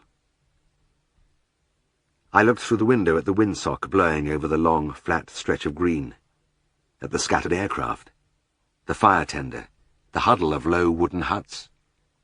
The playing was over now. This was where everything started. Chapter 28. This was a very different uniform. The Wellingtons and breeches of my country vet days seemed far away as I climbed into the baggy flying suit and pulled on the sheepskin boots and the gloves. The silk ones first, then the big clumsy pair on top. It was all new, but I had a feeling of pride. Leather helmet and goggles next. Then I fastened on my parachute, passing the straps over my shoulders and between my legs, and buckling them against my chest before shuffling out of the flight hut onto the long stretch of sunlit grass. Flying Officer Woodham was waiting for me there. He was to be my instructor, and he glanced at me apprehensively, as though he didn't relish the prospect. With his dark, boyish good looks, he resembled all the pictures I'd seen of Battle of Britain pilots, and in fact, like all our instructors, he had been through this crisis in our history. They had been sent here as a kind of holiday after their tremendous experience, but it was said that they regarded their operations against the enemy as a picnic compared with this. They had faced the might of the Luftwaffe without flinching, but we terrified them. As we walked over the grass, I could see one of my friends coming into land. The little biplane slewed and weaved crazily in the sky. It just missed the clump of trees, then about 50 feet from the ground it dropped like a stone, bounced high on its wheels, bounced twice again, then zigzagged to a halt.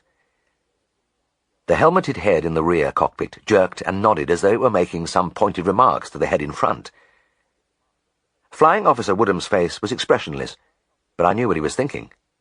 It was his turn next. The tiger moth looked very small and alone on the wide stretch of green. I climbed up and strapped myself into the cockpit while my instructor got in behind me. He went through the drill, which I would soon know by heart like a piece of poetry. A fitter gave the propeller a few turns for priming, then contact. The fitter swung the prop, the engine roared, the chocks were pulled away from the wheels, and we were away, bumping over the grass, then suddenly and miraculously lifting, and soaring high over the straggle of huts into the summer sky, with the patchwork of the soft countryside of southern England unfolding beneath us. I felt a sudden elation, not just because I liked the sensation, but because I'd waited so long for this moment. The months of drilling and marching and studying navigation had been leading up to the time when I would take to the air, and now it had arrived. Flight Officer Woodham's voice came over the intercom. "Now you've got her. Take the stick and hold her steady. Watch the artificial horizon and keep..." Simply smashing, when the phone pealed with a suddenness which made me bite my tongue. Tremblingly, I lifted the receiver while horrid visions of carving heifers floated before me. An hour with my shirt off would just tip me nicely over the brink. "This is Sowden of Long Pasture," a voice croaked. "Yes, Mr. Sowden." I gripped the phone tightly. I would know my fate in a moment. "I have a big calf here. Looks very dowly and grunting bad. Will you come?" A long breath of relief escaped me. A calf with probable stomach trouble. It could have been a lot worse. "Right, I'll see you in 20 minutes, I said. As I turned back to the cosy warmth of the little room, the injustice of life smote me. "I've got to go out, Helen." "Oh, no." "Yes, and I have this cold coming on," I whimpered. "And just listen to that rain." "Yes. You must wrap up well, Jim." I scowled at her. That place is 10 miles away, and a cheerless dump if ever there was one. There's not a warm corner anywhere. I fingered my aching throat. A trip out there's just what I need. I'm sure I've got a temperature. I don't know if all veterinary surgeons blame their wives when they get an unwanted call, but heaven help me, I've done it all my life. Instead of giving me a swift kick in the pants, Helen smiled up at me. "I'm really sorry, Jim, but maybe it won't take you long, and you can have a bowl of hot soup when you come back." I nodded, sulkily. Yes, that was something to look forward to. Helen had made some brisket broth that day, rich and meaty, crowded with celery, leeks, and carrots, and with a flavour to bring a man back from the dead. I kissed her and trailed off into the night. Long Pasture Farm was in the little hamlet of Dowsett, and I had travelled this narrow road many times. It snaked its way high into the wild country, and on summer days the bare, lonely hills had a serene beauty, treeless and austere, but with a clean wind sweeping over the grassy miles.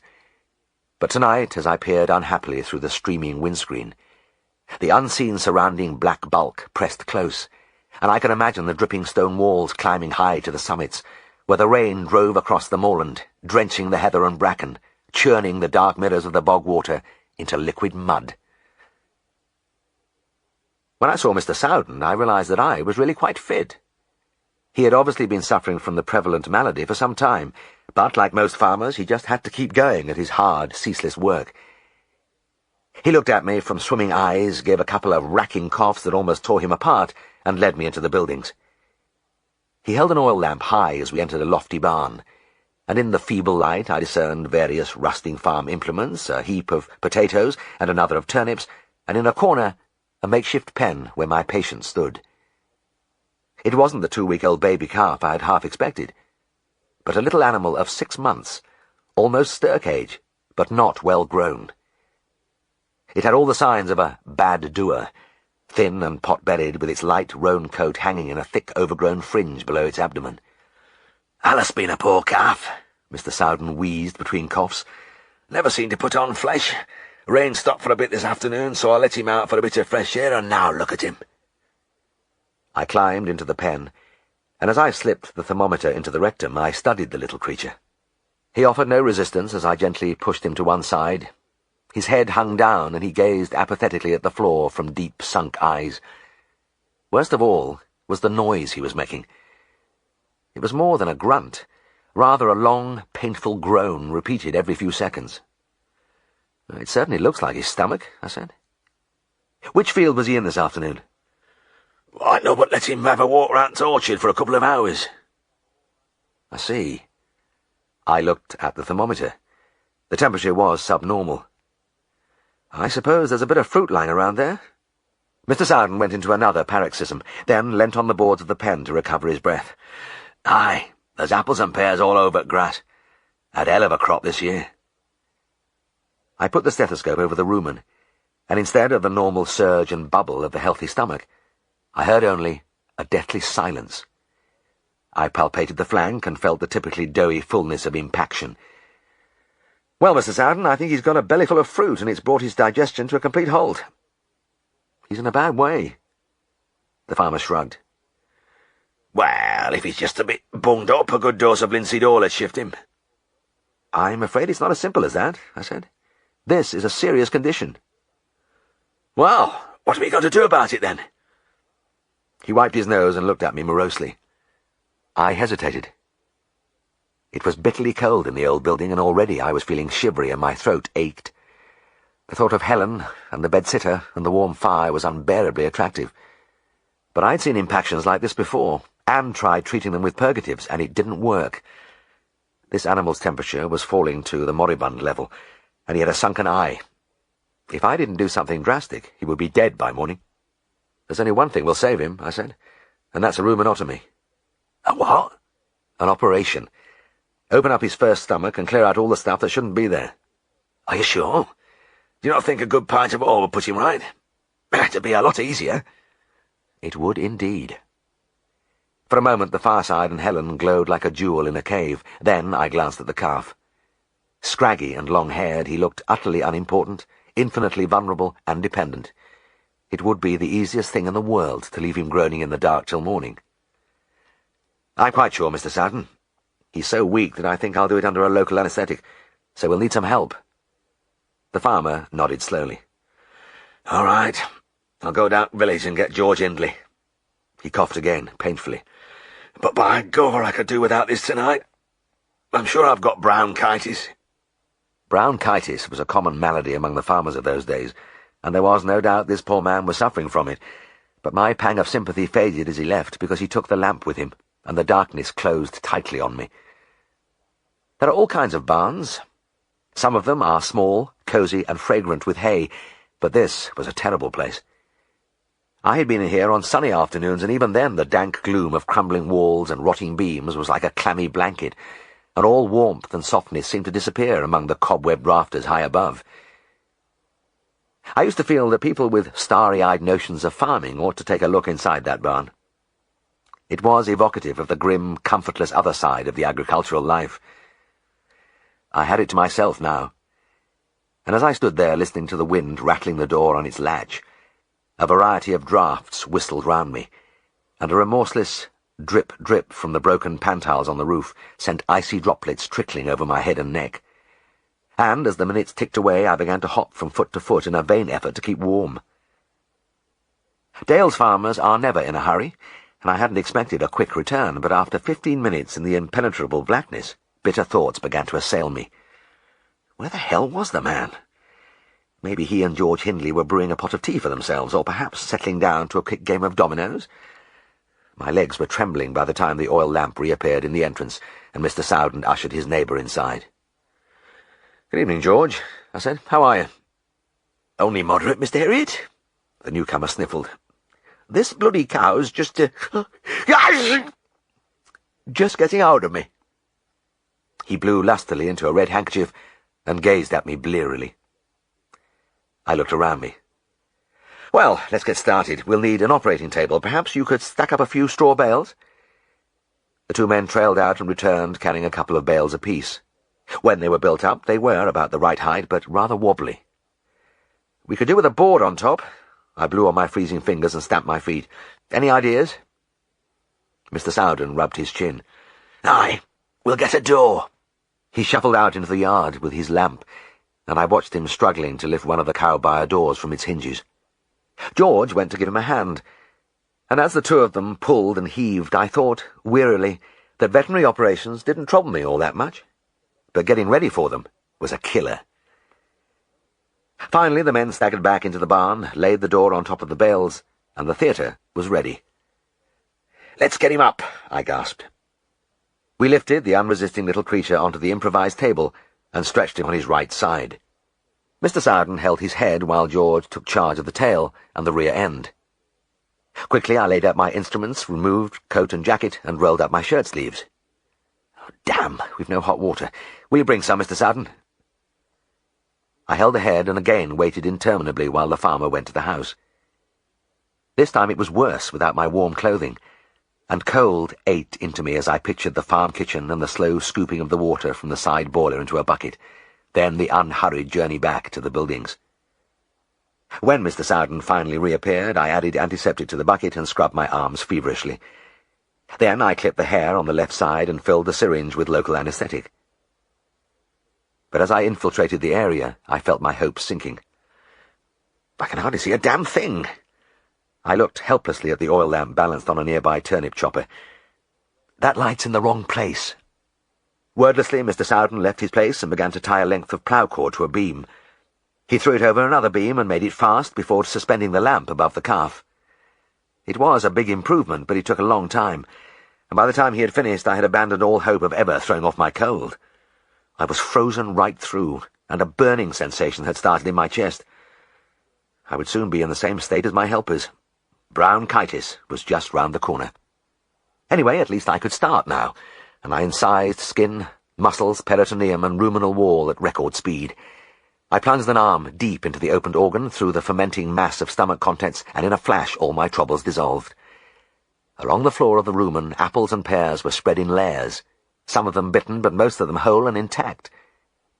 Bovines take most of their food in big swallows and chew it over later at their leisure, but no animal could make cud out of this lot. I looked up happily. It's just as I thought. He's full of fruit, replied Mr. Sowden. Coughs come in various forms, but this one was tremendous and fundamental, starting at the soles of his hobnail boots and exploding right in my face. I hadn't realized how vulnerable I was, with the farmer leaning over the calf's neck, his head a few inches from mine. He repeated, and a second shower of virus-laden moisture struck me. Apparently Mr. Sowden either didn't know or didn't care about droplet infection, but with my hands inside my patient there was nothing I could do about it. Instinctively I turned my face a little in the other direction. Went George. It was a sneeze rather than a cough, but it sent a similar deadly spray against my other cheek. I realized I was hopelessly trapped between the two of them. But, as I say, my morale had received a boost.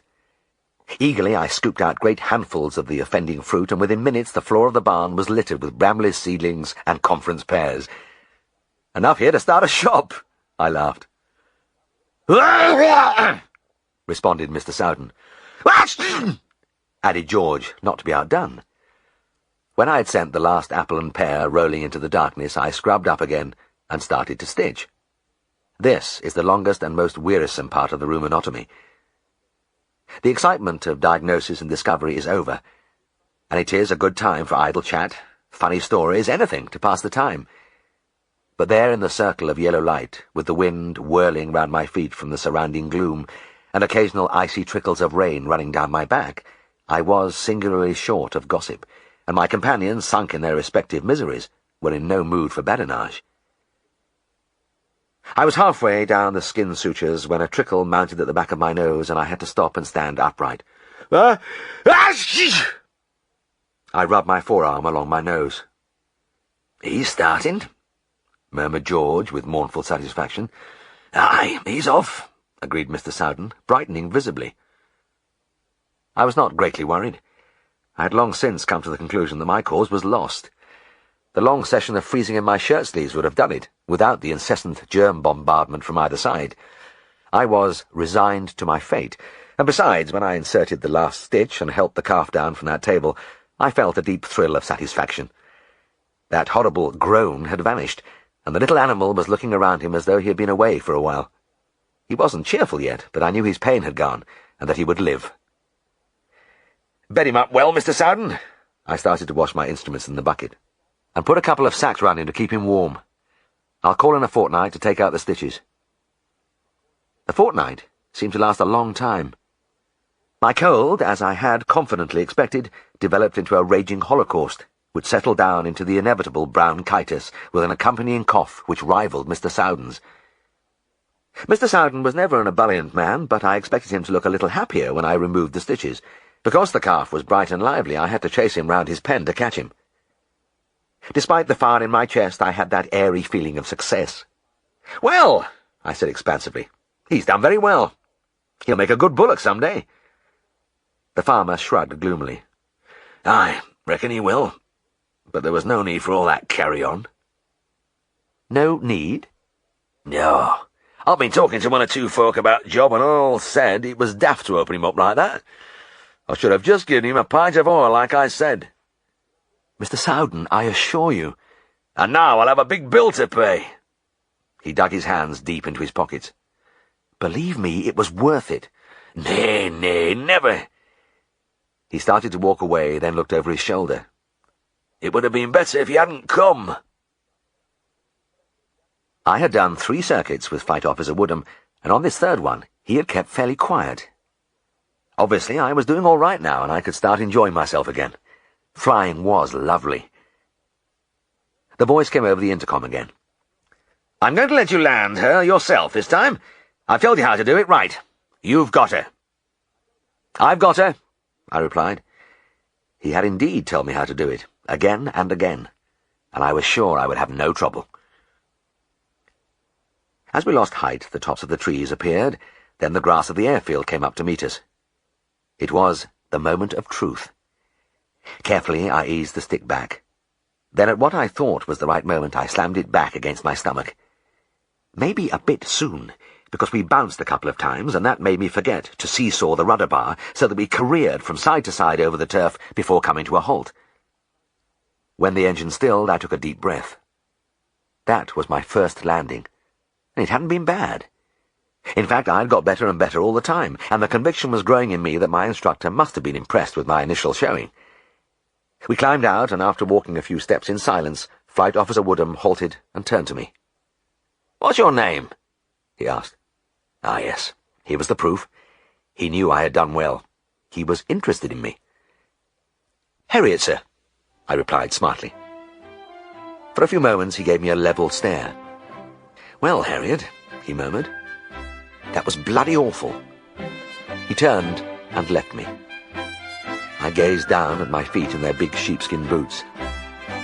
Yes, the uniform was different, but things hadn't changed all that much.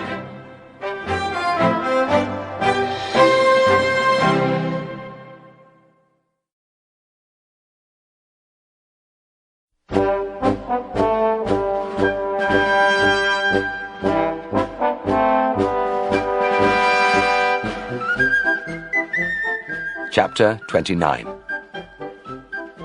"Takes all kinds, doesn't it, chum?" The airman grinned at me across the flight hut table. We had been listening to a monologue from a third man who had just left us after telling us what he intended to do after gaining his wings. The impression he left was that he was almost going to win the war on his own. There were certainly all kinds in the RAF, and this line shooting was a common phenomenon when different types were thrown together. There were all kinds of animals, too. Many people think my farm patients are all the same, but cows, pigs, sheep, and horses can be moody, placid, vicious, docile, spiteful, loving. There was one particular pig called Gertrude, but before I come to her, I must start with Mr. Barge. Nowadays, the young men from the pharmaceutical companies who call on veterinary surgeons are referred to as reps, but nobody would have dreamt of applying such a term to Mr. Barge. He was definitely a representative of Cargill & Sons, manufacturers of fine chemicals since 1850, and he was so old that he might have been in on the beginning. It was a frosty morning in late winter when I opened the front door at Skeldale House and saw Mr. Barge standing on the front step. He raised his black Homburg a few inches above the sparse strands of silver hair, and his pink features relaxed into a smile of gentle benevolence. He had always treated me as a favourite son, and I took it as a compliment because he was a man of immense prestige. "Mr. Herriot," he murmured, and bowed slightly. The bow was rich in dignity, and matched the dark morning coat, striped trousers, and shiny leather briefcase. "Please come in, Mr. Barge," I said, and ushered him into the house. He always called at midday, and stayed for lunch. My young boss, Siegfried Farnen, a man not easily overawed, invariably treated him with deference, and in fact the visit was something of a state occasion. The modern rep breezes in, chats briefly about blood levels of antibiotics and steroids, says a word or two about bulk discounts, drops a few data sheets on the desk, and hurries away. In a way, I feel rather sorry for these young men because, with a few exceptions, they are all selling the same thing. Mr. Barge, on the other hand, like all his contemporaries, carried a thick catalogue of exotic remedies, each one peculiar to its own firm. Siegfried pulled out the chair at the head of the dining table. "Come and sit here, Mr. Barge." "You are very kind." The old gentleman inclined his head slightly and took his place. As usual, there was no reference to business during the meal, and it wasn't until the coffee appeared that Mr. Barge dropped his brochure carelessly on the table, as though this part of the visit was an unimportant afterthought. Siegfried and I browsed through the pages, savouring the exciting whiff of witchcraft which had been blown from our profession by the wind of science. At intervals, my boss placed an order. "I think we'd better have a couple of dozen lecturers, Mr. Barge." "Thank you so much." The old gentleman flipped open a leather-bound notebook and made an entry with a silver pencil. "And we're getting a bit low on fever drinks, aren't we, James?" Siegfried glanced round at me. "Yes. We'll need a gross of them, if you please." "I am most grateful," Mr. Barge breathed, noting that down too. My employer murmured his requests as he riffled through the catalogue. A Winchester of spirits of nitre, and another of formalin, castration clams, triple bromide, Stockholm tar, all the things we never use now, and Mr. Barge responded gravely to each one with, "I do thank you," or "Thank you indeed," and a flourish of his silver pencil. Finally, Siegfried lay back in his chair. "Well now, Mr. Barge, I think that's it. Unless you have anything new?" "As it happens, my dear Mr. Farnan, we have." The eyes in the pink face twinkled. "I can offer you our latest product, Soothe It, an admirable sedative." In an instant, Siegfried and I were all attention. Every animal doctor is keenly interested in sedatives. Anything which makes our patients more amenable is a blessing. Mr. Barge extolled the unique properties of Soothe It, and we probed for further information. "How about unmaternal sows?" I asked. "You know, the kind which savage their young. I don't suppose it's any good for that." "My dear young sir," Mr. Barge gave me the kind of sorrowing smile a bishop might bestow on an erring curate. "Soothe It is a specific for this condition. A single injection to a farrowing sow, and you will have no problems." "Oh, that's great," I said. "And does it have any effect on car sickness in dogs?" The noble old features lit up with quiet triumph. "Another classical indication, Mr. Herriot. Soothe It comes in tablet form for that very purpose." "Splendid!" Siegfried drained his cup and stood up. "Better send us a good supply, then. And if you will excuse us, we must start the afternoon round, Mr. Barge. Thank you so much for calling." We all shook hands. Mr. Barge raised his Homburg again on the front step, and another gracious occasion was over. Within a week, the new supplies from Cargill & Sons arrived.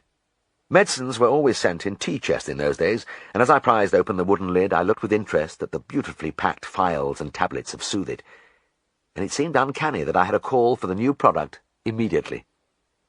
That same day, one of the town's bank managers, Mr. Ronald Beresford, called to see me.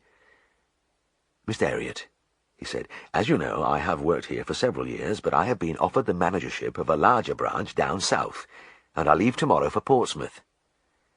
From his gaunt height, he looked down at me with the unsmiling gaze which was characteristic of him. "Portsmouth? Gosh, that's a long way." "Yes, it is. About 300 miles. And I have a problem." "Really?" "I have, I fear.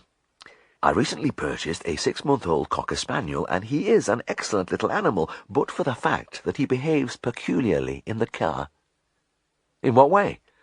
He hesitated. "Well, he's outside now. If you've got a minute to spare, I could demonstrate." "Of course," I said. "I'll come with you now." We went out to the car. His wife was in the passenger seat, as fat as her husband was thin, but with the same severe, unbending manner. She nodded at me coldly, but the attractive little animal on her lap gave me an enthusiastic welcome. I stroked the long silky ears. "He's a nice little fellow." Mr. Beresford gave me a sidelong glance. "Yes, his name is Coco, and he really is quite charming. It's only when the engine is running that the trouble begins." I got in the back, he pressed the starter, and we set off. And I saw immediately what he meant. The spaniel stiffened and raised his head till his nose pointed at the roof. He formed his lips into a cone and emitted a series of high-pitched howls. "Ow! Yow! Wow! Wow!" wailed Coco. It really startled me because I'd never heard anything quite like it. I don't know whether it was the perfectly even spacing of the hoots, their piercing, jarring quality, or the fact that they never stopped, which drove the sound deep into my brain. But my head was singing after a 2-minute circuit of the town. I was vastly relieved when we drew up again outside the surgery. Mr. Beresford switched off the engine, and it was as though he had switched off the noise too, because the little animal relaxed instantly and began to lick my hand. "Yes," I said. "You have a problem without a doubt." He pulled nervously at his tie. "And it gets louder the longer you drive." "Let me take you a bit further round, and—" No, I put in hastily. "That won't be necessary. I can see exactly how you are placed. But you say you haven't had Coco for long. Well, he isn't much more than a pup. I'm sure he'll get used to the car in time." "Well, very possibly he will." Mr. Beresford's voice was taut with apprehension. "But I'm thinking of tomorrow. I've got to drive all the way to Portsmouth with my wife and this dog, and I've tried car sickness tablets without result." A full day with that appalling din was unthinkable. But at that moment the image of Mr. Barge rose before me. He had sprouted wings and floated in front of my eyes like an elderly guardian angel. What an incredible piece of luck! "As it happens," I said with a reassuring smile, "there is something new for this sort of thing, and by coincidence we have just received a batch of it today. Come in and I'll fix you up." "Well, thank heavens for that." Mr. Beresford examined the box of tablets. "I just give one, half an hour before the journey, and all will be well." "That's the idea," I replied cheerfully. "I've given you a few extra for future journeys." "I'm most grateful. You've taken a great load off my mind." He went out to the car, and I watched as he started the engine. As if in response to a signal, the little brown head on the back seat went up and the lips pursed. "Yow! Yow! Yow! Yow!" Coco yowled, and his master shot me a despairing look as he drove away.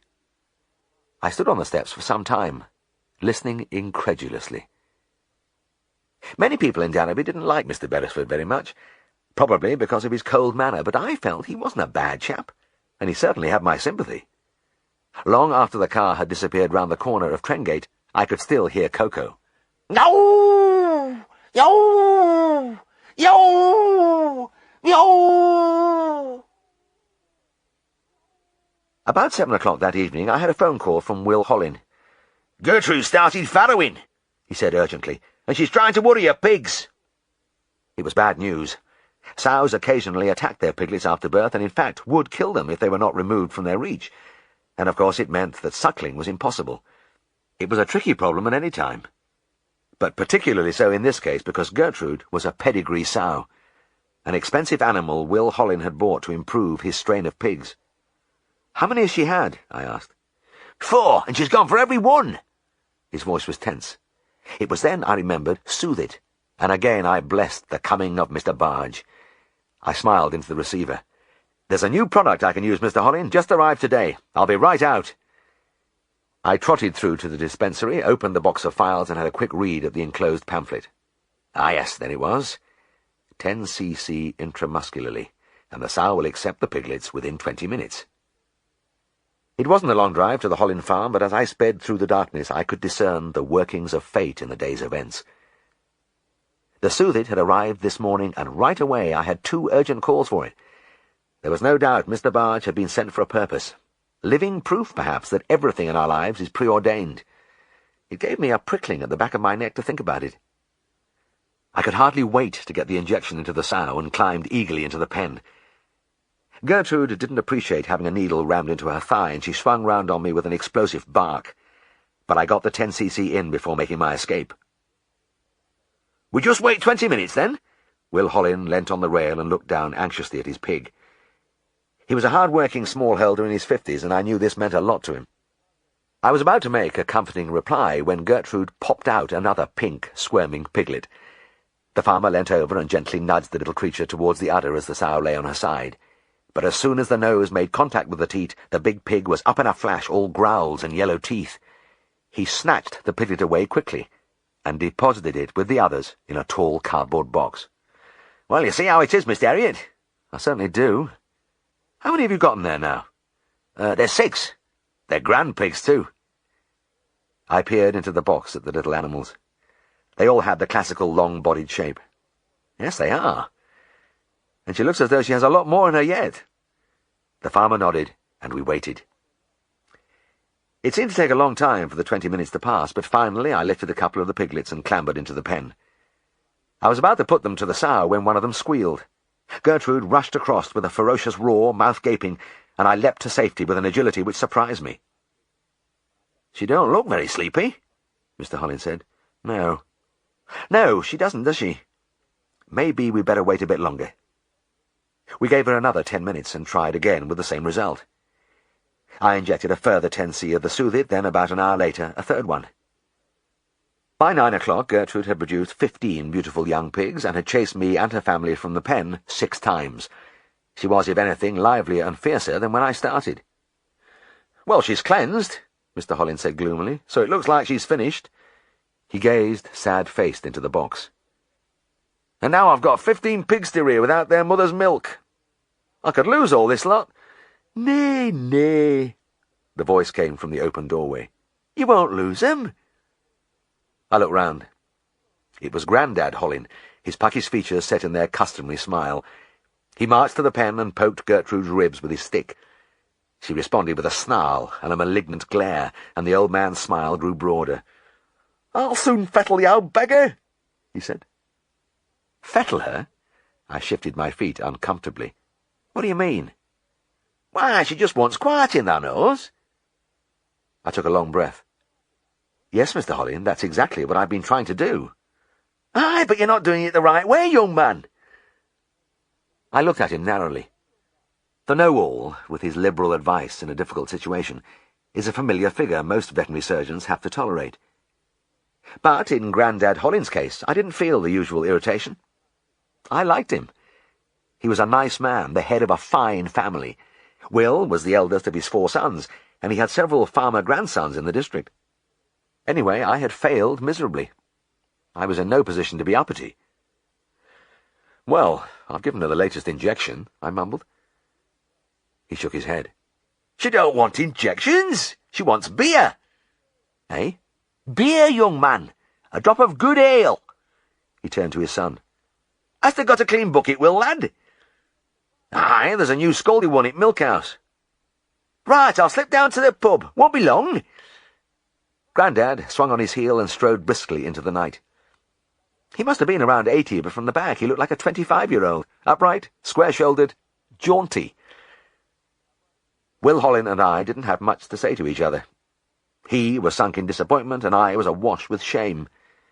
It was a relief when Grandad returned bearing an enamel bucket, brimming with brown liquid.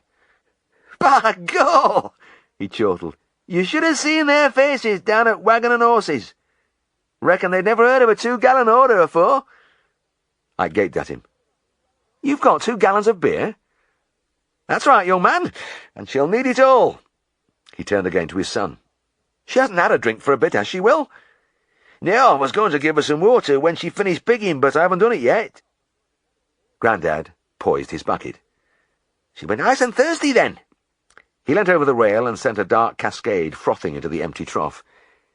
Gertrude ambled moodily across and sniffed at the strange fluid. After some hesitation, she dipped her snout and tried a tentative swallow, and within seconds the building echoed with a busy slobbering. "By heck, she likes it!" Will exclaimed. "She should," Grandad murmured wistfully. "It's John Smith's best bitter." It took the sow a surprisingly short time to consume the 2 gallons, and when she had finished she looked out every corner of the trough before turning away.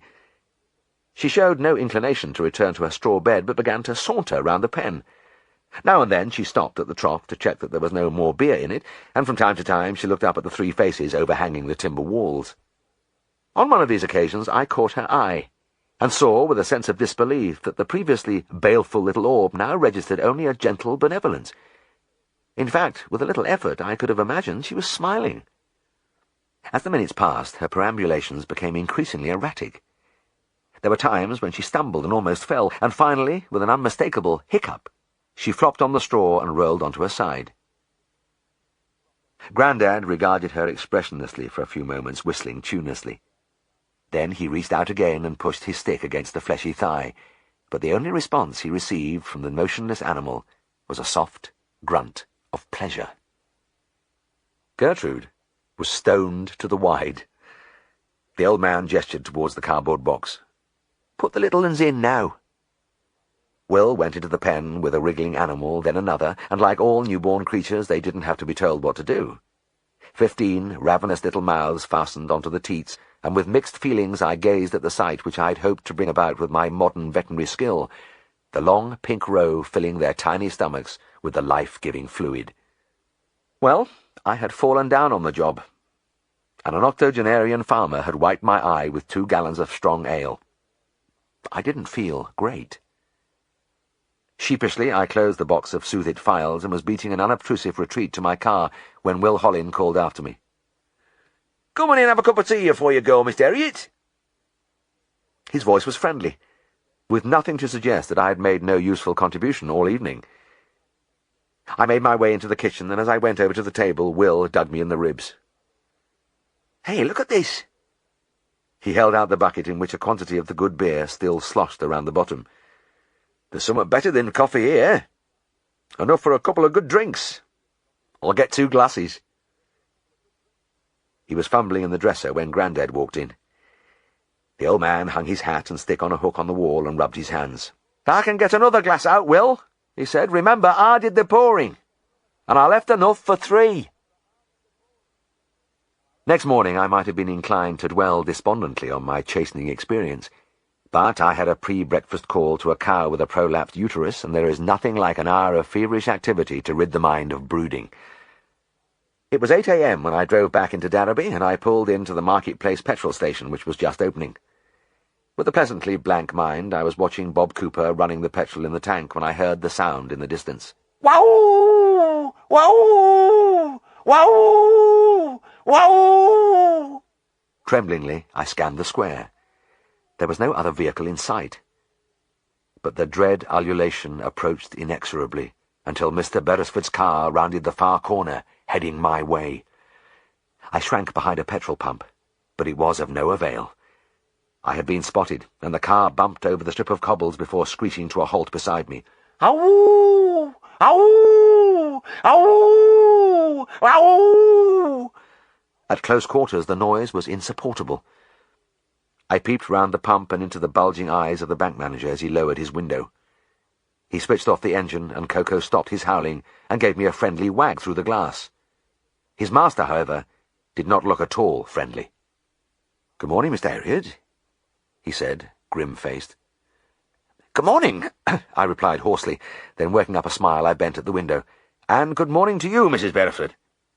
The lady withered me with a look, and was about to speak when her husband went on. "I administered one of the wonderful new tablets early this morning on your advice." His chin quivered slightly. "Oh, yes? Yes, I did, and it had no effect. So I gave him another." He paused. "Since this produced a similar result, I tried a third, and a fourth." I swallowed. "Really?" "Indeed." He gave me a cold stare. "So I am driven to the conclusion that the tablets are useless." "Well, it certainly does look—" He held up a hand. "I cannot listen to explanations. I have already wasted enough time, and there are 300 miles driving in front of me." "I'm truly sorry," I began, but he was already closing the window. He started the engine, and Coco froze immediately into his miniature wolf position, nose high, lips puckered into a small circle. I watched the car roll across the square and turn out of sight on the road to the south. For quite a while after it had gone, I could still hear Coco. "Ow! Ow! Ow! Ow!" Feeling suddenly weak, I leant against the pump. My heart went out to Mr. Beresford. As I have said, I felt sure he was a decent man. In fact, I quite liked him. But for all that, I was profoundly grateful that I would probably never see him again. Our audiences with Mr. Barge usually took place every 3 months, and it was mid-June before I saw him again at the head of our luncheon table. The silvery head gleamed under the summer sunshine as he sipped his coffee and murmured politenesses. At the end of the meal, he dabbed his lips with a napkin and slid his brochure unhurriedly along the tablecloth. Siegfried reached for it and asked the inevitable question, "Anything new, Mr. Barge?" "My dear sir." The old gentleman's smile seemed to convey that the follies of the young, though incomprehensible to him, were still delightful. "Cargill & Sons never send me to you without a host of new products, many of them specific, all of them efficient. I have many sovereign remedies to offer you." I must have uttered some sort of strangled sound, because he turned and regarded me quizzically. "Ah, Mr. Herriot, did you say something, young sir?" I swallowed a couple of times and opened my mouth as the waves of benevolence flowed over me, but against that dignity and presence I was helpless. No, not really, Mr. Barge," I replied. I knew I would never be able to tell him about the Soothit. Chapter 30. Now that we were faced with the reality of life at flying school, the ties which bound me to my fellow airmen were strengthened. We had a common aim, a common worry. The feeling of comradeship was very much like my relationship with Siegfried and his student brother Tristan back in Darrowby. But there the pressures came not from learning to fly, but from the daily challenge of veterinary practice. Our existence was ruled by sudden and unexpected alarms. Tristan, however, didn't let it get him down. He and I were sitting in the big room at Scaledale House one night when the telephone burst into strident voice. He reached from his chair and lifted the receiver. "Hello, please. Who is this?" he inquired. He listened attentively for a few moments, then shook his head. No, very sorry, but Mr. Farnan no at home. Yes, I tell him when he come. Okie dokie, bye-bye." I looked across at him wonderingly from the other side of the fireplace as he replaced the instrument. These strange accents were only one facet of his constant determination to extract amusement from every situation. He didn't do it all the time, only when the mood was on him. But it was not unusual for farmers to say that some foreign fella had answered the phone.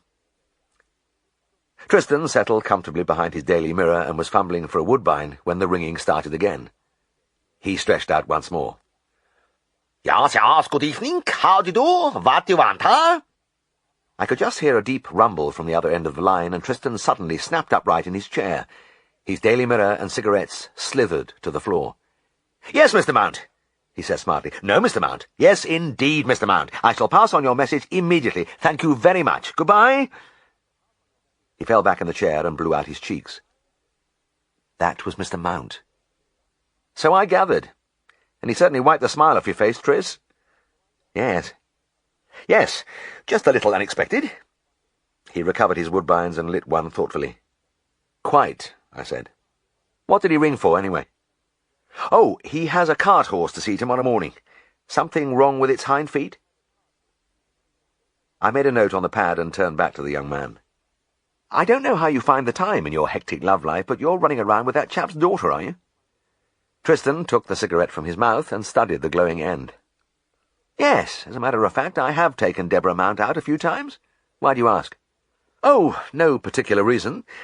Her old man seems a bit formidable, that's all." I could picture Mr. Mount the last time I saw him. He was well named. A veritable massif of a man, towering several inches over 6 feet. From shoulders, like the great buttresses of the fell which overhung his farm, rose a beetling cliff of head with craggy outcrops of jaw and cheek and brow. He had the biggest hands I'd ever seen, approximately 3 times the size of my own. "Oh, I don't know," Tristan said. "He's not a bad sort." "I agree. I have nothing against him." Mr. Mount was deeply religious and had the reputation of being hard but fair. "It's just that I wouldn't like him to come up to me and ask if I was trifling with his daughter's affections." Tristan swallowed, and anxiety flitted briefly in his eyes. "Oh, that's ridiculous. Deborah and I have a friendly relationship, that's all." "Well, I'm glad to hear it," I said. "I've been told her father is very protective about her, and I'd hate to feel those big hands around my throat." Tristan gave me a cold stare. "You're a sadistic bugger at times, Jim. Just because I occasionally enjoy a little female company—" "Oh, forget it, Tris, I'm only kidding. You've nothing to worry about. When I see old Mount tomorrow, I promise I won't mention that Deborah is one of your harem." I dodged the flying cushion and went through to the dispensary to stock up for the next day's round. But I realized next morning that my joke was barbed when I saw Mr. Mount coming out of the farmhouse. For a moment his bulk filled the doorway.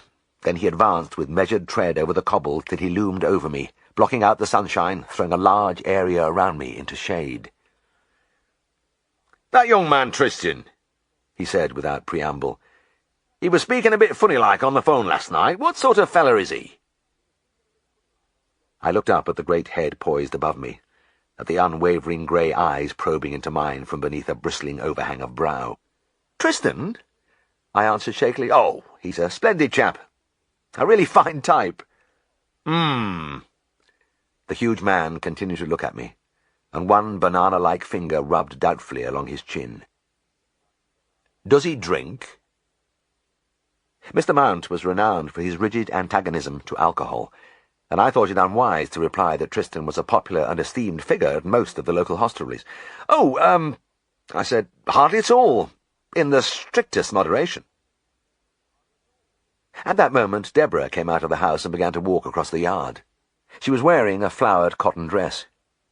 About 19, shining golden hair falling below her shoulders, she radiated the healthy, buxom beauty of the country girl. As she went by, she flashed a smile at me, and I had a heart-lifting glimpse of white teeth and warm brown eyes. It was in the early days before I had met Helen, and I had as sharp an interest in a pretty lass as anybody. I found myself studying her legs appreciatively after she had passed. It was then that I had an almost palpable awareness of her father's gaze upon me. I turned and saw a new expression there, a harsh disapproval which chilled me and left a deep conviction in my mind. Deborah was a little smasher, all right, and she looked nice too, but no, never. Tristan had more courage than I had. Mr. Mount turned away abruptly. "This oss is in the stable," he grunted. In those late 30s, the tractor had driven a lot of the draft horses from the land, but most of the farmers kept a few around, perhaps because they had always worked horses and it was part of their way of life, and maybe because of the sheer, proud beauty of animals like the one which stood before me now. It was a magnificent Shire gelding, standing all of 18 hands. He was a picture of massively muscled power, but when his master spoke, the great white-blazed face which turned to us was utterly docile. The farmer slapped him on the rump.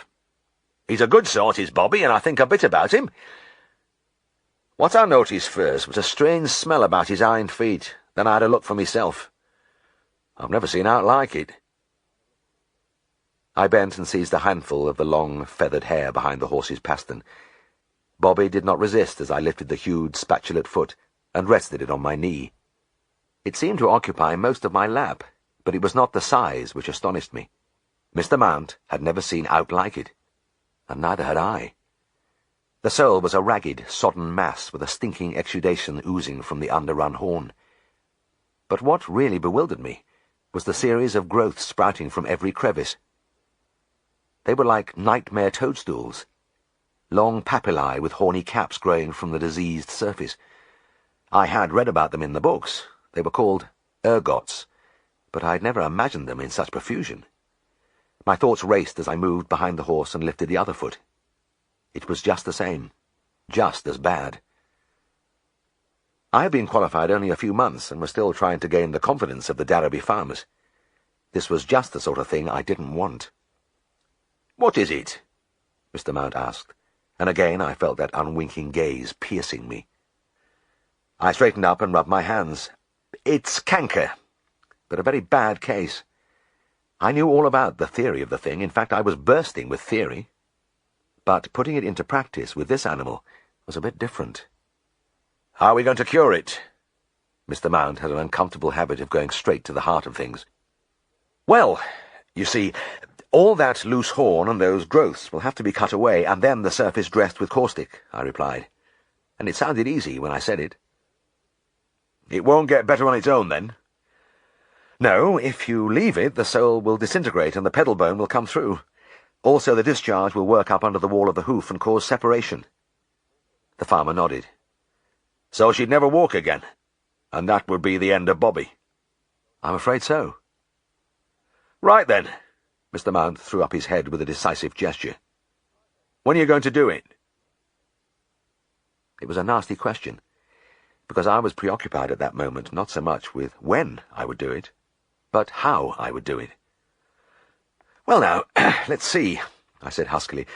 Would it be— The farmer broke in. We're busy hay-making all this week, and you'll be wanting some men to help you. How about Monday next week? A wave of relief surged through me. Thank heavens he hadn't said tomorrow. I had a bit of time to think now. Very well, Mr. Mount, that suits me fine. Don't feed him on the Sunday, because he'll have to have an anaesthetic. Driving from the farm, a sense of doom oppressed me. Was I going to ruin that beautiful animal in my ignorance? Canker of the foot was unpleasant at any time, and was not uncommon in the days of the draught horse, but this was something way out of the ordinary.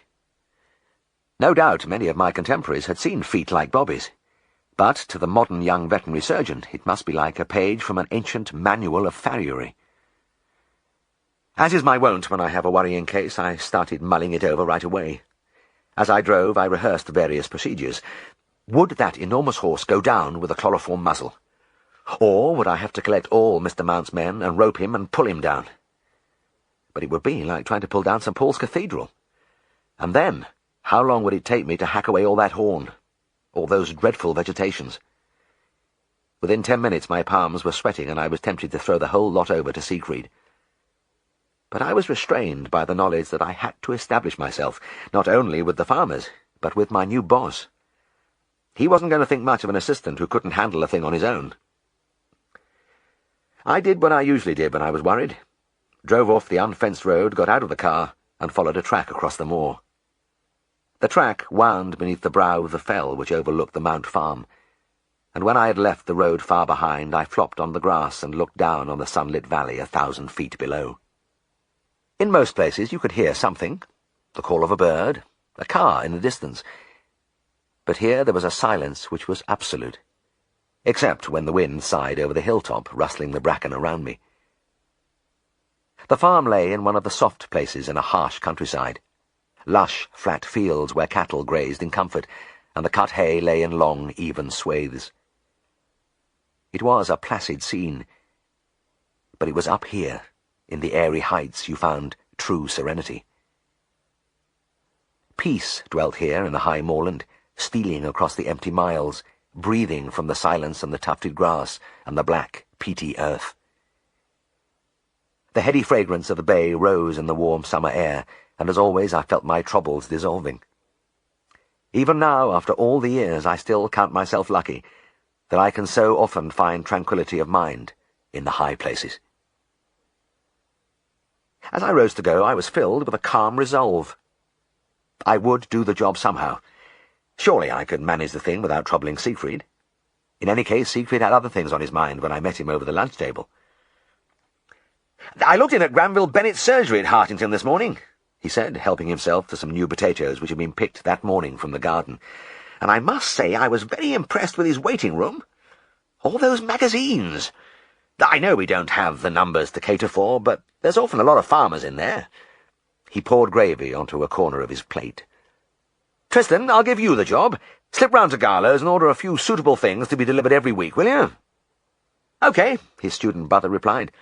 "I'll do it this afternoon." "Splendid." Siegfried chewed happily. "We must keep progressing in every way. Do have some more of these potatoes, James. They really are very good." Tristan went into action right away, and within 2 days the table and shelves in our waiting room carried a tasteful selection of periodicals: the Illustrated London News, Farmer's Weekly, the Farmer and Stock Breeder, Punch. But as usual, he had to embroider the situation. "Look at this, Jim," he whispered one afternoon, guiding me through the door. "I've been having a little harmless sport." "What do you mean?" I looked around me uncomprehendingly. Tristan said nothing, but pointed to one of the shelves. There, among the innocent journals, was a German naturist magazine displaying a startling frontispiece of full frontal nudity. Even in these permissive days it would have caused a raised eyebrow, but in rural Yorkshire in the 30s, it was cataclysmic.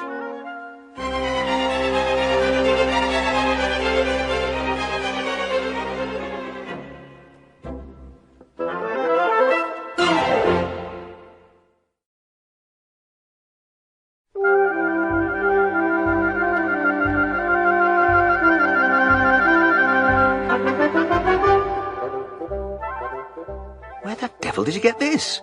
I gasped, leafing through it hurriedly. It was just the same inside. "And what's the idea, anyway?" Tristan repressed a giggle. "A fellow at college gave it to me. And it's rather a lark to sneak in quietly and find some solid citizen having a peek when he thinks nobody's looking. I've had some very successful incursions. My best bags so far have been a town councillor, a justice of the peace, and a lay preacher." I shook my head. "I think you're sticking your neck out. What if Siegfried comes across it?" "No fear of that," he said. "He rarely comes in here, and he's always in too much of a hurry. Anyway, it's well out of the way." I shrugged. Tristan had been blessed with an agile intelligence which I envied, but so much of it was misapplied. However, at the moment, I hadn't time for his tricks. My mind was feverishly preoccupied. Mentally, I had cast that horse by innumerable methods, and operated on his feet 1,000 times by night and day. In daylight, riding round in the car, it wasn't so bad, but the operations I carried out in bed were truly bizarre. All the time I had the feeling that something was wrong, that there was some fatal flaw in the picture of myself carving away those hideous growths in one session. Finally, I buried my pride. "Siegfried," I said one afternoon when the practice was slack, "I have a rather weird horse case." My boss's eyes glinted, and the mouth beneath the small sandy moustache crooked into a smile. The word horse usually had this effect. "Really, James? Tell me." I told him. Yes, he murmured. "Maybe we better have a look together." The Mount Farm was deserted when we arrived. Everybody was in the hayfields working frantically while the sunshine lasted. "Where is he?" Siegfried asked. "In here." I led the way to the stable. My boss lifted a hind foot and whistled softly. Then he moved round and examined the other one. For a full minute he gazed down at the obscene fungi thrusting from the tattered, stinking horn. When he stood up, he looked at me expressionlessly. It was a few seconds before he spoke. "And you were just going to pop round here on Monday, tip this big fellow onto the grass, and do the job?" "Yes," I replied. "That was the idea." A strange smile spread over my employer's face. It held something of wonder, sympathy, amusement, and a tinge of admiration. Finally he laughed and shook his head. "The innocence of youth," he murmured. "What do you mean? After all, I was only 6 years younger than Siegfried." He came over and patted my shoulder. "I'm not mocking you, James. This is the worst case of canker I've ever seen, and I've seen a few." "You mean I couldn't do it at one go?" "That's exactly what I mean. There's 6 weeks' work here, James." 6 weeks? "Yes, and there'll be 3 men involved. We'll have to get this horse into one of the loose boxes at Skeldale House, and then the 2 of us plus a blacksmith will have a go at him. After that, his feet will have to be dressed every day in the stocks." "I see. Yes. Yes," Siegfried was warming to his subject. "We'll use the strongest caustic, nitric acid, and he'll be shod with special shoes with a metal plate to exert pressure on the sole."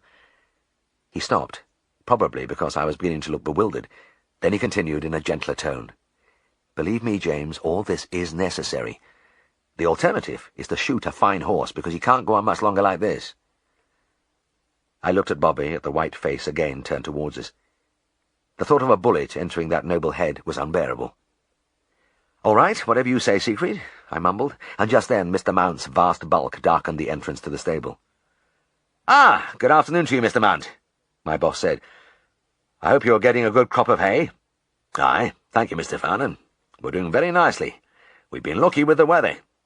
The big man looked curiously from one of us to the other, and Siegfried went on quickly. "Mr. Herriot asked me to come and look at your horse.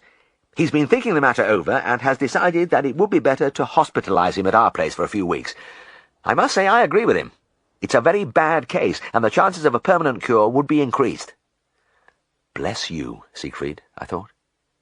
I had expected to emerge from this meeting as the #1 chump, but all was suddenly well. I congratulated myself, not for the first time, on having an employer who never let me down. Mr. Mount took off his hat and drew a forearm across his sweating brow. "Ah, well, if that's what you think, both of you, we better do it. I want the best for Bobby. He's a favourite of mine. Yes, he's a grand sort, Mr. Mount." Siegfried went round the big animal, patting and stroking him. Then, as we walked back to the car, he kept up an effortless conversation with the farmer. I had always found it difficult to speak to this formidable man, but in my colleague's presence he had become quite chatty. In fact, there were 1 or 2 occasions when he almost smiled. Bobby came into the yard at Scaledale House the following day, and when I saw the amount of sheer hard labour which the operation entailed, I realised the utter impossibility of a single man doing it in one go. Pat Jenner, the blacksmith, with his full tool-kit, was pressed into service, and between us, taking it in turns, we removed all the vegetations and diseased tissue, leaving only healthy horn. Siegfried applied the acid to cauterize the area, then packed the sole with twists of toe, which were held in place by the metal plate Pat had made to fit under the shoe. This pressure from the toe was essential to effect a cure. After a week, I was doing the daily dressings myself. This was when I began to appreciate the value of the stocks, with their massive timbers sunk deep into the cobbles of the yard. It made everything so much easier when I was able to lead Bobby into the stocks, pull up a foot, and make it fast in any position I wished. Some days Pat Jenner came in to check on the shoes, and he and I were busy in the yard when I heard the familiar rattle of my little Austin in the back lane. The big double doors were open, and I looked up as the car turned in and drew alongside us. Pat looked too, and his eyes popped. "Bloody hell!" he exclaimed, and I couldn't blame him, because the car had no driver. At least it looked that way, since there was nobody in the seat as it swung in from the lane. A driverless car in motion is quite a sight, and Pat gaped open-mouthed for a few seconds. Then, just as I was about to explain, Tristan shot up from the floor with a piercing cry. "Hi there!" he shrieked. Pat dropped his hammer and backed away. "God help us," he breathed. I was unaffected by the performance because it was old stuff to me. Whenever I was in the yard and a call came in, Tristan would drive my car round from the front street, and this happened so many times that, inevitably, he grew bored and tried to find a less orthodox method. After a bit of practice, he mastered the driverless technique. He crouched on the floor with a foot on the accelerator and one hand on the wheel, and nearly frightened the life out of me the first time he did it. But I was used to it now, and blasé. Within a few days, I was able to observe another of Tristan's little jokes. As I turned the corner of the passage at Scaledale House, I found him lurking by the waiting-room door, which was slightly ajar. "I think I've got a victim in there," he whispered. "Let's see what happens." He gently pushed the door and tiptoed inside. As I peeped through the crack, I could see that he had indeed scored a success. A man was standing there with his back to him, and he was poring over the nudist magazine with greatest absorption. As he slowly turned the pages, his enthrallment showed in the way he frequently moved the pictures towards the light from the French window, inclining his head this way and that to take in all the angles. He looked as though he would have been happy to spend all day there, but when he heard Tristan's exquisitely timed cough, he dropped the magazine as though it was white-hot, snatched hurriedly at the Farmer's Weekly, and swung round. That was when Tristan's victory went flat. It was Mr. Mount. The huge farmer loomed over him for a few seconds, and the deep bass rumble came from between clenched teeth. "It's you, is it?" He glanced quickly from the young man to the embarrassing magazine and back again, and the eyes in the craggy face narrowed dangerously. Yes, Mr. Mount," Tristan replied unsteadily. "And how are you, Mr. Mount?" "I'm all right." Good, splendid." Tristan backed away a few steps. "And how is Deborah?" The eyes beneath the sprouting bristles drew in further. "She's all right." There was a silence which lingered interminably, and I felt for my young friend. It was not a merry meeting. At last he managed to work up a sickly smile. "Oh, well, yes, and what can we do for you, Mr. Mount?" "I've come to see me Oss." "Yes, indeed. Of course. Certainly. I believe Mr. Herriot is just outside the room." I led the big man down the long garden to the yard. His encounter with Tristan had clearly failed to improve his opinion of the young man, and he glowered as I opened the loose box. But his expression softened when he saw Bobby eating hay contentedly. He went in and patted the arching neck. "How's he going on, then?" "Oh, very well." I lifted a hind foot and showed him the metal plate. "I can take this off for you if you like." Nay, I don't want to disturb the job. As long as all's well, that's all I want to know." The dressings went on for a few more weeks, till finally Siegfried was satisfied that the last remnants of the disease had been extirpated. Then he telephoned for Mr. Mount to collect his horse the following morning. It is always nice to be in on a little triumph, and I looked over my boss's shoulder as he lifted Bobby's feet and displayed the finished job to the owner. The necrotic jumble on the soles had been replaced by a clean, smooth surface, with no sign of moisture anywhere. Mr. Mount was not enthusiastic by nature, but he was obviously impressed. He nodded his head rapidly several times. "Well now, that's champion." "I'm right cat with that." Siegfried lowered the foot to the ground and straightened with a pleased smile. There was a general air of bonhomie in the yard, and then I heard my car in the back lane. I felt a sudden tingle of apprehension. "Oh no, Tristan, not this time, please. You don't know." My toes curled as I waited, but I realized all was lost when the car turned in through the double doors. It had no driver. With a dreadful feeling of imminent catastrophe, I watched as it stopped within a few feet of Siegfried and Mr. Mount, who were staring at it in disbelief. Nothing happened for a few seconds. Then, without warning, Tristan catapulted like a jack-in-a-box into the open window. "Yippee!" he screeched. But his happy grin froze as he found himself gazing into the faces of his brother and Mr. Mount. Siegfried's expression of exasperation was familiar to me, but the farmer's was infinitely more menacing. The eyes and the stony visage were mere slits. The jaw jutted. The great tangle of eyebrows bristled fiercely. There was no doubt he had finally made up his mind about Tristan. I felt the young man had suffered enough, and I kept off the subject for a week or two afterwards. But we were sitting in the big room at Scaledale House when he mentioned casually that he wouldn't be taking Deborah out any more. "Seems her father has forbidden it," he said. I shrugged in sympathy, but said nothing. After all, it had been an ill-starred romance from the beginning. Chapter 31. Circuits and bumps, they called it. Taking off, circling the field, and landing, over and over again. After an hour of it, with Flight Officer Woodham in full voice, I had had enough, and it was a blessed relief when we climbed out at the end. As my instructor walked away, one of his fellow officers strolled by his side. "How are you getting on with that chap, Woody?" he asked, smiling. Flight Officer Woodham did not pause in his stride or turn his head. "Oh, God," he said with a hollow groan. And that was all. I knew I wasn't meant to hear the words, but they bit deep. My spirits did not rise till I entered the barrack hut and was greeted by the cheerful voices of my fellow airmen. "Hello, Jim." "How's it going, Jim?" The words were like balm. I looked around at the young men sprawled on their beds, reading or smoking, and I realized that I needed them, and their friendship. Animals are the same. They need friends. Have you ever watched two animals in a field? They may be a different species, a pony and a sheep, but they hang together. This comradeship between animals has always fascinated me, and I often think of Jack Sanders' two dogs as a perfect example of mutual devotion. One of them was called Jingo, and as I injected the local anesthetic alongside the barbed wire tear in his skin, the powerful bull terrier whimpered just once.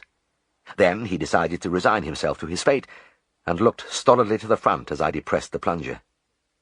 Meanwhile, his inseparable friend, Skipper the corgi, gnawed gently at Jingo's hind leg. It was odd to see two dogs on the table at once, but I knew the relationship between them, and made no comment as their master hoisted them both up. After I had infiltrated the area around the wound, I began to stitch, and Jingo relaxed noticeably when he found that he could feel nothing. "Maybe this'll teach you to avoid barbed wire fences in future, Jing," I said. Jack Sanders laughed. "I doubt if it will, Mr. Herriot. I thought the coast was clear when I took him down the lane this morning, but he spotted a dog on the other side of the fence, and he was through like a bullet. Fortunately, it was a greyhound and he couldn't catch it. "You're a regular terror, Jing." I patted my patient, and the big Roman-nosed face turned to me with an ear-to-ear grin, and at the other end the tail whipped delightedly. "Yes, it's amazing, isn't it?" his master said. "He's always looking for a fight, yet people and children can do anything with him. He's the best-natured dog in the world." I finished stitching and dropped the suture needle into the kidney dish on the trolley. "Well, you've got to remember that the bull terrier is the original English fighting dog, and Jing is only obeying an age-old instinct." "Oh, I realise that. I'll just have to go on scanning the horizon every time I take him off the lead. No dog is safe from him. Except this one, Jack." I laughed and pointed to the little corgi, who had tired of his companion's leg and was now chewing his ear. "Yes, isn't it marvellous? I think he could bite Jing's ear off without reprisal."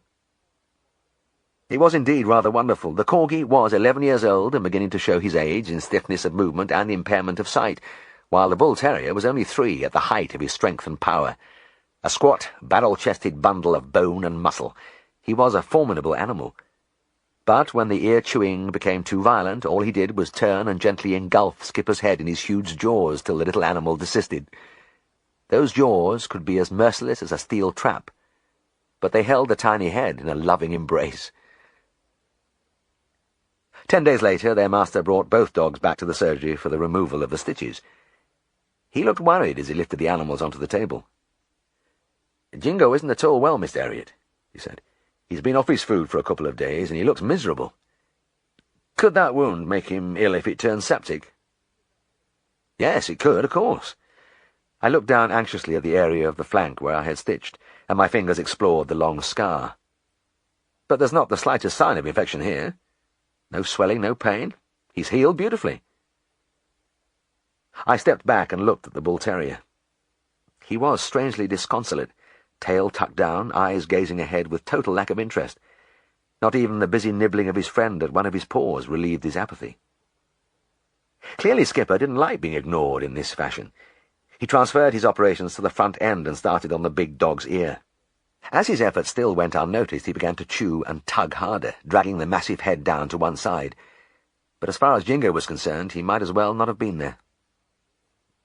"Hey, that's enough, Skipper," I said. "Jing isn't in the mood for rough stuff today." I lifted him gently to the floor, where he paced indignantly around the table legs. I examined the bull terrier thoroughly, and the only significant finding was an elevated temperature. "It's 105, Jack. He's very ill, there's no doubt about that. But what's the matter with him?" "With a high fever like that, he must have some acute infection. But at the moment, it's difficult to pinpoint." I reached out and stroked the broad skull, running my fingers over the curving white face as my thoughts raced.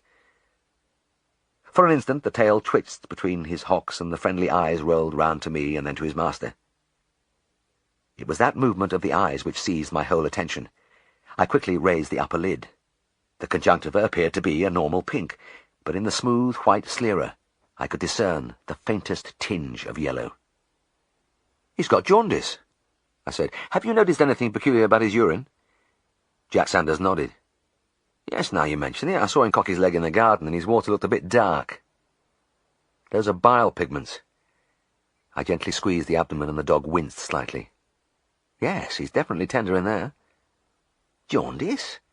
His master stared at me across the table. "Where would he get that?" I rubbed my chin. "Well, when I see a dog like this, I think firstly of 2 things, phosphorus poisoning and leptospirosis. In view of the high temperature, I go for the leptospirosis." "Would he catch it from another dog?" "Possibly, but more likely from rats." "Does he come into contact with any rats?" "Well, yes, now and then. There's a lot of them in the old hen house at the foot of the lane, and Jing sometimes gets in there after them." "Well, that's it." I shrugged. "I don't think we need to look any further for the cause." He nodded slowly. "Anyway, it's something to know what's wrong with him. Now you can set about putting him right." I looked at him for a moment in silence. It wasn't like that at all. I didn't want to upset him, but on the other hand, he was a highly intelligent and sensible man in his 40s, a teacher at the local school. I felt I had to tell him the whole truth. "Jack," I said, "this is a terrible condition to treat.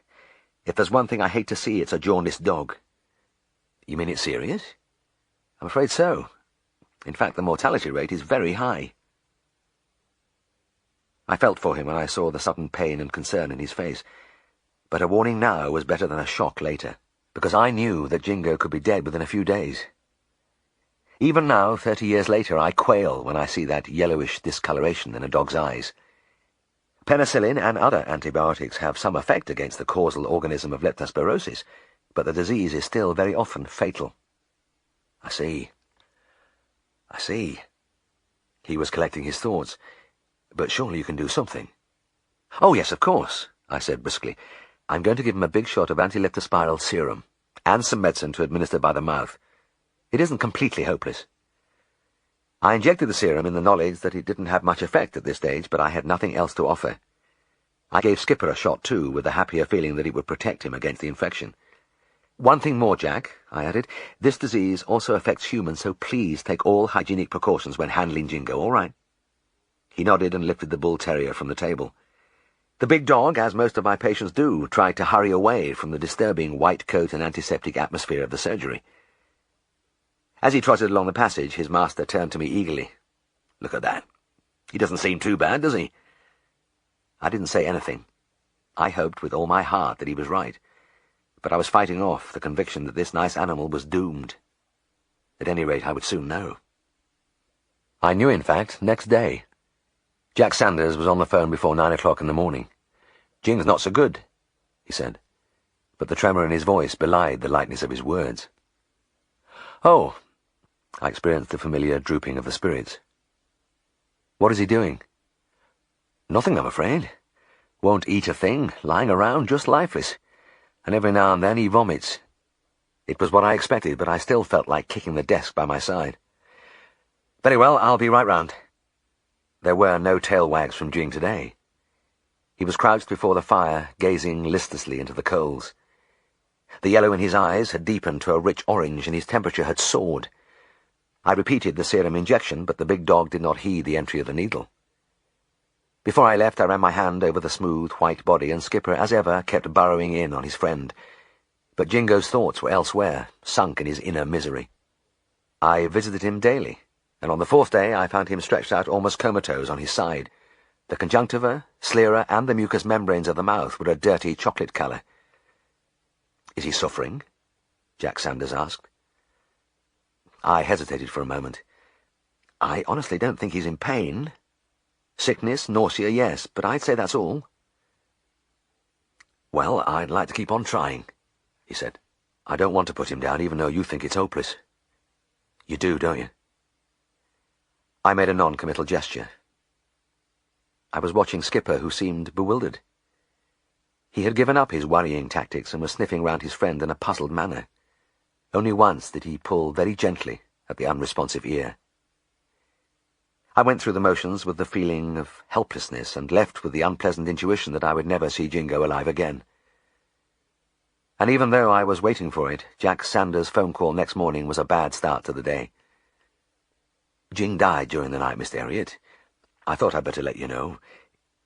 You said you were coming back this morning. He was trying to be matter-of-fact.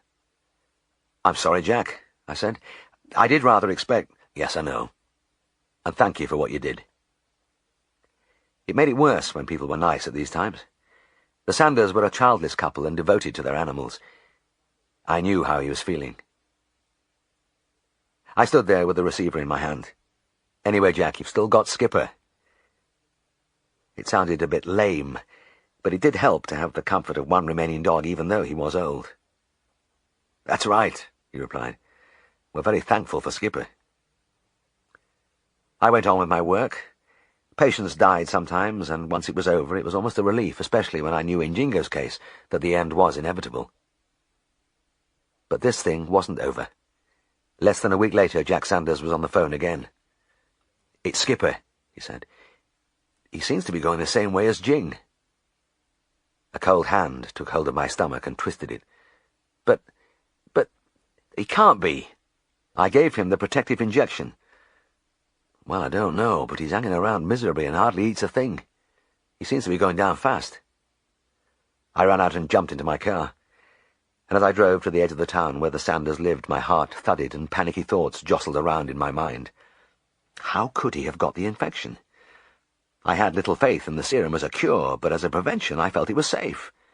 I had even given him a second shot to make sure. The idea of these people losing both their dogs was bad enough, but I couldn't bear the thought that the second one might be my fault. The little corgi trailed unhappily across the carpet when he saw me, and I lifted him quickly onto the kitchen table. I almost snatched at his eyelids in my anxiety, but there was no sign of jaundice in the sclera, nor in the mucous membranes of the mouth. The temperature was dead normal, and I felt a wave of relief. "He hasn't got leptospirosis anyway," I said. Mrs. Sanders clasped her hands. "Oh, thank God for that. We were sure it was the same thing. He looked so awful." I examined the little animal meticulously, and when I finished I put my stethoscope in my pocket. "Well, I can't find much wrong here. He's got a bit of a heart murmur, but you've known that for some time. He's old, after all." "Do you think he could be fretting for Jing?" Jack Sanders asked. "Yes, I do. They were such friends. He must feel lost." "But he'll get over that, won't he?" "Oh, of course he will. I'll leave some mild sedative tablets for him, and I'm sure they'll help." I met Jack a few days later in the marketplace. "How is Skipper?" I asked. He blew out his cheeks. "About the same.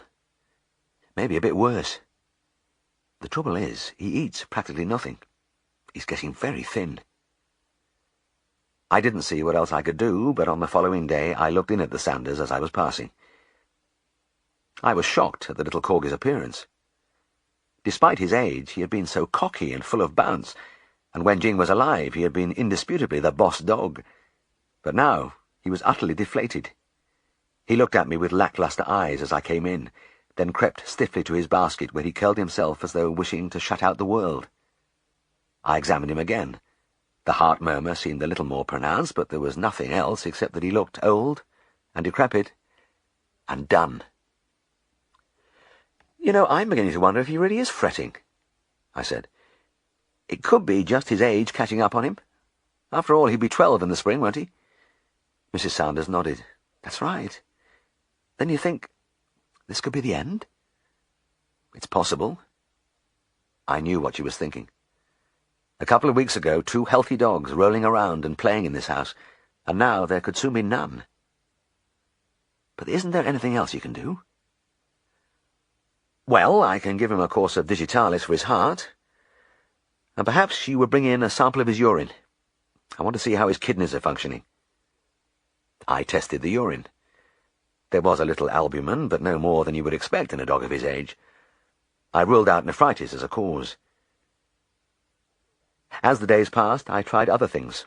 Vitamins, iron tonics, organophosphates, but the little animal declined steadily. It was about a month after Jing's death that I called to the house again. Skipper was in his basket, and when I called to him he slowly raised his head. His face was pinched and fleshless, and the filled eyes regarded me without recognition. "Come on, lad," I said encouragingly. "Let's see you get out of there." Jack Sanders shook his head. "It's no good, Mr. Herriot. He never leaves his basket now, and when we lift him out he's almost too weak to walk. Another thing. He makes a mess down here in the kitchen during the night. That's something he's never done." It was like the tolling of a sad bell. Everything he said pointed to a dog in the last stages of senility. I tried to pick my words. "I'm sorry, Jack, but it all sounds as if the old chap has come to the end of the road. I don't think fretting could possibly cause all this." He didn't speak for a moment. He looked at his wife, then down at the forlorn little creature. "Well, of course this has been in the back of our minds, but we've kept hoping he would start to eat. What do you suggest?" I could not bring myself to say the fateful words. "It seems to me that we can't stand by and let him suffer. He's just a little skeleton, and I can't think he's getting any pleasure out of his life now." "I see," he said. "And I agree. He lies there all day. He has no interest in anything." He paused and looked at his wife again. "I'll tell you what, Mr. Herriot. Let us think it over till tomorrow." "But you do think there's no hope?" "Yes, Jack, I do. Old dogs often go this way at the end. Skipper has just cracked up. He's finished, I'm afraid. He drew a long breath. Right. If you don't hear from me by 8 o'clock tomorrow morning, please come and put him to sleep. I had small hope of the call coming, and it didn't. In those early days of our marriage, Helen worked as a secretary for one of the local millers. We often started our day together by descending the long flights of stairs from our bed-sitter, and I would see her out of the front door before getting ready for my round. This morning she gave me her usual kiss before going out into the street, but then she looked at me searchingly. "You've been quiet all through breakfast, Jim. What's the matter?" "Oh, it's nothing really. Just part of the job," I said.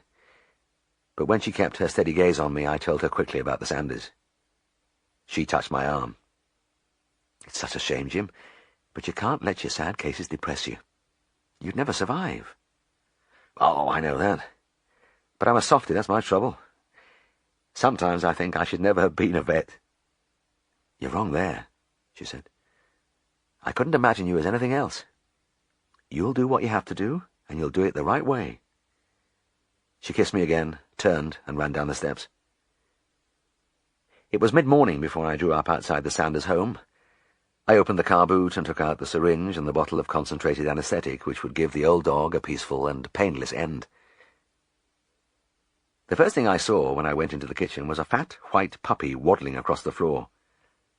I looked down in astonishment. "What's this?" Mrs. Sanders gave me a strained smile. "Jack and I had a talk yesterday. We couldn't bear the thought of not having a dog at all, so we went round to Mrs. Palmer, who bred Jing, and found she had a litter for sale. Seemed like fate. We've called him Jingo, too." "What a splendid idea." I lifted the pup, which squirmed in my hand, grunted in an obese manner, and tried to lick my face. This, I felt, would make my unpleasant task easier. "I think you've been very sensible." I lifted the bottle of anesthetic unobtrusively from my pocket and went over to the basket in the corner. Skipper was still curled in the unheeding ball of yesterday, and the comforting thought came to me that all I was going to do was push him a little further along the journey he had already begun. I pierced the rubber diaphragm on the bottle with my needle, and was about to withdraw the barbiturate when I saw that Skipper had raised his head. Chin resting on the edge of the basket, he seemed to be watching the pup. Wearily, his eyes followed the tiny creature as it made its way to a dish of milk and began to lap busily. And there was something in his intent expression which had not been there for a long time. I stood very still as the corgi made a couple of attempts, then heaved himself to a standing position. He almost fell out of the basket and staggered on shaking legs across the floor. When he came alongside the pup, he remained there, swaying for some time, a gaunt caricature of his former self. But as I watched in disbelief, he reached forward and seized the little white ear in his mouth. Stoicism is not a characteristic of pups, and Jingo II yelped shrilly as the teeth squeezed. Skipper, undeterred, continued to gnaw with rapt concentration. I dropped bottle and syringe back in my pocket. "Bring him some food," I said quietly. Mrs. Sanders hurried to the pantry and came back with a few pieces of meat on a saucer. Skipper continued his ear-nibbling for a few moments, then sniffed the puppy unhurriedly from end to end before turning to the saucer. He hardly had the strength to chew, but he lifted a portion of meat, and his jaws moved, slowly. "Good heavens!" Jack Sanders burst out. "That's the first thing he's eaten for days." His wife seized my arm. "What's happened, Mr. Herriot? We only got the puppy because we couldn't have a house without a dog." "Well, it looks to me as though you've got two again." I went over to the door and smiled back at the two people, watching fascinated as the corgi swallowed, then started determinedly on another piece of meat. "Good morning. I'm going now." About 8 months later, Jack Sanders came into the surgery and put Jingo II on the table. He was growing into a fine animal with the wide chest and powerful legs of the breed. His good-natured face and whipping tail reminded me strongly of his predecessor. "He's got a bit of eczema between his pads," Jack said. Then he bent and lifted Skipper up. At that moment, I had no eyes for my patient. All my attention was on the corgi, plump and bright-eyed, nibbling at the big dog's hind limbs with all his old bounce and vigour. "Just look at that," I murmured. It's like turning the clock back. Jack Sanders laughed. Yes, isn't it? They're tremendous friends, just like before. Come here, Skipper. I grabbed the little corgi and looked him over. When I had finished, I held him for a moment as he tried to wiggle his way back to his friend. Do you know, I honestly think he'll go on for years yet. Really? Jack Sanders looked at me with a mischievous light in his eyes. But I seem to remember you saying quite a long time ago that his days were over. He was finished. I held up a hand. I know. But sometimes it's lovely to be wrong.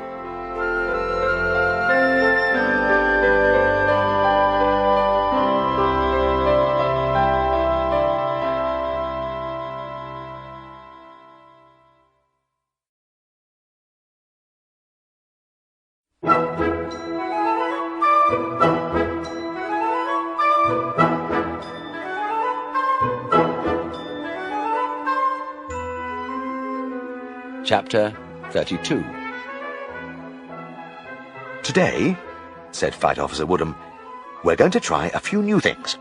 Spinning, side-slipping, and how to come out of a stall. His voice was gentle, and before he pulled on his helmet, he turned his dark, fine-featured face towards me and smiled. Walking over the grass, I thought what a likeable chap he was. I could have made a friend of him. But he was always like that on the ground. He was altogether different in the air. Yet I could never understand it. Flying was no trouble at all, and as we spun and dropped and soared about the summer sky, his instructions appeared simple and easy to carry out. But the rot, as always, began to set in very soon.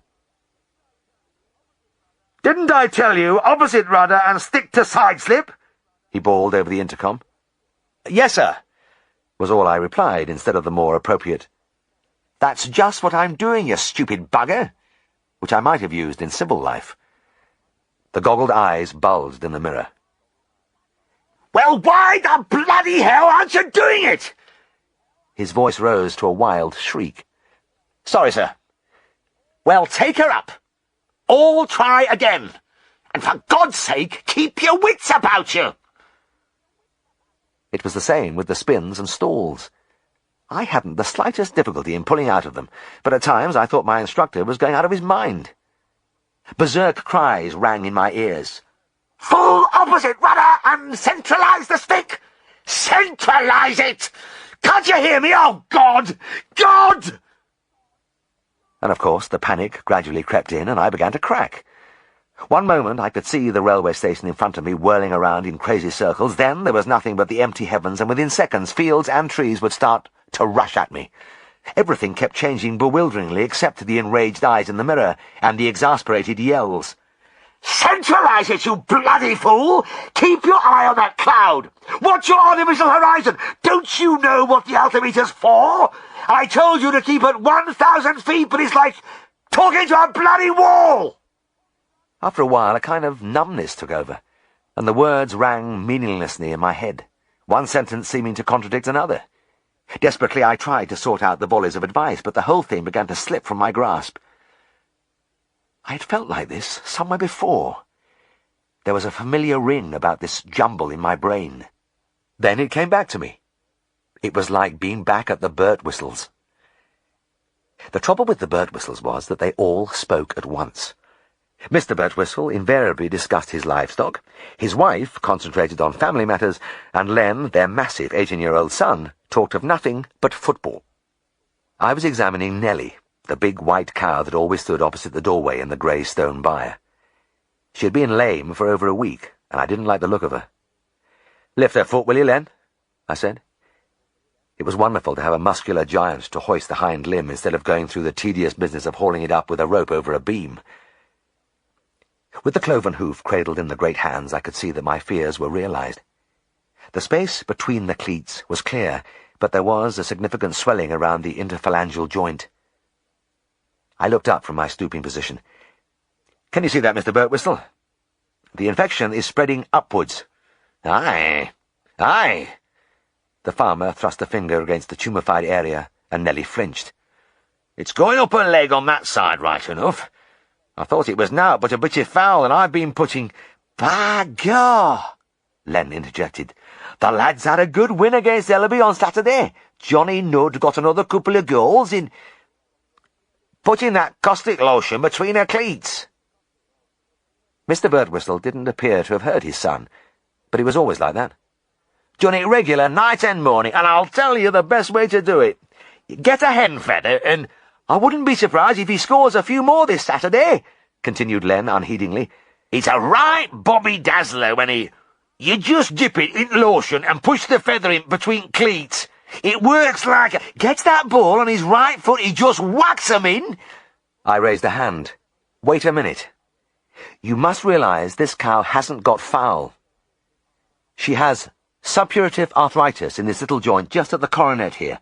I don't want to use a lot of big words, but she has pus, matter, right inside the joint cavity, and it's a very nasty thing. Mr. Birtwistle nodded slowly. Sort of an abscess, you mean? Well, maybe it'd be best to lance it. Once you let matter out, it would just like a rocket, went on Len. I'll tell you, Johnny could get a trial for Darlington one of these days, and then... I always think it is polite to look at a person when they are talking to you, but it is difficult when they are both talking at once, especially when one of them is bent double and the other standing behind you. Thank you, Len, I said. You can put a foot down now. I straightened up and directed my gaze somewhere between them. The trouble with this condition is that you can't just stick a knife into it and relieve it. Very often the smooth surfaces of the joint are eaten away, and it's terribly painful. Nellie would agree with me. It was the outside cleat which was affected, and she was standing with her legs splayed sideways in an attempt to take the weight on the healthy inner digit. The farmer asked the inevitable question. Well, what are we going to do? I had an uncomfortable conviction that it wasn't going to make much difference what we did, but I had to make an effort. We'll give her a course of sulfanilamide powders, and I also want you to put a poultice on that foot 3 times daily. Poultice? The farmer brightened. I've been doing that. If Darlington signed Johnny Nudd, I reckon... Hold on, Len, I said. What poultice have you been using, Mr. Birtwistle? Cow shit, the farmer replied confidently. You can't beat a good cow shit poultice to bring to bad out. I've used it for them bad cases. I'd have to go through to Darlington now and then instead of watching the kestrels, Len broke in. I'd have to see how Johnny was getting on with them professionals because... I managed a twisted smile. I liked football myself, and I found it touching that Len ignored the great panorama of league football to concentrate on a village team who played in front of about 20 spectators. Yes, Len, I quite understand how you feel. Then I turned to his father. I was thinking of a rather different type of poultice, Mr. Birtwistle. The farmer's face lengthened, and the corners of his mouth drooped. Well, I've never found out better than cow shit, and I've been among stock all my life. I clenched my teeth. This earthy medicament was highly regarded among the Dales farmers of the 30s, and the damnable thing was that it often achieved its objective. There was no doubt that a sackful of bovine feces applied to an inflamed area set up a tremendous heat and counter-irritation. In those days I had to go along with many of the ancient cures and keep my tongue between my teeth, but I never prescribed cow shit, and I wasn't going to start now. Maybe so, I said firmly, but what I was thinking of was kaolin. You could call down at the surgery for some. You just heat the tin in a pan of hot water and apply the poultice to the foot. It keeps its heat for several hours. Mr. Birtwistle showed no great enthusiasm, so I tried again. Or you could use bran. I see you've got a sack over there. He cheered up a little. Aye, that's right. OK. Put on some hot bran 3 times a day and give her the powders, and I'll see her again in a few days. I knew the farmer would do as I said, because he was a conscientious stockman. But I'd seen cases like this before, and I wasn't happy. Nothing seems to pull a good cow down quicker than a painful foot. Big fat animals could be reduced to skeletons within weeks because of the agony of septic arthritis. I could only hope. Very good, Mr. Herriot, Mr. Birtwistle said. And now come into the house. Missus has a cup of tea ready for you. I seldom refused such an invitation, but as I entered the kitchen I knew this was where the going got really tough. Now then, Mr. Herriot, the farmer's wife said, beaming as she handed me a steaming mug. I was talking to your good lady in the marketplace yesterday, and she said, "And you think them powders of yours might do the trick?" Her husband looked at me seriously. Well, I hope so, because Nellie's a right good milker. I reckon last lactation she gave, Kestrels is drawn agin Dibbermint Ulton Cup.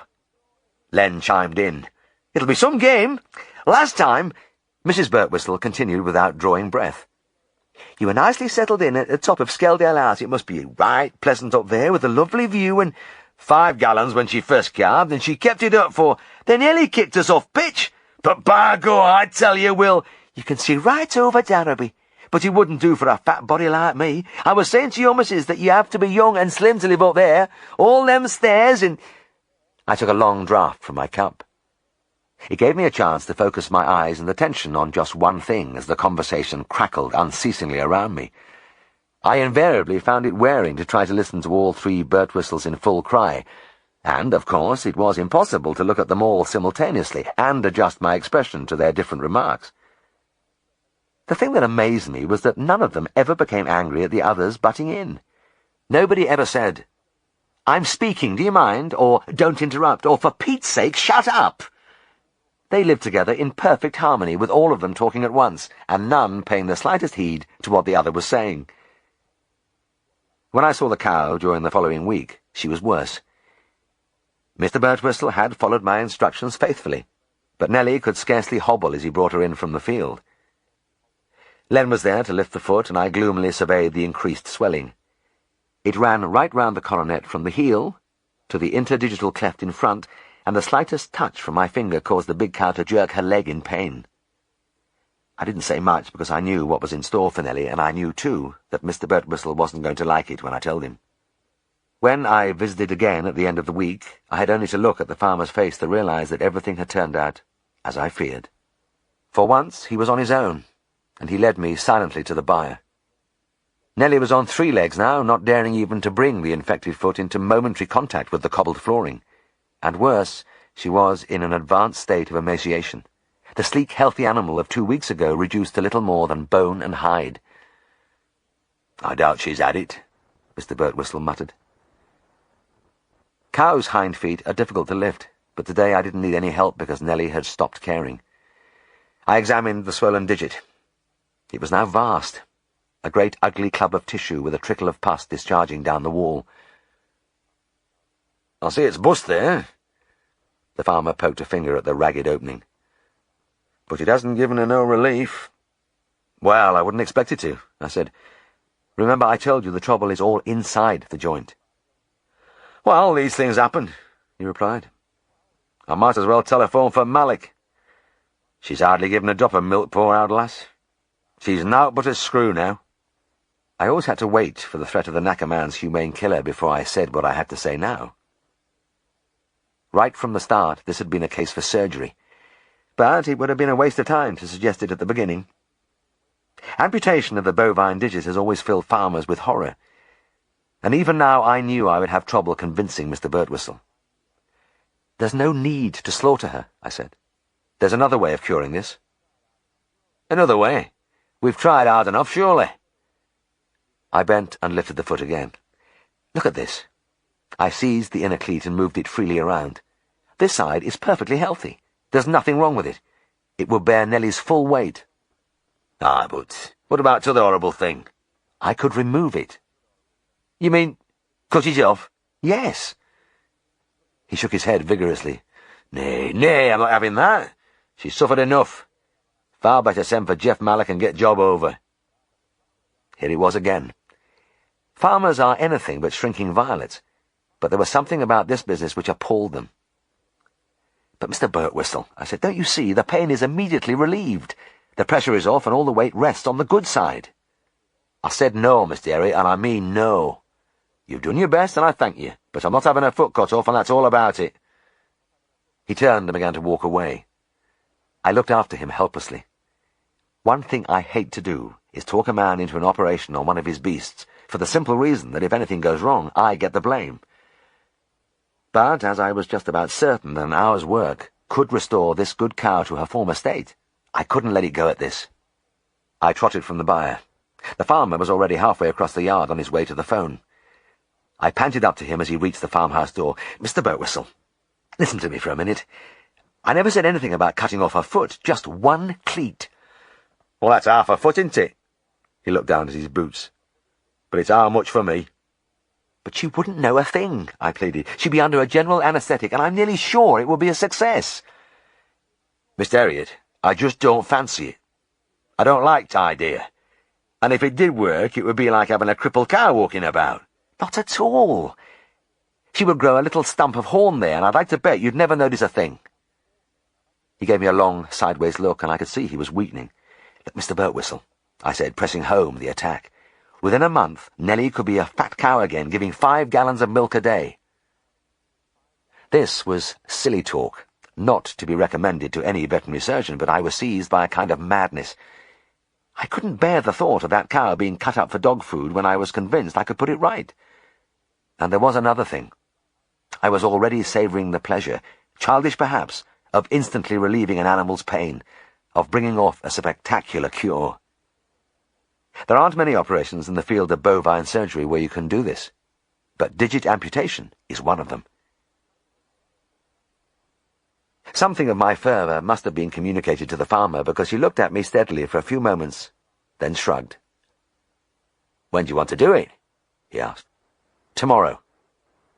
"Right. Will you need a lot of fellas to help?" "No, just you and Len. I'll see you at 10 o'clock. Next day the sun was warm on my back as I laid out my equipment on a small field near the house. It was a typical setting for many large animal operations I have carried out over the years. The sweet stretch of green, the grey stone buildings, and the peaceful bulk of the fells rising calm and unheeding into the white, scattering clouds. It took a long time for them to lead Nellie out, though she didn't have far to go, and as the bony scarecrow hopped painfully towards me, dangling her useless limb, the brave words of yesterday seemed foolhardy. "All right," I said, "stop there. That's a good spot." On the grass nearby lay my tray with the saw, chloroform, bandages, cotton wool, and iodoform. I had my long casting rope, too, which we used to pull cattle down, but I had a feeling Nellie wouldn't need it. I was right. I buckled on the muzzle, poured some chloroform onto the sponge, and the big, white cow sank almost thankfully onto the cool, green herbage. "Kestrel's had a smashing match on Wednesday night," Len chuckled happily. "Johnny Nudd didn't score, but Len Bottomley—" "Oh, we're doing right thing," muttered Mr. Birtwistle. "The way she staggered out here, I'd say it was a wasted time. Cracked in a couple of beauties." Len's face lit up at the memory. "Kestrel's is lucky to have 2 fellas like—" "Get hold of that bad foot, Len," I barked, playing them at their own game. "And keep it steady on that block of wood. And you, Mr. Birtwistle, hold her head down. I don't suppose she'll move, but if she does, we'll have to give her more chloroform. Cows are good subjects for chloroform anesthesia, but I don't like to keep them out too long, in case of regurgitation of food. I was in a hurry. I quickly tied a bandage above the hoof, pulling it tight to serve as a tourniquet. Then I reached back to the tray for the saw. The books are full of sophisticated methods of digit amputation, with much talk of curved incisions, reflections of skin to expose the region of the articulations, and the like, but I have whipped off hundreds of cleats with a few brisk strokes of the saw below the coronary band with complete success. I took a long breath. "Hold tight, Len," and set to work. For a few moments there was silence except for the rhythmic grating of metal on bone. Then the offending digit was lying on the grass, leaving a flat stump from which a few capillary vessels spurted. Using curved scissors, I speedily disarticulated the remains of the bone from the second phalanx and held it up. "Look at that," I cried, "almost eaten away." I pointed to the necrotic tissue in and around the joint. "And you see all that rubbish? No wonder she was in pain." I did a bit of quick curetting, dusted the surface with iodoform, applied a thick pad of cotton wool, and prepared to bandage. And as I tore the paper from the white rolls, I felt a stab of remorse. In my absorption, I had been rather rude. I had never replied to Len's remark about his beloved team. Maybe I could pass the next few minutes with a little gentle banter. "Hey, Len," I said, "when you're talking about the Kestrels, you never mentioned the time Willerton beat them 5-0. How is that?" In reply, the young man hurled himself unhesitatingly at me, butting me savagely on the forehead. The assault of the great coarse-haired head against my skin was like being attacked by a curly-polled bull, and the impact sent me flying backwards onto the grass. At first, the inside of my cranium was illuminated by a firework display, but as consciousness slipped away, my last sensation was of astonishment and disbelief. I loved football myself, but never had I thought that Len's devotion to the Kestrels would lead him to physical violence. He had always seemed a most gentle and harmless boy. I suppose I was out for only a few seconds, but I fancy I might have spent a good deal longer lying on the cool turf, but for the fact that something kept hammering out the message that I was in the middle of a surgical procedure. I blinked and sat up. Nellie was still sleeping peacefully against the green background of hills. Mr. Birtwistle, hands on her neck, was regarding me anxiously, and Len was lying unconscious, face down, across the cow's body. "Has he hurt that, Mr. Herriot?" No, not really. What happened?" "I ought to have told you. You can't stand the sight of blood, great daft beggar." The farmer directed an exasperated glare at his slumbering son. "But I've never seen him go down as fast as that." "Pitched right into you, he did." I rolled the young man's inert form to one side and began again. I bandaged slowly and carefully because of the danger of post-operative hemorrhage. I finished with several layers of zinc oxide plaster, then turned to the farmer. "You can take a muzzle off now, Mr. Birtwistle. The job's done." I was starting to wash my instruments in the bucket when Len sat up almost as suddenly as he had slumped down. He was deathly pale, but he looked at me with his usual friendly smile. "What was it you were saying about the Kestrels, Mr. Herriot?" "Nothing, Len," I replied hastily. "Nothing at all." After 3 days, I returned and removed the original dressing, which was caked hard with blood and pus. I dusted the stump with powder again and bandaged on a clean, soft pad of cotton wool.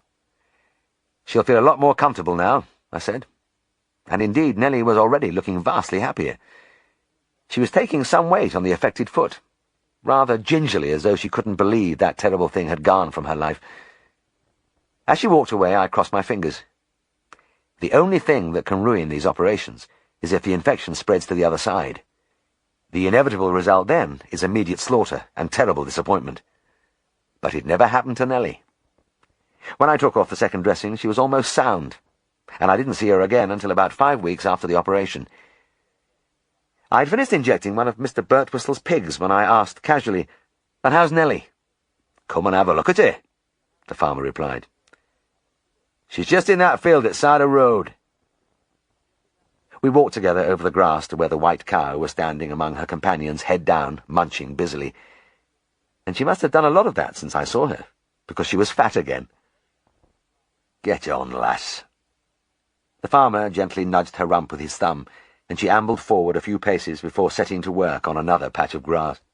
There wasn't the slightest trace of lameness. "Well, that's grand," I said.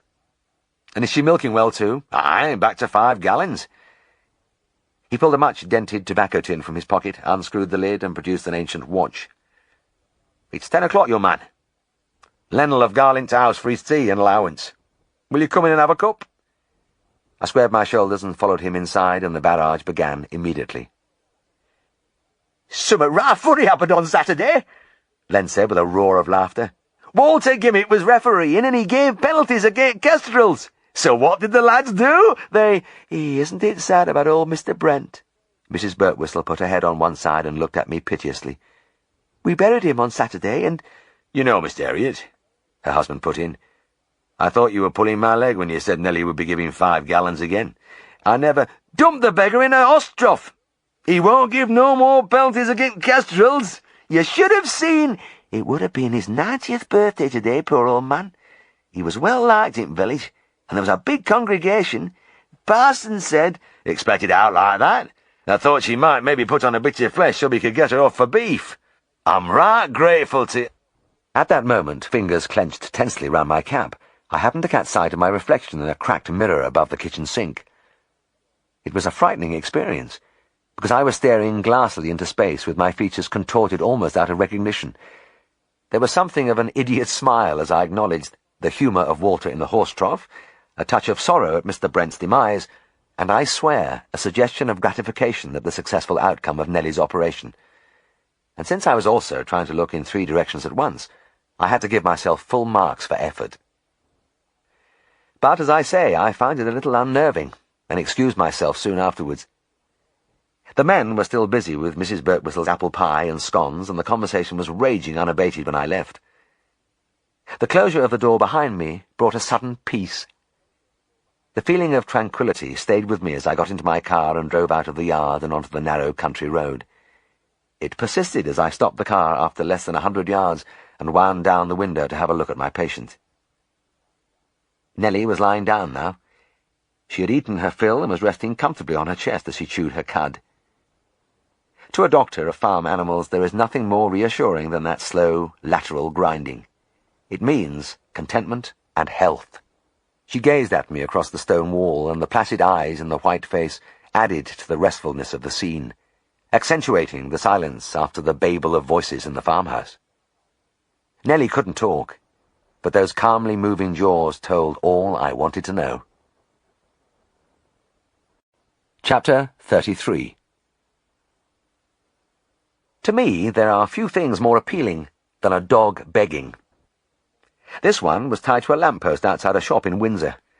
Its eyes were fixed steadfastly on the shop doorway, willing its owner to come out, and every now and then it sat up in mute entreaty. Flying had been suspended for an afternoon. It gave us all a chance to relax, and no doubt it eased the frayed nerves of our instructors. But as I looked at that dog, all the pressures of the RAF fell away, and I went back to Derby.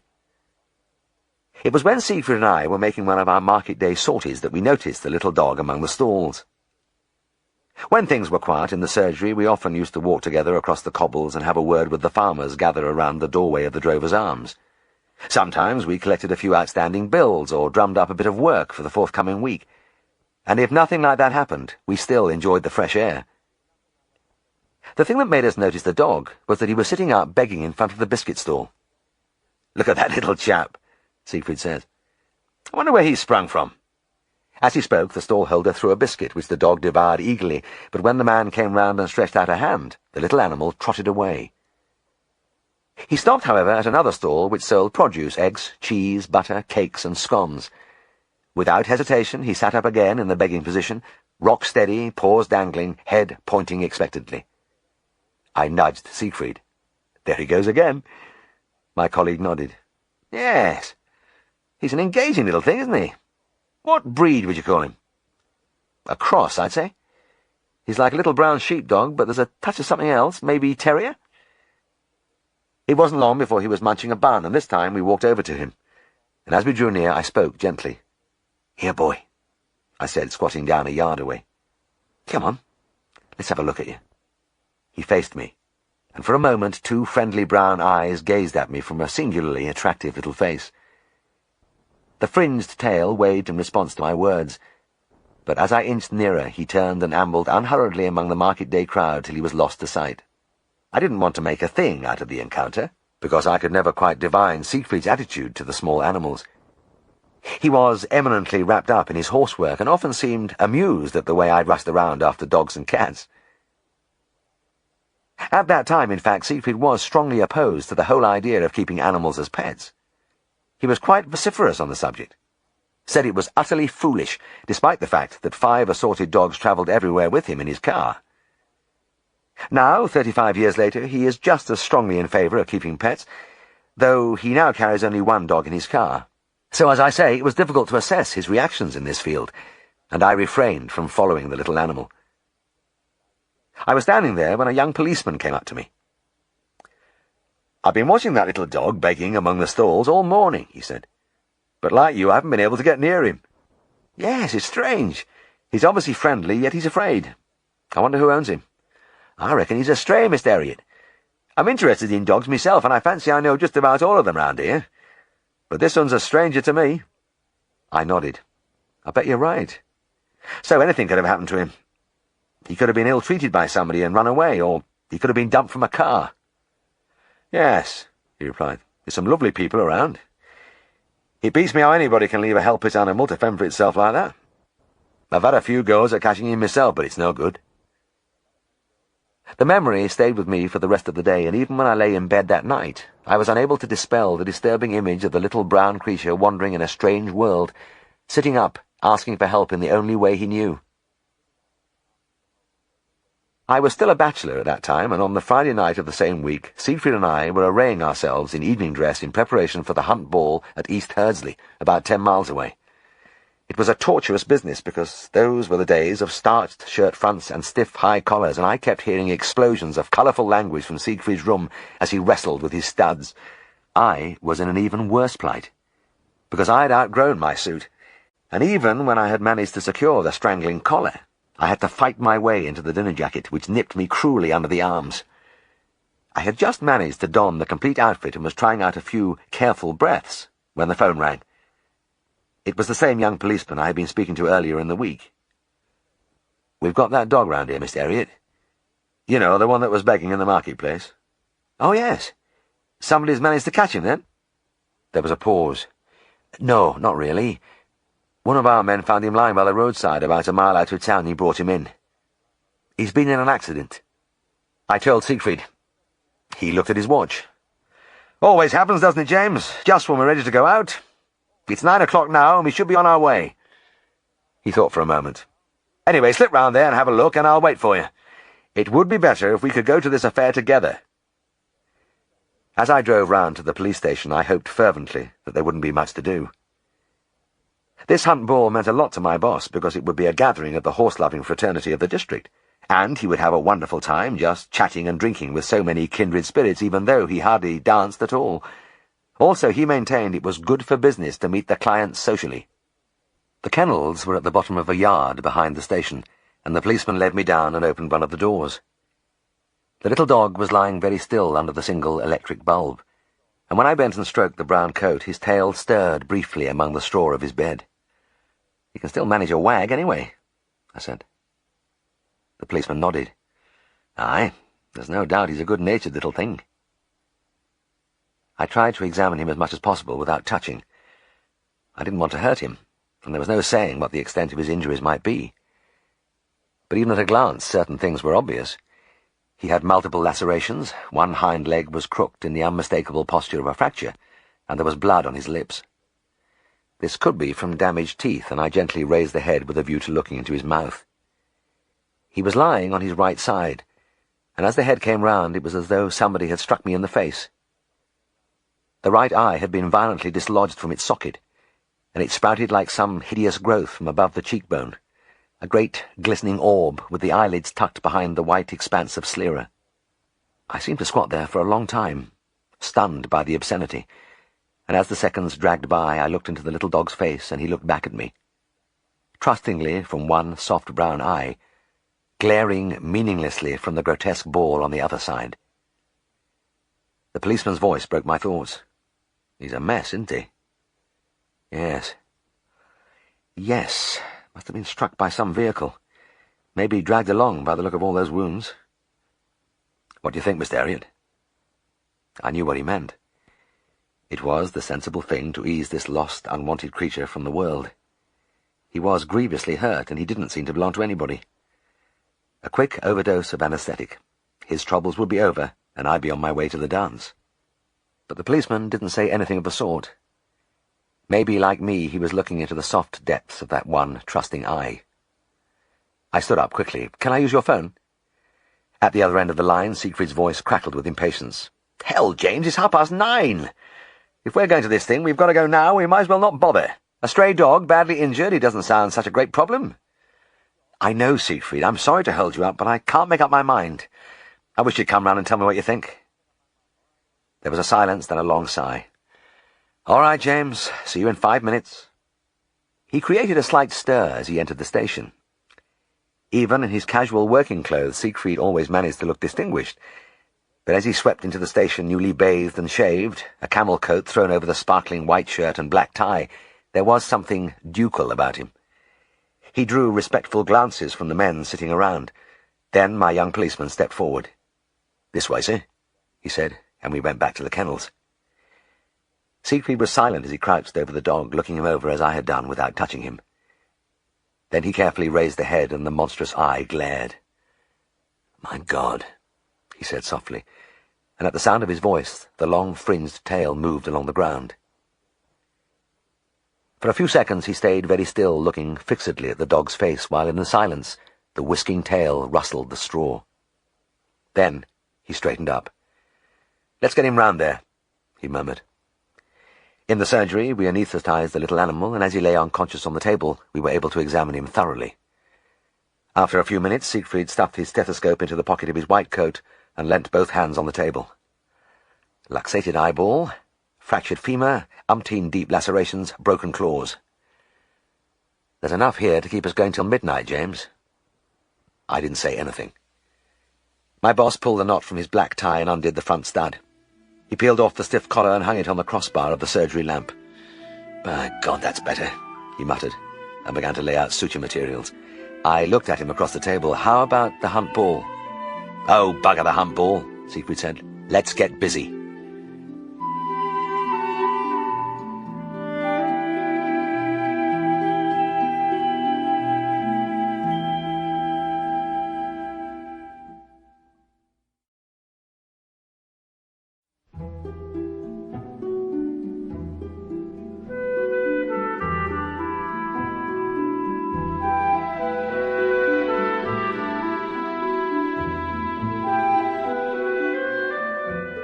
We were busy too, for a long time. I hung up my collar next to my colleagues and we began on the eye. I know we both felt the same. We wanted to get rid of that horror before we did anything else. I lubricated the great ball and pulled the eyelids apart while Siegfried gently maneuvered it back into the orbital cavity. I sighed as everything slid out of sight, leaving only the cornea visible.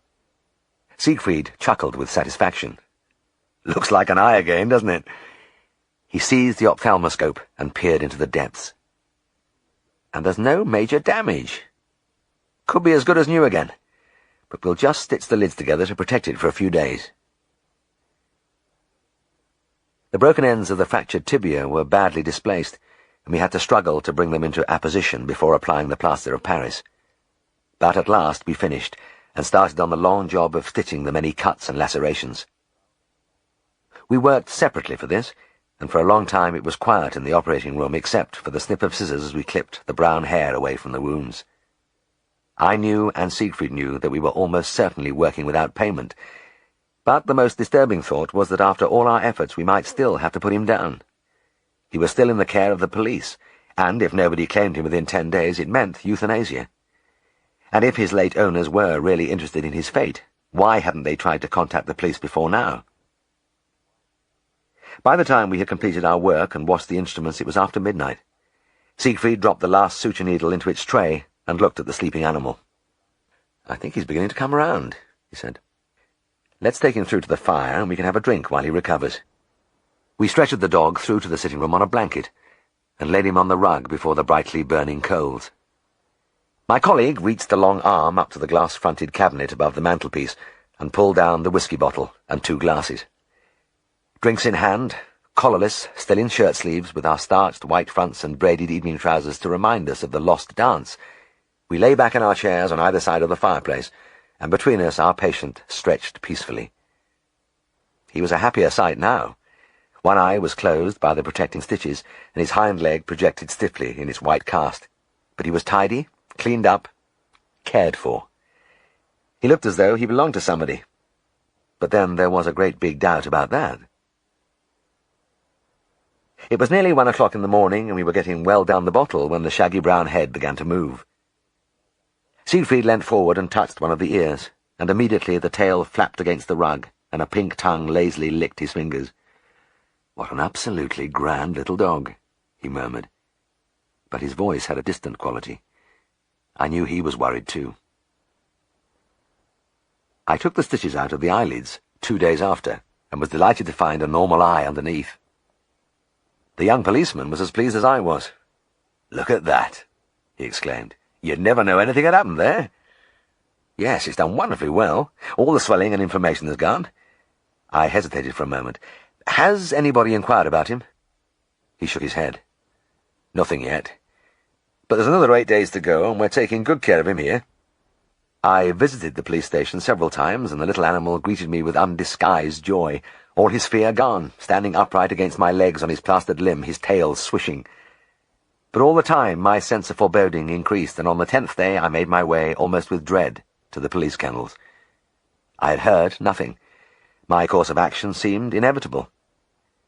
Putting down old or hopelessly ill dogs was often an act of mercy. But when it was a young, healthy dog, it was terrible. I hated it, but it was one of those things veterinary surgeons had to do. The young policeman was standing in the doorway. "Still no news?" I asked, and he shook his head. I went past him into the kennel, and the shaggy little creature stood up against my legs as before, laughing into my face, mouth open, eyes shining.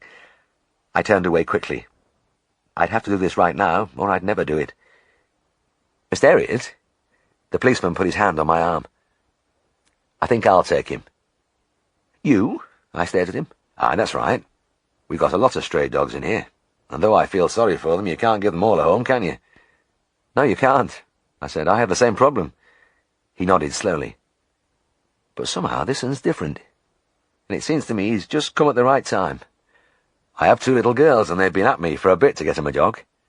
This little bloke looks just right for the job." Warm relief began to ebb through me. I couldn't agree more. He's a soul of good nature. I bet he'll be wonderful with children. "Good. That's settled, then. I thought I'd ask your advice first." He smiled happily. I looked at him as though I'd never seen him before. "What's your name?" "Phelps," he replied. "P.C. Phelps." He was a good-looking young fella, clear-skinned, with cheerful blue eyes and a solid, dependable look about him. I had to fight against an impulse to wring his hand and thump him on the back, but I managed to preserve the professional exterior. "Well, that's fine." I bent and stroked the little dog. "Don't forget to bring him along to the surgery in 10 days for removal of the stitches, and we'll have to get that plaster off in about a month." It was Siegfried who took out the stitches, and I didn't see our patient again until 4 weeks later. P.C. Phelps had his little girls, aged 4 and 6, with him, as well as the dog. "You said the plaster ought to come off about now," he said, and I nodded. He looked down at the children. "Well, come on, you two, lift him on the table." Eagerly, the little girls put their arms around their new pet, and as they hoisted him, the tail wagged furiously and the wide mouth panted in delight. "Looks as though he's been a success," I said. He smiled. "That's an understatement. He's perfect with these two. I can't tell you what pleasure he's given us. He's one of the family." I got out my little saw and began to hack at the plaster. "It's worked both ways, I should say. A dog loves a secure home." "Well, he couldn't be more secure." He ran his hand along the brown coat and laughed as he addressed the little dog. "That's what you get for begging among the stores on market day, my lad. You're in the hands of the law now." Chapter 34. When I entered the RAF, I had a secret fear. All my life I have suffered from vertigo, and even now I have only to look down from the smallest height to be engulfed by that dreadful dizziness and panic. What would I feel then, when I started to fly? As it turned out, I felt nothing. I could gaze downwards from the open cockpit through thousands of feet of space without a qualm, so my fear was groundless. I had my fears in veterinary practice too, and in the early days the thing which raised the greatest terror in my breast was the Ministry of Agriculture. An extraordinary statement, perhaps, but true. It was the clerical side that scared me, all those forms. As to the practical ministry work itself, I felt in all modesty that I was quite good at it. My thoughts often turned back to all the tuberculin testing I used to do, clipping a clean little area from just the right place in the cow's neck, inserting the needle into the thickness of the skin, and injecting 1/10 of a cc of tuberculin. It was on Mr. Hill's farm, and I watched the satisfactory intradermal pea rise up under my needle. That was the way it should be. And when it came up like that, you knew you were really doing your job, and testing the animal for tuberculosis. "That one's number 65, the farmer said. Then a slightly injured look spread over his face as I checked the number in the ear. "You're wasting your time, Mr. Herriot. I have the whole list all in correct order. Wrote it out special for you so you could take it away with you." I had my doubts. All farmers were convinced that their herd records were flawless, but I had been caught out before. I seemed to have the gift of making every possible clerical mistake, and I didn't need any help from the farmers. But still, it was tempting. I looked at the long list of figures dangling from the horny fingers. If I accepted it, I would save a lot of time. There were still more than 50 animals to test here, and I had to get through 2 more herds before lunchtime. I looked at my watch. Damn, I was well behind my program, and I felt the old stab of frustration. Right, Mr. Hill, I'll take it, and thank you very much. I stuffed the sheet of paper into my pocket and began to move along the byre, clipping and injecting at top speed. A week later, the dread words leapt out at me from the open-day book. Ring Min. The cryptic phrase in Miss Harbottle's writing had the power to freeze my blood quicker than anything else. It meant simply that I had to telephone the Ministry of Agriculture office. And whenever our secretary wrote those words in the book, it meant that I was in trouble again. I extended a trembling hand towards the receiver. As always, Kitty Pattison answered my call, and I could detect the note of pity in her voice. She was the attractive girl in charge of the office staff, and she knew all about my misdemeanours. In fact, when it was something very trivial, she sometimes brought it to my attention herself, but when I had really dropped a large brick, I was dealt with by the boss, Charles Harcourt, the divisional inspector. "Ah, Mr. Herriot," Kitty said lightly. I knew she sympathised with me, but she couldn't do a thing about it. "Mr. Harcourt wants a word with you." There it was. The terrible sentence that always set my heart thumping. "Thank you," I said huskily, and waited an eternity as the phone was switched through. Herriot! The booming voice made me jump. I swallowed. "Morning, Mr. Harcourt. How are you?" I'll tell you how I am. I'm bloody annoyed.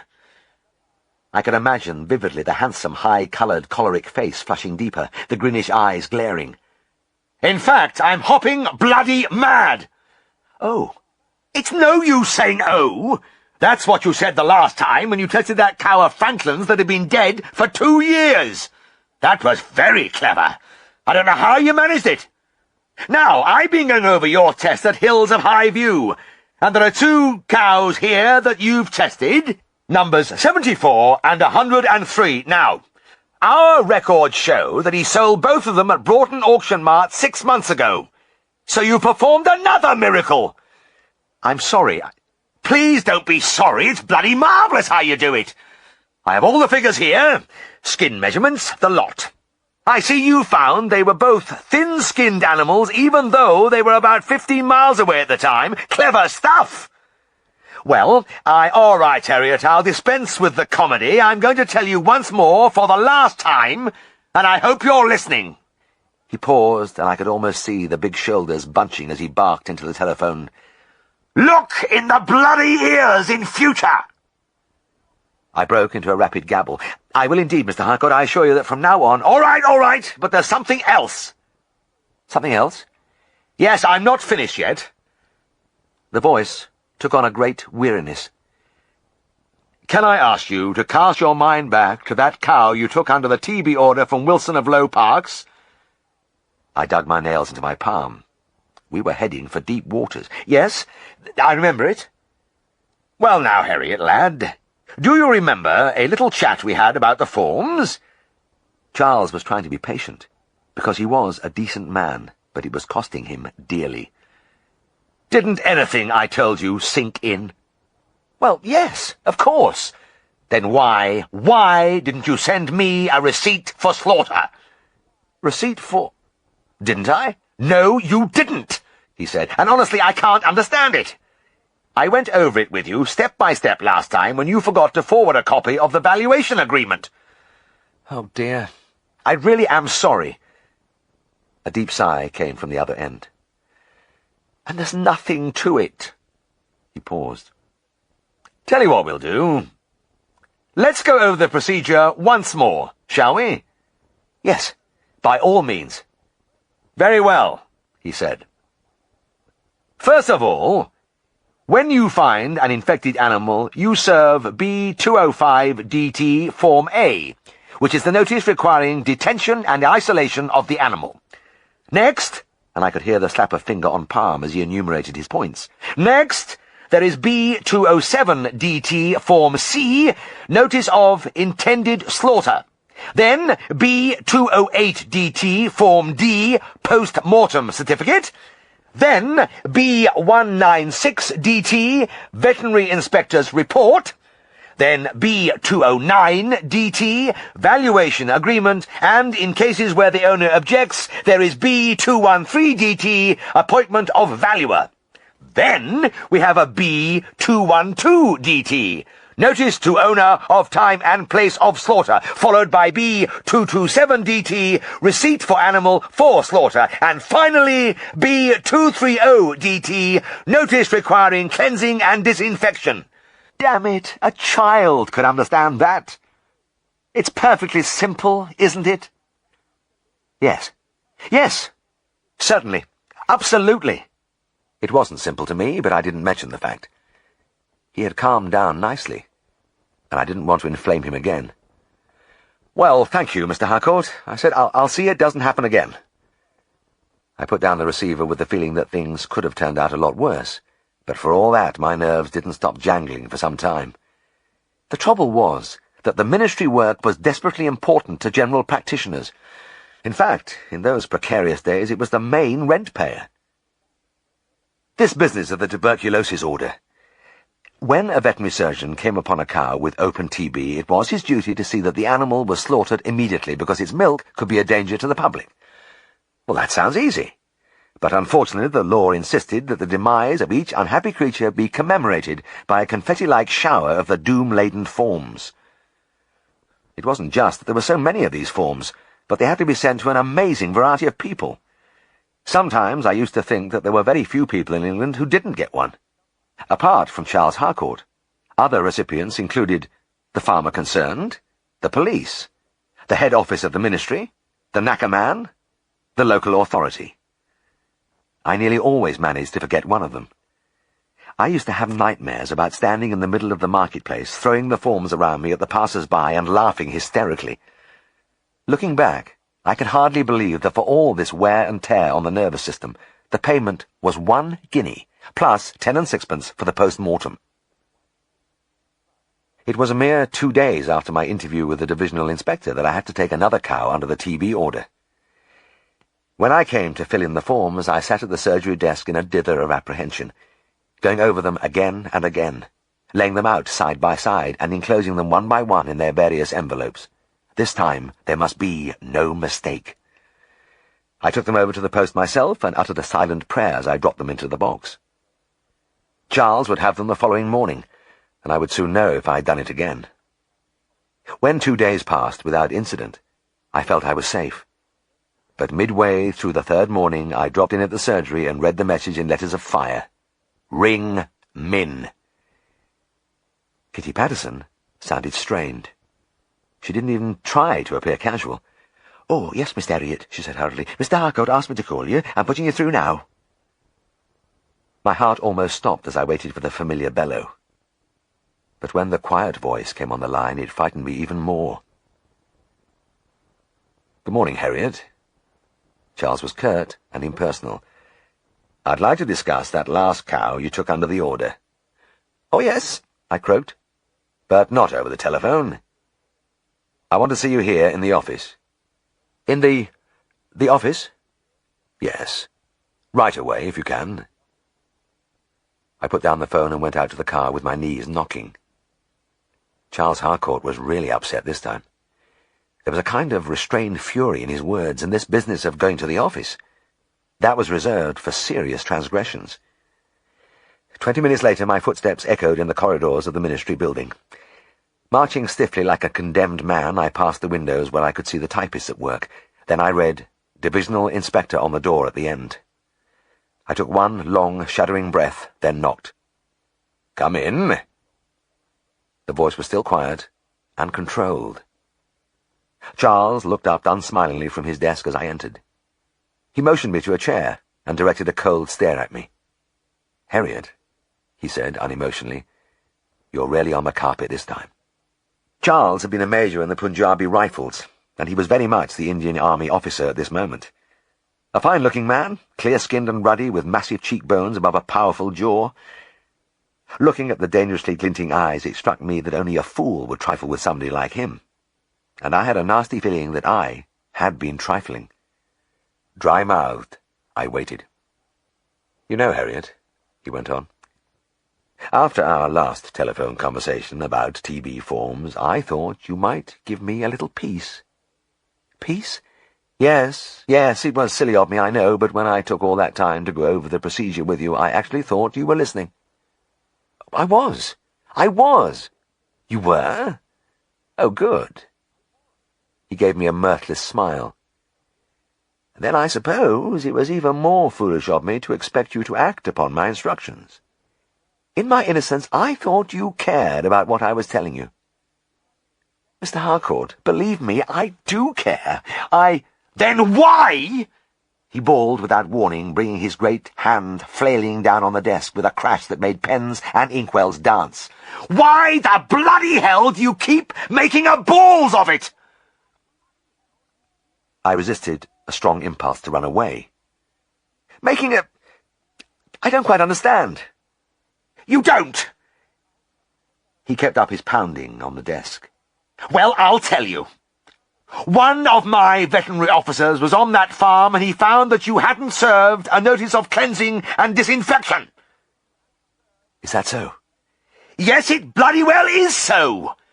You didn't give one to the farmer, but you sent one to me. Maybe you want me to go and disinfect the place, is that it? Would you like me to slip along there and get busy with a hosepipe? I'll go now if it'll make you feel any happier. Oh, no. He was apparently not satisfied with the thunderous noise he was making because he began to use both hands, bringing them down simultaneously with sickening force on the wood while he glared wildly. Herriot! He shouted. There is just one thing I want to know from you. Do you want this bloody work, or don't you? Just say the word, and I'll give it to another practice, and then maybe we'll both be able to have a quiet life. Please, Mr. Harcourt, I give you my word. We do want the work very much. And I meant it with all my heart. The big man slumped back in his chair and regarded me for a few moments in silence. Then he glanced at his wristwatch. 12:10, he murmured. Just time to have a beer at the Red Lion before lunch. In the pub lounge, he took a long pull at his glass, placed it carefully on the table in front of him, then turned to me with a touch of weariness. You know, Herriot, I do wish you'd stop doing this sort of thing. It takes it out of me. I believed him. His face had lost a little of its colour, and his hand trembled slightly as he raised his glass again. I'm truly sorry, Mr. Harcourt. I don't know how it happened. I did try to get it right this time, and I'll do my best to avoid troubling you in future. He nodded a few times, then clapped me on the shoulder. Good. Good! Let's just have one more. He moved over to the bar, brought back the drinks, then fished out a brown paper parcel from his pocket. Little wedding present, Herriot. Understand you're getting married soon. This is from my missus and me, with our best wishes. I didn't know what to say. I fumbled the wrapping away and uncovered a small, square barometer. Shame engulfed me as I muttered a few words of thanks. This man was the head of the ministry in the area, while I was the newest and lowest of his minions. Not only that, but I was pretty sure I caused him more trouble than all the others put together. I was like a hair shirt to him. There was no earthly reason why he should give me a barometer. This last experience deepened my dread of form-filling to the extent that I hoped it would be a long time before I encountered another tuberculous animal, but fate decreed that I had some concentrated days of clinical inspections, and it was with a feeling of inevitability that I surveyed Mr. Moverley's Ayrshire cow. It was the soft cough which made me stop and look at her more closely, and as I studied her, my spirits sank. This was another one. The skin stretched tightly over the bony frame, the slightly accelerated respirations, and that deep, careful cough. Mercifully, you don't see cows like that now, but in those days they were all too common. I moved along her sides and examined the wall in front of her. The telltale blobs of sputum were clearly visible on the rough stones, and I quickly lifted a sample and smeared it on a glass slide. Back at the surgery, I stained the smear by Zeal-Nielsen's method and pushed the slide under the microscope. The red clumps of tubercle bacilli lay among the scattered cells, tiny, iridescent, and deadly. I hadn't really needed the grim proof, but it was there. Mr. Moverley was not amused when I told him next morning the animal would have to be slaughtered. It's nobbut got a bit of a chill. he grunted. The farmers were never pleased when one of their milk producers was removed by a petty bureaucrat like me. But I suppose it's no use arguing. I assure you, Mr. Moberly, there's no doubt about it. I examined that sample last night, and, oh, never mind about that. The farmer waved an impatient hand. If bloody government says my cow's got to go, she's got to go, but I get compensation, don't I? Yes, you do. How much? I thought rapidly. The rules stated that the animal be valued as if it were up for sale in the open market in its present condition. The minimum was £5, and there was no doubt that this emaciated cow came into that category. The statutory value is £5, I said. Shit, replied Mr. Moberly. We can appoint a valuer if you don't agree. Oh, well, let's get job over with. He was clearly disgusted, and I thought it imprudent to tell him that he would only get a proportion of the £5, depending on the post-mortem. Very well, I said. I'll tell Jeff Mallet to collect her as soon as possible. The fact that I was unpopular with Mr. Moberly didn't worry me as much as the prospect of dealing with the dreaded forms. The very thought of sending another batch winging hopefully on its way to Charles Harcourt brought me out in a sweat. Then I had a flash of inspiration. Such things don't often happen to me, but this struck me as brilliant. I wouldn't send off the forms till I'd had them vetted by Kitty Pattison. I couldn't wait to get the plan underway. Almost gleefully, I laid the papers out in a long row, signed them, and laid them by their envelopes ready for their varied journeys. Then I phoned the ministry office. Kitty was patient and kind. I'm sure she realized that I did my work conscientiously, but that I was a clerical numbskull, and she sympathized. When I'd finished going through the list, she congratulated me. Well done, Mr. Herriot, you've got them right this time. All you need now is the knacker man's signature and your post-mortem report, and you're home and dry. Bless you, Kitty, I said. You've made my day. And she had. The airy sensation of relief was tremendous. The knowledge that there would be no comeback from Charles this time was like the sun bursting through dark clouds. I felt like singing as I went round to Malek's yard and arranged with him to pick up the cow. Have her ready for me to inspect tomorrow, Jeff, I said, and went on my way with a light heart. I couldn't understand it when Mr. Moberly waved me down from his farm gate next day. As I drew up, I could see he was extremely agitated. Hey, he cried, I've just got back from the market and my missus tells me Malek's been. I smiled. That's right, Mr. Moberly. Remember I told you I was going to send him around for your cow? Aye, I know all about that. He paused and glared at me. But he's took the wrong one. Wrong what? Wrong cow, that's what. He's off with the best cow in me herd, pedigree Ayrshire. I bought her in Dumfries last week and they only delivered her this morning. Horror drove through me in a freezing wave. I had told the knacker man to collect the Ayrshire, which would be isolated in the loose box in the yard. The new animal would be in a box too, after her arrival. I could see Jeff and his man leading her up the ramp into his wagon with a dreadful clarity. This is your responsibility, thou knows. The farmer waved a threatening finger. If he kills me good cow, you'll have to answer for it. He didn't have to tell me. I'd have to answer for it to a lot of people, including Charles Harcourt. Get on the phone to the knacker yard right away, I gasped. The farmer waved his arms about. I've tried that and there's no reply. I tell you, he'll shoot her afore we can stop him. Do you know how much I paid for that cow? Look, never mind about that. Which way did he go? Mrs. said he went towards Grampton about 10 minutes ago. I started my engine. He'll maybe be picking up other beasts. I'll go after him. Teeth clenched, eyes popping, I roared along the Grampton road. The enormity of this latest catastrophe was almost more than I could assimilate. The wrong form was bad enough, but the wrong cow was unthinkable. But it had happened. Charles would crucify me this time. He was a good bloke, but he would have no option, because the higher-ups in the ministry would get wind of an immortal boner like this, and they would howl for blood. Feverishly but vainly I scanned each farm entrance in Grampton village as I shot through, and when I saw the open countryside ahead of me, again the tension was almost unbearable. I was telling myself that the whole thing was hopeless, when in the far distance, above a row of trees, I spotted the familiar top of Malek's wagon. It was a high, wood-sided vehicle, and I couldn't mistake it. Repressing a shout of triumph, I put my foot on the boards and set off in that direction with the fanatical zeal of the hunter. But it was a long way off, and I hadn't travelled a mile before I realized I had lost it. Over the years, many things have stayed in my memory, but the great cow chase is engraven deeper than most. The sheer terror I felt is vivid to this day.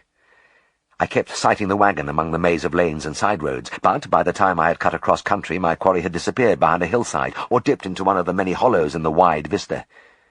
I was constantly deceived by the fact that I expected him to be turning towards Darrowby after passing through a village, but he never did. Clearly he had other business on the way. The whole thing seemed to last a very long time, and there was no fun in it for me. I was gripped throughout by a cold dread, and the violent swings, the alternating sense of hope and despair, were wearing to the point of exhaustion. I was utterly drained when at last I saw a tall lorry rocking along a straight road in front of me. I had him now. Forcing my little car to the limit, I drew abreast of him, sounding my horn repeatedly till he stopped. Breathlessly, I pulled up in front of him and ran round to offer my explanations. But as I looked up into the driver's cab, my eager smile vanished. It wasn't Jeff Mallock at all. I had been following the wrong man. It was the Kett fella. He had exactly the same type of wagon as Mallock, and he went round a wide area of Yorkshire, picking up the nameless odds and ends of the dead animals which even the knacker men didn't want. It was a strange job, and he was a strange-looking man. The oddly piercing eyes glittered uncannily from under a tattered army-peaked cap. "What's up, governor?" He removed a cigarette from his mouth and spat companionably into the roadway. My throat was tight. I'm sorry, I thought you were Jeff Mallock." The eyes did not change expression, but the corner of his mouth twitched briefly. "If that wants Jeff, he'll be back at his yard now, I reckon." He spat again and replaced his cigarette. I nodded dully. Jeff would be there now, all right. Long ago. I had been chasing the wrong wagon for about an hour, and that cow would be dead and hanging up on hooks at this moment. The knacker man was a fast and skilful worker, and wasted no time when he got back with his beasts. "Well, I'm off home now," the Kett fella said. "So long, boss." He winked at me, started his engine, and the big vehicle rumbled away. I trailed back to my car. There was no hurry now. And strangely, now that all was lost, my mood relaxed. In fact, as I drove away, a great calm settled on me, and I began to assess my future with cool objectivity. I would be drummed out of the ministry service for sure. And idly I wondered if they had any special ceremony for the occasion.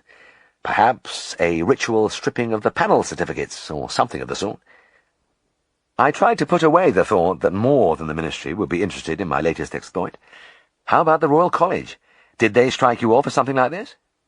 Well, it was possible, and in my serene state of mind I toyed with the possibilities of alternative avenues of employment. I had often thought it must be fun to run a second-hand bookshop, and now that I began to consider it seriously, I felt there was an opening for one in Darrowby. I experienced a comfortable glow at the vision of myself sitting under the rows of dusty volumes, pulling one down from the shelf when I felt like it, or maybe just looking out into the street through the window from my safe little world, where there were no forms or telephones or messages saying, "Ring Min." In Darrowby I drove round without haste to the knacker yard. I left my car outside the grim little building with the black smoke drifting from its chimney. I pulled back the sliding door and saw Jeff seated at his ease on a pile of cowhides, holding a slice of apple pie in blood-stained fingers. And, yes, there, just behind him, hung the two great sides of beef, and on the floor, the lungs, bowels, and other viscera, the sad remnants of Mr. Moverley's pedigree Ayrshire. "Hello, Jeff," I said. "Now then, Mr. Herriot." He gave me the beatific smile which mirrored his personality so well. "I'm just having a little snack. I always like a bite about this time." He sank his teeth into the pie and chewed appreciatively. "So I see." I sorrowfully scanned the hanging carcass. Just dog meat, and not even much of that. Ayrshires were never very fat. I was wondering how to break the news to him when he spoke again. "I'm sorry you've caught me out this time, Mr. Herriot," he said, reaching for a greasy mug of tea. "What do you mean?" "Well, I almost reckoned to have beasts dressed and ready for you, but you've come a bit early." I stared at him. "But everything's here, surely?" I waved a hand around me. Nay, that's not her." "You mean that isn't the cow from Moverley's?" "That's right." He took a long draught from the mug and wiped his mouth with the back of his hand. "I had to do this in first. Moverley's cow's still in wagon out the back." "Alive?" He looked mildly surprised. Aye, of course. She's never had a finger on her. Nice cow for a screw, too. I could have fainted with relief. She's no screw, Jeff. That's the wrong cow you've got there. Wrong cow? Nothing ever startled him, but he obviously desired more information. I told him the whole story. When I had finished, his shoulders began to shake gently, and the beautiful clear eyes twinkled in the pink face. "Well, that's a lick, he murmured, and continued to laugh gently. There was nothing immoderate in his mirth, and indeed nothing I said disturbed him in the least. The fact that he had wasted his journey, or that the farmer might be annoyed, was of no moment to him. Again, looking at Jeff Mallock, it struck me, as many times before, that there was nothing like a lifetime of dabbling among diseased carcasses and lethal bacteria for breeding tranquility of mind. "You'll slip back and change the cow?" I said. "Aye, in a minute or two. There's nowt spoiling. I never likes to worry me grub." He belched contentedly. "And how about you, Mr. Herriot? You could do with something to keep your strength up." He produced another mug and broke off a generous wedge of pie, which he offered to me. No, thank you, Jeff. It's kind of you, but no, not just now." He shrugged his shoulders and smiled as he stretched an arm for his pipe, which was balanced on a sheep's skull. Flicking away some shreds of stray tissue from the stem, he applied a match and settled down blissfully on the hides.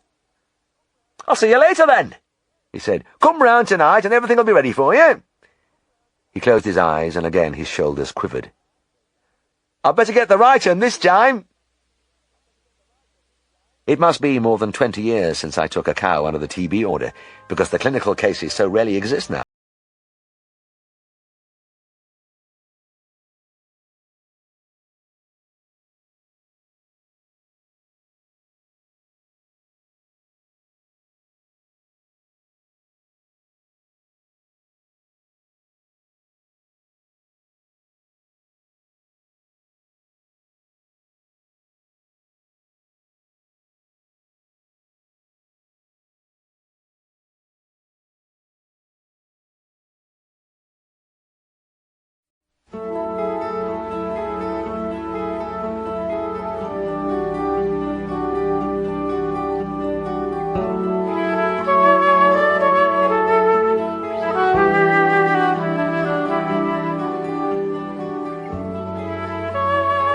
Chapter 35. The food was so good at the Winkfield Flying School that it was said that those airmen whose homes were within visiting distance wouldn't take a day's leave because they might miss some culinary speciality. Difficult to believe? Maybe. But I often think that few people in wartime Britain fared as well as the handful of young men in the scatter of wooden huts on that flat green stretch outside Windsor. It wasn't as though we had a French chef either. The cooking was done by two grizzled old men, civilians who wore cloth caps and smoked pipes and went about their business with unsmiling taciturnity. It was rumoured that they were two ex-army cooks from the First World War, but whatever their origins, they were artists. In their hands, simple stews and pies assumed a new significance, and it was possible to rhapsodize even over the perfect flouriness of their potatoes. So it was surprising when at lunchtime my neighbour on the left threw down his spoon, pushed away his plate, and groaned. We ate on trestle tables, sitting in rows on long forms, and I was right up against the young man. "What's wrong?" I asked. "This apple dumpling's terrific." "Oh, it's not the grub." He buried his face in his hands for a few seconds, then looked at me with tortured eyes. "I've been doing circuits and bumps this morning with Routledge, and he's torn the knackers off me.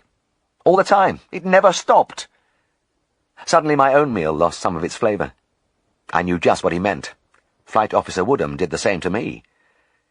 He gave me another despairing glance, then stared straight ahead. "I know one thing, Jim. I'll never make a bloody pilot." His words sent a chill through me. He was voicing the conviction which hadn't been gradually growing in me. I never seemed to make any progress. Whatever I did was wrong, and I was losing heart. Like all the others, I was hoping to be a graded pilot, but after every session with Flight Officer Woodham, the idea of ever flying an aeroplane all on my own seemed more and more ludicrous. And I had another date with him at 2 p.m. He was as quiet and charming as ever when I met him, till we got up into the sky and the shouting started again.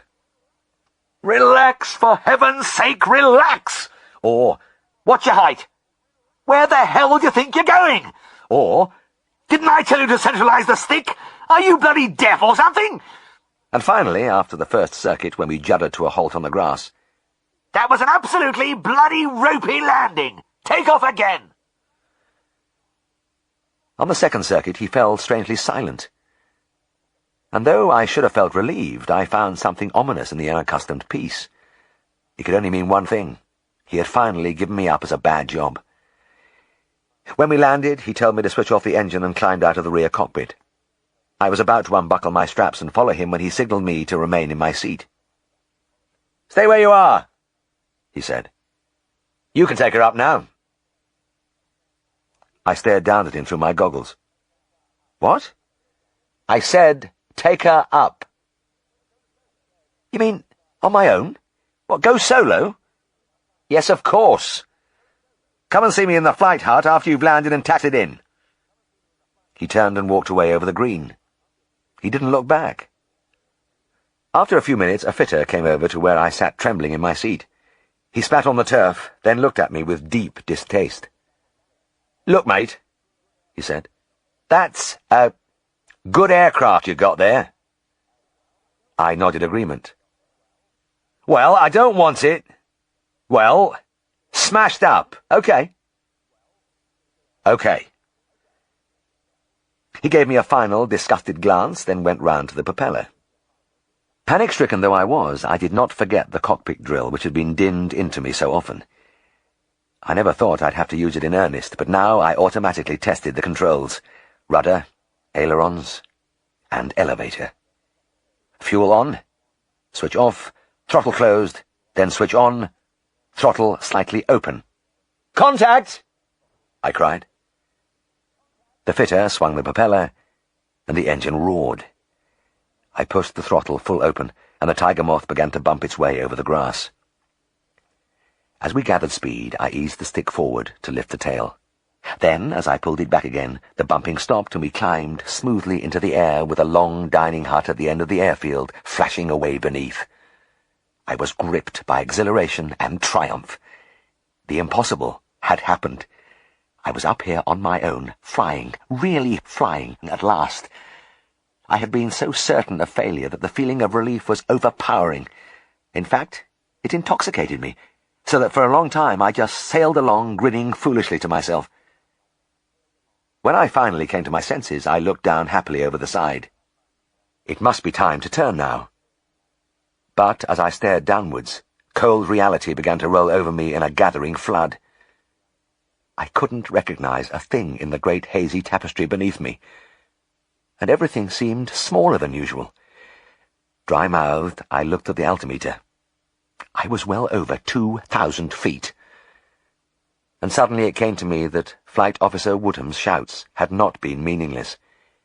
He had been talking sense, giving me good advice, and as soon as I got up in the air by myself, I had ignored it all.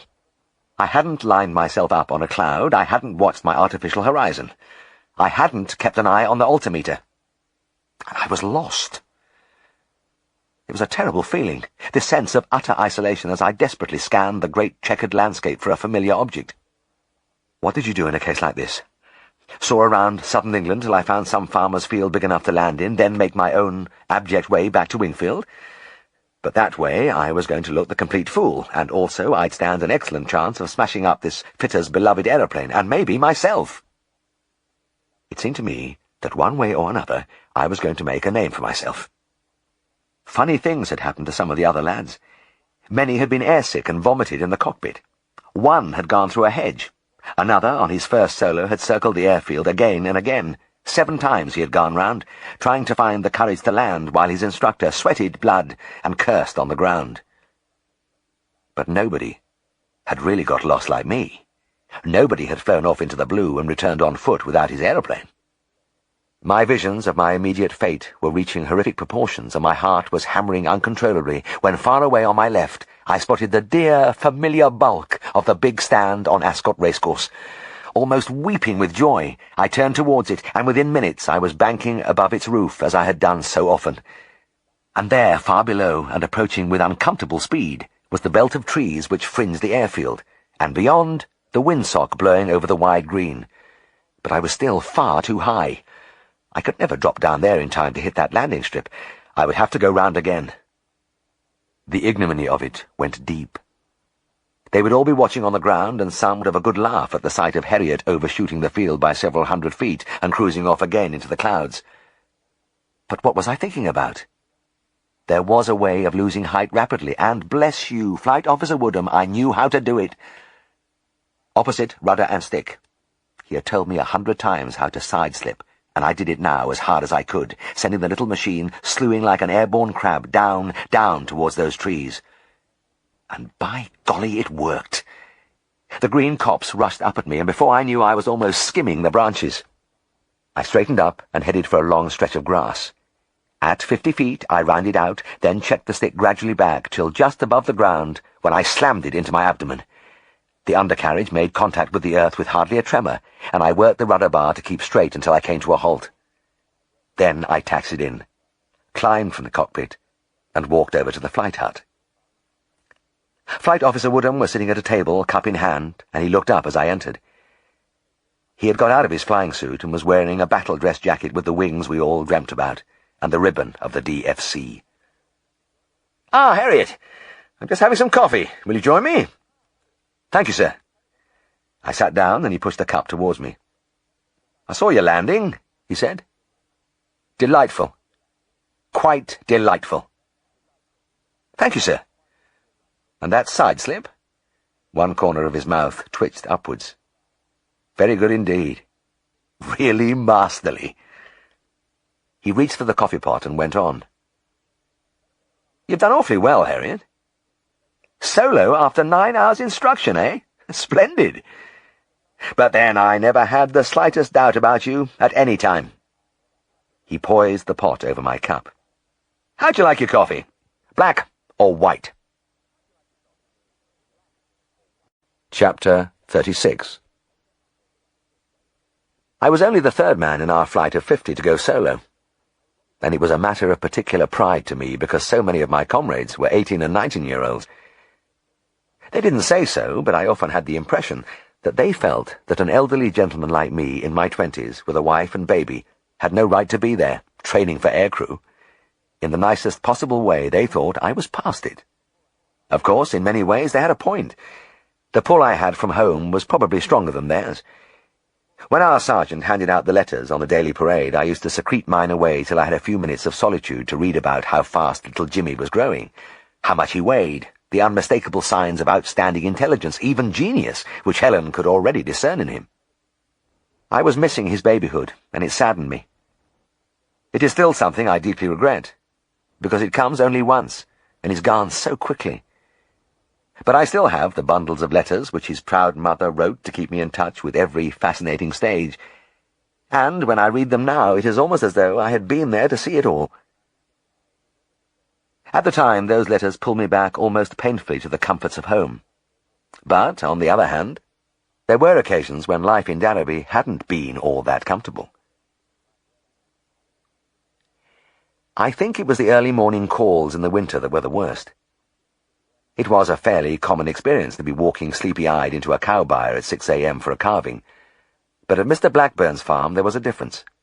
In fact, several differences. Firstly, there was usually an anxious-faced farmer to greet me with news of how the calf was coming when labour had started, but today I was like an unwelcome stranger. Secondly, I had grown accustomed to the sight of a few cows tied up in a cobbled byre with wooden partitions, and an oil lamp, and now I was gazing down a long avenue of concrete under blazing electric lights with a seemingly endless succession of bovine backsides protruding from tubular metal standings. Thirdly, instead of the early morning peace, there was a clattering of buckets, the rhythmic pulsing of a milking machine, and the blaring of a radio loudspeaker. There was also a frantic scurrying of white-coated, white-capped men, but none of them paid the slightest attention to me. This was one of the new big dairy farms. In place of a solitary figure on a milk stool, Head buried in the cow's side, pulling forth the milk with a gentle hiss-hiss, there was this impersonal hustle and bustle. I stood just inside the doorway while out in the yard a particularly cold snow drifted from the blackness above. I had left a comfortable bed and a warm wife to come here, and it seemed somebody ought at least to say hello. Then I noticed the owner hurrying past with a bucket. He was moving as fast as any of his men. "Hey, Mr. Blackburn!" I cried. "You rang me. You've got a cow calving." He stopped and looked at me uncomprehendingly for a moment. "Oh, aye. She's down there on right." He pointed to a light roan animal halfway along the byre. She was easy to pick out, the only one lying down. "How long has she been on?" I asked. But when I turned round, Mr. Blackburn had gone. I trotted after him, cornered him in the milk-house, and repeated my question. "Oh, she should have calved last night. Must be somewhat amiss." He began to pour his bucket of milk over the cooler into the churn. "Have you had a feel inside her?" "Nay, I haven't had time." He turned harassed eyes towards me. "We're a bit behind with milking this morning. We can't be late for milkman." I knew what he meant. The drivers who collected the churns for the big dairy companies were a fierce body of men. Probably kind husbands and fathers at normal times, but subject to violent outbursts of rage if they were kept waiting even for an instant. I couldn't blame them, because they had a lot of territory to cover, and many farms to visit. But I had seen them when provoked, and their anger was frightening to behold. "All right," I said. "Can I have some hot water, soap, and a towel, please?" Mr. Blackburn jerked his head at the corner of the milk-house. "You'll have to help yourself. There's everything there. I must get on."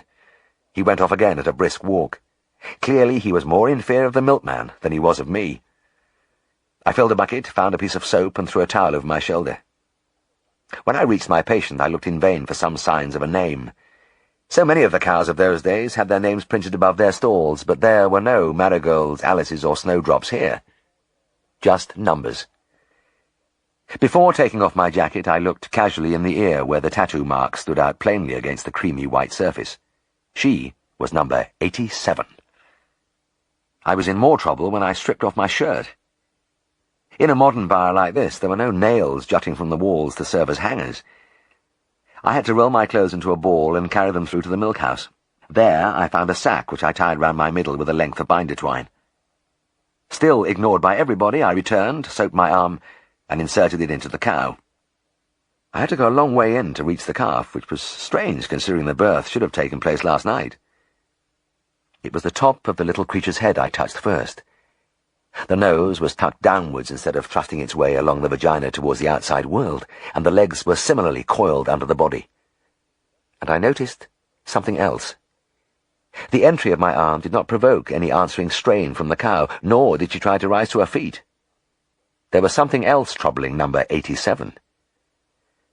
Lying flat on the concrete, still buried to the shoulder in the cow, I raised my head and looked along the shaggy back with its speckle of light red and white hairs, and when I reached the neck I knew I need seek no further.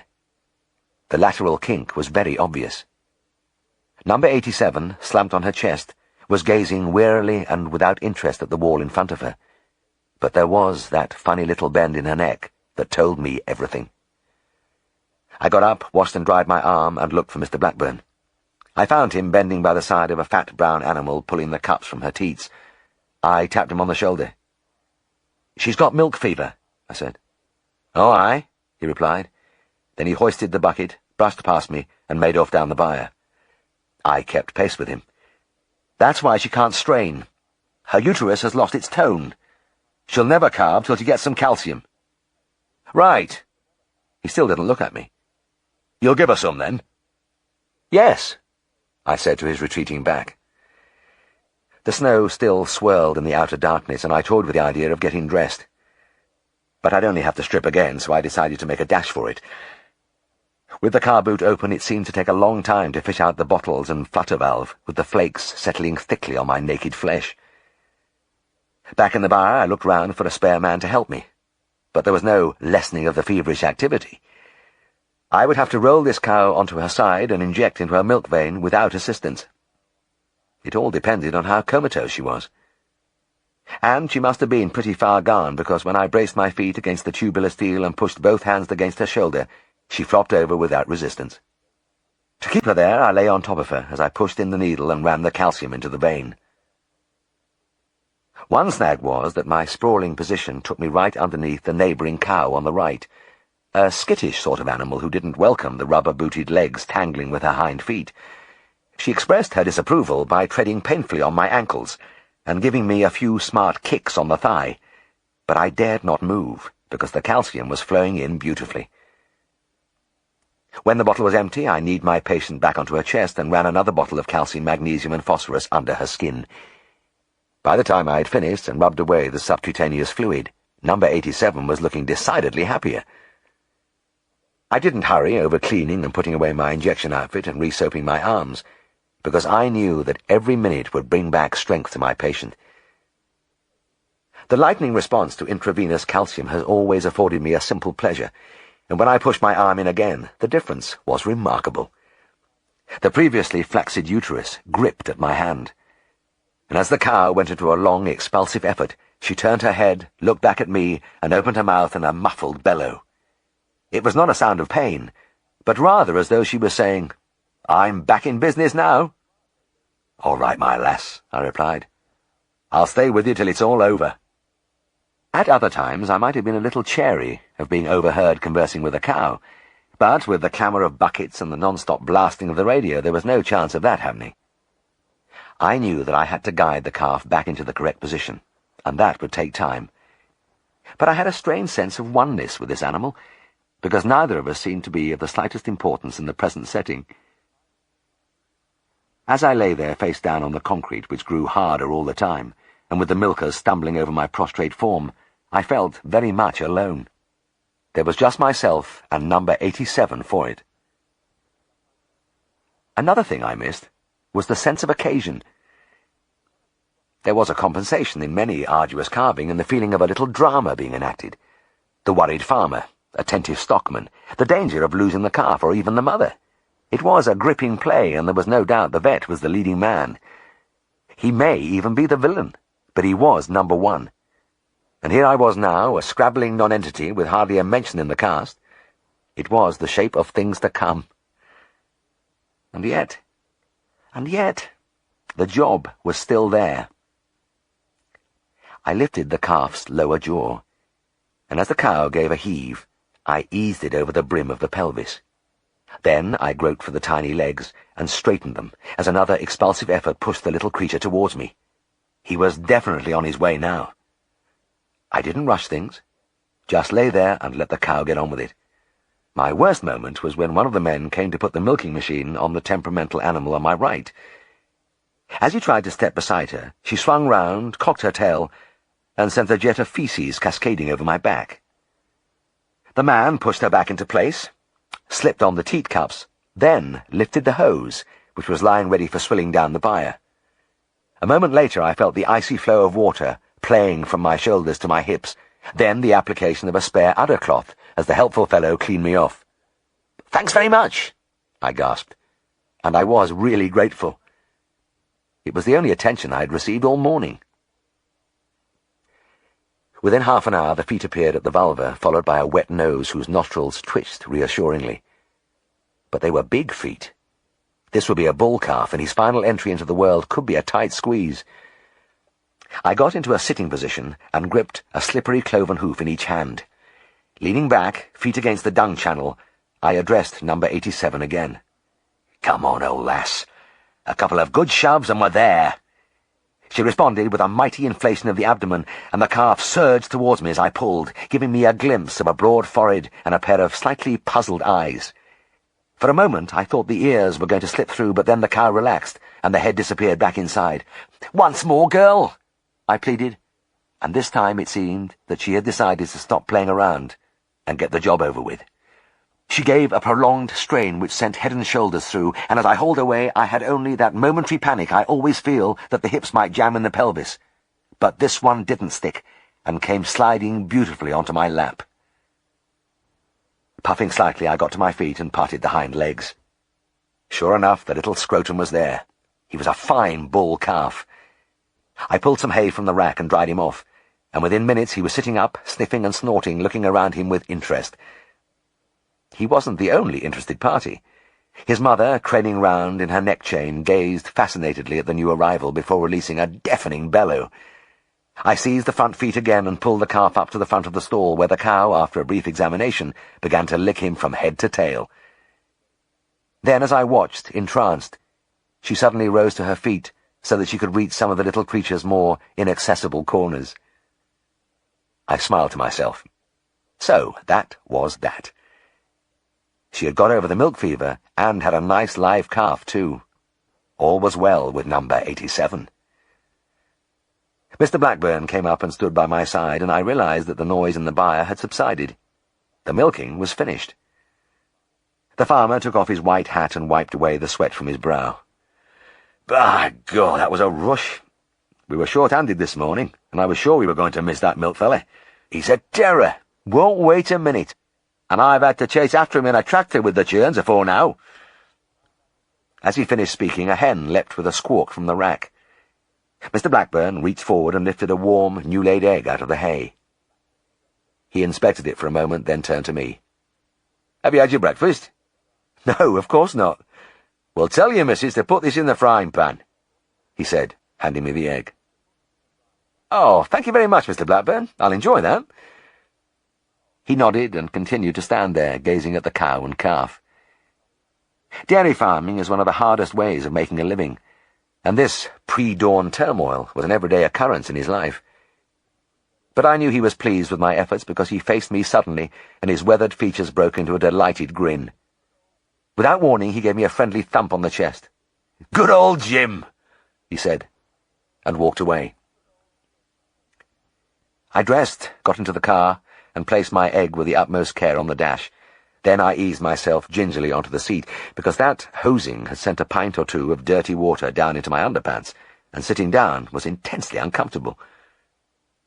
As I drove away, the darkness was thinning into the grey beginning of a new day, and around me the white bulk of the fells began to lift from the half-light, massive, smooth, and inexpressibly cold. I looked at the egg rocking gently on the dash and smiled to myself. I could still see Mr. Blackburn's sudden grin, still feel his punch on the chest, and my main sensation was of reassurance. Systems may be changing, but cows and calves and Yorkshire farmers were just the same. Chapter 37. On my wage of 7 and 3 a day, out of which was deducted maintenance for wife and child, I was unable to indulge in high living, even if I'd wanted to. But one evening in Windsor I decided to allow myself the luxury of 1 glass of beer. And as I pushed open the pub doorway, the first thing I saw was a man sitting at the corner of the bar with a small dog under his chair. Little things like that could lift me effortlessly back to my old life, and I could almost hear George Wilkes, the auctioneer in the Drover's Arms at Darrowby. "I reckon that's the best pub terrier I've ever seen." He bent down from the bar counter and patted Theo's shaggy head as it protruded from beneath his master's stool. It struck me that pub terrier wasn't a bad description. Theo was small and mainly white, though there were odd streaks of black on his flanks, and his muzzle had a bushy outgrowth of hair which made him undeniably attractive, but still more mysterious. I warmed to a Scottish colleague recently who, when pressed by a lady client to diagnose her dog's breed and lineage, replied finally, "Madam, I think it would be best just to call him a wee brown dog." By the same token, Theo could be safely described as a wee white dog, but in Yorkshire the expression pub terrier would be more easily understood. His master, Paul Cotterill, looked down from his high perch. "What's he saying about you, old chap?" he murmured languidly, and at the sound of his voice the little animal leapt, eager and wagging, from his retreat. Theo spent a considerable part of his life between the 4 metal legs of that stool, as did his master on the seat, and it often seemed to me to be a waste of time for both of them. I often took my own dog Sam into pubs, and he could squat beneath my seat, but whereas it was an occasional thing with me, maybe once or twice a week, with Paul Cotterill it was an unvarying ritual. Every night, from 8 o'clock onwards, he could be found sitting there at the end of the bar of the Drover's Arms, pint-glass in front of him, little curly pipe drooping over his chin. For a young man like him, he was a bachelor in his late 30s, and a person of education and intelligence, it seemed a sterile existence. He turned to me as I approached the counter. "Hello, Jim. Let me get you a drink." "That's very kind of you, Paul," I replied. "I'll have a pint." "Splendid." He turned to the barmaid with easy courtesy. "Could I trouble you, Mora?" We sipped our beer and we chatted. This time it was about the music festival at Broughton, and then we got on to music in general. As with any other topic I discussed with him, he seemed to know a lot about it. "So, you're not all that keen on Bach?" he inquired lazily. "No, not really. Some of it, yes, but on the whole I like something a bit more emotional. Elgar, Beethoven, Mozart, even Tchaikovsky. I suppose you highbrows look down your noses at him." He shrugged, puffed his little pipe, and regarded me with a half-smile, one eyebrow raised. He often looked like that, and it made me feel he ought to wear a monocle. But he didn't enthuse about Bach, though it seemed he was his favourite composer. He never enthused about anything, and he listened with that funny look on his face while I rhapsodied about the Elgar violin concerto. Paul Cottrell was from the south of England, but the locals had long since forgiven him for that, because he was likeable, amusing, and always ready to buy anybody a drink from his corner in the drovers. To me he had a charm which was very English, casual, effortless. He never got excited, he was always polite, and utterly self-contained.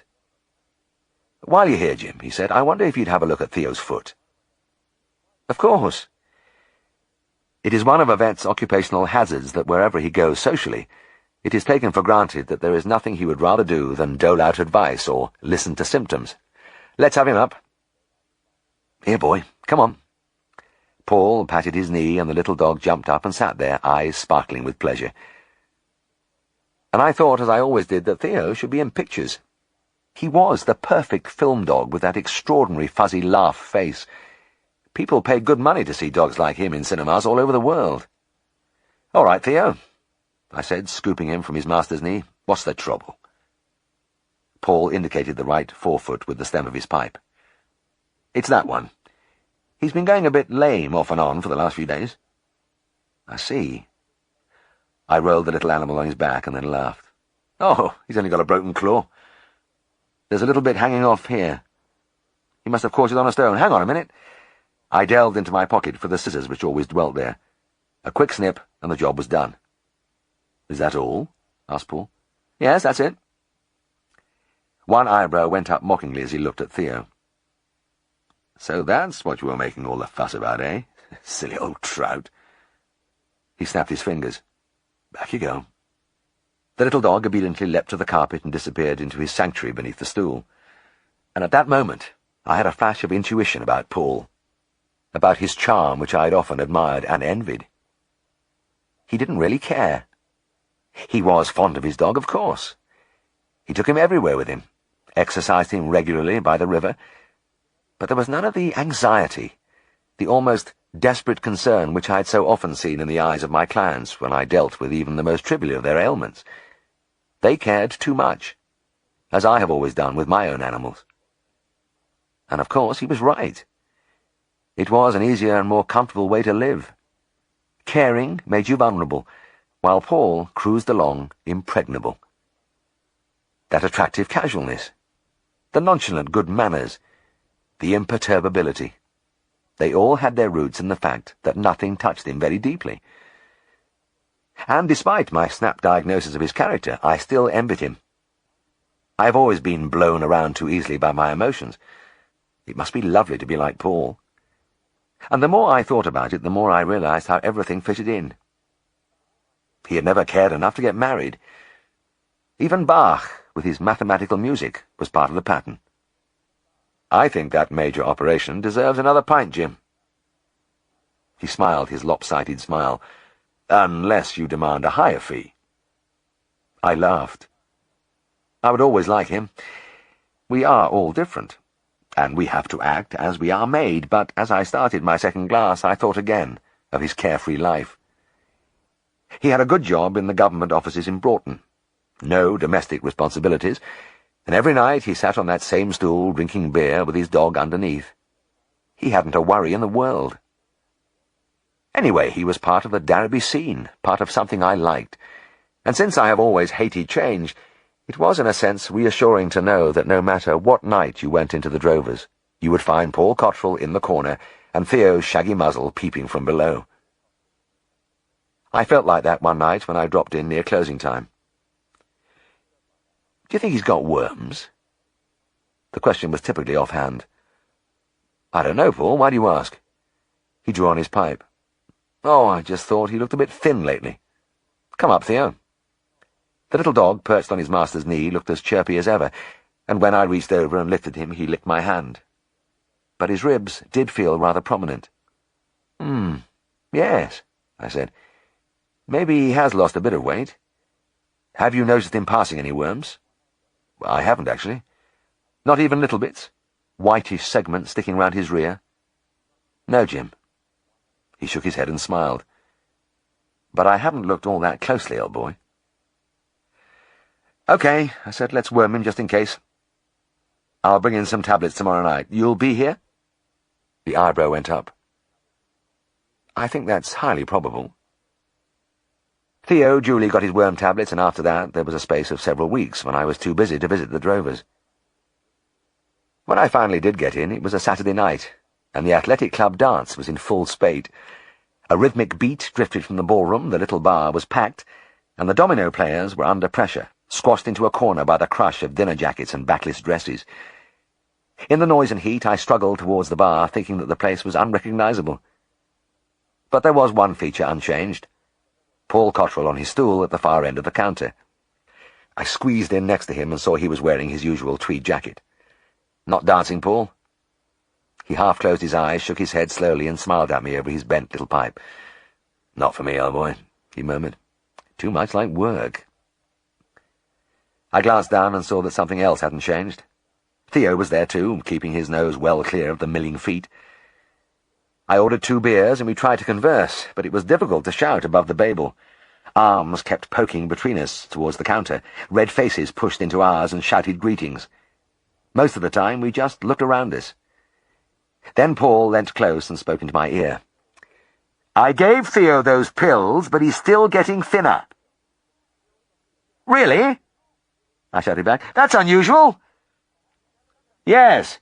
Perhaps you'd have a look at him?" I nodded, he snapped his finger, and the little dog was on his knee in an instant. I reached and lifted him onto mine, and noticed immediately that he was lighter in my hands. "You're right," I said. "He's still losing weight." Balancing the dog in my lap, I pulled down an eyelid and saw that the conjunctiva was pale. I shouted again. "He's anemic!" I felt my way back over his face, and behind the angle of the jaw I found that the postpharyngeal lymph glands were greatly enlarged. This was strange. Could he have some form of mouth or throat infection? I looked helplessly around me, wishing fervently that Paul wouldn't invariably consult me about his dog in a pub. I wanted to examine the animal, but I couldn't very well deposit him among the glasses on the bar.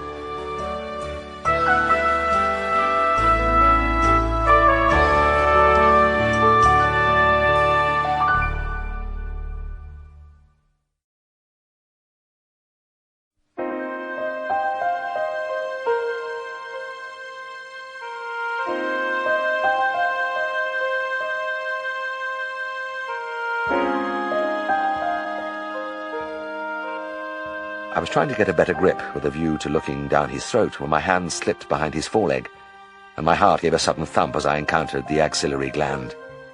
It, too, was grossly enlarged.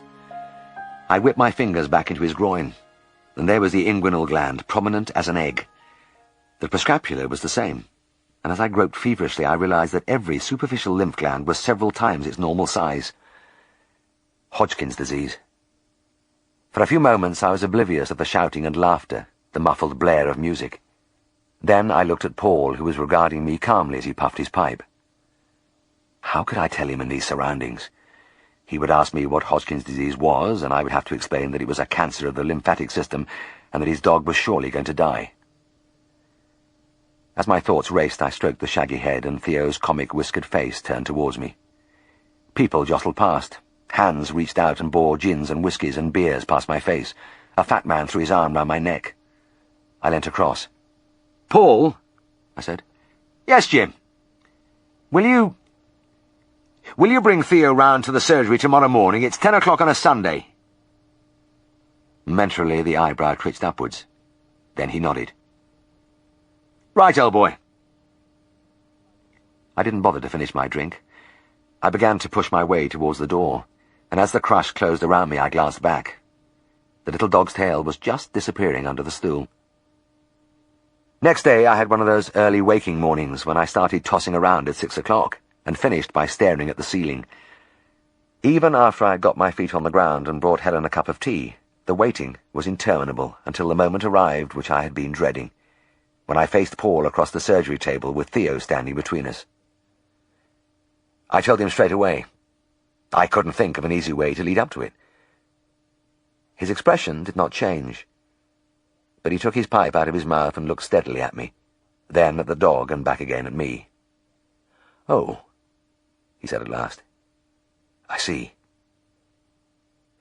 I didn't say anything, and he slowly ran his hand along the little animal's back. "Are you quite sure, Jim?" "Absolutely. I'm terribly sorry." "Is there no treatment?" "There are various palliatives, Paul, but I've never seen any of them do any good. The end result is always the same." "Yes." He nodded slowly. "But he doesn't look so bad. What will happen if we don't do anything?" I paused. "Well, as the internal glands enlarge, various things will happen. Ascites, dropsy, will develop in the abdomen. In fact, you see, he's a little pot-bellied now." "Yes, I do see now you mention it. Anything else?" "As the thoracic glands get bigger, he'll begin to pant." "I've noticed that already. He's breathless after a short walk. And all the time he'll get thinner and more debilitated." Paul looked down at his feet for a few moments, then faced me. "So, what it amounts to is that he's going to be pretty miserable for the rest of his life." He swallowed. "And how long is that going to be?" "A few weeks. It varies, maybe up to 3 months." "Well, Jim," he smoothed back his hair, "I can't let that happen. It's my responsibility. You must put him to sleep now before he really starts to suffer. Don't you agree?" "Yes, Paul, it's the kindest thing to do." "Will you do it immediately? As soon as I'm out of that door?" "I will," I replied, "and I promise you he won't know a thing." His face held a curious fixity of expression. He put his pipe in his mouth, but it had gone out, so he stuffed it into his pocket. Then he leant forward and patted his dog once on the head. The bushy face with the funny shock of hair round the muzzle turned to him, and for a few seconds they looked at each other. Then, "Goodbye, old chap," he muttered, and strode quickly from the room. I kept my promise. "Good lad. Good old Theo," I murmured, and stroked the face and ears again and again as the little creature slipped peacefully away. Like all vets, I hated doing this, painless though it was. But to me there has always been a comfort in the knowledge that the last thing these helpless animals knew was the sound of a friendly voice and the touch of a gentle hand. Sentimental, maybe. Not like Paul. He had been practical and utterly rational in the way he had acted. He had been able to do the right thing because he was not at the mercy of his emotions. Later, over a Sunday lunch, which I didn't enjoy as much as usual, I told Helen about Theo. I had to say something because she had produced a delicious pot roast on the gas ring, which was our only means of cooking, and I wasn't doing justice to her skill. Sitting at our bench, I looked down at her. It was my turn for the high stool. "You know, Helen," I said, "that was an object lesson for me. The way Paul acted, I mean. If I'd been in his position, I'd have shilly-shallied, tried to put off something which was inevitable." She thought for a moment. "Well, a lot of people would." "Yes, but he didn't." I put down my knife and fork and stared at the wall. He behaved in a mature way. I suppose Paul has one of those personalities you read about. Well-adjusted. Completely adequate. Come on, Jim, eat your lunch. I know it was a sad thing, but it had to be done, and you mustn't start criticizing yourself. Paul is Paul, and you are you. I started again on the meat. But I couldn't repress the rising sense of my own inadequacy. Then, as I glanced to one side, I saw that my wife was smiling up at me. I suddenly felt reassured. It seemed that she at least didn't seem to mind that I was me.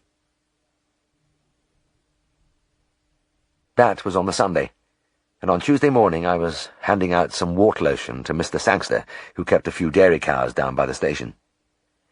"Dab that on the udder night and morning after milking," I said. "I think you'll find that the warts will start to drop off after a week or two." "Thank you." He handed over £0.50, and I was dropping it into the desk drawer when he spoke again. "Bad job about Paul Cottrell, wasn't it?" "What do you mean?" "I thought you'd have heard," he said. "He's dead." "Dead?" I stared at him stupidly. "How? What?" "Found him this morning. He did away with himself." I leant with both hands on the desk. "Do you mean suicide?" "Aye, that's what they say. Took a lot of pills. It's all out of town." I found myself hatching over the daybook, sightlessly scanning the list of calls while the farmer's voice seemed to come from far away. "It's a bad job, right enough. He were a nice felly. Reckon everybody liked him." Later that day I was passing Paul's lodgings when I saw his landlady, Mrs. Clayton, in the doorway. I pulled up and got out of the car. "Mrs. Clayton," I said, "I still can't believe this." "Nor can I, Mr. Herriot. It's terrible." Her face was pale, her eyes red. "He was with me 6 years, you know. He was like a son. But why on earth? Oh, it was losing his dog that did it. He just couldn't stand it." A great wave of misery rose and engulfed me, and she put her hand on my arm. "Don't look like that, Mr. Herriot. Wasn't your fault. Paul told me all about it, and nobody could have saved Theo. People die of that, never mind dogs." I nodded dumbly, and she went on. "But I'll tell you something in confidence, Mr. Herriot. Paul wasn't able to stand things like you or me. It was the way he was made. You see, he suffered from depression." "Depression? Paul?" "Oh, yes. He's been under the doctor for a long time, and taking pills regularly. He allus puts a brave face on, but he's had nervous trouble off and on for years." "Nervous trouble? I'd never have dreamt. No, nobody would, but that's how it was. He had an unhappy childhood from what I made out. Maybe that's why he was so fond of his dog. He got too attached to him, really." "Yes." She took out a screwed-up handkerchief and blew her nose. "Well, as I said, the poor lad had a rough time most of his life, but he was brave." There didn't seem anything else to say. I drove away out of the town, and the calm green hills offered a quiet contrast to the turmoil which can fill a man's mind. So much for Herriot as a judge of character. I couldn't have been more wrong. But Paul had fought his secret battle with a courage which had deceived everybody. I reflected on the object lesson which I thought he had given me. But in fact, it was a lesson of another kind, and one which I have never forgotten. There are countless people like Paul who are not what they seem.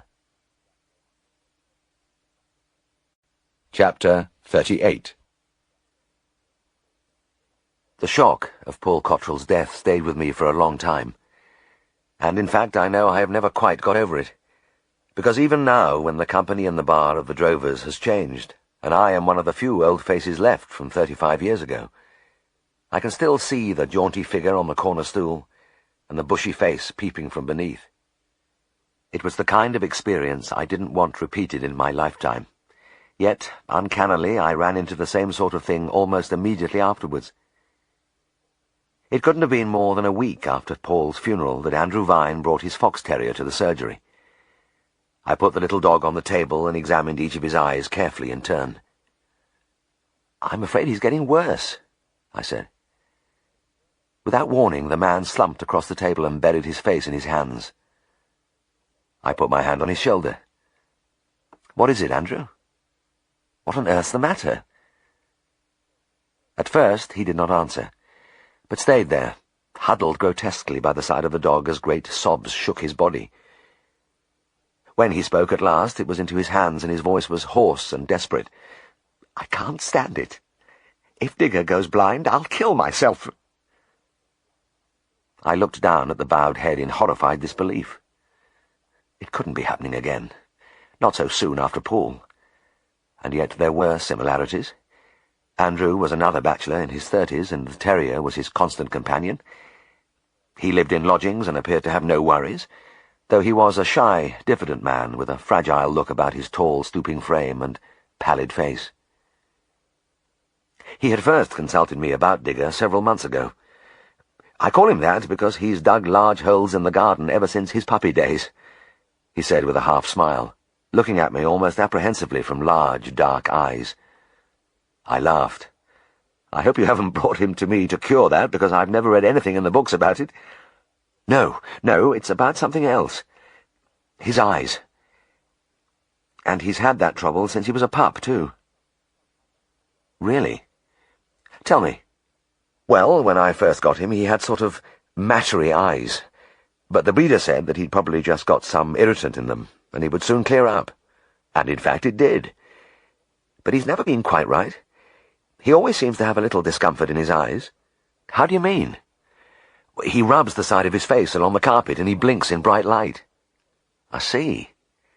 I pulled the little animal's face round towards me, and looked intently at the eyelids. My mind had been busy as he spoke, and I was fairly sure that I would find either entropion, inversion of the eyelids, or distichiasis, an extra row of lashes rubbing against the eyeball, but there was no sign of either. The surface of the cornea, too, looked normal, except, perhaps, that the deeper structure of lens and iris were not as easy to define as usual. I moved over to a cupboard for the ophthalmoscope. "How old is he now?" "About a year." "So he's had this for about 10 months. "Yes, about that. But it varies a lot. Most of the time he seems normal. Then there are days when he goes and lies in his basket with his eyes half closed, and you can tell there's something wrong. No pain, really, more like discomfort, as I said." I nodded and hoped I was looking wise, but none of this added up to anything familiar. I switched on the little light on the ophthalmoscope and peered into the depths of that most magical and delicate of all organs, down through the lens to the brilliant tapestry of the retina with its optic papilla and branching blood vessels. I couldn't find a thing wrong. "Does he still dig holes?" I asked. When baffled, I often snatch at straws, and I wondered if the dog was suffering from a soil irritation. Andrew shook his head. "No, very seldom now, and anyway, his bad days are never associated with his digging." "Is that so?" I rubbed my chin. The man was obviously ahead of me with his thinking, and I had an uncomfortable feeling of bewilderment. People were always bringing their dogs in with bad eyes, and there was invariably something to be seen, some cause to be found. "And would you say that this was one of his bad days?" "Well, I thought so this morning, but he seems a bit better now. Still, he's a bit blinky, don't you think?" "Yes, maybe so." Digger did appear to be reluctant to open his eyes fully to the sunshine streaming through the surgery window, and occasionally he kept them closed for a second or two, as though he wasn't very happy. But damn it, nothing gave me the slightest clue. I didn't tell the owner that I hadn't the faintest idea what was wrong with his dog. Such remarks do not inspire confidence. Instead, I took refuge in businesslike activity. "I'm going to give you some lotion," I said briskly. "Put a few drops into his eyes 3 times daily, and let me know how he goes on. It's possible he has some long-standing infection in there." I handed over a bottle of 2% boric acid solution and patted Digger's head. "I hope that will clear things up for you, lad," I said, and the stumpy tail wagged in reply. He was a sharp-looking little animal, attractive and good-natured, and a fine specimen of the smooth-haired breed, with his long head and neck, pointed nose, and beautifully straight limbs. He jumped from the table and leapt excitedly round his master's legs. I laughed. "He's eager to go, like most of my patients." I bent and slapped him playfully on the rump. My word, doesn't he look fit? He is fit, Andrew smiled proudly. In fact, I often think that apart from those eyes, he's a perfect little physical machine. You should see him out in the field. He can run like a whippet. I bet he can. Keep in touch, will you? I waved them out of the door and turned to my other work, mercifully unaware that I had just embarked on one of the most frustrating and traumatic cases of my career. After that first time, I took special notice of Digger and his owner. Andrew, a sensitive, likeable man, was a representative for a firm of agricultural chemists, and, like myself, spent most of his time driving around the Derby district. His dog was always with him, and I had been perfunctorily amused by the fact that the little animal was invariably peering intently through the windscreen, his paws either on the dash or balanced on his master's hand as he operated the gear lever. But now that I was personally interested, I could discern the obvious delight which the little animal derived from taking in every detail of his surroundings. He missed nothing in his daily journeys. The road ahead, the houses and people, trees and fields which flashed by the windows, these made up his world. I met him one day when I was exercising Sam up on the high moors which crowned the windy summits of the fells. But this was May. The air was soft, and a week's hot sunshine had dried the green paths which wandered among the heather. I saw Digger dashing like a white streak over the velvet turf, and when he spotted Sam, he darted up to him, set himself teasingly for a moment, then shot back to Andrew, who was standing in a natural circular glade among the harsh brown growth. Here gorse bushes blazed in full yellow glory, and the little dog hurtled round and round the arena, exulting in his health and speed. "That's what I call sheer joy of living," I said. Andrew smiled shyly. "Yes. Isn't he beautiful?" he murmured. "How are the eyes?" I asked. He shrugged. "Sometimes good, sometimes not so good. Much the same as before. But I must say he seems easier whenever I put the drops in. But he still has days when he looks unhappy." "Yes. I have to say yes. Some days they bother him a lot." Again the frustration welled in me. "Let's walk back to the car," I said. "I might as well have a look at him." I lifted Digger onto the bonnet and examined him again. There wasn't a single abnormality in the eyelids. I had wondered if I had missed something last time, but as the bright sunshine slanted across the eyeballs, I could just discern the faintest cloudiness in the cornea. There was a slight keratitis there, which hadn't been visible before. But why? Why? "He'd better have some stronger lotion." I rummaged in the car boot. "I've got some here. We'll try silver nitrate this time." Andrew brought him in about a week later. The corneal discoloration had gone. Probably the silver nitrate had moved it, but the underlying trouble was unchanged. There was still something sadly wrong, something I couldn't diagnose. That was when I started to get really worried. As the weeks passed, I bombarded those eyes with everything in the book: oxide of mercury chinosal, zinc sulfide, ichthyol, and a host of other things which are now buried in history. I had none of the modern, sophisticated antibiotic and steroid applications, but it would have made no difference if I had. I know that now. The real nightmare started when I saw the first of the pigment cells beginning to invade the cornea. Sinister brown specks gathering at the limbus and pushing out dark tendrils into the smooth membrane which was Digger's window on the world. I had seen cells like them before. When they came, they usually stayed. And they were opaque. Over the next month I fought them with my pathetic remedies, but they crept inwards, slowly but inexorably blurring and narrowing Digger's field of vision. Andrew noticed them too, and when he brought the little dog into the surgery, he clasped and unclasped his hands anxiously. "You know, he's seen less all the time, Mr. Herriot. I can tell. He still looks out of the car window, but he used to bark at all sorts of things he didn't like, other dogs, for instance, and now he just doesn't spot them. He's losing his sight." I felt like screaming or kicking the table, but since that wouldn't have helped, I just looked at him. "It's that brown stuff, isn't it?" he said. "What is it?" "It's called pigmentary keratitis, Andrew. It sometimes happens when the cornea, the front of the eyeball, has been inflamed over a long period, and it is very difficult to treat. I'll do my best." "My best?" wasn't enough. The slow, creeping tide was pitiless, and as the pigment cells were laid down thicker and thicker, the resulting layer was almost black, lowering a dingy curtain between Digger and all the things he had gazed at so eagerly. And all the time I suffered a long, gnawing worry, a helpless wretchedness as I contemplated the inevitable. It was when I examined the eyes 5 months after I had first seen them that Andrew broke down. There was hardly anything to be seen of the original corneal structure now, just a brown-black opacity which left only minute chinks for moments of sight. Blindness was not far away. I patted the man's shoulder again. "Come on, Andrew. Come over here and sit down." I pulled over the single wooden chair in the consulting room. He staggered across the floor and almost collapsed on the seat. He sat there, head in hands, for some time, then raised a tear-stained face to me. His expression was distraught. "I can't bear the thought of it," he gasped. "A friendly little thing like Digger. He loves everybody. What has he ever done to deserve this?" "Nothing, Andrew. It's just one of the sad things which happen. I'm terribly sorry."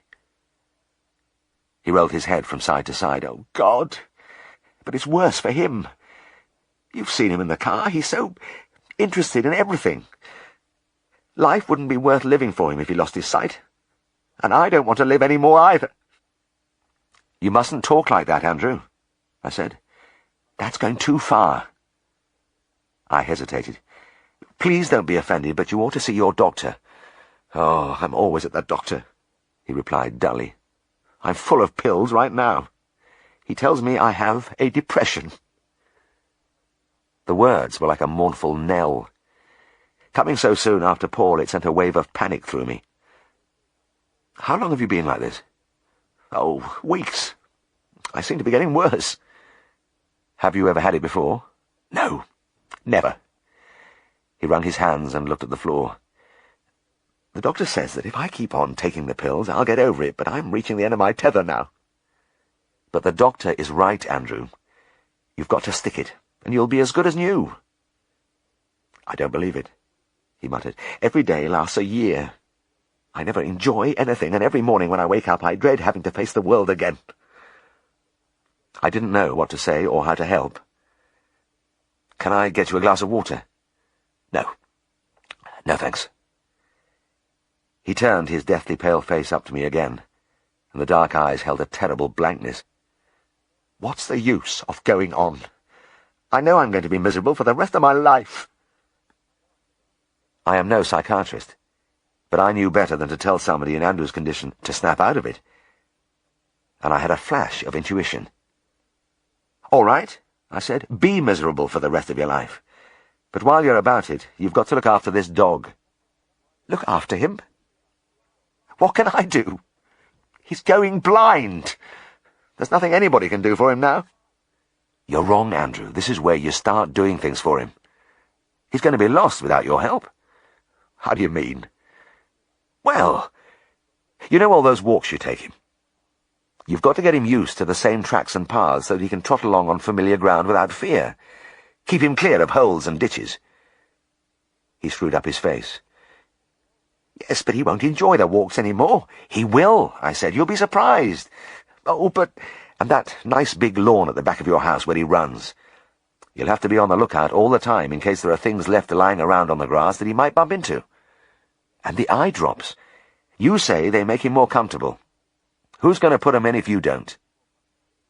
"But, Mr. Herriot, you've seen how he always looks out of the car when he's with me. He'll still look out. Even if he can't see." "Yes." I put my hand on his arm. "You must understand, Andrew, when an animal loses his sight, he doesn't realize what's happening to him. It's a terrible thing, I know, but he doesn't suffer the mental agony of a human being." He stood up and took a long, shuddering breath. "But I'm having the agony. I've been dreading this happening for so long. I haven't been able to sleep for thinking about it. It seems so cruel and unjust for this to strike a helpless animal, a little creature who's never done anybody any harm." He began to wring his hands again and pace about the room. "You're just torturing yourself," I said sharply. That's part of your trouble. You're using Digger to punish yourself instead of doing something useful. Oh, but what can I do that will really help? All those things you talked about, they can't give him a happy life. Oh, but they can. Digger can be happy for years and years if you really work at it. It's up to you. Like a man in a dream, he bent and gathered his dog into his arms and shuffled along the passage to the front door. As he went down the steps into the street, I called out to him. "Keep in touch with your doctor, Andrew. Take your pills regularly, and remember—" I raised my voice to a shout. "Remember, you've got a job to do with that dog." After Paul, I was on a knife edge of apprehension. But this time there was no tragic news to shatter me. Instead, I saw Andrew Vine frequently, sometimes in the town with Digger on the lead, occasionally in his car with the little white head framed always in the windscreen, and most often in the fields by the river, where he seemed to be carrying out my advice by following the good open tracks again and again. It was by the river that I stopped him one day. "How are things going, Andrew?" He looked at me unsmilingly. "Oh, he's finding his way around, not too badly. I keep my eye on him. I always avoid that field over there. There's a lot of boggy places in it." "Good, that's the idea. And how are you yourself?" "Do you really want to know?" "Yes, of course." He tried to smile. "Well, this is one of my good days. I'm just tense and dreadfully unhappy. On my bad days, I'm terror-stricken, despairing, utterly desolate." "I'm sorry, Andrew." He shrugged. "Look, don't think I'm wallowing in self-pity. You asked me. Anyway, I have a system. Every morning I look at myself in the mirror and I say, 'Okay, Vine, here's another bloody awful day coming up, but you're going to do your job and you're going to look after your dog.' That's good, Andrew. And it will all pass. The whole thing will go away and you'll be all right one day." "That's what the doctor says." He gave me a sidelong glance. "But in the meantime," he looked down at his dog. "Come on, Digger." He turned and strode away abruptly with the little dog trotting after him. And there was something in the set of the man's shoulders and the forward thrust of his head which gave me hope. He was a picture of fierce determination. My hopes were fulfilled. Both Andrew and Digger won through. I knew that within months. But the final picture in my mind is of a meeting I had with the two of them about 2 years later.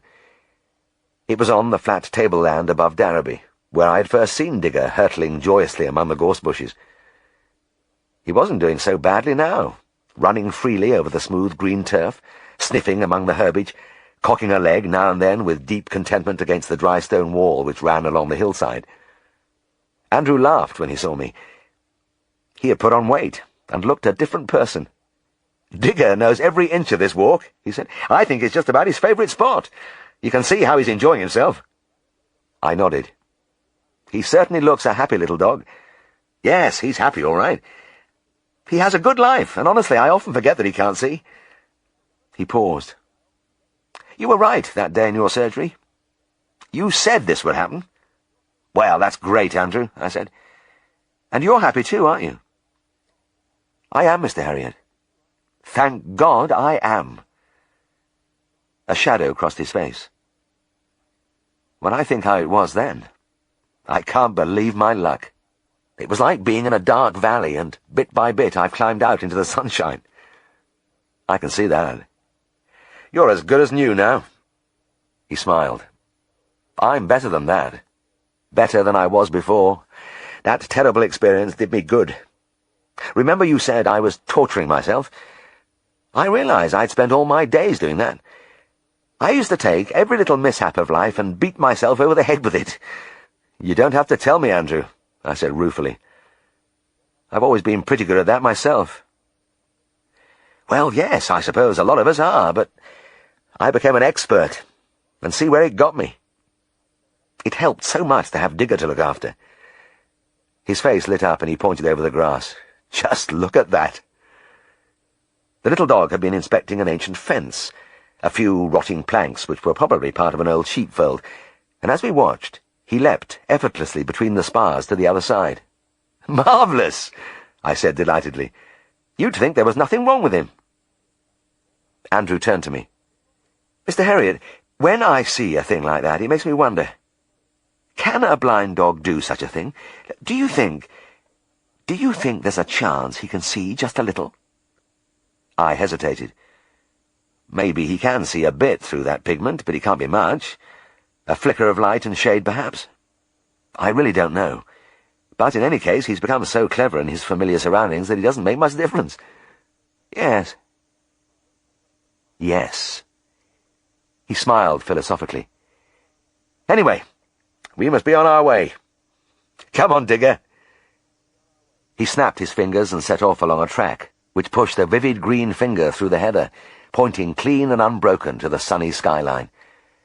His dog bounded ahead of him, not just at a trot, but at a gallop. I have made no secret of the fact that I never really knew the cause of Digger's blindness, but in the light of modern developments in eye surgery, I believe it was a condition called keratitis sicca. This was simply not recognized in those early days, and anyway, if I had known, I could have done little about it. The name means dryness of the cornea, and it occurs when the dog is not producing enough tears. At the present time, it is treated by instilling artificial tears, or by an intricate operation whereby the salivary ducts are transferred to the eyes. But even now, despite these things, I have seen that dreaded pigmentation taking over in the end. When I look back on the whole episode, my feeling is of thankfulness. All sorts of things help people to pull out of a depression. Mostly, it is their family, the knowledge that wife and children are dependent on them. Sometimes it is a cause to work for, but in Andrew Vine's case, it was a dog. I often think of the dark valley which closed round him at that time, and I am convinced he came out of it on the end of Digger's lead. Chapter 39. Now that I had done my first solo, I was beginning to appreciate the qualities of my instructor. There was no doubt Flight Officer Woodham was a very good teacher. There was a war on, and no time for niceties. He had to get green young men into the air on their own without delay, and he had done it with me. I used to fancy myself as a teacher, too, with the boys who came to see practice in Darrowby. I could see myself now, smiling indulgently at one of my pupils. "You don't see this sort of thing in country practice, David," I said. He was one of the young people who occasionally came with me on my rounds. 15 years old, and like all the others, he thought he wanted to be a veterinary surgeon. But at the moment he looked a little bewildered. I really couldn't blame him. It was his first visit, and he had expected to spend a day with me in the rough and tumble of large animal practice in the Yorkshire Dales. And now there was this lady with the poodle, and Emmeline. The lady's progress along the passage to the consulting room had been punctuated by a series of squeaking noises produced by her squeezing a small rubber doll. At each squeak, Lucy advanced a few reluctant steps, until a final pressure lured her onto the table. There she stood, trembling and looking soulfully around her. "She won't go anywhere without Emmeline," the lady explained. "Emmeline? The doll." She held up the rubber toy. "Since this trouble started, Lucy has become devoted to her." "I see. And what trouble is that?" "Well, it's been going on for about 2 weeks now. She's so listless and strange, and she hardly eats anything." I reached behind me to the trolley for the thermometer. "Right, we'll have a look at her. There's something wrong when a dog won't eat." The temperature was normal. I went over her chest thoroughly with my stethoscope without finding any unusual sounds. The heart thudded steadily in my ears. Careful palpation of the abdomen revealed nothing out of the way. The lady stroked Lucy's curly poll, and the little animal looked up at her with sorrowful, liquid eyes. "I'm getting really worried about her. She doesn't want to go walks. In fact, we can't even entice her from the house without Emmeline." "Eh?" "I say she won't take a step outside unless we squeak Emmeline at her, and then they both go out together. Even then she just trails along like an old dog. And she's only 3 after all. You know how lively she is normally." I nodded. I did know. This little poodle was a bundle of energy. I'd seen her racing around the fields down by the river, jumping to enormous heights as she chased a ball. She must be suffering from something pretty severe, but so far I was baffled. and I wished the lady wouldn't keep on about Emmeline and the squeaking. I shot a side glance at David. I had been holding forth to him, telling him how ours was a scientific profession, and that he would have to be really hot at physics, chemistry, and biology to gain entrance to the veterinary school, and it didn't fit in with all this. Maybe I could guide the conversation along more clinical lines. "Any more symptoms?" I asked. "Any cough, constipation, diarrhea? Does she ever cry out in pain?" The lady shook her head. "No, nothing like that. She just moons around looking at us with such a pitiful expression and searching for Emmeline." Oh dear, there it was again. I cleared my throat. "She never vomits at all, especially after a meal?" "Never. When she does eat a little, she goes straight away to find Emmeline and takes her to her basket." "Really? Well, I can't see that that has anything to do with it.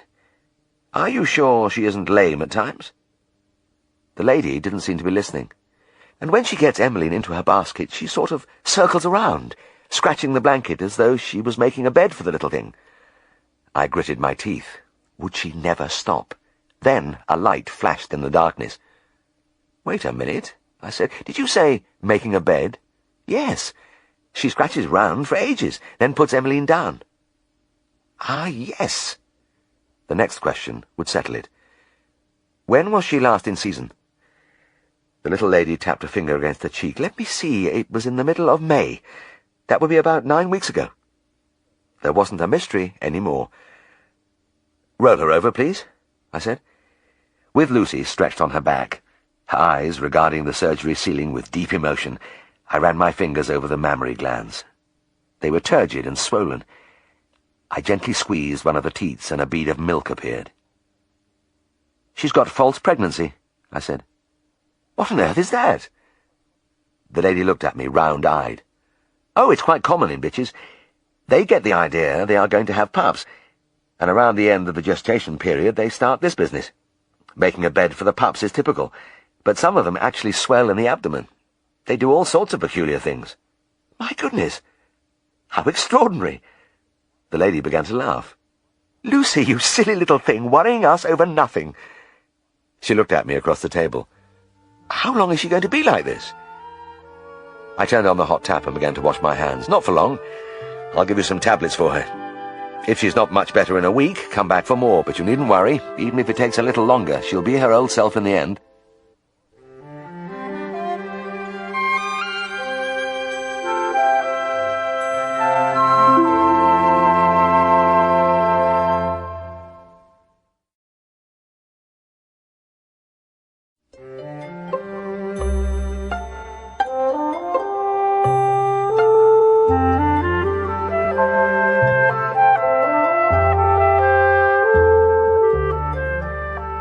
I went through to the dispensary, put the tablets in a box, and handed them over. The lady thanked me, then turned to her pet, who was sitting on the tiled floor looking dreamily into space. "Come along, Lucy," she said, but the poodle took no notice.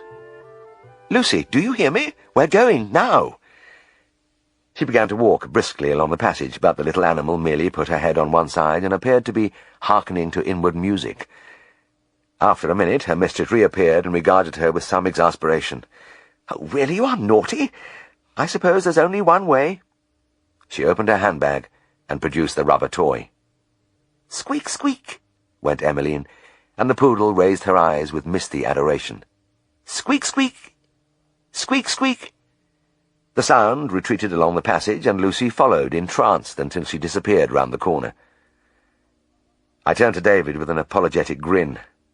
"Right," I said, "we'll get out on the road. I know you want to see some farm practice, and I assure you it's vastly different from what you've seen here." Sitting in the car, I continued. "Mind you, don't get me wrong. I'm not decrying small animal work. In fact, I'd have to admit that it is the most highly skilled branch of the profession, and I personally think that small animal surgery is tremendously demanding. Just don't judge it all by Emmeline. Anyway, we have one doggy visit before we go out into the country." "What's that?" the lad asked. "Well, I've had a call from Mr. Rington to say that his Dalmatian bitch has completely altered her behaviour. In fact, she's acting so strangely that he doesn't want to bring her to the surgery." "What do you think that might be?" I thought for a moment. It seems a bit silly, but the first thing that comes to my mind is rabies. This is the most dreadful dog disease of all, but thank heavens we've managed to keep it out of this country so far by strict quarantine regulations. But at college it was hammered into us so forcibly that it is always at the back of my mind, even though I don't really expect to see it. But this case of the Dalmatian could be anything. I only hope she hasn't turned savage, because that's the sort of thing that leads to a dog being put down, and I hate that. Mr. Rington's opening remark didn't cheer me. Tessa's become really fierce lately, Mr. Herriot. Started moping about and growling a few days ago, and frankly I daren't trust her with strangers now. She nailed the postman by the ankle this morning. Most embarrassing. My spirits sank lower. Actually bit somebody? It's unbelievable. She's such a softy. I've always been able to do anything with her. I know, he muttered. She's marvellous with children, too. I can't understand it. But come and have a look at her.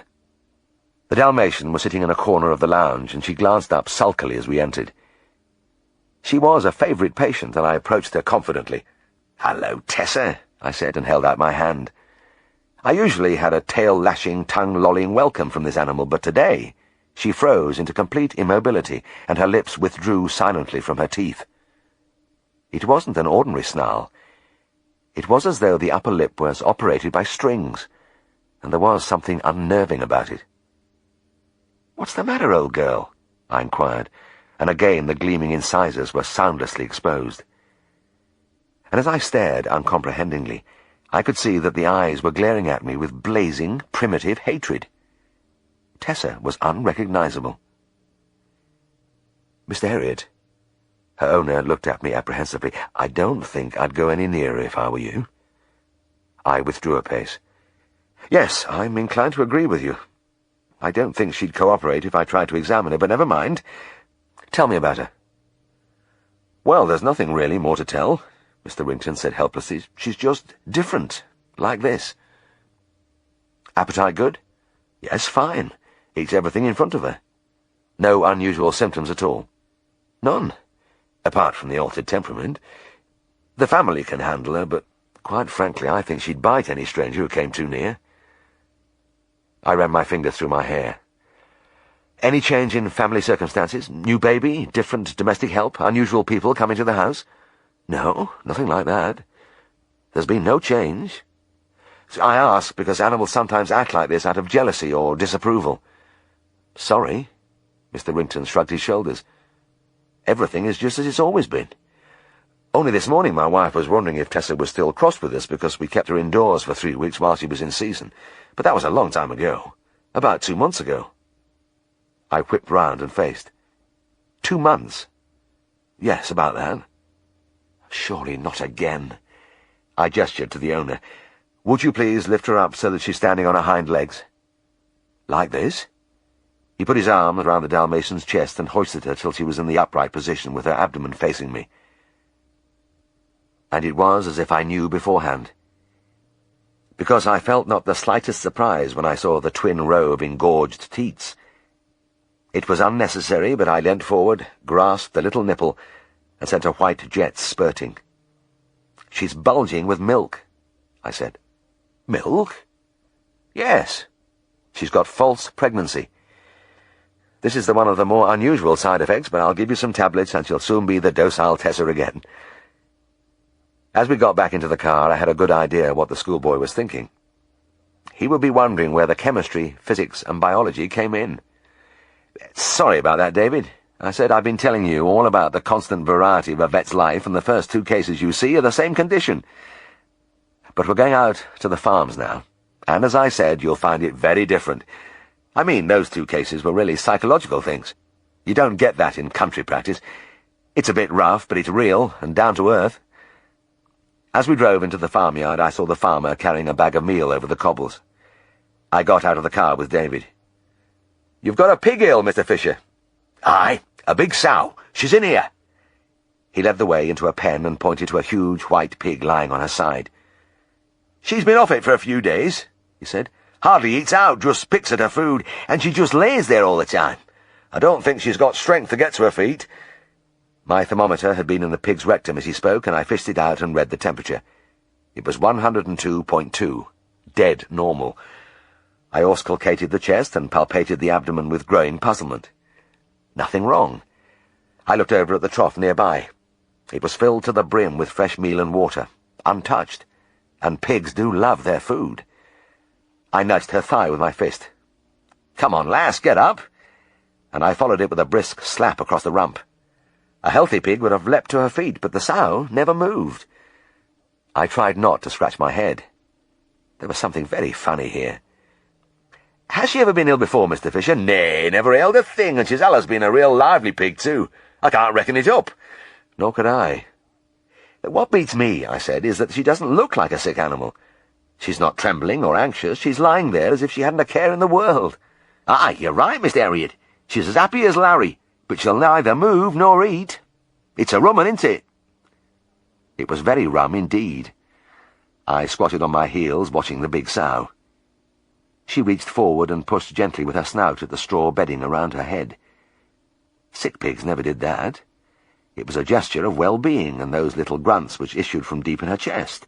They were grunts of deep contentment, and there was something familiar about the sound of them. Something lurking at the back of my mind which wouldn't come forward. It was the same with the way the sow eased herself further onto her side, pushing the great stretch of abdomen outwards as though in offering. I had heard and seen it so many times before. The happy sounds and the careful movements, then I remembered. Of course. She was like a sow with a litter, only there was no litter. A wave of disbelief flowed over me. Oh, no, no, please, not a third time. It was dark in the pen, and I couldn't get a clear view of the mammary glands. I turned to the farmer. "Open the door a little, will you, please?" As the sunshine flooded in, everything was obvious. It was mere routine to reach out to the long tumefied udder and squirt the milk against the wall. I straightened up wearily and was about to make my now commonplace announcement when David did it for me. "False pregnancy?" he asked. I nodded dumbly. "What was that?" inquired Mr. Fisher. "Well, your sow has got it into her head that she's pregnant," I said. "Not only that, but she thinks she has given birth to a litter, and she's suckling the imaginary piglets now. You can see it, can't you?" The farmer gave a long, soft whistle. "Aye. Aye. You're right. That's what she's doing. Enjoying it, too." He took off his cap, rubbed the top of his head, and put the cap on again. "Well, there's allus summat new, isn't there?" It wasn't new to David, of course. Old stuff, in fact, and I didn't want to bore him further with a lengthy dissertation. "Nothing to worry about, Mr. Fisher," I said hastily. "Call down to the surgery and I'll give you something to put in her food. She'll soon be back to normal." As I left the pen, the sow gave a deep sigh of utter fulfillment and moved her position with the utmost care to avoid crushing her phantom family. I looked back at her, and I could almost see the long pink row of piglets sucking busily. I shook my head to dispel the vision and went out to the car. I was opening the door when the farmer's wife trotted towards me. "I've just had a phone call from your surgery, Mr. Herriot. They want you to go to Mr. Rogers of East Farm. There's a cow calving." An emergency like this in the middle of a round was usually an irritant, but today the news came as a relief. I had promised this schoolboy some genuine country practice, and I was beginning to feel embarrassed. "Well, David," I said with a light laugh as we drove away, "you must be thinking all my patients are neurotic. But you're going to see a bit of the real thing now. There's nothing airy-fairy about a calving cow. This is where the hard work of our job comes in. It's often pretty tough fighting against a big straining cow, but you must remember the vet only sees the difficult cases, where the calf is laid wrong." The situation of East Farm seemed to add weight to my words. We were bumping up the fellside along a narrow track, which was never meant for motor cars, and I winced as the exhaust grated against the jutting rocks. The farm was perched almost on the edge of the hilltop, and behind it the sparse fields, stolen from the moorland, rolled away to the skyline. The crumbling stonework and broken roof tiles testified to the age of the squat grey house. I pointed to some figures, faintly visible on the massive stone lintel above the front door. "What does that date mean to you, David?" 1666, the Great Fire of London," he replied promptly. "Well done. Strange to think they were building this place in the same year as old London burned down." Mr. Rogers appeared, carrying a steaming bucket and a towel. "She's out in field, Mr. Herriot, but she's a quiet cow and easy to catch." "All right." I followed him through the gate.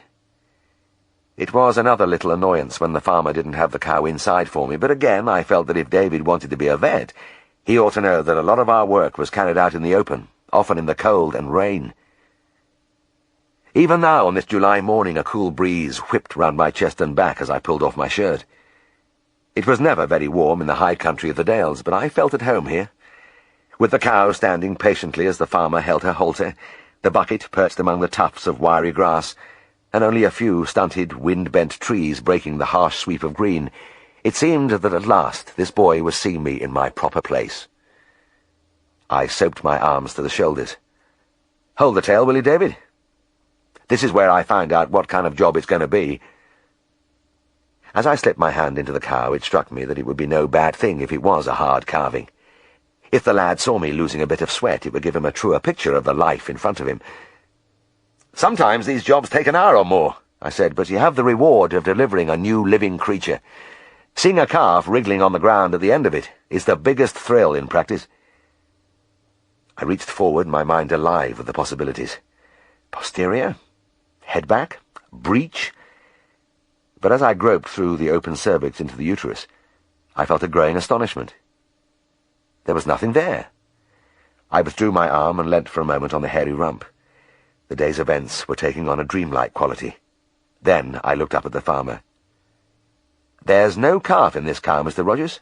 "Eh?" "She's empty. She's calved already." The farmer gazed around him, scanning the acres of bare grass. "Well, where the hangment is the thing? This cow was messing about last night, and I thought she'd calve, but there was naught to find this morning." His attention was caught by a cry from the right. "Hey, Willie! Just a minute, Willie!" It was Bob Sellers from the next farm. He was leaning over the dry stone wall about 20 yards away. "What's the matter, Bob?" "I thought I'd better tell you. I saw that cow hiding her calf this morning." "Hiding?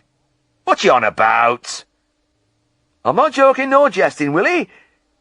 She hid it in yon gutter over there, and every time calf tried to come out, she put it back in again." "But, nay, I can't have that. I've never heard of such a thing. Have you, Mr. Herriot?" I shook my head, but the whole thing seemed to fit in with the air of fantasy which had begun to pervade the day's work. Bob Sellers began to climb over the wall. "All right, if you won't believe me, I'll show you." He led the way to the far end of the field, where a dry ditch ran along the base of the wall. "There he is!" he said triumphantly. And there, indeed, he was. A tiny red and white calf concealed by the long herbage. He was curled comfortably in his grassy bed, his nose resting on his forelegs.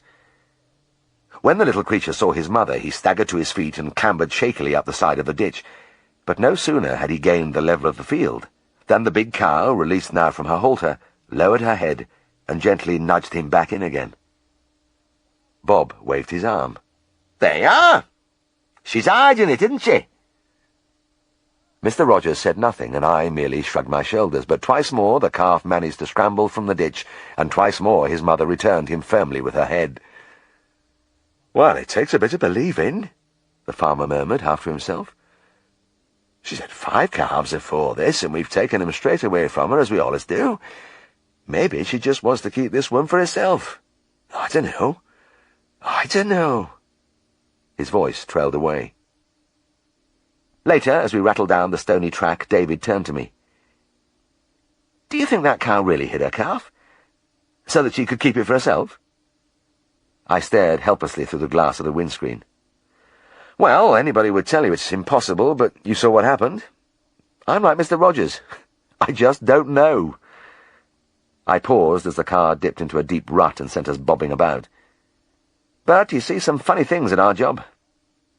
The schoolboy nodded thoughtfully. "Yes. It seems to me that yours is a funny life altogether." Chapter 40. The doctor put down the folder containing my case history and gave me a friendly smile across the desk. "I'm sorry, Herriot, but you've got to have an operation." His words, though gentle, were like a slap in the face. After flying school, we had been posted at Heaton Park, Manchester, and I heard within 2 days that I had been graded pilot. Everything seemed at last to be going smoothly. An operation? Are you sure? Absolutely, I'm afraid, he said, and he looked like a man who knew his business. He was a wing commander, almost certainly a specialist in civilian life, and I'd been sent to him after a medical inspection by one of the regular doctors. "This old surgical scar they mention in your documents," he went on. "You've already had surgery there, haven't you?" "Yes, a few years ago. Well, I'm afraid the thing is opening up again and needs attention." I seemed to have run out of words and could think of only one. When? Immediately. Within a few days, anyway. I stared at him. "But my flight's going overseas at the end of the week." "Oh, well, that's a pity." He spread his hands and smiled again. "But they'll be going without you. You will be in hospital." I had a sudden feeling of loss, of something coming to an end, and it lingered after I had left the wing commander's office. I realized painfully that the 50 men with whom I had sweated my way through all those new experiences had become my friends. The first breaking in at St. John's Wood in London, the hard training at Scarborough ITW, the toughening course in Shropshire, and the final flying instruction at Wingfield. It had bound us together, and I'd come to think of myself not as one individual, but as part of a group. My mind could hardly accept the fact that I was going to be on my own. The others were sorry too, my own particular chums looking almost bereaved, but they were all too busy to pay me much attention. They were being pushed around all over the place, getting brief and kitted out for their posting, and it was a hectic time for the whole flight. Except me. I sat on my bed in the Nissen hut while the excitement billowed round me. I thought my departure would go unnoticed, but when I got my summons and prepared to leave, I found, tucked in the webbing of my pack, an envelope filled with the precious coupons with which we drew our ration of cigarettes in those days. It seemed that nearly everybody had chipped in, and the final gesture squeezed at my throat as I made my lonely way from the camp. The hospital was at Creedon Hill, near Hereford, and I suppose it is one of the consolations of service life that you can't feel lonely for very long. The beds in the long ward were filled with people like myself, who had been torn from their comrades, and were eager to be friendly. In the few days before my operation, we came to know each other pretty well. The young man in the bed on my left spent his time writing excruciating poetry to his girlfriend, and insisted on reading it out to me, stanza by stanza. The lad on the right seemed a pensive type. Everybody addressed him as Sammy, but he replied only in grunts. When he found out I was a vet, he leant from the sheets and beckoned to me. "I got fed up with them blokes calling me Sammy," he muttered in a ripe Birmingham accent, "because my name's not Sammy. It's Desmond." "Really? Why do they do it, then?" He leant out further. "That's what I want to talk to you about. You've been a vet. You'll know about these things. It's because of what's wrong with me, why I'm in here." "Well, why are you here? What's your trouble?" He looked around him, then spoke in a confidential whisper. "I got a big ball." "A ball? A big ball? One of me balls is a right whopper." "Oh, I see. But I still don't understand." "Well, it's like this," he said. "All the fellas in the ward keep saying the doctor's going to cut it off. Then I'd be like Sammy Hall." I nodded in comprehension. Memories from my college days filtered back. It had been a popular ditty at the parties. "My name is Sammy Hall, and I've only got one ball." "Oh, nonsense, they're pulling your leg," I said.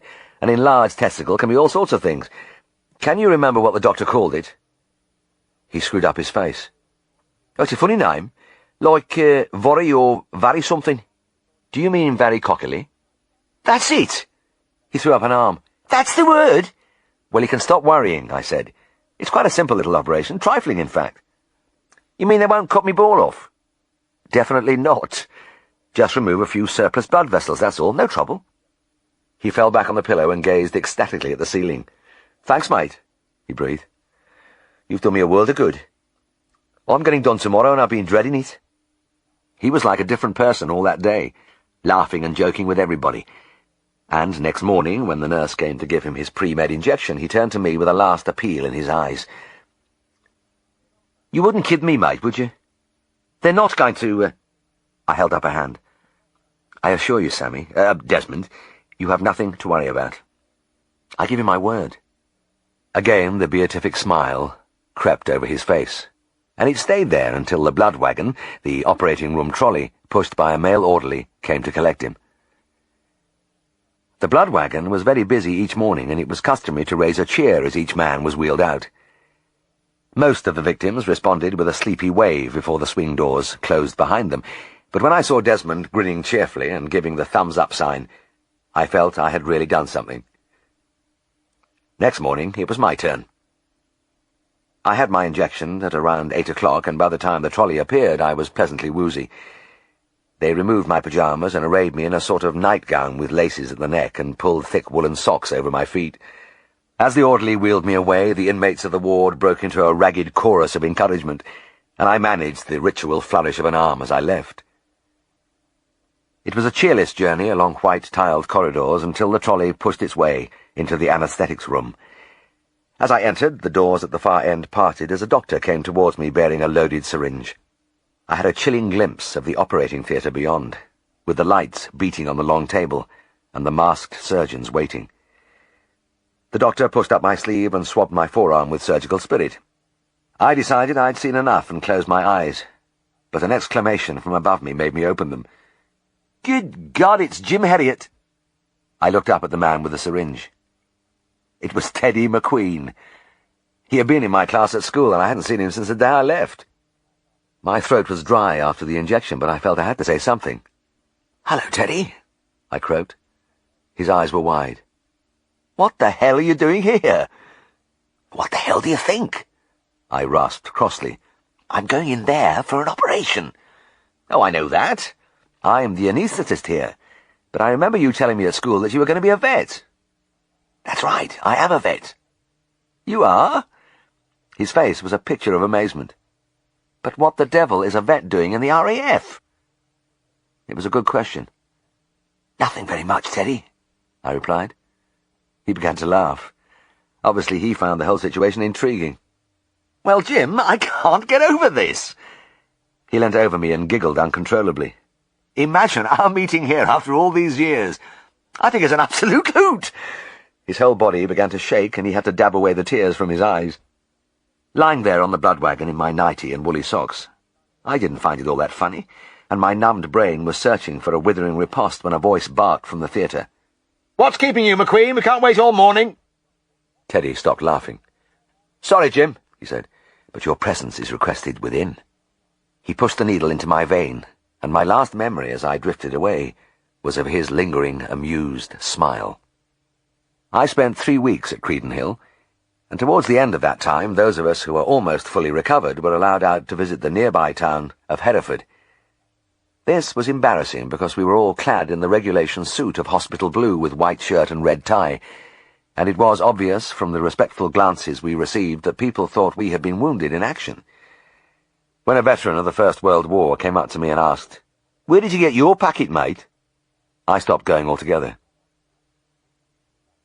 I left the RAF hospital with a feeling of gratitude, particularly towards the hard-working, cheerful nurses. They gave us many a tongue-lashing for chattering after lights out or smoking under the blankets, for messing up our beds, but all the time I marvelled at their dedication. I used to lie there and wonder what it was in a girl's character that made her go in for the arduous life of nursing. A concern for people's welfare? A natural, caring instinct? Whatever it was, I was sure a person was born with it. This trait is part of the personalities of some animals, and it was exemplified in Eric Abbott's sheepdog, Judy. I first met Judy when I was treating Eric's bullock for wooden tongue. The bullock was only a young one, and the farmer admitted ruefully that he had neglected it because it was almost a walking skeleton. "Damn," Eric grunted. "He's been running out with that bunch in the far fields, and I must have missed him. I never knew he'd got to this state."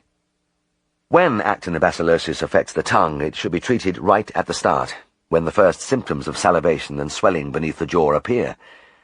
Otherwise, the tongue becomes harder and harder, till finally it sticks out of the front of the mouth as unyielding as the wood which gives the disease its ancient name. This skinny little creature had reached that state, so that he not only looked pathetic, but also slightly comic, as though he were making a derisive gesture at me.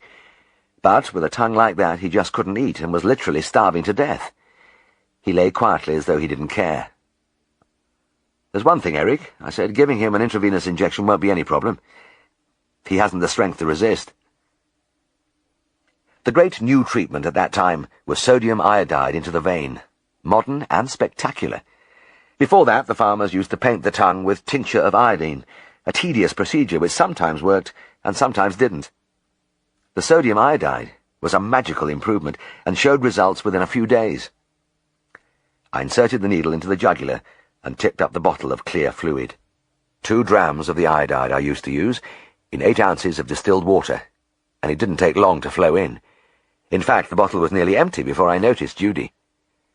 I had been aware of a big dog sitting near me all the time, but as I neared the end of the injection, a black nose moved ever closer till it was almost touching the needle. Then the nose moved along the rubber tube up to the bottle and back again, sniffing with the utmost concentration. When I removed the needle, the nose began a careful inspection of the injection site. Then a tongue appeared and began to lick the bullock's neck methodically. I squatted back on my heels and watched. This was something more than mere curiosity. Everything in the dog's attitude suggested intense interest and concern. "You know, Eric," I said, "I have the impression that this dog isn't just watching me, she's supervising the whole job." The farmer laughed. "You're right there. She's a funny old bitch, is Judy. Sort of a nurse. If there's anything amiss, she's on duty. You can't keep her away." Judy looked up quickly at the sound of her name. She was a handsome animal. Not the usual colour, but a variegated brindle, with waving lines of brown and grey mingling with the normal black and white of the farm collie. Maybe there was a cross somewhere, but the result was very attractive, and the effect was heightened by her bright-eyed, laughing-mouthed friendliness. I reached out and tickled the backs of her ears, and she wagged mightily. Not just her tail, but her entire rear end. "I suppose she's just good-natured." "Oh, aye, she is," the farmer said. "But it's not only that." "It sounds daft, but I think Judy feels a sense of responsibility to all the stock on farm." I nodded. "I believe you. Anyway, let's get this beast onto his chest." We got down in the straw and with our hands under the backbone rolled the bullock till he was resting on his sternum. We balanced him there with straw bales on either side, then covered him with a horse rug. In that position he didn't look as moribund as before, but the emaciated head with the useless jutting tongue lolled feebly on his shoulders, and the saliva drooled uncontrolled onto the straw. I wondered if I'd ever see him alive again. Judy, however, didn't appear to share my pessimism. After a thorough, sniffing examination of the rug and bales, she moved to the front, applied an encouraging tongue to the shaggy forehead, then stationed herself comfortably facing the bullock. Very like a night nurse keeping an eye on her patient. "Will she stay there?" I closed the half-doors and took a last look inside. "Aye, nothing'll shift her till he's dead, or better," Eric replied. "She's in her element now." "Well, you never know. She may give him an interest in life just sitting there. He certainly needs some help. You must keep him alive with milk or gruel till the injection starts to work. If he'll drink it, it'll do him most good, but otherwise you'll have to bottle it into him. But be careful, you can choke a beast that way." A case like this had more than the usual share of the old fascination, because I was using a therapeutic agent which really worked, something that didn't happen too often at that time. So I was eager to get back to see if I'd been able to pull that bullock from the brink of death. But I knew that I had to give the drug a chance, and kept away for 5 days. When I walked across the yard to the box, I knew there would be no further doubts. He would either be dead or on the road to recovery. The sound of my steps on the cobbles hadn't gone unnoticed. Judy's head, ears cocked, appeared above the half-door. A little well of triumph brimmed in me. If the nurse was still on duty, then the patient must be alive. And I felt even more certain when the big dog disappeared for a second, then came soaring effortlessly over the door and capered up to me, working her hind end into convolutions of delight. She seemed to be doing her best to tell me all was well. Inside the box the bullock was still lying down, but he turned to look at me, and I noticed a strand of hay hanging from his mouth. The tongue itself had disappeared behind the lips. "Well, we're winning, aren't we?" Eric Abbott came in from the yard. "Without a doubt," I said. "The tongue's much softer, and I see he's been trying to eat hay." "Aye, Can't quite manage it yet, but he's supping the milk and gruel like a good un. He's been up a time or two, but he's very wobbly on his pins. I produced another bottle of sodium iodide and repeated the injection, with Judy's nose again almost touching the needle as she sniffed avidly. Her eyes were focused on the injection site with fierce concentration, and so intent was she on extracting the full savour that she occasionally blew out her nostrils with a sharp blast before recommencing her inspection. When I'd finished, she took up her position at the head, and as I prepared to leave, I noticed a voluptuous swaying of her hips, which were embedded in the straw. I was a little puzzled until I realized she was wagging in the sitting position. "Well, Judy's happy at the way things are going," I said. The farmer nodded. "Yes, she is. She likes to be in charge. Do you know, she gives every newborn calf a good lick over as soon as it comes into the world. And it's the same whenever one of our cats has kittens. Bit of a midwife too, eh? You could say that. And another funny thing about her, she lives with the livestock in the buildings. She's got a nice warm kennel, but she never bothers with it. Sleeps with the beasts in the straw every night." I revisited the bullock a week later, and this time he galloped round the box like a racehorse when I approached him. When I finally trapped him in a corner and caught his nose, I was breathless, but happy. I slipped my fingers into his mouth. The tongue was pliable and almost normal. "One more shot, Eric," I said. "Wooden tongue is the very devil for recurring if you don't get it cleared up thoroughly." I began to unwind the rubber tube. "By the way, I don't see Judy around." "Oh, I reckon she feels he's cured now, and anyway, she has something else on her plate this morning. Can you see her over there?" I looked through the doorway. Judy was stalking importantly across the yard. She had something in her mouth, a yellow, fluffy object. I craned out further. "What is she carrying?" "It's a chicken." "A chicken?" "Aye, there's a brood of them running around just now. They're only a month old, and Soudbit seems to think they'd be better off in the stable. She's made a bed for them in there, and she keeps trying to curl herself round them, but the little things won't have it." I watched Judy disappear into the stable. Very soon she came out, trotted after a group of tiny chicks which were pecking happily among the cobbles, and gently scooped one up. Busily she made her way back to the stable, but as she entered, the previous chick reappeared in the doorway and pottered over to rejoin her friends. She was having a frustrating time, but I knew she would keep at it, because that was the way she was. Judy, the nurse dog, was still on duty. Chapter 41. My experience in the RAF hospital made me think. As a veterinary surgeon, I had become used to being on the other end of the knife, and I preferred it that way. As I remembered, I was quite happy that morning a couple of years ago as I poised my knife over a swollen ear. Tristan, one elbow leaning wearily on the table, was holding an anaesthetic mask over the nose of the sleeping dog when Siegfried came into the room. He glanced briefly at the patients. "Ah, yes, that hematoma you were telling me about, James." Then he looked across the table at his brother. "Good God, you're a lovely sight this morning. When did you get in last night?" Tristan raised a pallid countenance. His eyes were bloodshot slits between puffy lids. "Oh, I don't quite know. Fairly late, I should think." "Fairly late? I got back from a farrowing at 4 o'clock, and you hadn't arrived then. Where the hell were you, anyway?" "I was at the Licensed Victualler's Ball. Very good do, actually." "I bet it was," Siegfried snorted. "You don't miss a thing, do you? Dart team dinner, bell ringers outing, pigeon club dance, and now it's the Licensed Victualler's Ball. If there's a good booze-up going on anywhere, you'll find it." When under fire, Tristan always retained his dignity, and he drew it around him now like a threadbare cloak. "As a matter of fact," he said, "many of the licensed victuallers are my friends." His brother flushed. "I believe you. I should think you're the best bloody customer they've ever had."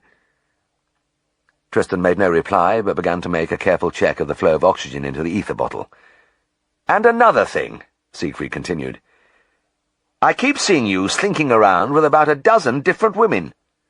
And you're supposed to be studying for an exam." "Well, that's an exaggeration."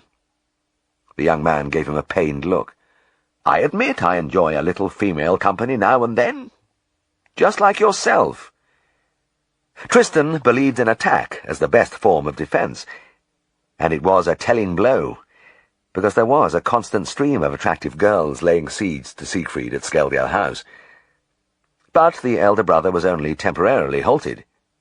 "Never mind me," he shouted.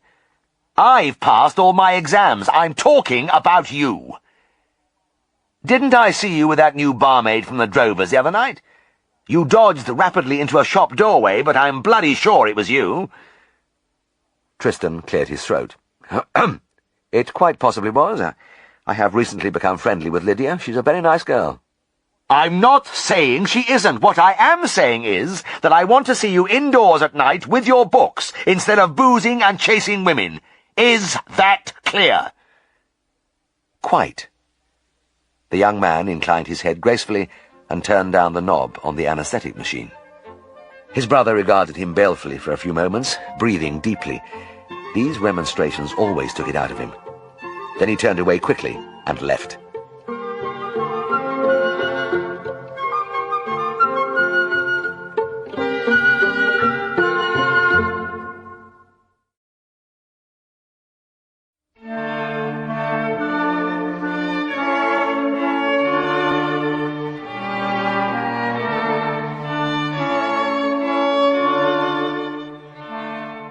Tristan's facade crumbled as soon as the door closed. "Watch the anaesthetic for a minute, Jim," he croaked. He went over to the basin in the corner, filled a measuring jar with cold water, and drank it in a long gulp. Then he soaked some cotton wool under the tap and applied it to his brow. "I wish he hadn't come in just then. I'm in no mood for the raised voices and angry words." He reached up to a large bottle of aspirin, swallowed a few, and washed them down with another gargantuan draught. "All right then, Jim," he murmured as he returned to the table and took over the mask again. "Let's go." I bent once more over the sleeping dog. He was a Scottie called Hamish, and his mistress, Miss Westerman, had brought him in 2 days ago. She was a retired schoolteacher, and I always used to think she must have had little trouble in keeping her class in order. The chilly, pale eyes looking straight into mine reminded me that she was as tall as I was, and the square jaw between the muscular shoulders completed a redoubtable presence. "Mr. Herriot," she barked, "I want you to have a look at Hamish. I do hope it's nothing serious, but his ear has become very swollen and painful. They don't get, cancer there, do they?" For a moment, the steady gaze wavered. "Oh, that's most unlikely." I lifted the little animal's chin and looked at the left ear, which was drooping over the side of his face. His whole head, in fact, was askew, as though dragged down by pain. Carefully, I lifted the ear and touched the tense swelling with a forefinger. Hamish looked round at me and whimpered. "Yes, I know, old chap, it's tender, isn't it?" As I turned to Miss Westerman, I almost bumped into the close-cropped iron-grey head, which was hovering close over the little dog. "He's got an oral hematoma," I said. "What on earth is that?" "It's when the little blood vessels between the skin and cartilage of the ear rupture, and the blood flows out and causes this acute distension." She patted the jet-black shaggy coat. "But what causes it?" "Canker, usually. Has he been shaking his head lately?" "Yes, now you mention it, he has. Just as though he had got something in his ear and was trying to get rid of it." "Well, that's what bursts the blood vessels. I can see he has a touch of canker, though it isn't common in this breed." She nodded. "I see. And how can you cure it?" "Only by an operation, I'm afraid." "Oh, dear." She put her hand to her mouth. "I'm not keen on that." "There's nothing to worry about," I said. "It's just a case of letting the blood out and stitching the layers of the ear together. If we don't do this soon, he'll suffer a lot of pain and finish up with a cauliflower ear. And we don't want that, because he's a bonny little chap." I meant it, too. Hamish was a proud, strutting, trim little dog. The Scottish Terrier is an attractive creature, and I often lament that there are so few around in these modern days. After some hesitation, Miss Westerman agreed, and we fixed the date 2 days from then. When she brought him in for the operation, she deposited Hamish in my arms, stroked his head again and again, then looked from Tristan to me, and back again. "You'll take care of him, won't you?" she said, and the jaw jutted and the pale blue eyes stabbed. For a moment I felt like a little boy caught in mischief, and I think my colleague felt the same because he blew out his breath as the lady departed. "By gum, Jim, she's a tough baby," he muttered. "I wouldn't like to get on the wrong side of her." I nodded. "Yes. And she thinks all the world of this dog. So let's make a good job of him."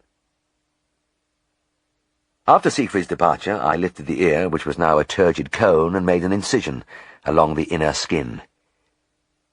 As the pent-up blood gushed forth, I caught it in an enamel dish. Then I squeezed several big clots through the wound. "No wonder the poor little chap was in pain," I said softly. "He'll feel a lot better when he wakes up."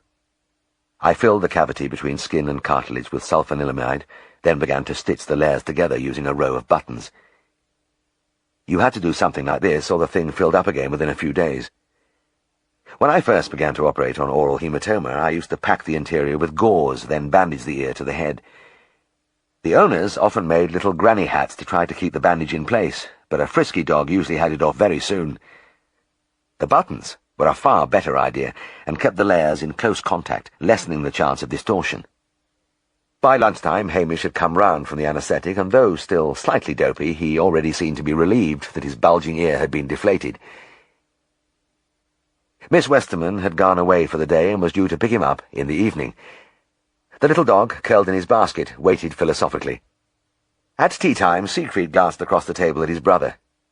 "I'm going off to Broughton for a few hours, Tristan," he said. "I want you to stay in the house and give Miss Westerman her dog when she arrives. I don't know just when she'll come." He scooped out a spoonful of jam. "You can keep an eye on the patient and do a bit of studying, too. It's about time you had a night at home." Tristan nodded. "Right, I'll do that." But I could see he wasn't enthusiastic.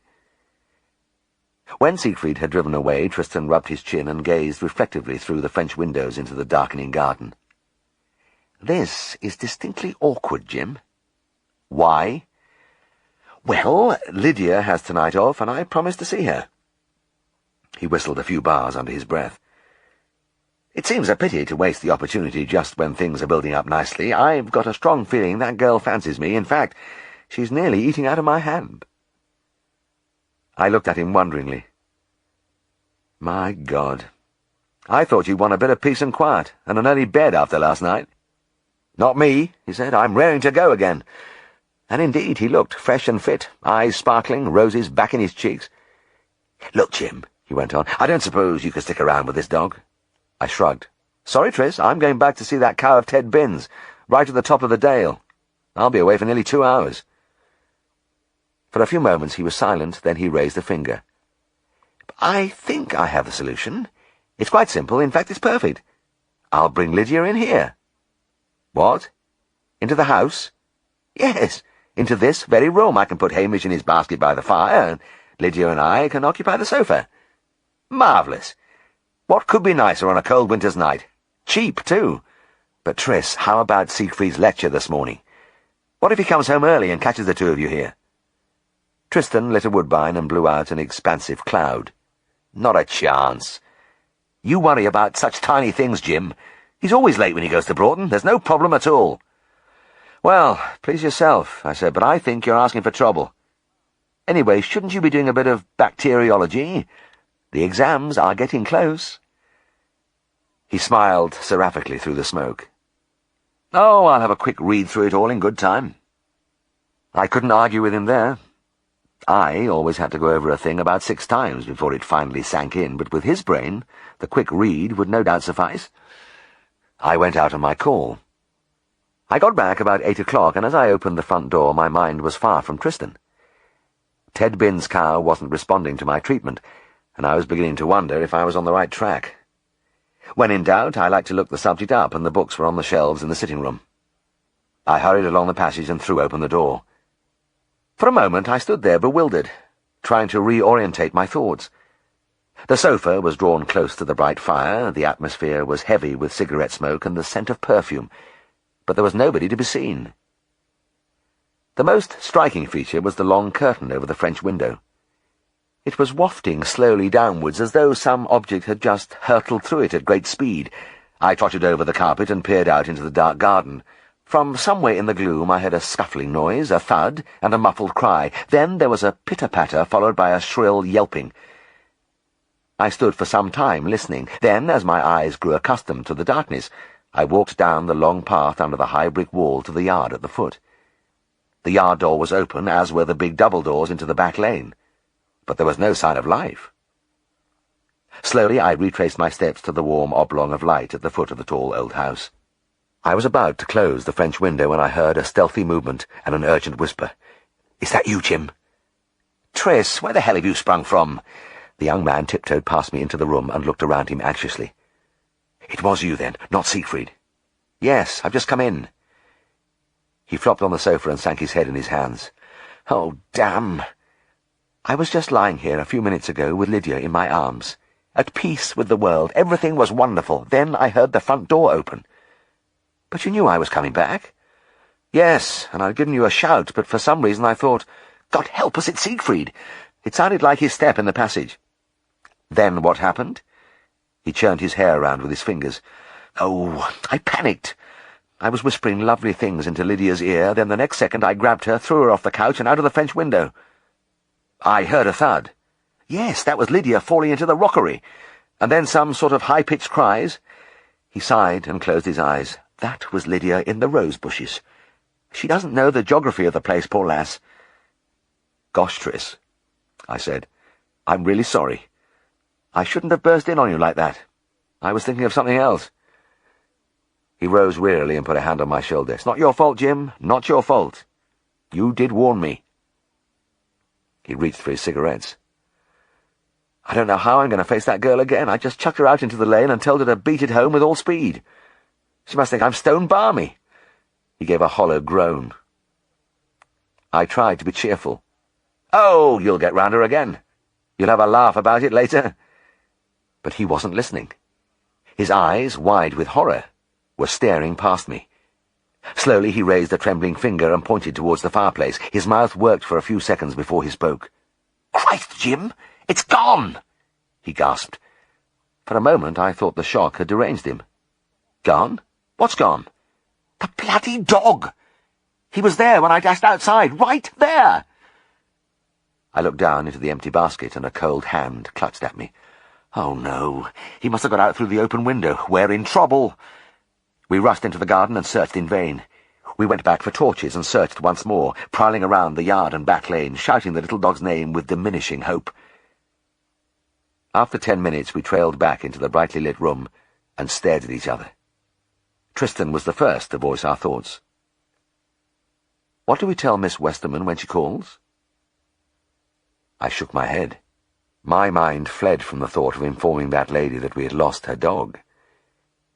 Just at that moment the front door bell pealed in the passage, and Tristan almost leapt in the air. "Oh, God," he quavered. "That'll be her now. Go and see her, Jim. Tell her it was my fault, anything you like, but I daren't face her." I squared my shoulders, marched over the long stretch of tiles, and opened the door. It wasn't Miss Westerman. It was a well-built platinum blonde, and she glared at me angrily. "Where's Tristan?" she rasped in a voice which told me we had more than one tough female to deal with tonight. "Well, he's, oh, I know he's in there." As she brushed past me, I noticed she had a smear of oil on her cheek, and her hair was sadly disarranged. I followed her into the room, where she stalked up to my friend. "Look at my bloody stockings," she burst out. "They're ruined." Tristan peered nervously at the shapely legs. "Oh, I'm sorry, Lydia. I'll get you another pair. Honestly, love, I will." "You'd better, you bugger," she replied. "And don't love me. I've never been so insulted in me life. What did you think you were playing at?" "It was all a misunderstanding. Let me explain."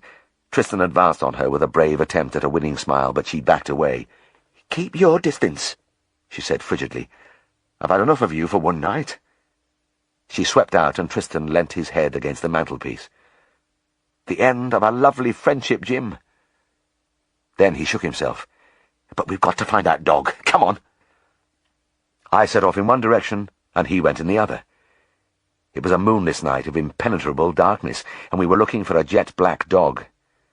I think we both knew it was hopeless, but we had to try. In a little town like Garraby, you are soon out on the country road where there are no lights, and as I stumbled around, peering vainly over invisible fields, the utter pointlessness of the activity became more and more obvious. Occasionally I came within Tristan's orbit and heard his despairing cries echoing over the empty landscape. "Hamish! Hamish! Hamish!" After half an hour we met at Scaledale House. Tristan faced me, and as I shook my head he seemed to shrink within himself. His chest heaved as he fought for breath. Obviously he had been running while I had been walking, and I suppose that was natural enough. We were both in an awkward situation, but the final, devastating blow would inevitably fall on him. "Well, we'd better get out on the road again," he gasped, and as he spoke, the front doorbell rang again. The colour drained rapidly from his face, and he clutched my arm. That must be Miss Westerman this time. God almighty, she's coming in. Rapid footsteps sounded in the passage, and the sitting-room door opened. But it wasn't Miss Westerman. It was Lydia again. She strode over to the sofa, reached underneath, and extracted her handbag. She didn't say anything, but merely shrivelled Tristan with a sidelong glance before leaving. "What a night!"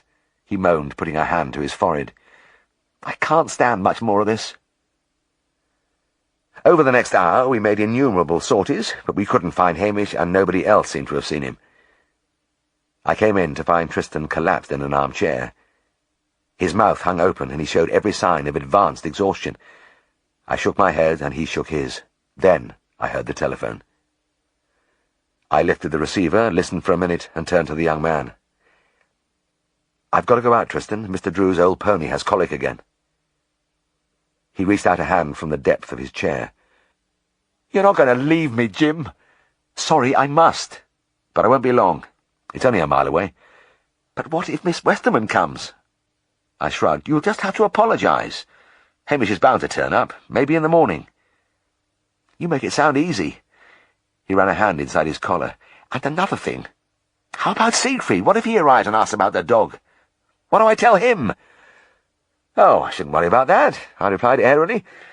"Just say you were too busy on the sofa with the drover's barmaid to bother about such things. He'll understand." But my attempt at jocularity fell flat. The young man fixed me with a cold eye and ignited a quivering woodbine. "I believe I've told you this before, Jim, but there's a nasty, cruel streak in you." Mr. Drew's pony had almost recovered when I got there, but I gave it a mild sedative injection before turning for home. On the way back, a thought struck me, and I took a road round the edge of the town to the row of modern bungalows where Miss Westerman lived. I parked the car and walked up the path of number 10. And there was Hamish in the porch, coiled up comfortably on the mat, looking up at me with mild surprise as I hovered over him. "Come on, lad," I said. "You've got more sense than we had. Why didn't we think of this before?" I deposited him on the passenger seat, and as I drove away he hoisted his paws onto the dash and gazed out interestedly at the road unfolding in the headlights. Truly a phlegmatic little hound. Outside Scaledale House I tucked him under my arm and was about to turn the handle of the front door when I paused.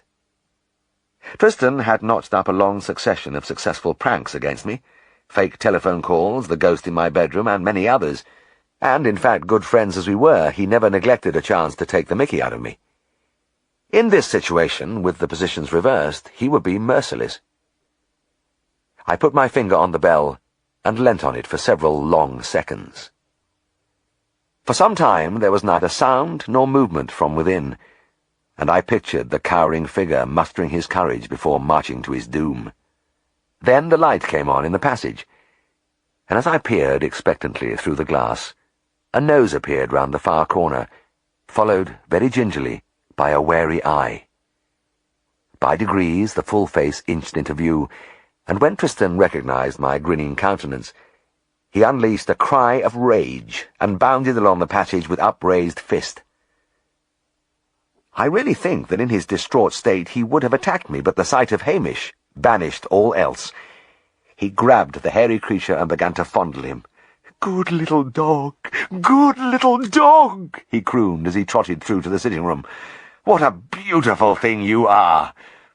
He laid him lovingly in the basket, and Hamish, after a "Hey-ho, here we go again," glance around him, put his head along his side, and promptly went to sleep.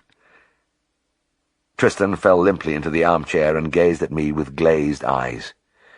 "Well, we're saved, Jim," he whispered. "But I'll never be the same after tonight. I've run bloody miles, and I've nearly lost my voice with shouting.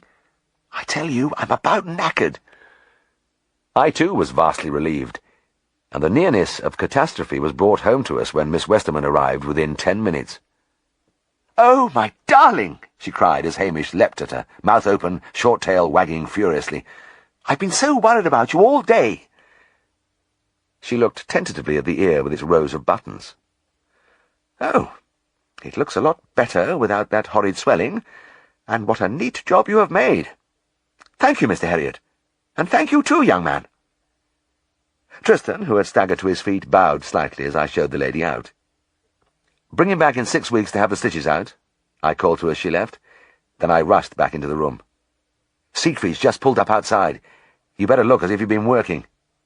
He rushed to the bookshelves, pulled down Geiger and Davis's Bacteriology and a notebook, and dived into a chair. When his brother came in, he was utterly engrossed.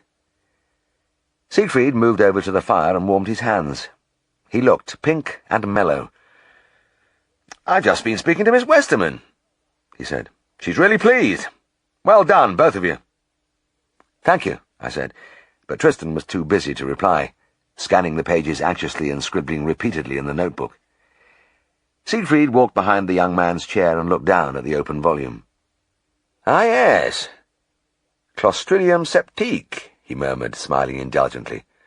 "That's a good one to study. Keeps coming up in exams." He rested a hand briefly on his brother's shoulder. "I'm glad to see you at work. You've been raking about too much lately, and it's getting you down. A night at your books will have been good for you." He yawned, stretched, and made for the door. "Well, I'm off to bed. I'm rather sleepy." He paused with his hand on the door. "You know, Tristan, I quite envy you. There's nothing like a nice, restful evening at home." Chapter 42. When I was discharged from hospital, I expected to be posted straight overseas, and I wondered if I would be able to catch up with my old flight and my friends. However, I learnt with surprise that I had to go to a convalescent home for a fortnight before any further action could be taken. This was in Puddleston, near Leominster, a lovely mansion house in acres of beautiful gardens. It was presided over by a delightful old matron with whom we fortunate airmen played sedate games of croquet or walked in the cool woods. It was easy to imagine that there was no such thing as a war. 2 weeks at this treatment left me feeling revitalized. It wouldn't be long, I felt, before I was back on the job.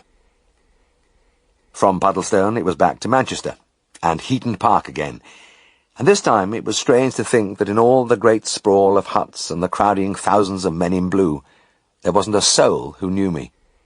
Except, of course, the wing commander, who had sent me to hospital in the first place. I had an interview with him on my arrival, and he came straight to the point. "Herriot," he said, "I'm afraid you can't fly anymore." "But I've had the operation. I'm a lot better." "I know that, but you can no longer be classed as 100% fit. You have been officially downgraded, and I'm sure you realize that pilots have to be grade 1. "Yes, of course." He glanced at the file in his hand. "I see you are a veterinary surgeon. This poses a problem. Normally, when an aircrew man is grounded, he remusters on the ground staff, but yours is a reserved occupation. You really can't serve in any capacity but aircrew." Yes.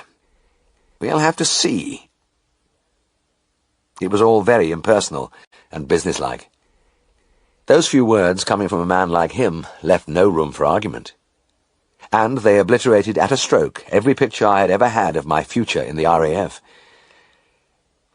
I was fairly certain that if my flying days were over, I would be discharged from the service, and as I left the wing commander's office and walked slowly back to my hut at the other end of the park, I pondered on my contribution to the war effort. I hadn't fired a shot in anger. I had peeled mountains of potatoes, washed countless dishes, shoveled coke, mucked out pigs, marched for miles, drilled interminably, finally and magically learnt to fly, and now it was all for nothing. I passed the big dining hall, and the RAF march blared out at me from the loudspeakers. The familiar sound reminded me of so many experiences, so many friends, and suddenly I felt intensely lonely and cut off. It was a new sensation for me, and there, in those unlikely surroundings, I began to think of old Mr. Potts from my veterinary days. He must have felt like that. "How are you, Mr. Herriot?" Ordinary words, but the eagerness, almost desperation in the old man's voice made them urgent and meaningful. I saw him nearly every day. In my unpredictable life it was difficult to do anything regularly, but I did like a stroll by the river before lunch, and so did my beagle Sam. That was when we met Mr. Potts and Nip, his elderly sheepdog. They seemed to have the same habits as we did. His house backed onto the riverside fields, and he spent a lot of time just walking around with his dog. Many retired farmers kept a bit of land and a few stock, to occupy their minds and ease the transition from their arduous existence to day-long leisure. But Mr. Potts had bought a little bungalow with a scrap of garden, and it was obvious that time dragged. Probably his health had dictated this. As he faced me, he leant on his stick, and his bluish cheeks rose and fell with his breathing. He was a heart case if ever I saw one. "Well, I'm fine, Mr. Potts," I replied. "And how are things with you?" "Nobbut middling, lad. I'll soon get short of wind."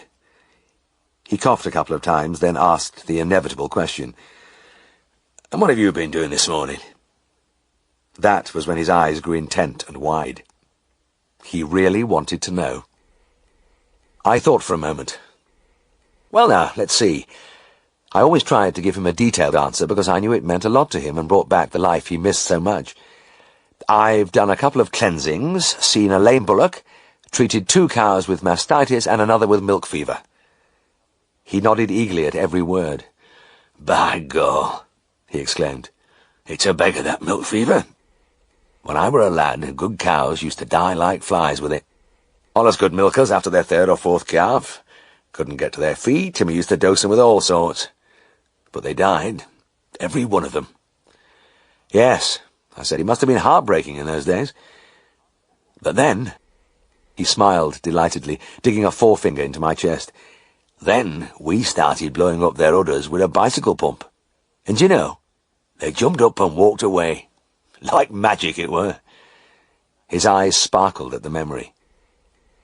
"I know, Mr. Potts, I've blown up a few myself, only I didn't use a bicycle pump. I had a special little inflation apparatus." That black box, with its shining cylinders and filter, is now in my personal museum, and it is the best place for it. It had got me out of some difficult situations, but in the background there had always been the gnawing dread of transmitting tuberculosis.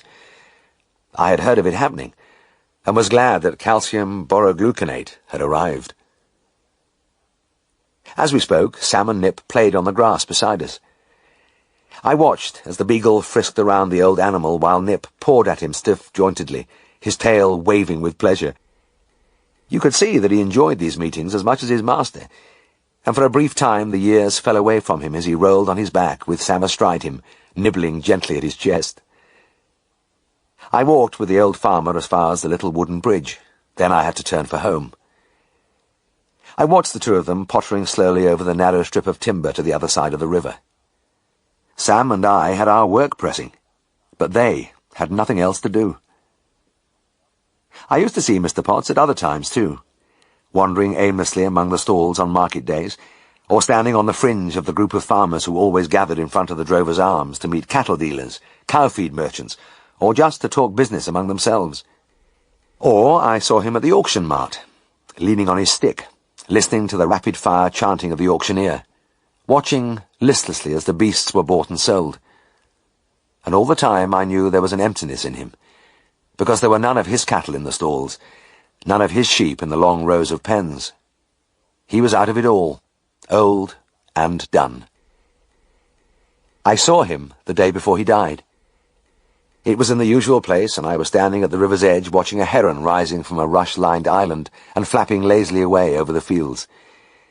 The old man stopped as he came abreast of me, and the 2 dogs began their friendly wrestling. "Well now, Mr. Herriot." He paused and bowed his head over the stick which he had dug into the grass of his farm for half a century. What have you been doing today?" Perhaps his cheeks were a deeper shade of blue, and the breath whistled through his pursed lips as he exhaled, but I can't recall that he looked any worse than usual. "I'll tell you, Mr. Potts," I said. "I'm feeling a bit weary. I ran into a real snorter of a foaling this morning. Took me over 2 hours and I ache all over." "Foaling, eh? Foal will be laid wrong, I reckon." "Yes, crossways on, and I had a struggle to turn it." "By God, yes. It's hard work, is that?" He smiled reminiscently. "Dost thou remember that Clydeside mare you foaled at my place? Must have been one of your first jobs when you came to Derby." "Of course I do," I replied. And I remembered, too, how kind the old man had been. Seeing I was young and green and unsure of myself, he had taken pains in his quiet way to put me at my ease and give me confidence. "Yes," I went on. "It was late on a Sunday night, and we had a right tussle with it. There was just the two of us, but we managed, didn't we?" He squared his shoulders, and for a moment his eyes looked past me at something I couldn't see. "Aye, that's right. We made a job of her, you and me. I could push and pull a bit then." "You certainly could. There's no doubt about that." He sucked the air in with difficulty and blew it out again with that peculiar pursing of the lips. Then he turned to me with a strange dignity. "They were good days, Mr. Herriot, weren't they?" "They were, Mr. Potts. They were indeed." "Aye. Aye." He nodded slowly. "I've had a lot of them days. Hard, but good." He looked down at his dog. "And out Nip shared 'em with me, didn't you, lad?" His words took me back to the very first time I had seen Mr. Potts. He was perched on a stool, milking one of his few cows, his cloth-capped head thrusting into the hairy flank, and as he pulled at the teats, old Nip dropped a stone on the toe of his boot. The farmer reached down, lifted the stone between 2 fingers, and flicked it out through the open door into the yard. Nip scurried delightedly after it, and was back within seconds, dropping the stone on the boot and panting hopefully. He wasn't disappointed. His master repeated the throw automatically, as if it was something he did all the time. And as I watched it happening again and again, I realized that this was a daily ritual between the two. I had a piercing impression of infinite patience and devotion.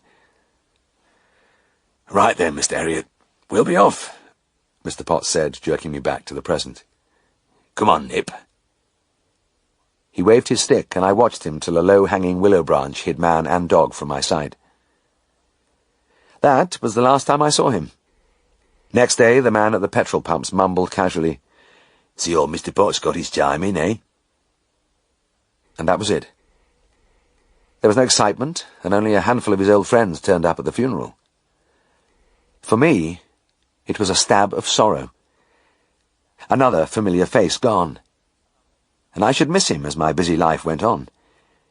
I knew our daily conversations had cheered him, but I felt, with a sad finality, that there was nothing else I could do for Mr. Potts. It was about a fortnight later, and as I opened the gate to let Sam into the riverside fields, I glanced at my watch. 12:30. Plenty of time for our pre-lunch walk, and the long stretch of green was empty. Then I noticed a single dog away on the left. It was Nip. And as I watched, he got up, took a few indeterminate steps over the grass, then turned and sat down again at the gate of his back garden.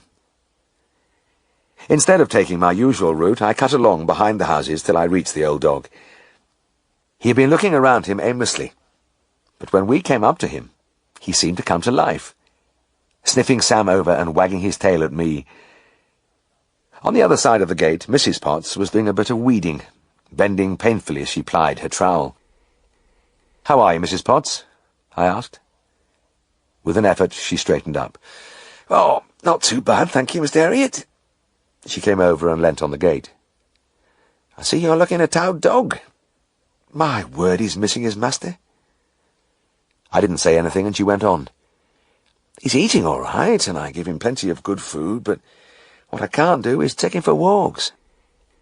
She rubbed her back. "I'm plagued with rheumatics, Mr. Herriot, and it takes me all my time to get round the house and garden." "I can understand that," I said. "And I don't suppose he'll walk by himself." "Nay, he won't. There's the path he went along every day." She pointed to the winding strip of beaten earth among the grass. "But he won't go more than a few yards." "Oh, well, dogs like a bit of company just the same as we do." I bent and ran my hand over the old animal's head and ears. "How would you like to come with us, Nip?" I set off along the path, and he followed unhesitatingly, trotting alongside Sam with swinging tail. "Hey, look!" the old lady cried. "Isn't that grand to see?" I followed his usual route down to the river, where the water ran dark and silent under the branches of the gnarled willows. Then we went over the bridge, and in front of us the river widened into pebbly shallows and murmured and chattered among the stones. It was peaceful down there, with only the endless water sound and the piping of birds in my ears, and the long curtain of leaves parting here and there to give glimpses of the green flanks of the fells.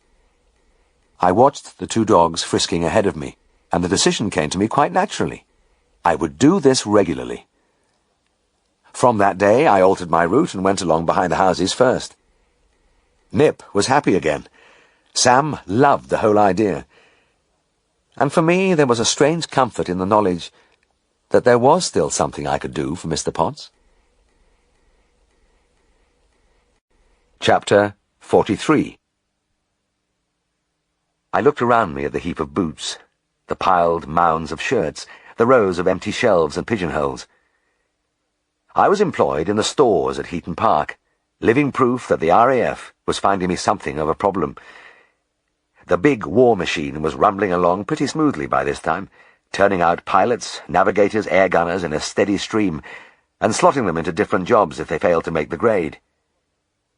It ticked over like a well-oiled engine as long as nothing disturbed the rhythm. I was like a speck of sand in the works, and I could tell from various interviews that I had caused the administrators a certain amount of puzzlement. I don't suppose Mr. Churchill was losing any sleep over me, but since I wasn't allowed to fly and was ineligible for the ground staff, I was obviously a bit of a nuisance. Nobody seemed to have come across a grounded vet before. Of course, it was inevitable that I would be sent back to my practice, but I could see that it was going to take some time for the RAF to regurgitate me into civil life. Apparently I had to go through the motions even though some of them were meaningless. One of the interviews was with 3 officers. They were very nice, and they sat behind a table beaming, friendly, reassuring. Their task, apparently, was to find out what ground staff job might suit me. I think they were probably psychologists, and they asked me all kinds of questions, nodding and smiling kindly all the time. "Well now, Herriot," the middle officer said, "we are going to put you through a series of aptitude tests. It will last 2 days, starting tomorrow, and by the end of it I think we'll know all about you." He laughed. "It's nothing to worry about. You might rather enjoy it." I did enjoy it, in fact. I filled up great long sheets with my answers. I drew diagrams, fitted odd-shaped pieces of wood into holes. It was fun. I had to wait another 2 days before I was called before the tribunal again. The 3 were, if anything, more charming than before, and I seemed to sense an air of subdued excitement about them this time. They were all smiling broadly as the middle one spoke. "Herriot, we have really found out something about you," he said. "You have?" "Yes, indeed. We have found that you have an outstanding mechanical aptitude." I stared at him. This was a facer. Because if ever there was a mechanical idiot, that man is J. Herriot. I have a loathing for engines, wheels, pistons, cylinders, cogs. I can't mend anything, and if a garage mechanic tries to explain something to me, I just can't take it in. I told the officers this, and the 3 smiles became rather fixed. "But surely," said the one on the left, "you drive a car in the course of your professional work?" "Yes, sir, I do. I've driven one for years, but I still don't know how it works, and if I break down, I have to scream for help." "I see. I see." The smiles were very thin now, and the 3 heads came together for a whispered consultation. Finally the middle one leant across the table. "Tell you what, Herriot, How would you like to be a meteorologist? Fine, I replied. I sympathized with them, because they were obviously kind men, but I've never had any faith in aptitude tests since then.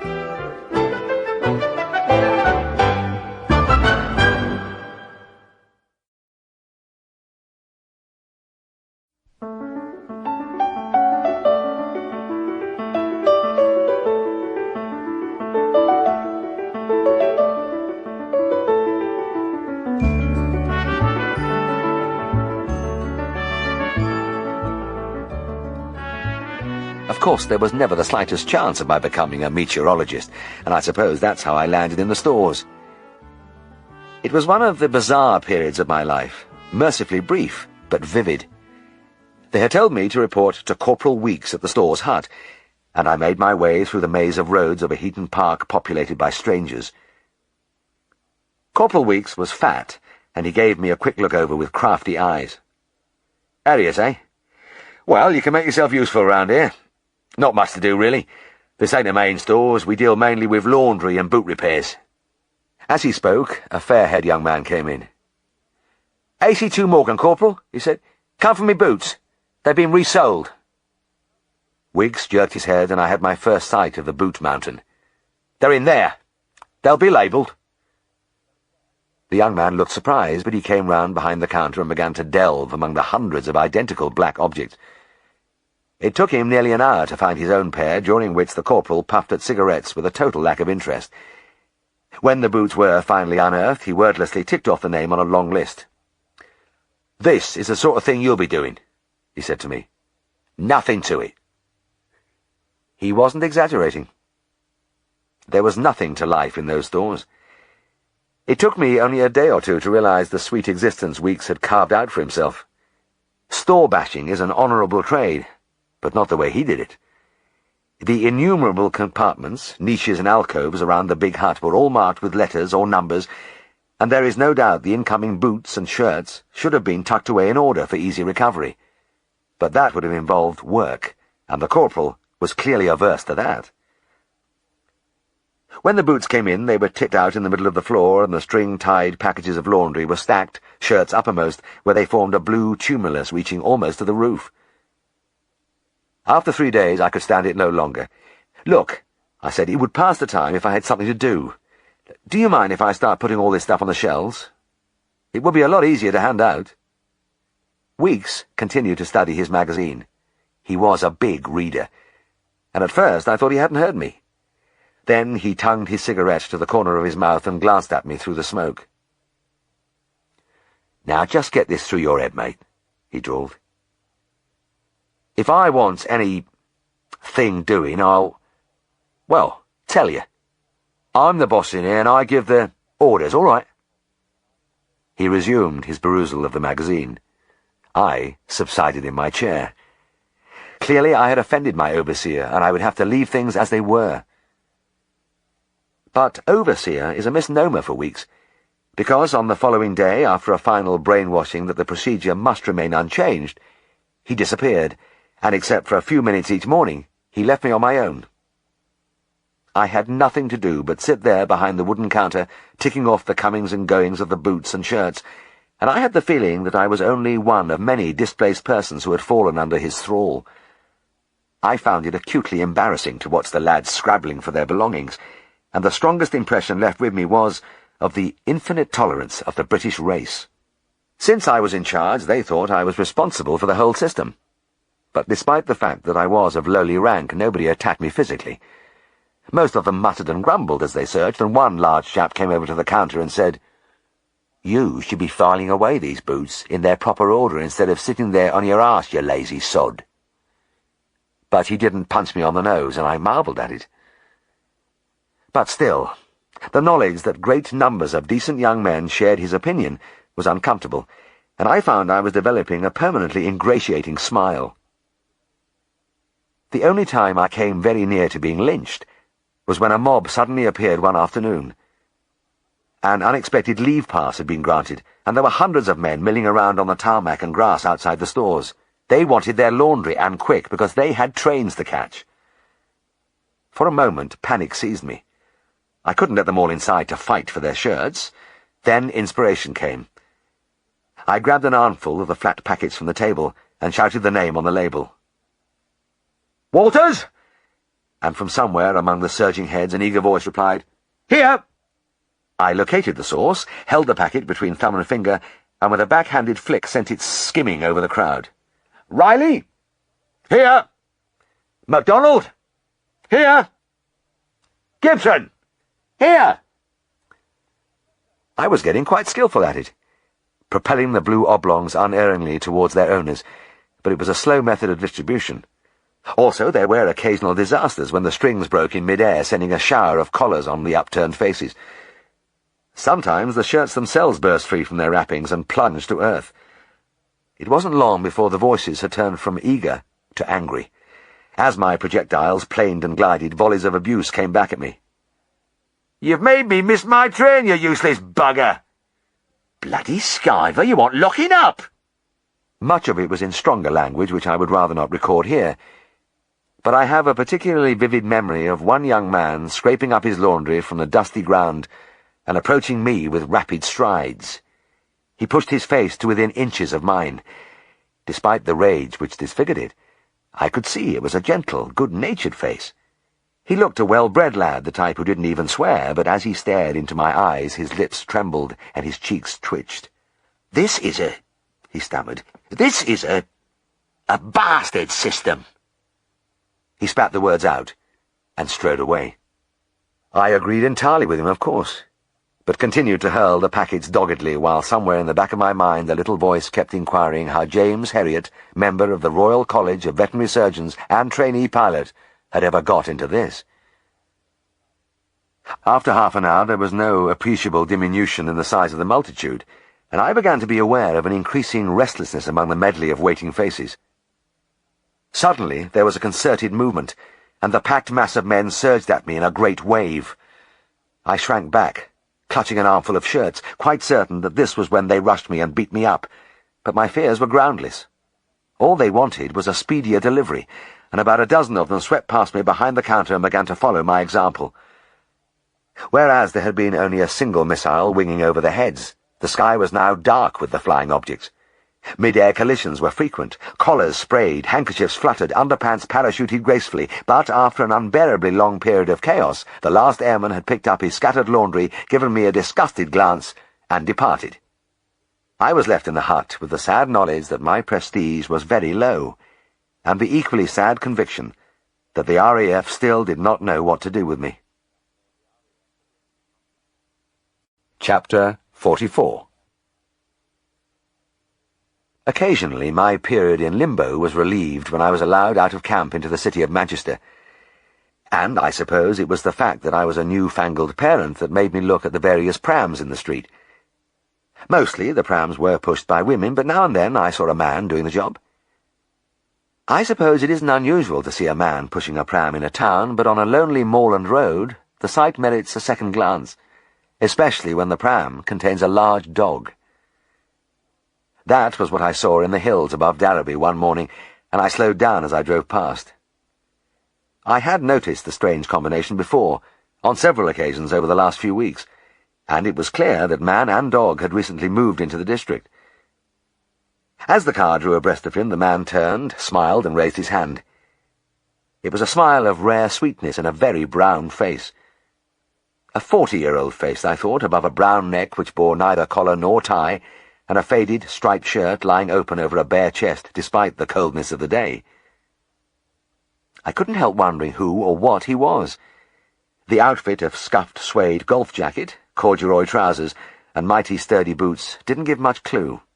Some people might have put him down as an ordinary tramp, but there was a businesslike, energetic look about him which didn't quite fit the term. I wound the window down, and the thin wind of a Yorkshire March bit at my cheeks. "Nippy this morning?" I said. The man seemed surprised. "Aye?" he replied after a moment. "Aye? Reckon it is." I looked at the pram, ancient and rusty, and at the big animal sitting upright inside it. He was a lurcher, a crossbred greyhound, and he gazed back at me with unruffled dignity. "Nice dog," I said. Aye, that's Jake. The man smiled again, showing good regular teeth. He's a grand un. I waved and drove on. In the mirror I could see the compact figure, stepping out briskly, head up, shoulders squared, and, rising like a statue from the middle of the pram, the huge, brindled form of Jake. I didn't have to wait long to meet the unlikely pair again. I was examining a cart-horse's teeth in a farmyard when on the hillside beyond the stable I saw a figure kneeling by a dry stone wall, and by his side a pram and a big dog sitting patiently on the grass. "Hey, just a minute." I pointed at the hill. "Who is that?" The farmer laughed. "That's Roddy Travers. Do you ken him?" No, I don't. I had a word with him on the road the other day, that's all." "Aye, on the road." He nodded knowingly. "That's where you'd see Roddy right enough." "But what is he? Where does he come from?" "He comes from somewhere in Yorkshire, but I don't rightly know where, and I don't think anybody else does. But I'll tell you this, he can turn his hand to anything." "Yes," I said, watching the man expertly laying the flat slabs of stone as he repaired a gap in the wall. "There's not many men can do what he's doing now." "That's true. Walling is a skilled job, and it's dying out, but Roddy's a dab hand at it. But he can do out. Edging, ditching, looking after stock, it's all the same to him." I lifted the tooth rasp and began to rub a few sharp corners off the horse's molars. "And how long will he stay here?" "Oh, when he's finished that wall, he'll be off. I could do with him stopping around for a bit, but he never stays in one place for long."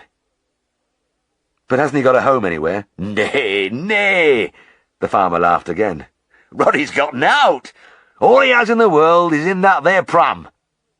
Over the next weeks, as the harsh spring began to soften, and the sunshine brought a bright speckle of primroses onto the grassy banks, I saw Roddy quite often, sometimes on the road, occasionally wielding a spade busily on the ditches around the fields.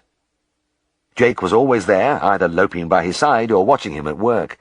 But we didn't actually meet again till I was inoculating Mr. Pawson's sheep for pulpy kidney. There were 300 to do, and they drove them in batches into a small pen where Roddy caught and held them for me. And I could see he was an expert at this, too. The wild hill sheep whipped past him like bullets, but he seized their fleece effortlessly, sometimes in mid-air, and held the foreleg up to expose that bare, clean area of skin behind the elbow that nature seemed to provide for the veterinary surgeon's needle. Outside, on the windy slopes, the big lurcher sat upright in typical pose, looking with mild interest at the farm dogs prowling intently around the pens, but not interfering in any way. "You've got him well trained," I said. Roddy smiled. "Yes, you'll never find Jake dashing about annoying people. He knows he has to sit there till I'm finished, and there he'll sit." And quite happy to do so by the look of him. I glanced again at the dog, a picture of contentment. "He must live a wonderful life travelling everywhere with you." "You're right there." Mr. Pawson broke in as he ushered another bunch of sheep into the pen. "He hasn't a care in the world, just like his master." Roddy didn't say anything, but as the sheep ran in, he straightened up and took a long, steady breath. He'd been working hard, and a little trickle of sweat ran down the side of his forehead. But as he gazed over the wide sweep of moor and fell, I could read utter serenity in his face. After a few moments, he spoke. "I reckon that's true. We haven't much to worry us, Jake and me." Mr. Pawson grinned mischievously. "By God, Roddy, you've never spoke a truer word. No wife, no kids, no life insurance, no overdraft at bank. You must have a right peaceful existence." "I suppose so," Roddy said. "But then I've no money either." The farmer gave him a quizzical look. "Aye. How about that, then? Wouldn't you feel a bit more secure-like if you had a bit of brass put by? Nay, you can't take it with you. In any road, as long as a man can pay his way, he's got enough." There was nothing original about the words, but they have stayed with me all my life because they came from his lips, and were spoken with such profound assurance. When I had finished the inoculations, and the ewes were turned out to trot back happily over the open fields, I turned to Roddy. "Well, thanks very much. It makes my job a lot quicker when I have a good catcher like you." I pulled out a packet of gold flake. "Will you have a cigarette?" "No, thank you, Miss Herriot. I don't smoke." "You don't?" "No. Don't drink either." He gave me his gentle smile, and again I had the impression of physical and mental purity. No drinking, no smoking, a life of constant movement in the open air without material possessions or ambitions. It all showed in the unclouded eyes, the fresh skin and the hard, muscular frame. He wasn't very big, but he looked indestructible. "Come on, Jake, it's dinner time," he said, and the big lurcher bounded around him in delight. I went over and spoke to the dog, and he responded with tremendous body-swaying wags, his handsome face looking up at me, full of friendliness. I stroked the long, pointed head and tickled the ears. "He's a beauty, Roddy. A grand 'un, as you said."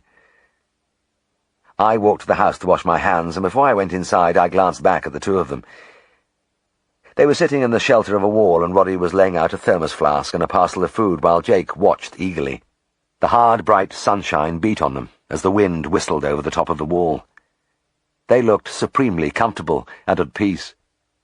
"He's independent, you see," the farmer's wife said as I stood at the kitchen sink. "He's welcome to come in for a bit of dinner, but he'd rather stay outside with his dog." I nodded. "Where does he sleep when he's going round the farms like this?" "Oh, anywhere," she replied. "In hay barns or granaries, or sometimes out in the open. But when he's with us, he sleeps upstairs in one of our rooms. I know for a fact any of the farmers will be willing to have him in the house because he always keeps himself spotless clean." "I see." I pulled the towel from behind the door. "He's quite a character, isn't he?" She smiled, ruminatively. "Aye, he certainly is. Just him and his dog." She lifted a fragrant dishful of hot roast ham from the oven and set it on the table. "But I'll tell you this. The fella's all right. Everybody likes Roddy Travers. He's a very nice man." Roddy stayed around the Darrowby district throughout the summer, and I grew used to the sight of him on the farms or pushing his pram along the roads. When it was raining, he wore a tattered, overlong gabardine coat, but at other times it was always the golf jacket and corduroys. I don't know where he had accumulated his wardrobe. It was a safe bet he had never been on a golf course in his life, and it was just another of the little mysteries about him. I saw him early one morning on a hill path in early October. It had been a night of iron frost, and the tussocky pastures beyond the walls were held in a pitiless white grip, with every blade of grass stiffly ensheathed in rime. I was muffled to the eyes and had been beating my gloved fingers against my knees to thaw them out. But when I pulled up and wound down the window, the first thing I saw was the bare chest under the collarless, unbuttoned shirt. "Morning, Mr. Herriot," he said. "I'm glad I've seen you." He paused and gave me his tranquil smile. "There's a job along road for a couple of weeks, then I'm moving on." "I see." I knew enough about him now not to ask where he was going. Instead, I looked down at Jake, who was sniffling the herbage. "I see he's walking this morning." Roddy laughed.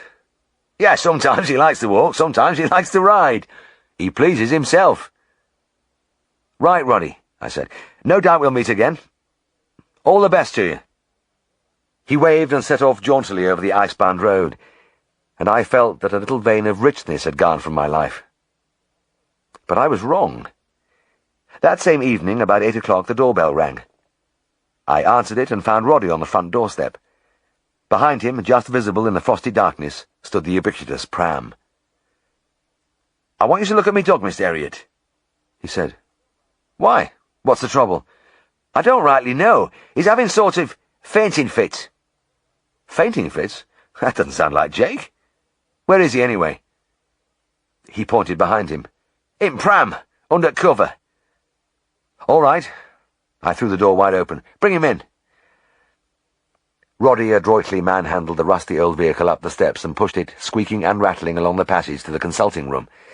There, under the bright lights, he snapped back the fasteners and threw off the cover to reveal Jake stretched beneath. His head was pillowed on the familiar gabardine coat, and around him lay his master's worldly goods. A string-tied bundle of spare shirt and socks, a packet of tea, a thermos, knife and spoon, and an ex-army haversack.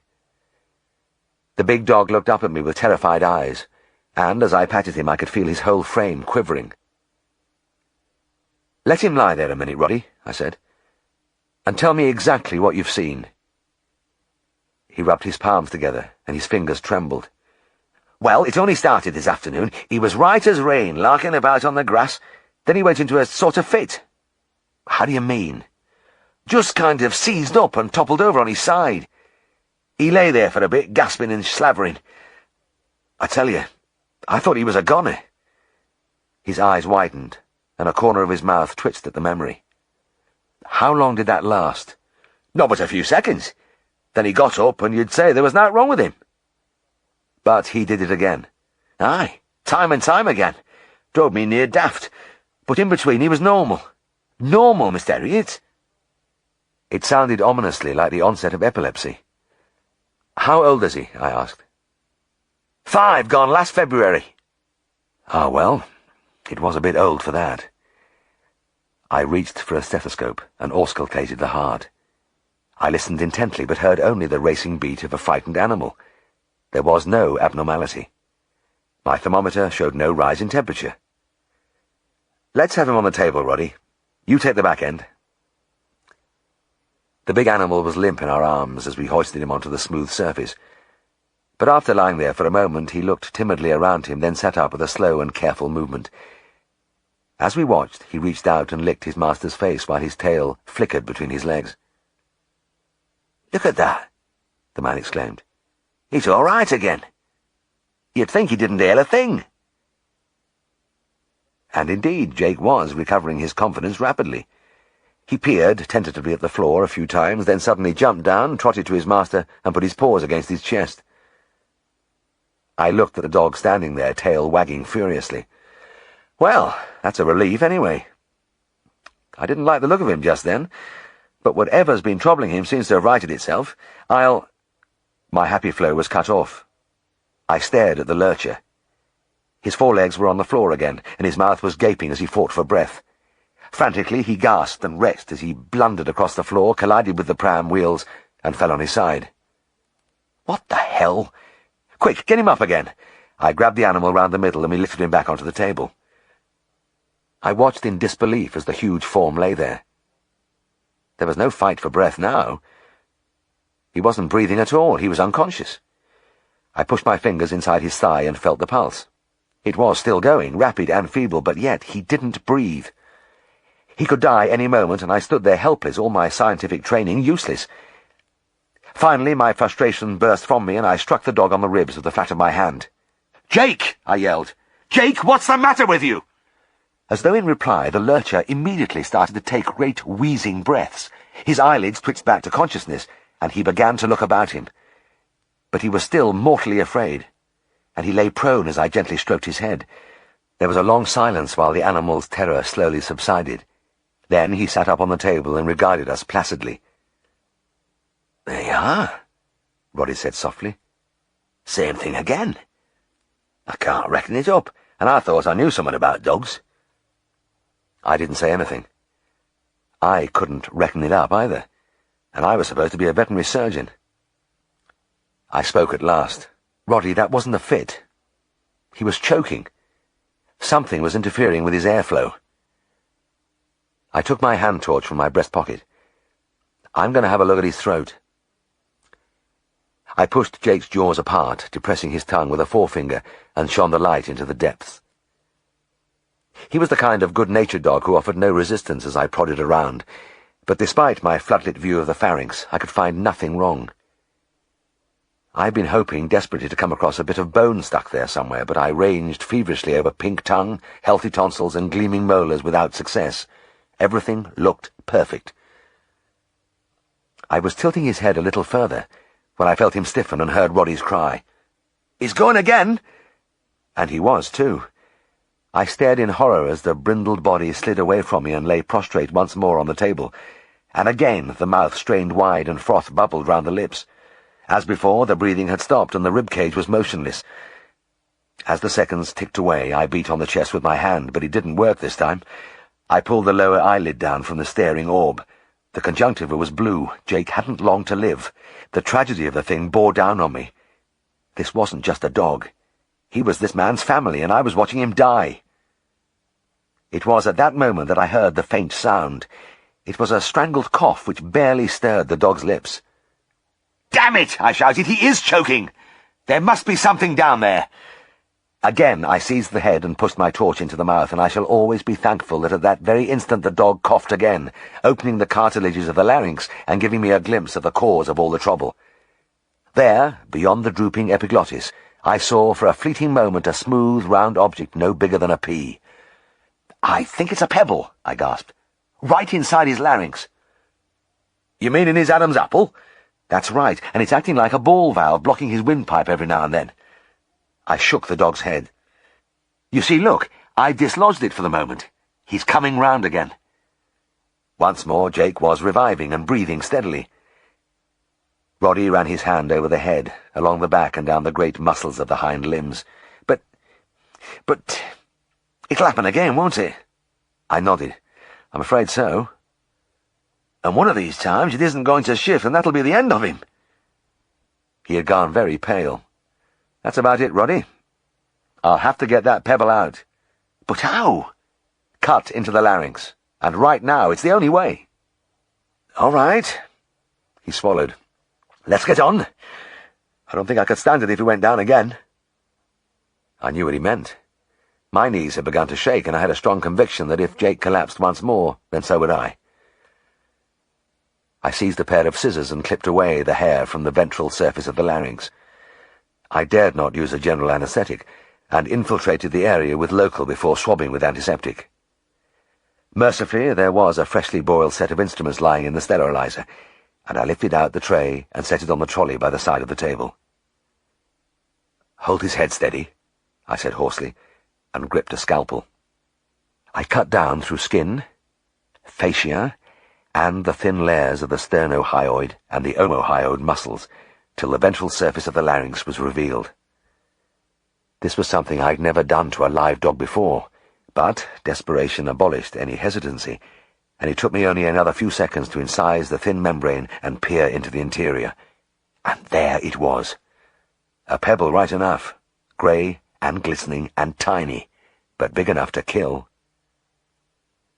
I had to fish it out quickly and cleanly, without pushing it into the trachea. I leant back and rummaged in the tray till I found some broad-bladed forceps, then I poised them over the wound. Great surgeons' hands, I felt sure, didn't shake like this. Nor did such men pant as I was doing. But I clenched my teeth, introduced the forceps, and my hand magically steadied as I clamped them over the pebble. I stopped panting, too. In fact, I didn't breathe at all as I bore the shining little object slowly and tenderly through the opening, and dropped it with a gentle rat-tat on the table. "Is that it?" asked Roddy, almost in a whisper. "That's it." I reached for a needle and suture silk. "All is well now." The stitching took only a few minutes, and by the end of it Jake was bright-eyed and alert, paws shifting impatiently, ready for anything. He seemed to know his troubles were over. Roddy brought him back in 10 days to have the stitches removed. It was, in fact, the very morning he was leaving the Derby district, and after I had picked the few loops of silk from the nicely healed wound, I walked with him to the front door while Jake capered round our feet. On the pavement outside Skeldale House, the ancient pram stood in all its high, rusted dignity. Roddy pulled back the cover. "Up, boy," he murmured, and the big dog leapt effortlessly into his accustomed place. Roddy took hold of the handle with both hands, and as the autumn sunshine broke suddenly through the clouds, it lit up a picture which had grown familiar and part of the daily scene. The golf jacket, the open shirt and brown chest, the handsome animal sitting up looking around him with natural grace. "Well, so long, Roddy," I said. "I suppose you'll be around these parts again." He turned, and I saw that smile again. "Aye, reckon I'll be back." He gave a push, and they were off. The strange vehicle creaking, Jake swaying gently as they went down the street. The memory came back to me of what I had seen under the cover that night in the surgery. The haversack, which would contain his razor, towel, soap, and a few other things. The packet of tea and the thermos. And something else. A tiny dog collar. Could it have belonged to Jake as a pup, or to another loved animal? It added a little more mystery to the man, and explained other things too. The farmer had been right. All Roddy possessed was in that pram. And it seemed it was all he desired, too, because as he turned the corner and disappeared from my view, I could hear him whistling. Chapter 45. I have never been much good at small talk, but as I sat in the stores day after day without seeing a friendly face, I realized how much I used to enjoy chatting with the farmers during my veterinary calls. It is one of the nicest things about country practice, but you have to keep your mind on the job at the same time, or you could be in trouble. And at Mr. Duggleby's I nearly landed in the biggest trouble of all. He was a smallholder who kept a few sows and reared the litters to pork weight in some ramshackle sheds behind the railway line outside Darrowby. He was also a cricket fanatic, steeped in the lore and history of the game, and he would talk about it for hours on end. He never tired of it. I was a willing listener because cricket has always fascinated me, even though I grew up in Scotland, where it is little played. As I moved among the young pigs, only part of my attention was focused on the little animals. Most of me was out on the great green oval at Headingley with the Yorkshire heroes. By God, you should have seen Len Hutton on Saturday. He breathed reverently. 180 and never gave a chance. It was lovely to watch him. He gave a fair imitation of the great man's cover drive. Yes, I can imagine it. I nodded and smiled. You said these pigs were lame, Mr. Duggleby? Aye. Noticed a few of 'em mopping about with a leg up this morning. And you know, Maurice Leyland was nearly as good. Not as classy as Len, I knows, but by heck he can clump 'em. Yes, he's a lion-hearted little player, is Maurice, I said. I reached down, grabbed a pig by the tail and thrust my thermometer into its rectum.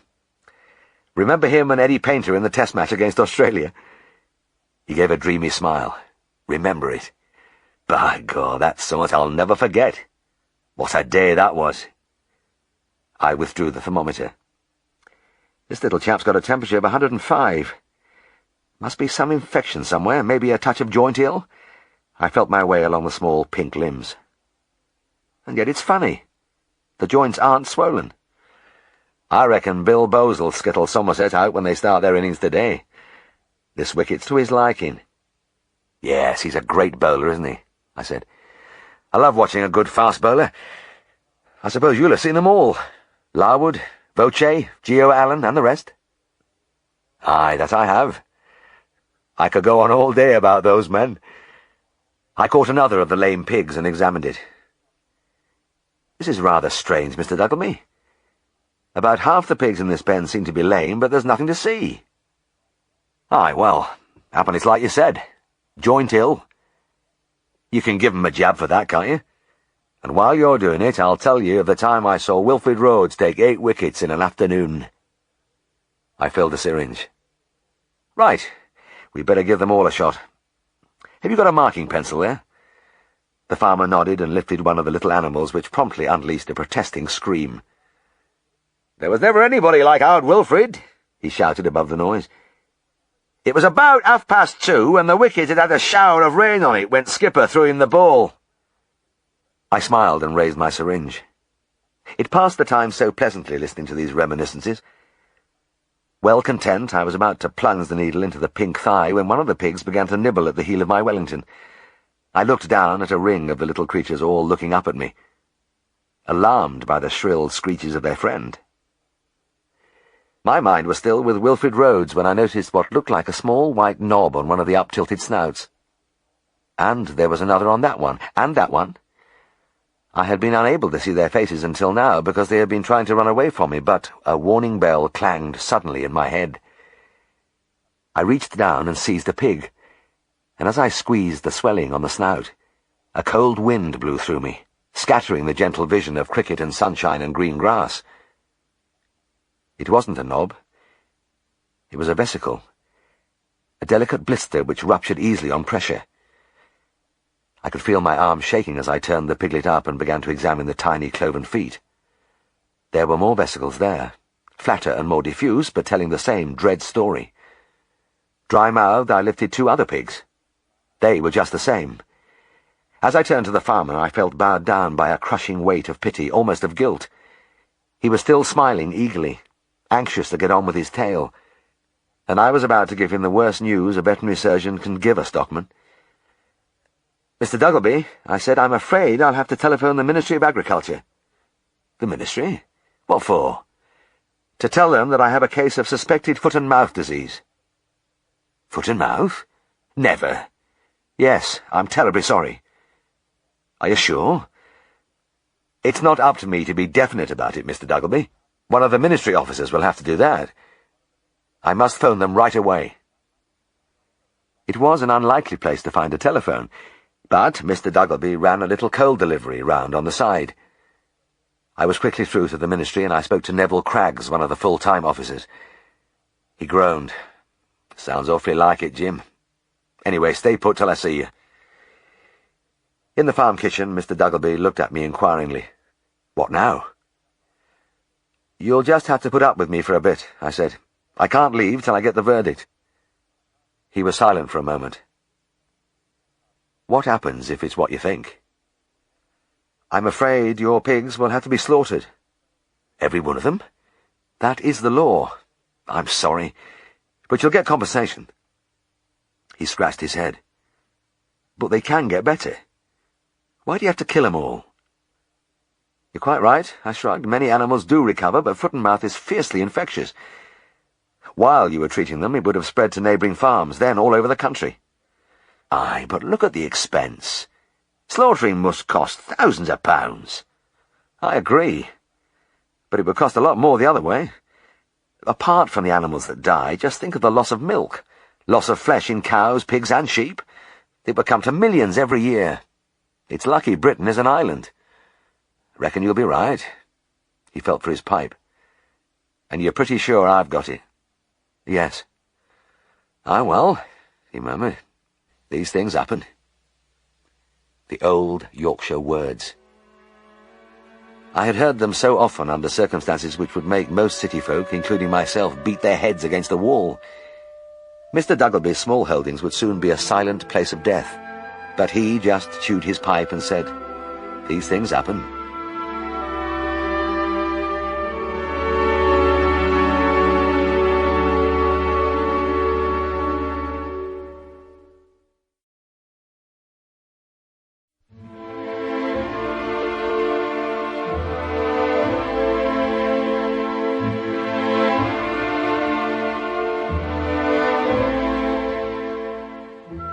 It didn't take the ministry long to make up their minds. The source of the infection was almost certainly some imported meat which Mr. Duggleby hadn't boiled properly with his swill. The disease was confirmed, and a 15-mile radius standstill order was imposed. I disinfected myself and my car and went home.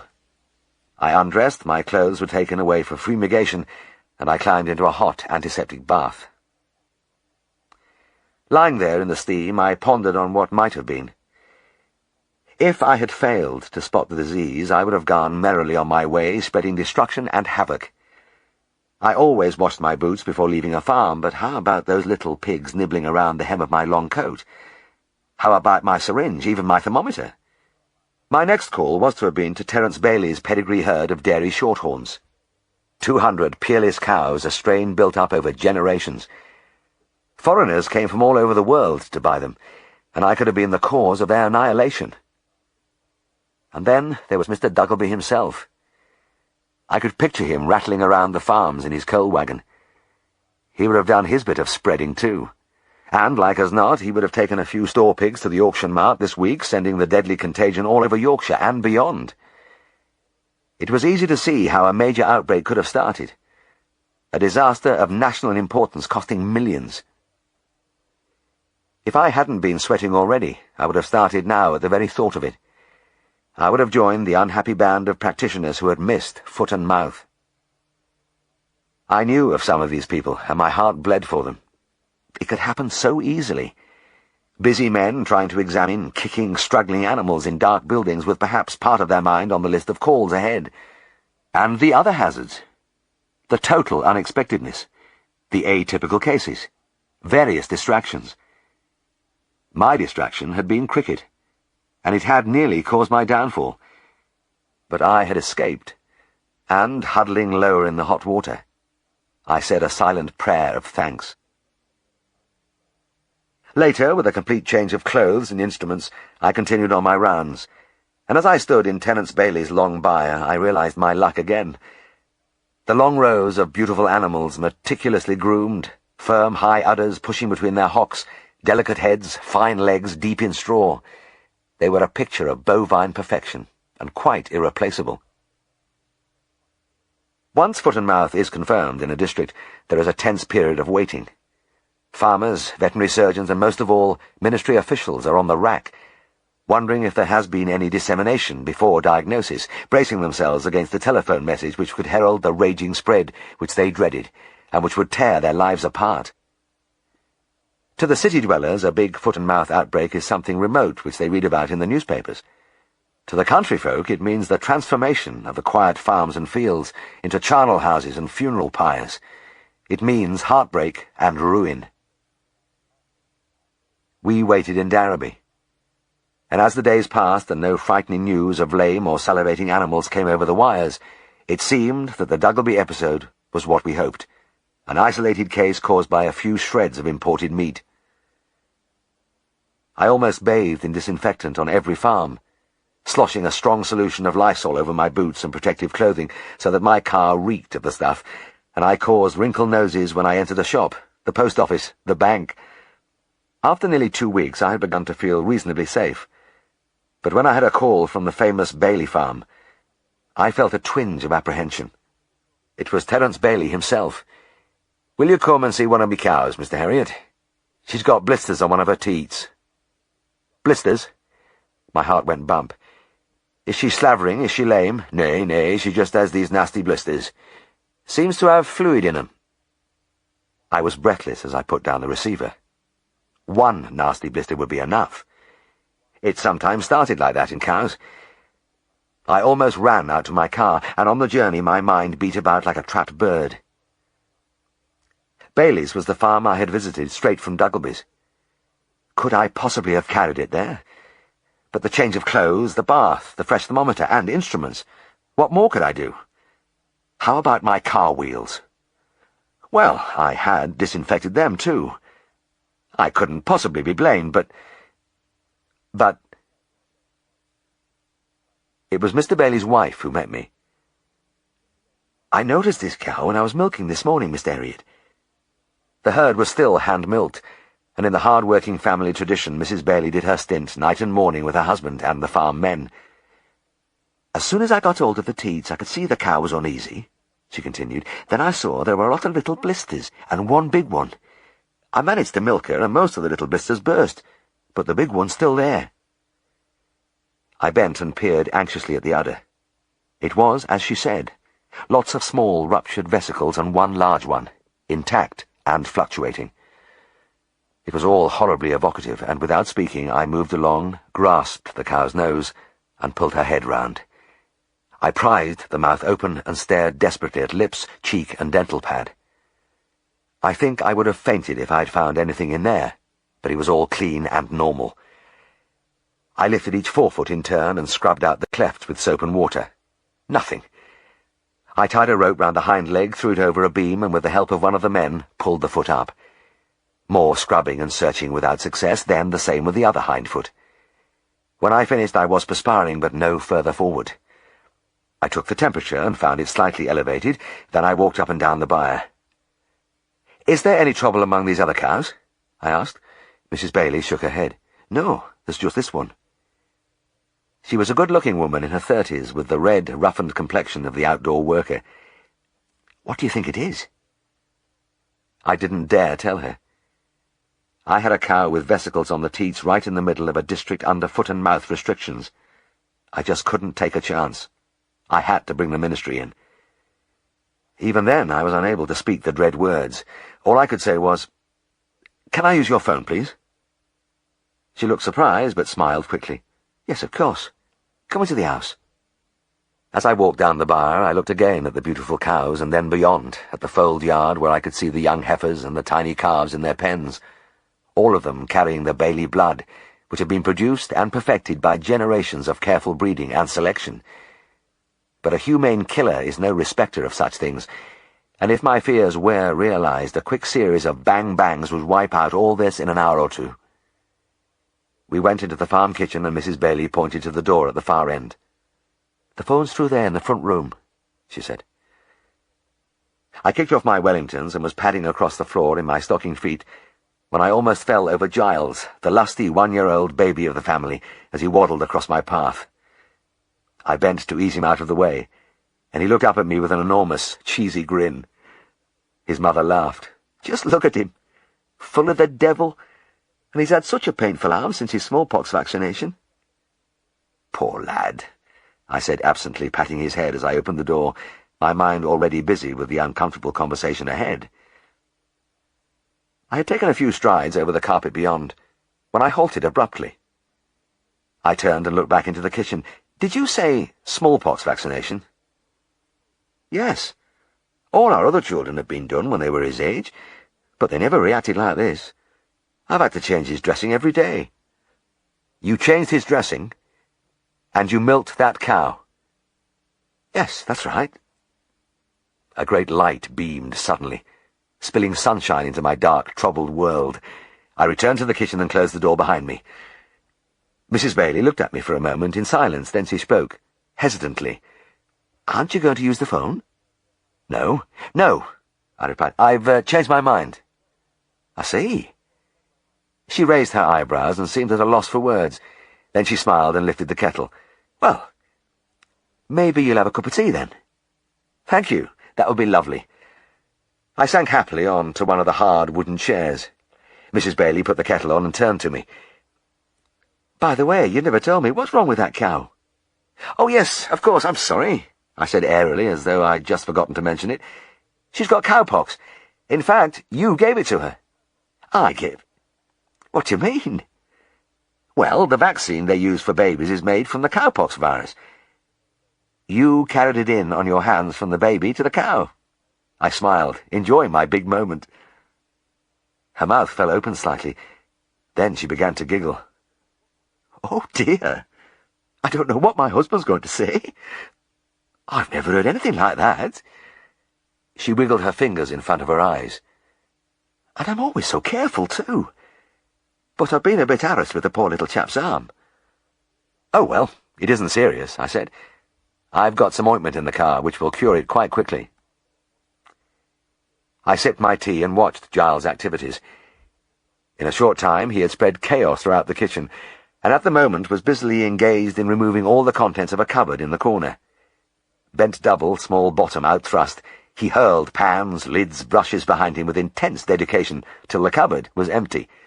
Then, as he looked round for further employment, he spotted me and tacked towards me on straddled legs. My stocking-clad toes seemed to fascinate him, and as I wiggled them at him, he grasped at them with fat little hands. When he had finally trapped my big toe, he looked up at me with his huge grin in which 4 tiny teeth glittered. I smiled back at him with sincere affection as the relief flowed through me. It wasn't just that I was grateful to him. I really liked him. I still like Giles today. He is one of my clients, a burly farmer with a family of his own, a deep love and knowledge of pedigree cows, and the same big grin, except there are a few more teeth in it. But he'll never know how near his smallpox vaccination came to giving me heart failure. Chapter 46. They had sent me to Eastchurch on the Isle of Sheppey, and I knew it was the last stop. As I looked along the disorderly line of men, I realized I wouldn't be taking part in many more parades.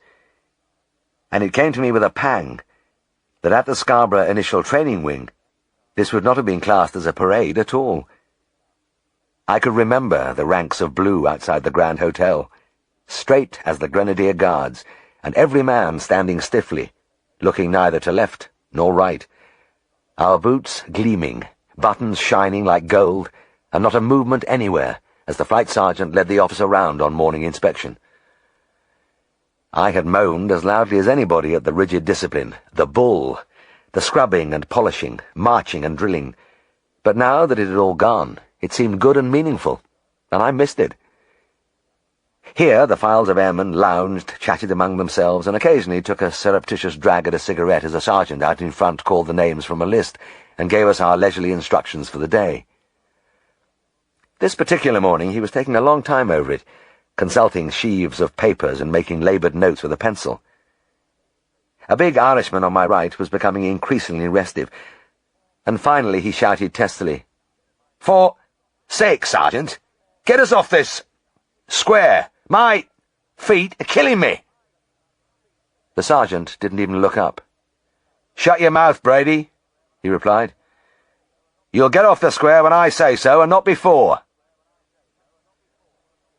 It was like that at Eastchurch, the great filter tank of the RAF, where what I had heard described as the odds and sods were finally sorted out. It was a big, sprawling camp, filled with a widely varied mixture of airmen who had one thing in common. They were all waiting. Some of them for remuster, but most for discharge from the service. There was a resigned air about the whole place, an acceptance of the fact that we were all just putting in time. There was a token discipline, but it was of the most benign kind, and, as I said, every man there was just waiting. Waiting. Little Ned Finch, in his remote corner of the high Yorkshire dales, always seemed to me to be waiting too. I could remember his boss yelling at him, "For God's sake, shape up to job, you're not farming, it's y'all." Mr. Daggett grabbed hold of a leaping calf and glared in exasperation. Ned gazed back at him impassively. His face registered no particular emotion, but in the pale blue eyes I read the expression that was always there, as though he was waiting for something to happen, but without much hope. He made a tentative attempt to catch a calf, but was brushed aside. Then he put his arms round the neck of another one, a chunky little animal of 3 months, and was borne along a few yards before being deposited on his back in the straw. "Oh, dang it, do this one, Mr. Herriot!" Mr. Daggett barked, turning the hairy neck towards me. "It looks as though I'll have to catch 'em all myself." I injected the animal. I was inoculating a batch of 20 with preventive pneumonia vaccine, and Ned was suffering. With his diminutive stature and skinny, small-boned limbs, he had always seemed to me to be in the wrong job. But he had been a farm worker all his life, and he was over 60 now, grizzled, balding and slightly bent, but still battling on. Mr. Daggett reached out, and as one of the shaggy creatures sped past, he scooped the head into one of his great hands and seized the ear with the other. The little animal seemed to realize it was useless to struggle, and stood unresisting as I inserted the needle.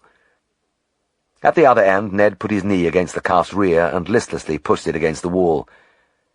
He wasn't doing much good, and his boss gave him a withering glance.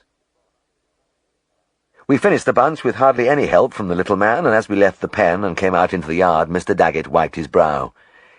It was a raw November day, but he was sweating profusely, and for a moment he leant his gaunt 6-foot frame against the wall as the wind from the bare moorland blew over him. "By God, he's a useless little beggar, is that?" he grunted. "I don't know how I put up with him." He muttered to himself for a few moments, then gave tongue again. "Hey, Ned!" The little man, who had been trailing aimlessly over the cobbles, turned his pinched face and looked at him with his submissive but strangely expectant eyes. "Get them bags of corn up into the granary," his boss ordered.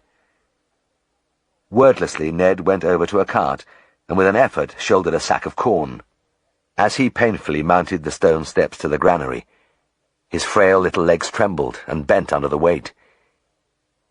Mr. Daggett shook his head and turned to me. His long, cadaverous face was set in its usual cast of melancholy. "You know what's wrong with Ned?" he murmured confidentially. "What do you mean?" "Well, you know why you can't catch them calves." My own view was that Ned wasn't big enough or strong enough, and anyway he was naturally ineffectual. But I shook my head. "No," I said. "Why is it?" "Well, I'll tell you." Mr. Daggett glanced furtively across the yard, then spoke from behind his hand. "He's our fond at bright lights." "Eh?" "I'm telling you, he's crazed over bright lights." "Bright... what? Where?" Mr. Daggett leant closer. He gets over to Bristol every night. Bristol? I looked across from the isolated farm to the village 3 miles away on the other side of the dale. It was the only settlement in that bleak vista, a straggle of ancient houses dark and silent against the green fellside. I could recall that at night the oil lamps made yellow flickers of light in the windows, but they weren't very bright. I don't understand. Well, he gets into pub. Ah, the pub. Mr. Daggett nodded slowly and portentously, but I was still puzzled. The Hulton Arms was a square kitchen where you could get a glass of beer and where a few old men played dominoes of an evening. It wasn't my idea of a den of vice. Does he get drunk there? I asked. Nay. The farmer shook his head. It's not that. It's the hours he keeps. Comes back late, eh? Aye, that he does. The eyes widened in their cavernous sockets. Sometimes he doesn't get back till 9:30 or 10 o'clock. Gosh, is that so? Sure as I'm standing here. And there's another thing. He can't get out of his bed next day. I've done half a day's work before he starts. He paused and glanced again across the yard. You can believe me or believe me not, but sometimes he isn't on the job till 7 o'clock in morning. Good heavens! He shrugged wearily. Ah, well, you see how it is. Come into house. You'll want to wash your hands. In the huge flagged kitchen I bent low over the brown earthenware sink. Scar Farm was 400 years old, and the various tenants hadn't altered it much since the days of Henry VIII. Gnarled beams, rough whitewashed walls, and hard wooden chairs. But comfort had never been important to Mr. Daggett or his wife, who was ladling hot water from the primitive boiler by the side of the fire and pouring it into a scrubbing bucket.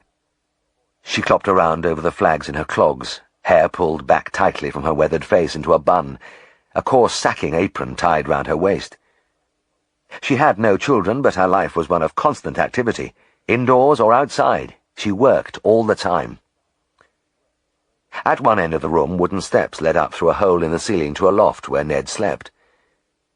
That had been the little man's room for nearly 50 years, ever since he had come to work for Mr. Daggett's father as a boy from school. And in all that time he had never travelled further than Darrowby, never done anything outside his daily routine. Wifeless, friendless, he plodded through his life endlessly milking, feeding and mucking out, and waiting, I suspected with diminishing hope, for something to happen. With my hand on the car door, I looked back at Scar Farm, at the sagging roof tiles, the great stone lintel over the door. It typified the harshness of the lives of the people within. Little Ned was no bargain as a stockman, and his boss's exasperation was understandable. Mr. Daggett was not a cruel or an unjust man. He and his wife had been hardened and squeezed dry by the pitiless austerity of their existence in this lonely corner of the high Pennines. There was no softness up here. No frills. The stone walls, sparse grass and stunted trees, the narrow road with its smears of cow muck. Everything was down to fundamentals, and it was a miracle to me that most of the dalesmen were not like the Daggetts, but cheerful and humorous.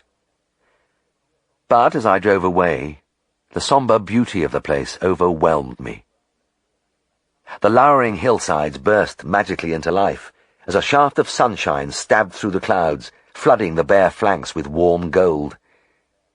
Suddenly I was aware of the delicate shadings of green, the rich, glowing bronze of the dead bracken spilling from the high tops, and the whole peaceful majesty of my workaday world. I hadn't far to drive to my next call, just about a mile, and it was in a vastly different atmosphere. Miss Tremaine, a rich lady from the south, had bought a tumble-down manor house and spent many thousands of pounds in converting it into a luxury home. As my feet crunched on the gravel, I looked up at the large windows, with their leaded panes, at the smooth, freshly pointed stones. Elsie opened the door to me. She was Miss Tremaine's cook, housekeeper, and one of my favourite people. Aged about 50, no more than 5 feet high, and as round as a ball, with short, bandy legs sticking out from beneath a tight, black dress. "Good morning, Elsie," I said, and she burst into a peal of laughter. This, more than her remarkable physical appearance, was what delighted me.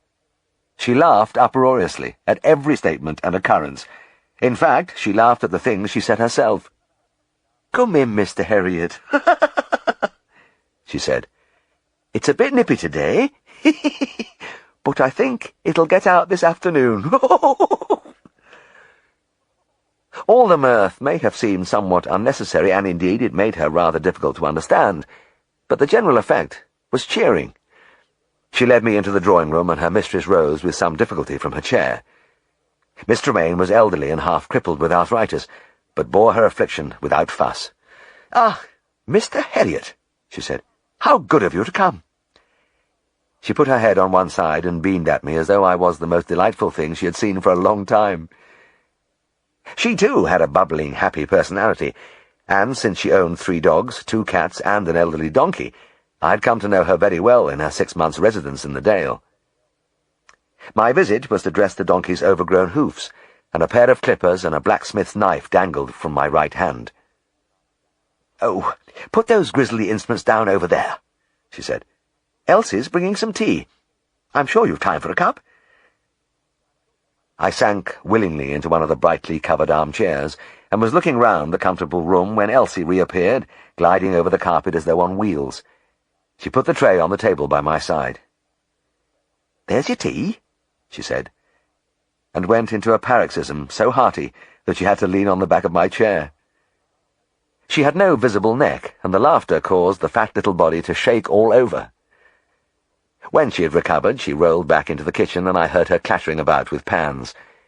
Despite her idiosyncrasies, she was a wonderful cook and very efficient in all she did. I spent a pleasant 10 minutes with Miss Tremaine and the tea, then I went outside and attended to the donkey. When I had finished, I made my way round the back of the house, and as I was passing the kitchen, I saw Elsie at the open window. "Many thanks for the tea, Elsie," I said. The little woman gripped the sides of the sink to steady herself. "That's all right. That's quite all right." Wonderingly, I got into the car, and as I drove away, the disturbing thought came to me that one day I might say something really witty to Elsie, and cause her to do herself an injury. I was called back to Mr. Daggett's quite soon afterwards to see a cow which wouldn't get up. The farmer thought she was paralysed. I drove there in a thin drizzle, and the light was fading at about 4 o'clock in the afternoon when I arrived at Scar Farm. When I examined the cow, I was convinced she had just got herself into an awkward position in the stall with her legs jammed under the broken timbers of the partition. "I think she's sulking, Mr. Daggett," I said. "She had a few goes at rising, and now she's decided not to try any more. Some cows are like that." "Maybe you're right," the farmer replied. "She's allus been a stupid bitch. And she's a big one, too. She'll take a bit of moving." I lifted a rope from the byre wall and tied it round the hocks. "I'll push the feet from the other side while you and Ned pull the legs round." "Pull?" Mr. Daggett gave the little man a sour look. He couldn't pull the skin off a rice pudding. Ned said nothing, just gazed dully to his front, arms hanging limp. He looked as though he didn't care, wasn't even there with us. His mind was certainly elsewhere if his thoughts were mirrored in his eyes, vacant, unheeding, but as always, expectant. I went behind the partition and thrust steadily at the feet while the men pulled. At least Mr. Daggett pulled, mouth open, gasping with effort, while Ned leant languidly on the rope. Inch by inch the big animal came round, till she was lying almost in the middle of a stall. But as I was about to call a halt, the rope broke, and Mr. Daggett flew backwards onto the hard cobbles. Ned, of course, did not fall down because he hadn't been trying, and his employer, stretched flat, glared up at him with frustrated rage. "You little bugger, you let me do that all by myself. I don't know why I bother with you, you're bloody useless." At that moment the cow, as I'd expected, rose to her feet, and the farmer gesticulated at the little man. "Well, go on, dang you, get some straw and rub her legs. They'll be numb."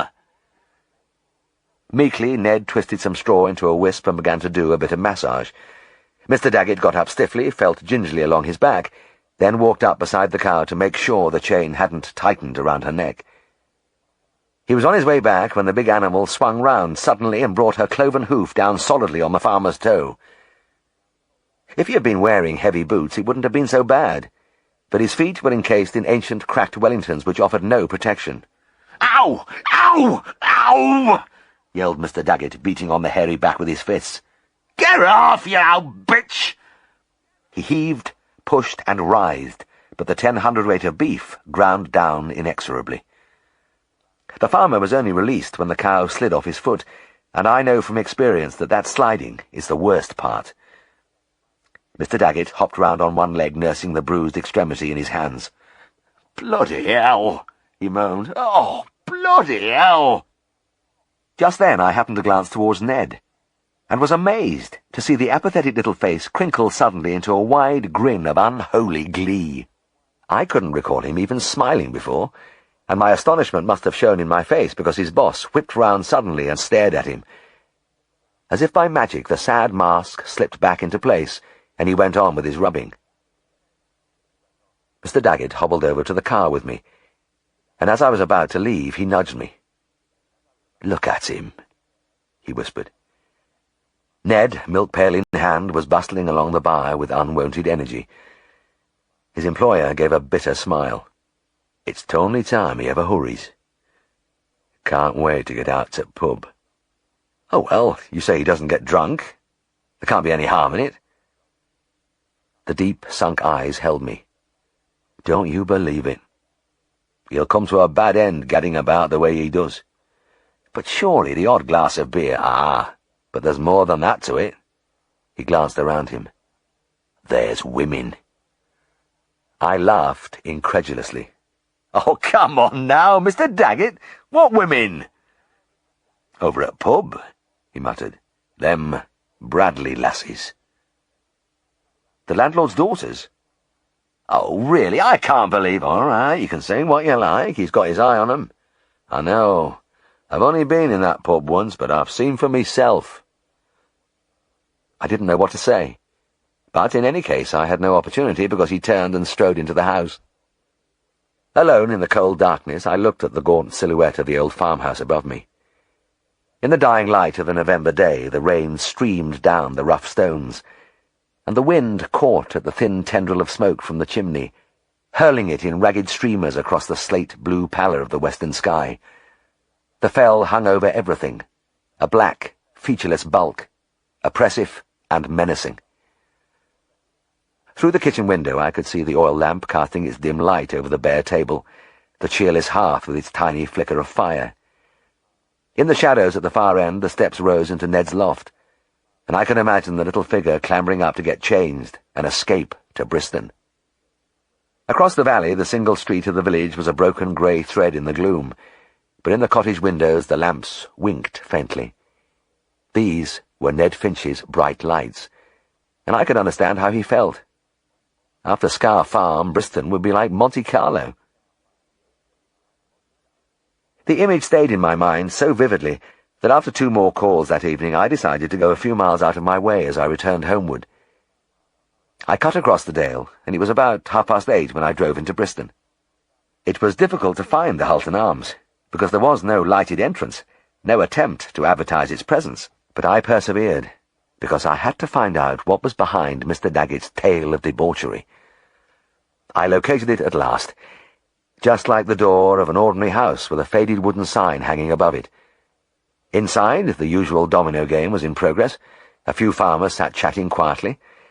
The Mrs. Bradley, plain but pleasant-faced women in their 40s, sat on either side of the fire, and sure enough, there was Ned with a half-pint glass in front of him. I sat down by his side. "Hello, Ned." "Now then, Mr. Herriot," he murmured absently, glancing at me with his strange, expectant eyes. One of the Bradley ladies put down her knitting and came over. "Pint of bitter, please," I said. "What will you have, Ned?" "Nay, thank you, Mr. Herriot. This'll do for me. It's me second, and I'm not a big drinker, thou knows." Miss Bradley laughed. "Yes, he nobbut has his 2 glasses a night, but he enjoys them, don't you, Ned?" "That's right, I do." He looked up at her, and she smiled kindly down at him before going for my beer. He took a sip at his glass.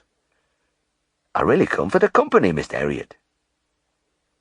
"Yes, of course," I said. I knew what he meant. He probably sat on his own most of the time, but around him was warmth and comfort and friendliness. A great log sent flames crackling up to the wide chimney. There was electric light and shining mirrors with whisky slogans painted on their surface. It wasn't anything like Scar Farm. The little man said very little. He spun out his drink for another hour, looking around him as the dominoes clicked, and I lowered another contemplative pint. The Mrs. Bradley knitted and brewed tea in a big black kettle over the fire, and when they had to get up to serve their customers, they occasionally patted Ned playfully on the cheek as they passed. By the time he tipped down the last drop and rose to go, it was 10:15, and he still had to cycle across to the other side of the dale. Another late night for Ned. It was a Tuesday lunchtime in early spring. Helen always cooked steak and kidney pie on Tuesdays, and I used to think about it all morning on my rounds. My thoughts that morning had been particularly evocative because lambing had started, and I had spent most of the time in my shirt sleeves in the biting wind as my hunger grew and grew. Helen cut into her blissful creation and began to scoop the fragrant contents onto my plate. "I met Miss Tremaine in the marketplace this morning, Jim." "Oh, yes?" I was almost drooling as my wife stopped shoveling out the pie, sliced open some jacket potatoes, and dropped pats of farm butter onto the steaming surfaces. "Yes. She wants you to go out there this afternoon and put some canker drops in Wilberforce's ears, if you have time." "Oh, I have time for that," I said. Wilberforce was Miss Tremaine's ancient tabby, and it was just the kind of job I wanted after my arm-aching morning. I was raising a luscious forkful when Helen spoke again. "Oh, and she had an interesting item of news." "Really?" But I began to chew, and my thoughts were distant. "It's about the little woman who works for her. Elsie? You know her?" I nodded and took another mouthful. Of course, of course." "Well, it's quite unexpected, I suppose, but Elsie's getting married." I choked on my pie. "What?" "It's true. And maybe you know the bridegroom." "Tell me." "Well, he works in one of the neighbouring farms. His name is Ned Finch." This time my breath was cut off completely, and Helen had to beat me on the back as I spluttered and retched.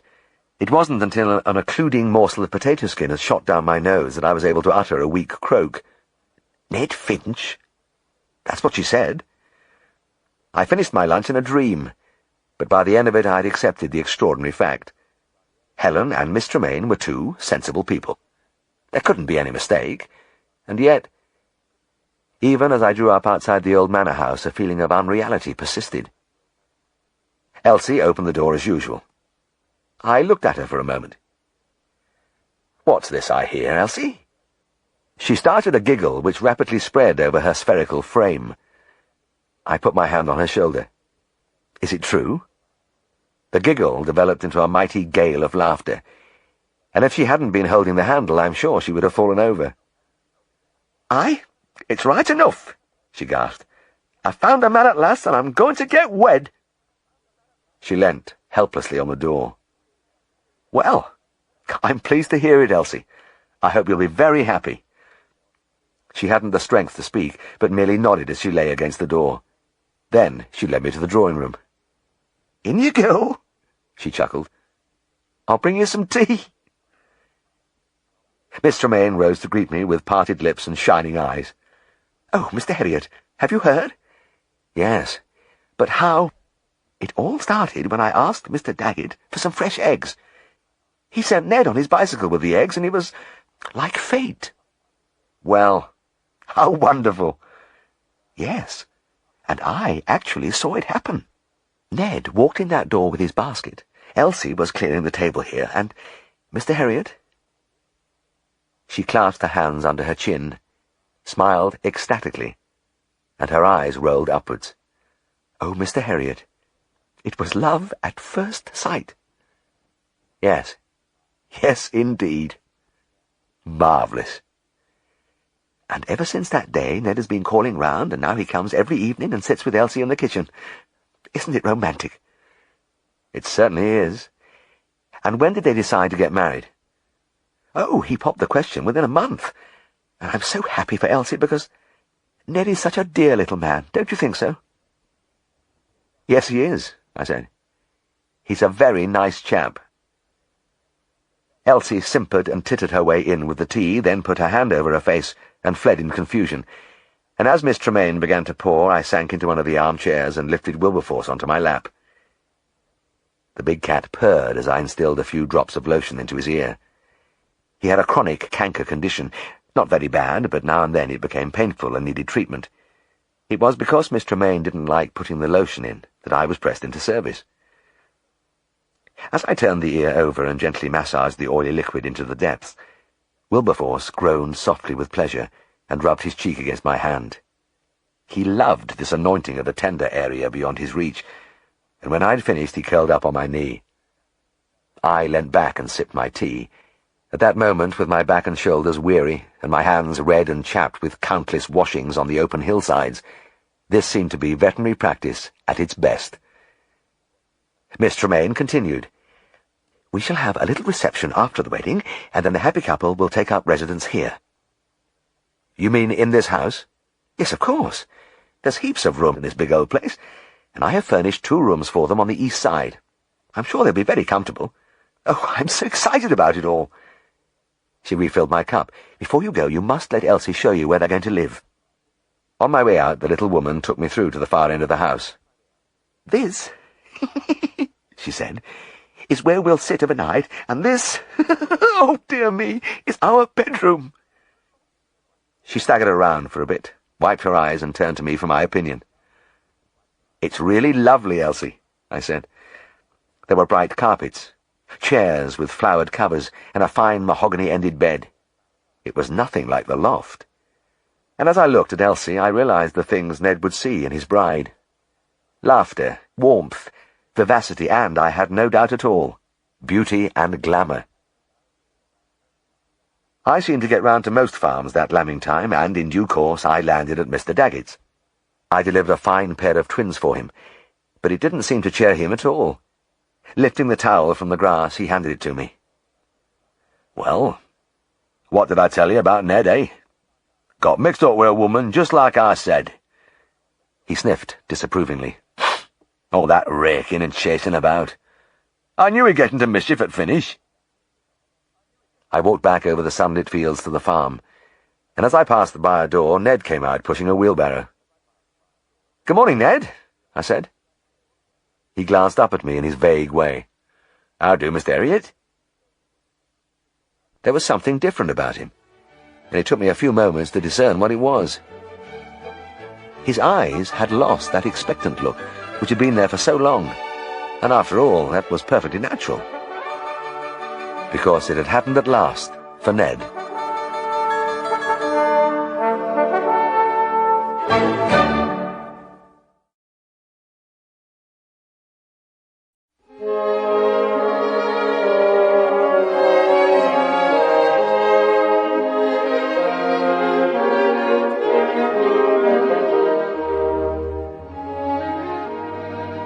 Chapter 47.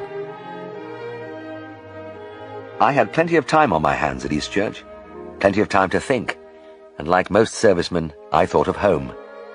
Only my home wasn't there anymore. When I left Darrowby, Helen had gone back to live with her father, and the little rooms under the tiles of Skeldale House would be empty and dusty now. But they lived on in my mind, clear in every detail. I could see the ivy-fringed window looking over the tumble of roofs to the green hills, our few pieces of furniture, the bed and side table, and the old wardrobe which only stayed shut with the aid of one of my socks jammed in the door. Strangely, it was that dangling woolen toe which gave me the sharpest stab as I remembered. Even though it was all gone, I could hear the bedside radio playing, my wife's voice from the other side of the fire, and on that winter evening Tristan shouting up the stairs from the passage far below. "Jim! Jim!" I went out and stuck my head over the banisters. "What is it, Tris?" "Sorry to bother you, Jim, but could you come down for a minute?" The upturned face had an anxious look. I went down the long flights of steps 2 at a time, and when I arrived slightly breathless on the ground floor, Tristan beckoned me through to the consulting room at the back of the house. A teenage girl was standing by the table, her hand resting on a stained roll of blanket. "It's a cat," Tristan said. He pulled back a fold of the blanket, and I looked down at a large, deeply striped tabby. At least he would have been large if he had any flesh on his bones, but ribs and pelvis stood out painfully through the fur. and as I passed my hand over the motionless body I could feel only a thin covering of skin. Tristan cleared his throat. "There's something else, Jim." I looked at him curiously. For once he didn't seem to have a joke in him. I watched as he gently lifted one of the cat's hind legs and rolled the abdomen into view. There was a gash on the ventral surface through which a coiled cluster of intestines spilled grotesquely onto the cloth. I was still shocked and staring when the girl spoke. "I saw this cat sitting in the dark, down Brown's yard. I thought he looked skinny-like and a bit quiet, and I bent down to give him a pat. Then I saw he was badly hurt, and I went home for a blanket and brought him round to you." "That was kind of you," I said. "Have you any idea who he belongs to?"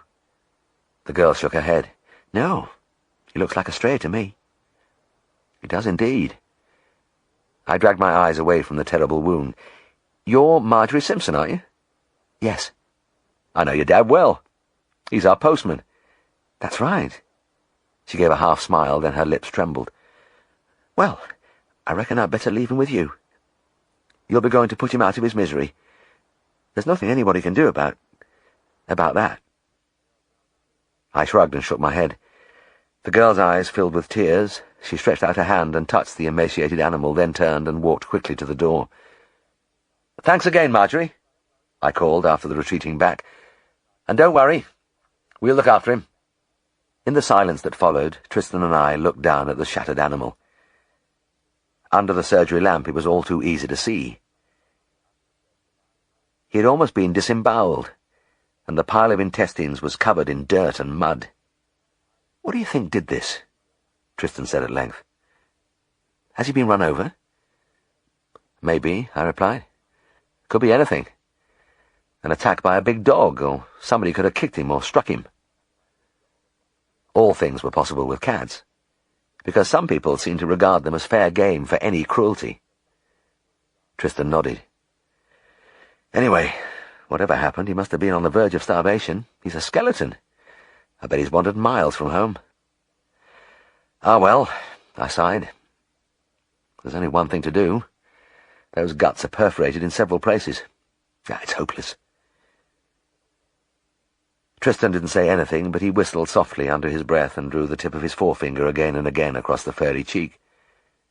And, unbelievably, from somewhere in the scraggy chest, a gentle purring arose. The young man looked at me, round-eyed. "My God! Do you hear that?" "Yes. Amazing in that condition. He's a good-natured cat."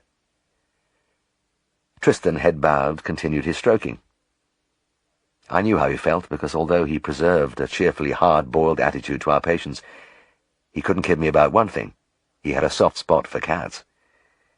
Even now, when we are both around the 60 mark, he often talks to me over a beer about the cat he had for many years.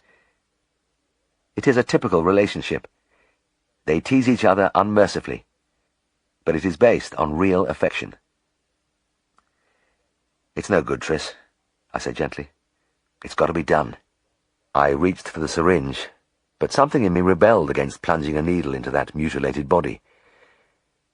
Instead, I pulled a fold of the blanket over the cat's head. "Pour a little ether onto the cloth," I said. "He'll just sleep away." Wordlessly, Tristan unscrewed the cap of the ether bottle and poised it over the head. Then, from under the shapeless heap of blanket, we heard it again. The deep purring, which increased in volume till it boomed in our ears like a distant motorcycle. Tristan was like a man turned to stone, hand gripping the bottle rigidly, eyes staring down at the mound of cloth from which the purring rose in waves of warm, friendly sound. At last he looked up at me and gulped. "I don't fancy this much, Jim. Can't we do something?" "You mean put that lot back?" "Yes. But the bowels are damaged. They're like a sieve in parts. We could stitch them, couldn't we?" I lifted the blanket and looked again. "Honestly, Tris, I wouldn't know where to start. And the whole thing is filthy." He didn't say anything, but continued to look at me steadily. And I didn't need much persuading. I had no more desire to pour ether onto that comradely purring than he had. "Come on, then," I said. "We'll have a go." With the oxygen bubbling and the cat's head in an anaesthetic mask, we washed the whole prolapse with warm saline. We did it again, and again, but it was impossible to remove every fragment of caked dirt. Then we started the painfully slow business of stitching the many holes in the tiny intestines, and here I was glad of Tristan's nimble fingers, which seemed better able to manipulate the small, round-bodied needles than mine. 2 hours and yards of catgut later, we dusted the patched-up peritoneal surface with sulfonamide and pushed the entire mass back into the abdomen. When I had sutured muscle layers and skin, everything looked tidy, but I had a nasty feeling of sweeping undesirable things under the carpet. The extensive damage, all that contamination. Peritonitis was inevitable. "He's alive anyway, Tris," I said as we began to wash the instruments. "We'll put him onto sulfapyridine and keep our fingers crossed." There were still no antibiotics at that time, but the new drug was a big advance. The door opened and Helen came in. "You've been a long time, Jim." She walked over to the table and looked down at the sleeping cat. "What a poor, skinny little thing. He's all bones." "You should have seen him when he came in." Tristan switched off the sterilizer and screwed shut the valve of the anaesthetic machine. "He looks a lot better now." She stroked the little animal for a moment. "Is he badly injured?" "I'm afraid so, Helen," I said. "We've done our best for him, but I honestly don't think he has much chance." "What a shame. And he's pretty, too. 4 white feet and all those unusual colours." With her fingers she traced the faint bands of auburn and copper gold among the grey and black. Tristan laughed. "Yes, I think that chap has a ginger chom somewhere in his ancestry." Helen smiled too, but absently, and I noticed a broody look about her. She hurried out to the stockroom and returned with an empty box. Yes, she said thoughtfully. "I can make a bed in this box for him. And he'll sleep in our room, Jim." "He will?" "Yes. He must be kept warm, mustn't he?" "Of course." Later, in the darkness of our bed-setter, I looked from my pillow at a cosy scene. Sam in his basket on one side of the flickering fire, and the cat, cushioned and blanketed, in his box on the other.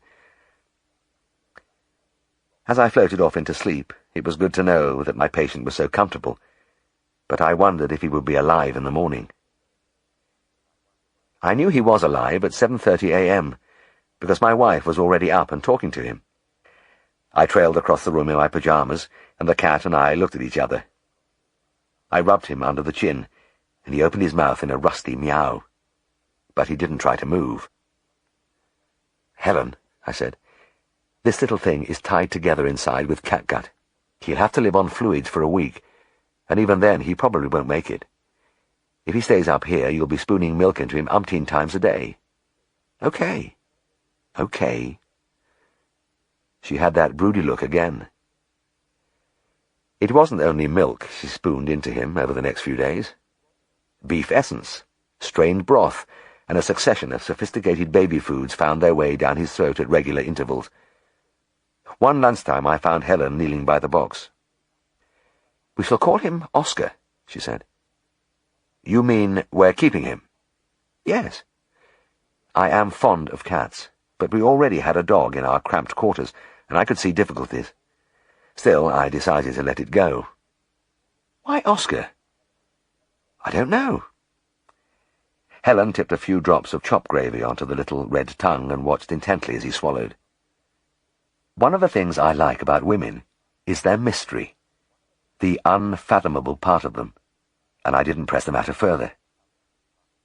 But I was pleased at the way things were going. I had been giving the sulfapyridine every 6 hours and taking the temperature night and morning, expecting all the time to encounter the roaring fever, the vomiting and the tense abdomen of peritonitis. But it never happened. It was as though Oscar's animal instinct told him he had to move as little as possible, because he lay absolutely still, day after day, and looked up at us, and purred. His purr became part of our lives, and when he eventually left his bed, sauntered through to our kitchen and began to sample Sam's dinner of meat and biscuit, it was a moment of triumph. And I didn't spoil it by wondering if he was ready for solid food. I felt he knew. From then on, it was sheer joy to watch the furry scarecrow fill out and grow strong, and as he ate, and the flesh spread over his bones, the true beauty of his coat showed in the glossy medley of auburn, black, and gold. We had a handsome cat on our hands. Once Oscar had recovered, Tristan was a regular visitor. He probably felt, and rightly, that he, more than I, had saved Oscar's life in the first place, and he used to play with him for long periods. His favourite ploy was to push his leg round the corner of the table and withdraw it repeatedly just as the cat pawed at it. Oscar was justifiably irritated by this teasing, but showed his character by lying in wait for Tristan one night and biting him smartly in the ankle before he could start his tricks. From my own point of view, Oscar added many things to our menage. Sam was delighted with him, and the two soon became firm friends. Helen adored him, and each evening I thought afresh that a nice cat washing his face by the hearth gave extra comfort to a room. Oscar had been established as one of the family for several weeks when I came in from a late call to find Helen waiting for me with a stricken face. "What's happened?" I asked. "It's Oscar, he's gone." "Gone? What do you mean?" "Oh, Jim, I think he's run away." I stared at her. "He wouldn't do that. He often goes down to the garden at night. Are you sure he isn't there?" "Absolutely. I've searched right into the yard. I even had a walk round the town. And remember," her chin quivered, he ran away from somewhere before." I looked at my watch. 10 o'clock. Yes, that is strange. He shouldn't be out at this time. As I spoke, the front door jangled.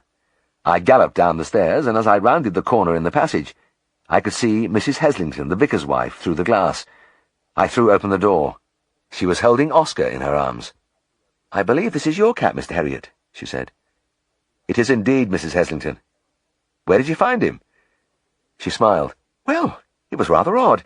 We were having a meeting of the Mothers' Union at the church house, and we noticed the cat sitting there in the room." "Just sitting?" "Yes, as though he were listening to what we were saying, and enjoying it all. It was unusual. When the meeting ended, I thought I'd better bring him along to you." "I'm most grateful, Mrs. Heslington." I snatched Oscar and tucked him under my arm. "My wife is distraught. She thought he was lost." It was a little mystery. Why should he suddenly take off like that? But since he showed no change in his manner over the ensuing week, we put it out of our minds. Then one evening a man brought in a dog for a distemper inoculation and left the front door open. When I went up to our flat, I found that Oscar had disappeared again. This time Helen and I scoured the marketplace and side alleys in vain, and when we returned at 9:30, we were both despondent. It was nearly 11, and we were thinking of bed when the doorbell rang. It was Oscar again, this time resting on the ample stomach of Jack Newbold. Jack was leaning against a doorpost, and the fresh country air drifting in from the dark street was richly intermingled with beer fumes. Jack was a gardener at one of the big houses. He hiccuped gently and gave me a huge, benevolent smile. "Brought your cat, Mr. Herriot." "Gosh, thanks, Jack," I said, scooping up Oscar gratefully. "Where the devil did you find him?" "Well, as a matter of fact, he sort of found me." "What do you mean?" Jack closed his eyes for a few moments before articulating carefully. "This is a big night, thou knows, Mr. Herriot. Darts championship.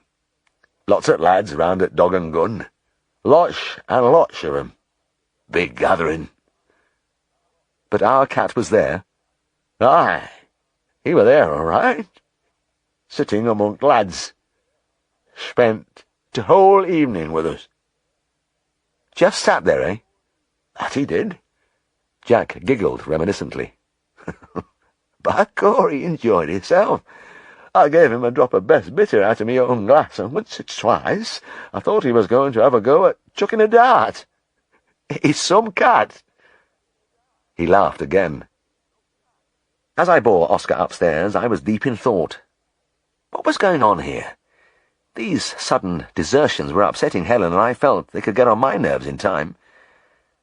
I didn't have long to wait till the next one. 3 nights later, he was missing again. This time, Helen and I didn't bother to search, we just waited. He was back earlier than usual. I heard the doorbell at 9 o'clock.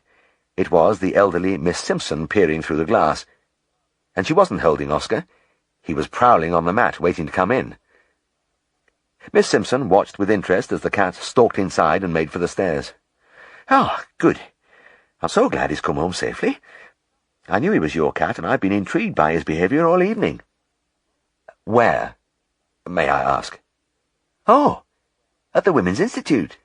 He came in shortly after we started and stayed till the end." "Really? What exactly was your programme, Miss Simpson?" "Well, there was a bit of committee stuff, then a short talk with lantern slides by Mr. Walters from the water company, and we finished with a cake-making competition." "Yes. Yes, and what did Oscar do?" She laughed. "Mixed with the company. Apparently enjoyed the slides and showed great interest in the cakes." "I see. And you didn't bring him home?" "No, he made his own way here.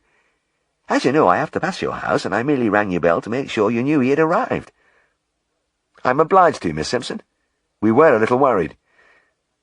I mounted the stairs in record time. Helen was sitting with the cat on her knee, and she looked up as I burst in. "I know about Oscar now," I said. "Know what?" "Why he goes out on these nightly outings. He's not running away. He's visiting." "Visiting?" "Yes," I said. "Don't you see? He likes getting around. He loves people, especially in groups, and he's interested in what they do. He's a natural mixer." Helen looked down at the attractive mound of fur curled on her lap. "Of course, that's it. He's a socialite." "Exactly. A high stepper. A cat about town." It all afforded us some innocent laughter, and Oscar sat up and looked at us with evident pleasure, adding his own throbbing purr to the merriment. But for Helen and me, there was a lot of relief behind it. Ever since our cat had started his excursions, there had been the gnawing fear that we would lose him, and now we felt secure. From that night, our delight in him increased. There was endless joy in watching this facet of his character unfolding. He did the social round meticulously, taking in most of the activities of the town. He became a familiar figure at whist drives, jumble sales, school concerts, and scout bazaars. Most of the time he was made welcome, but was twice ejected from meetings of the Rural District Council, who did not seem to relish the idea of a cat sitting in on their deliberations. At first I was apprehensive about his making his way through the streets, but I watched him once or twice, and I saw that he looked both ways before tripping daintily across. Clearly he had excellent traffic sense, and this made me feel that his original injury had not been caused by a car. Taking it all in all, Helen and I felt that it was a kind stroke of fortune which had brought Oscar to us. He was a warm and cherished part of our home life. He added to our happiness. When the blow fell, it was totally unexpected. I was finishing the evening surgery. I looked round the door and saw only a man and two little boys. "Next, please," I said. The man stood up. He had no animal with him. He was middle-aged, with the rough, weathered face of a farm worker. He twirled a cloth cap nervously in his hands. "Mr. Herriot?" he said. "Yes, what can I do for you?" He swallowed and looked me straight in the eyes. "I think you've got my cat." "What?" "I lost my cat a bit since." He cleared his throat. "We used to live at Miston, but I got a job as ploughman to Mr. Horn of Wedderley. It was after we moved to Wedderley that Cat went missing. I reckon he was trying to find his way back to his old home." "Wedderley? That's on the other side of Broughton. Over 30 miles away." "I know, but cats is funny things. But what makes you think I've got him?" He twisted the cap around a bit more. "There's a cousin of mine lives in Derby, and I heard from him about this cat that goes around at meetings. I had to come. We've been hunting everywhere." "Tell me," I said, "this cat you lost. What did he look like?" "Grey and black and sort of gingery. Right bonny he was, and he was allus going out to gatherings." A cold hand clutched at my heart. "You'd better come upstairs. Bring the boys with you." Helen was putting some coal on the fire of the bed-sitter. "Helen," I said, "this is Mr. I'm sorry, I don't know your name." "Gibbons. Sep Gibbons. They called me Septimus because I was the seventh in family, and it looks like I'm going the same way because I've got 6 already. These are our 2 youngest. The 2 boys, obvious twins of about 8, looked up at us solemnly. I wished my heart would stop hammering. Mr. Gibbons thinks Oscar is his. He lost his cat some time ago. My wife put down her little shovel. Oh, I see. She stood very still for a moment, then smiled faintly. Do sit down. Oscar's in the kitchen. I'll bring him through. She went out and reappeared with the cat in her arms. She hadn't got through the door before the little boys gave tongue. "Tiger!" they cried. "Oh, Tiger! Tiger!" The man's face seemed lit from within. He walked quickly across the floor and ran his big, work-roughened hand along the fur. "Hello, old lad," he said, and turned to me with a radiant smile. "It's him, Mr. Herriot. It's him, all right. And don't he look well?" "You call him Tiger, eh?" I said. "Aye," he replied happily. "It's them gingery stripes. The kids called him that. They were broken-hearted when we lost him." As the 2 little boys rolled on the floor, our Oscar rolled with them, pawing playfully, purring with delight. Sep Gibbons sat down again. That's the way he always went on with family. They used to play with him for hours. By God, we didn't miss him. He were a right favourite. I looked at the broken nails on the edge of the cap, at the decent, honest, uncomplicated Yorkshire face, so like the many I'd grown to like and respect. Farm men like him got 30 shillings a week in those days, and it was reflected in the threadbare jacket, the cracked, shiny boots, and the obvious hand-me-downs of the boys. But all 3 were scrubbed and tidy, the man's face like a red beacon, the children's knees gleaming and their hair carefully slicked across their foreheads. They looked like nice people to me. I didn't know what to say. Helen said it for me. "Well, Mr. Gibbons." Her tone had an unnatural brightness. "You'd better take him." The man hesitated.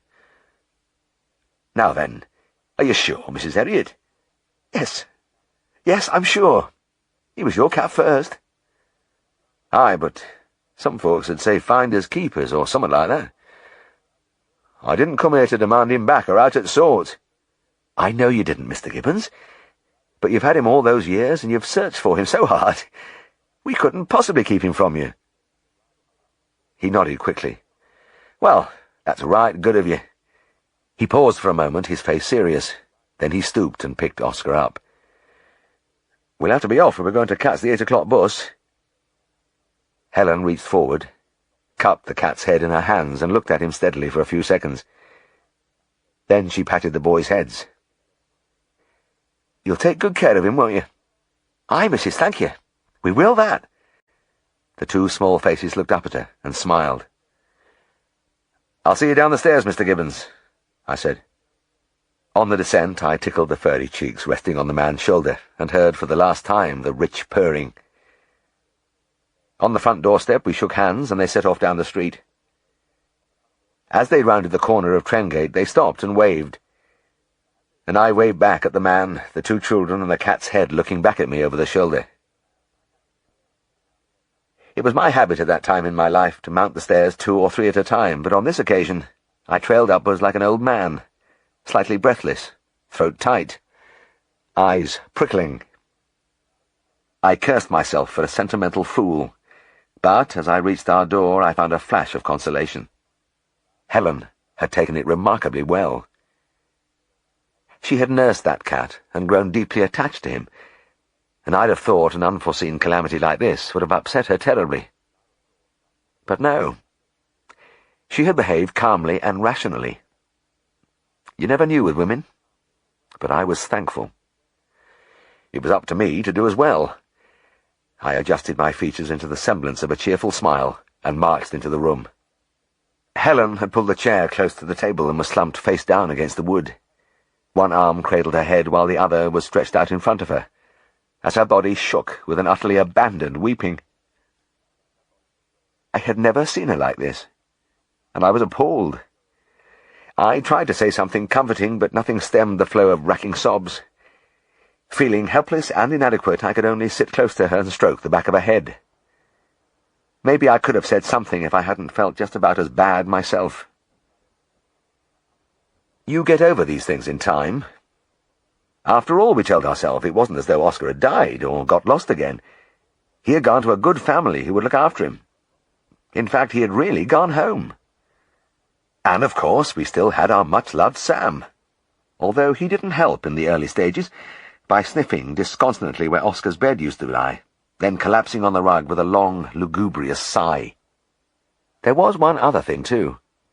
I had a little notion forming in my mind, an idea which I would spring on Helen when the time was right. It was about a month after that shattering night, and we were coming out of the cinema at Broughton at the end of our half-day.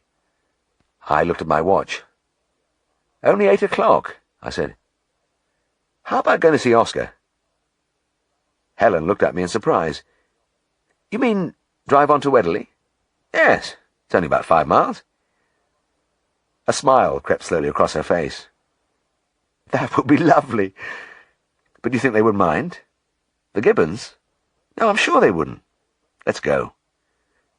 Wedderley was a big village, and the ploughman's cottage was at the far end, a few yards beyond the Methodist chapel. I pushed open the garden gate and we walked down the path. A busy-looking little woman answered my knock. She was drying her hands on a striped towel. "Mrs. Gibbons?" I said. "Aye, that's me. I'm James Herriot, and this is my wife." Her eyes widened uncomprehendingly. Clearly the name meant nothing to her. "We had your cat for a while," I added. Suddenly she grinned and waved her towel at us. "Oh, aye, I remember now. Sepp told me about you. Come in, come in." The big kitchen living room was a tableau of life with 6 children and 30 shillings a week. Battered furniture, rows of much-mended washing on a pulley, black cooking range, and a general air of chaos. Sepp got up from his place by the fire, put down his newspaper, took off a pair of steel-rimmed spectacles, and shook hands. He waved Helen to a sagging armchair. "Well, it's right nice to see you. I've often spoke of you to Mrs." His wife hung up a towel. "Yes, and I'm glad to meet you both. I've got some tea in a minute." She laughed and dragged a bucket of muddy water into a corner. "I've been washing football jerseys. Them lads just handed them to me tonight, as if I haven't got enough to do." As she ran the water into the kettle, I peeped surreptitiously around me, and I noticed Helen doing the same. But we searched in vain. There was no sign of a cat. Surely he couldn't have run away again. With a growing feeling of dismay, I realized that my little scheme could backfire, devastatingly. It wasn't until the tea had been made and poured that I dared to raise the subject. "How," I asked, diffidently, "how is, Tiger?" "Oh, he's grand," the little woman replied briskly. She glanced up at the clock on the mantelpiece. "He should be back any time now. Then you'll be able to see him." As she spoke, Sepp raised a finger. "I think I can hear him now." He walked over and opened the door, and our Oscar strode in with all his old grace and majesty. He took one look at Helen and leapt onto her lap. With a cry of delight, she put down her cup and stroked the beautiful fur as the cat arched himself against her hand, and the familiar purr echoed round the room. "He knows me," she murmured. "He knows me." Sepp nodded and smiled. "He does that. You were good to him. He'll never forget you. And we won't either, will we, Mother?" "No, we won't, Mrs. Herriot," his wife said as she applied butter to a slice of gingerbread. "That was a kind thing you did for us, and I hope you'll come and see us whenever you're near." "Well, thank you," I said. "We'd love to. We're often in Broughton." I went over and tickled Oscar's chin. Then I turned again to Mrs. Gibbons. "By the way, it's after 9 o'clock. Where's he been till now?" She poised her butter knife and looked into space. "Let's see now," she said. "It's Thursday, isn't it? Ah, yes, it is night for the yoga class." Chapter 48. I knew it was the end of the chapter when I slammed the carriage door behind me and squeezed into a seat between a fat waif and a sleeping corporal. I suppose I was an entirely typical discharged serviceman. They had taken away my blue uniform and fitted me with a D-mob suit, a ghastly garment of stiff brown serge with purple stripes, which made me look like an old-time gangster. But they had allowed me to retain my RAF shirt and tie and the shiny boots, which were like old friends. My few belongings, including Black's veterinary dictionary, lay on the rack above in a small cardboard suitcase of a type very popular among the lower ranks of the services. They were all I possessed, and I could have done with a coat, because it was cold in the train, and a long journey stretched between Eastchurch and Darrowby. It took an age to chug and jolt as far as London. Then there was a lengthy wait before I boarded the train for the north. It was about midnight when we set off, and for 7 hours I sat there in the freezing darkness, feet numb, teeth chattering. The last lap was by bus, and it was the same rattling little vehicle which had carried me to my first job those years ago. The driver was the same, too, and the time between seemed to melt away, as the fells began to rise again from the blue distance in the early light, and I saw the familiar farmhouses, the walls creeping up the grassy slopes, the fringe of trees by the river's edge. It was mid-morning when we rumbled into the marketplace, and I read Darrowby Cooperative Society above the shop on the far side. The sun was high, warming the tiles of the fretted line of roofs with their swelling green background of hills. I got out and the bus went on its way, leaving me standing by my case.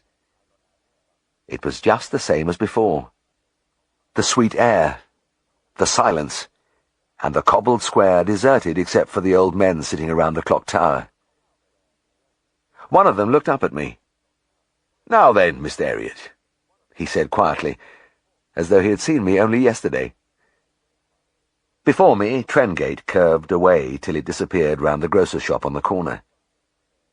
Most of the quiet street with the church at its foot was beyond my view, and it was a long time since I had been down there.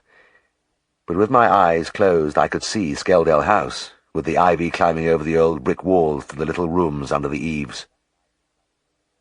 That was where I would have to make another start, where I would find out how much I'd forgotten, whether I was fit to be an animal doctor again. But I wouldn't go along there yet. Not just yet. A lot had happened since that first day when I arrived in Darrowby in search of a job, but it came to me suddenly that my circumstances hadn't changed much. All I had possessed then was an old case and the suit I stood in, and it was about the same now. Except for one great and wonderful thing. I had Helen and Jimmy. That made all the difference. I had no money, not even a house to call my own, but any roof which covered my wife and son was personal and special. Sam would be with them too, waiting for me. They were outside the town, and it was a fair walk from here. But I looked down at the blunt toes of my boots sticking from the purple-striped trousers. The RAF hadn't only taught me to fly. They had taught me to march, and a few miles didn't bother me. I took a fresh grip on my cardboard case, turned towards the exit from the square, and set off. Left, right, left, right, left, right, on the road for home.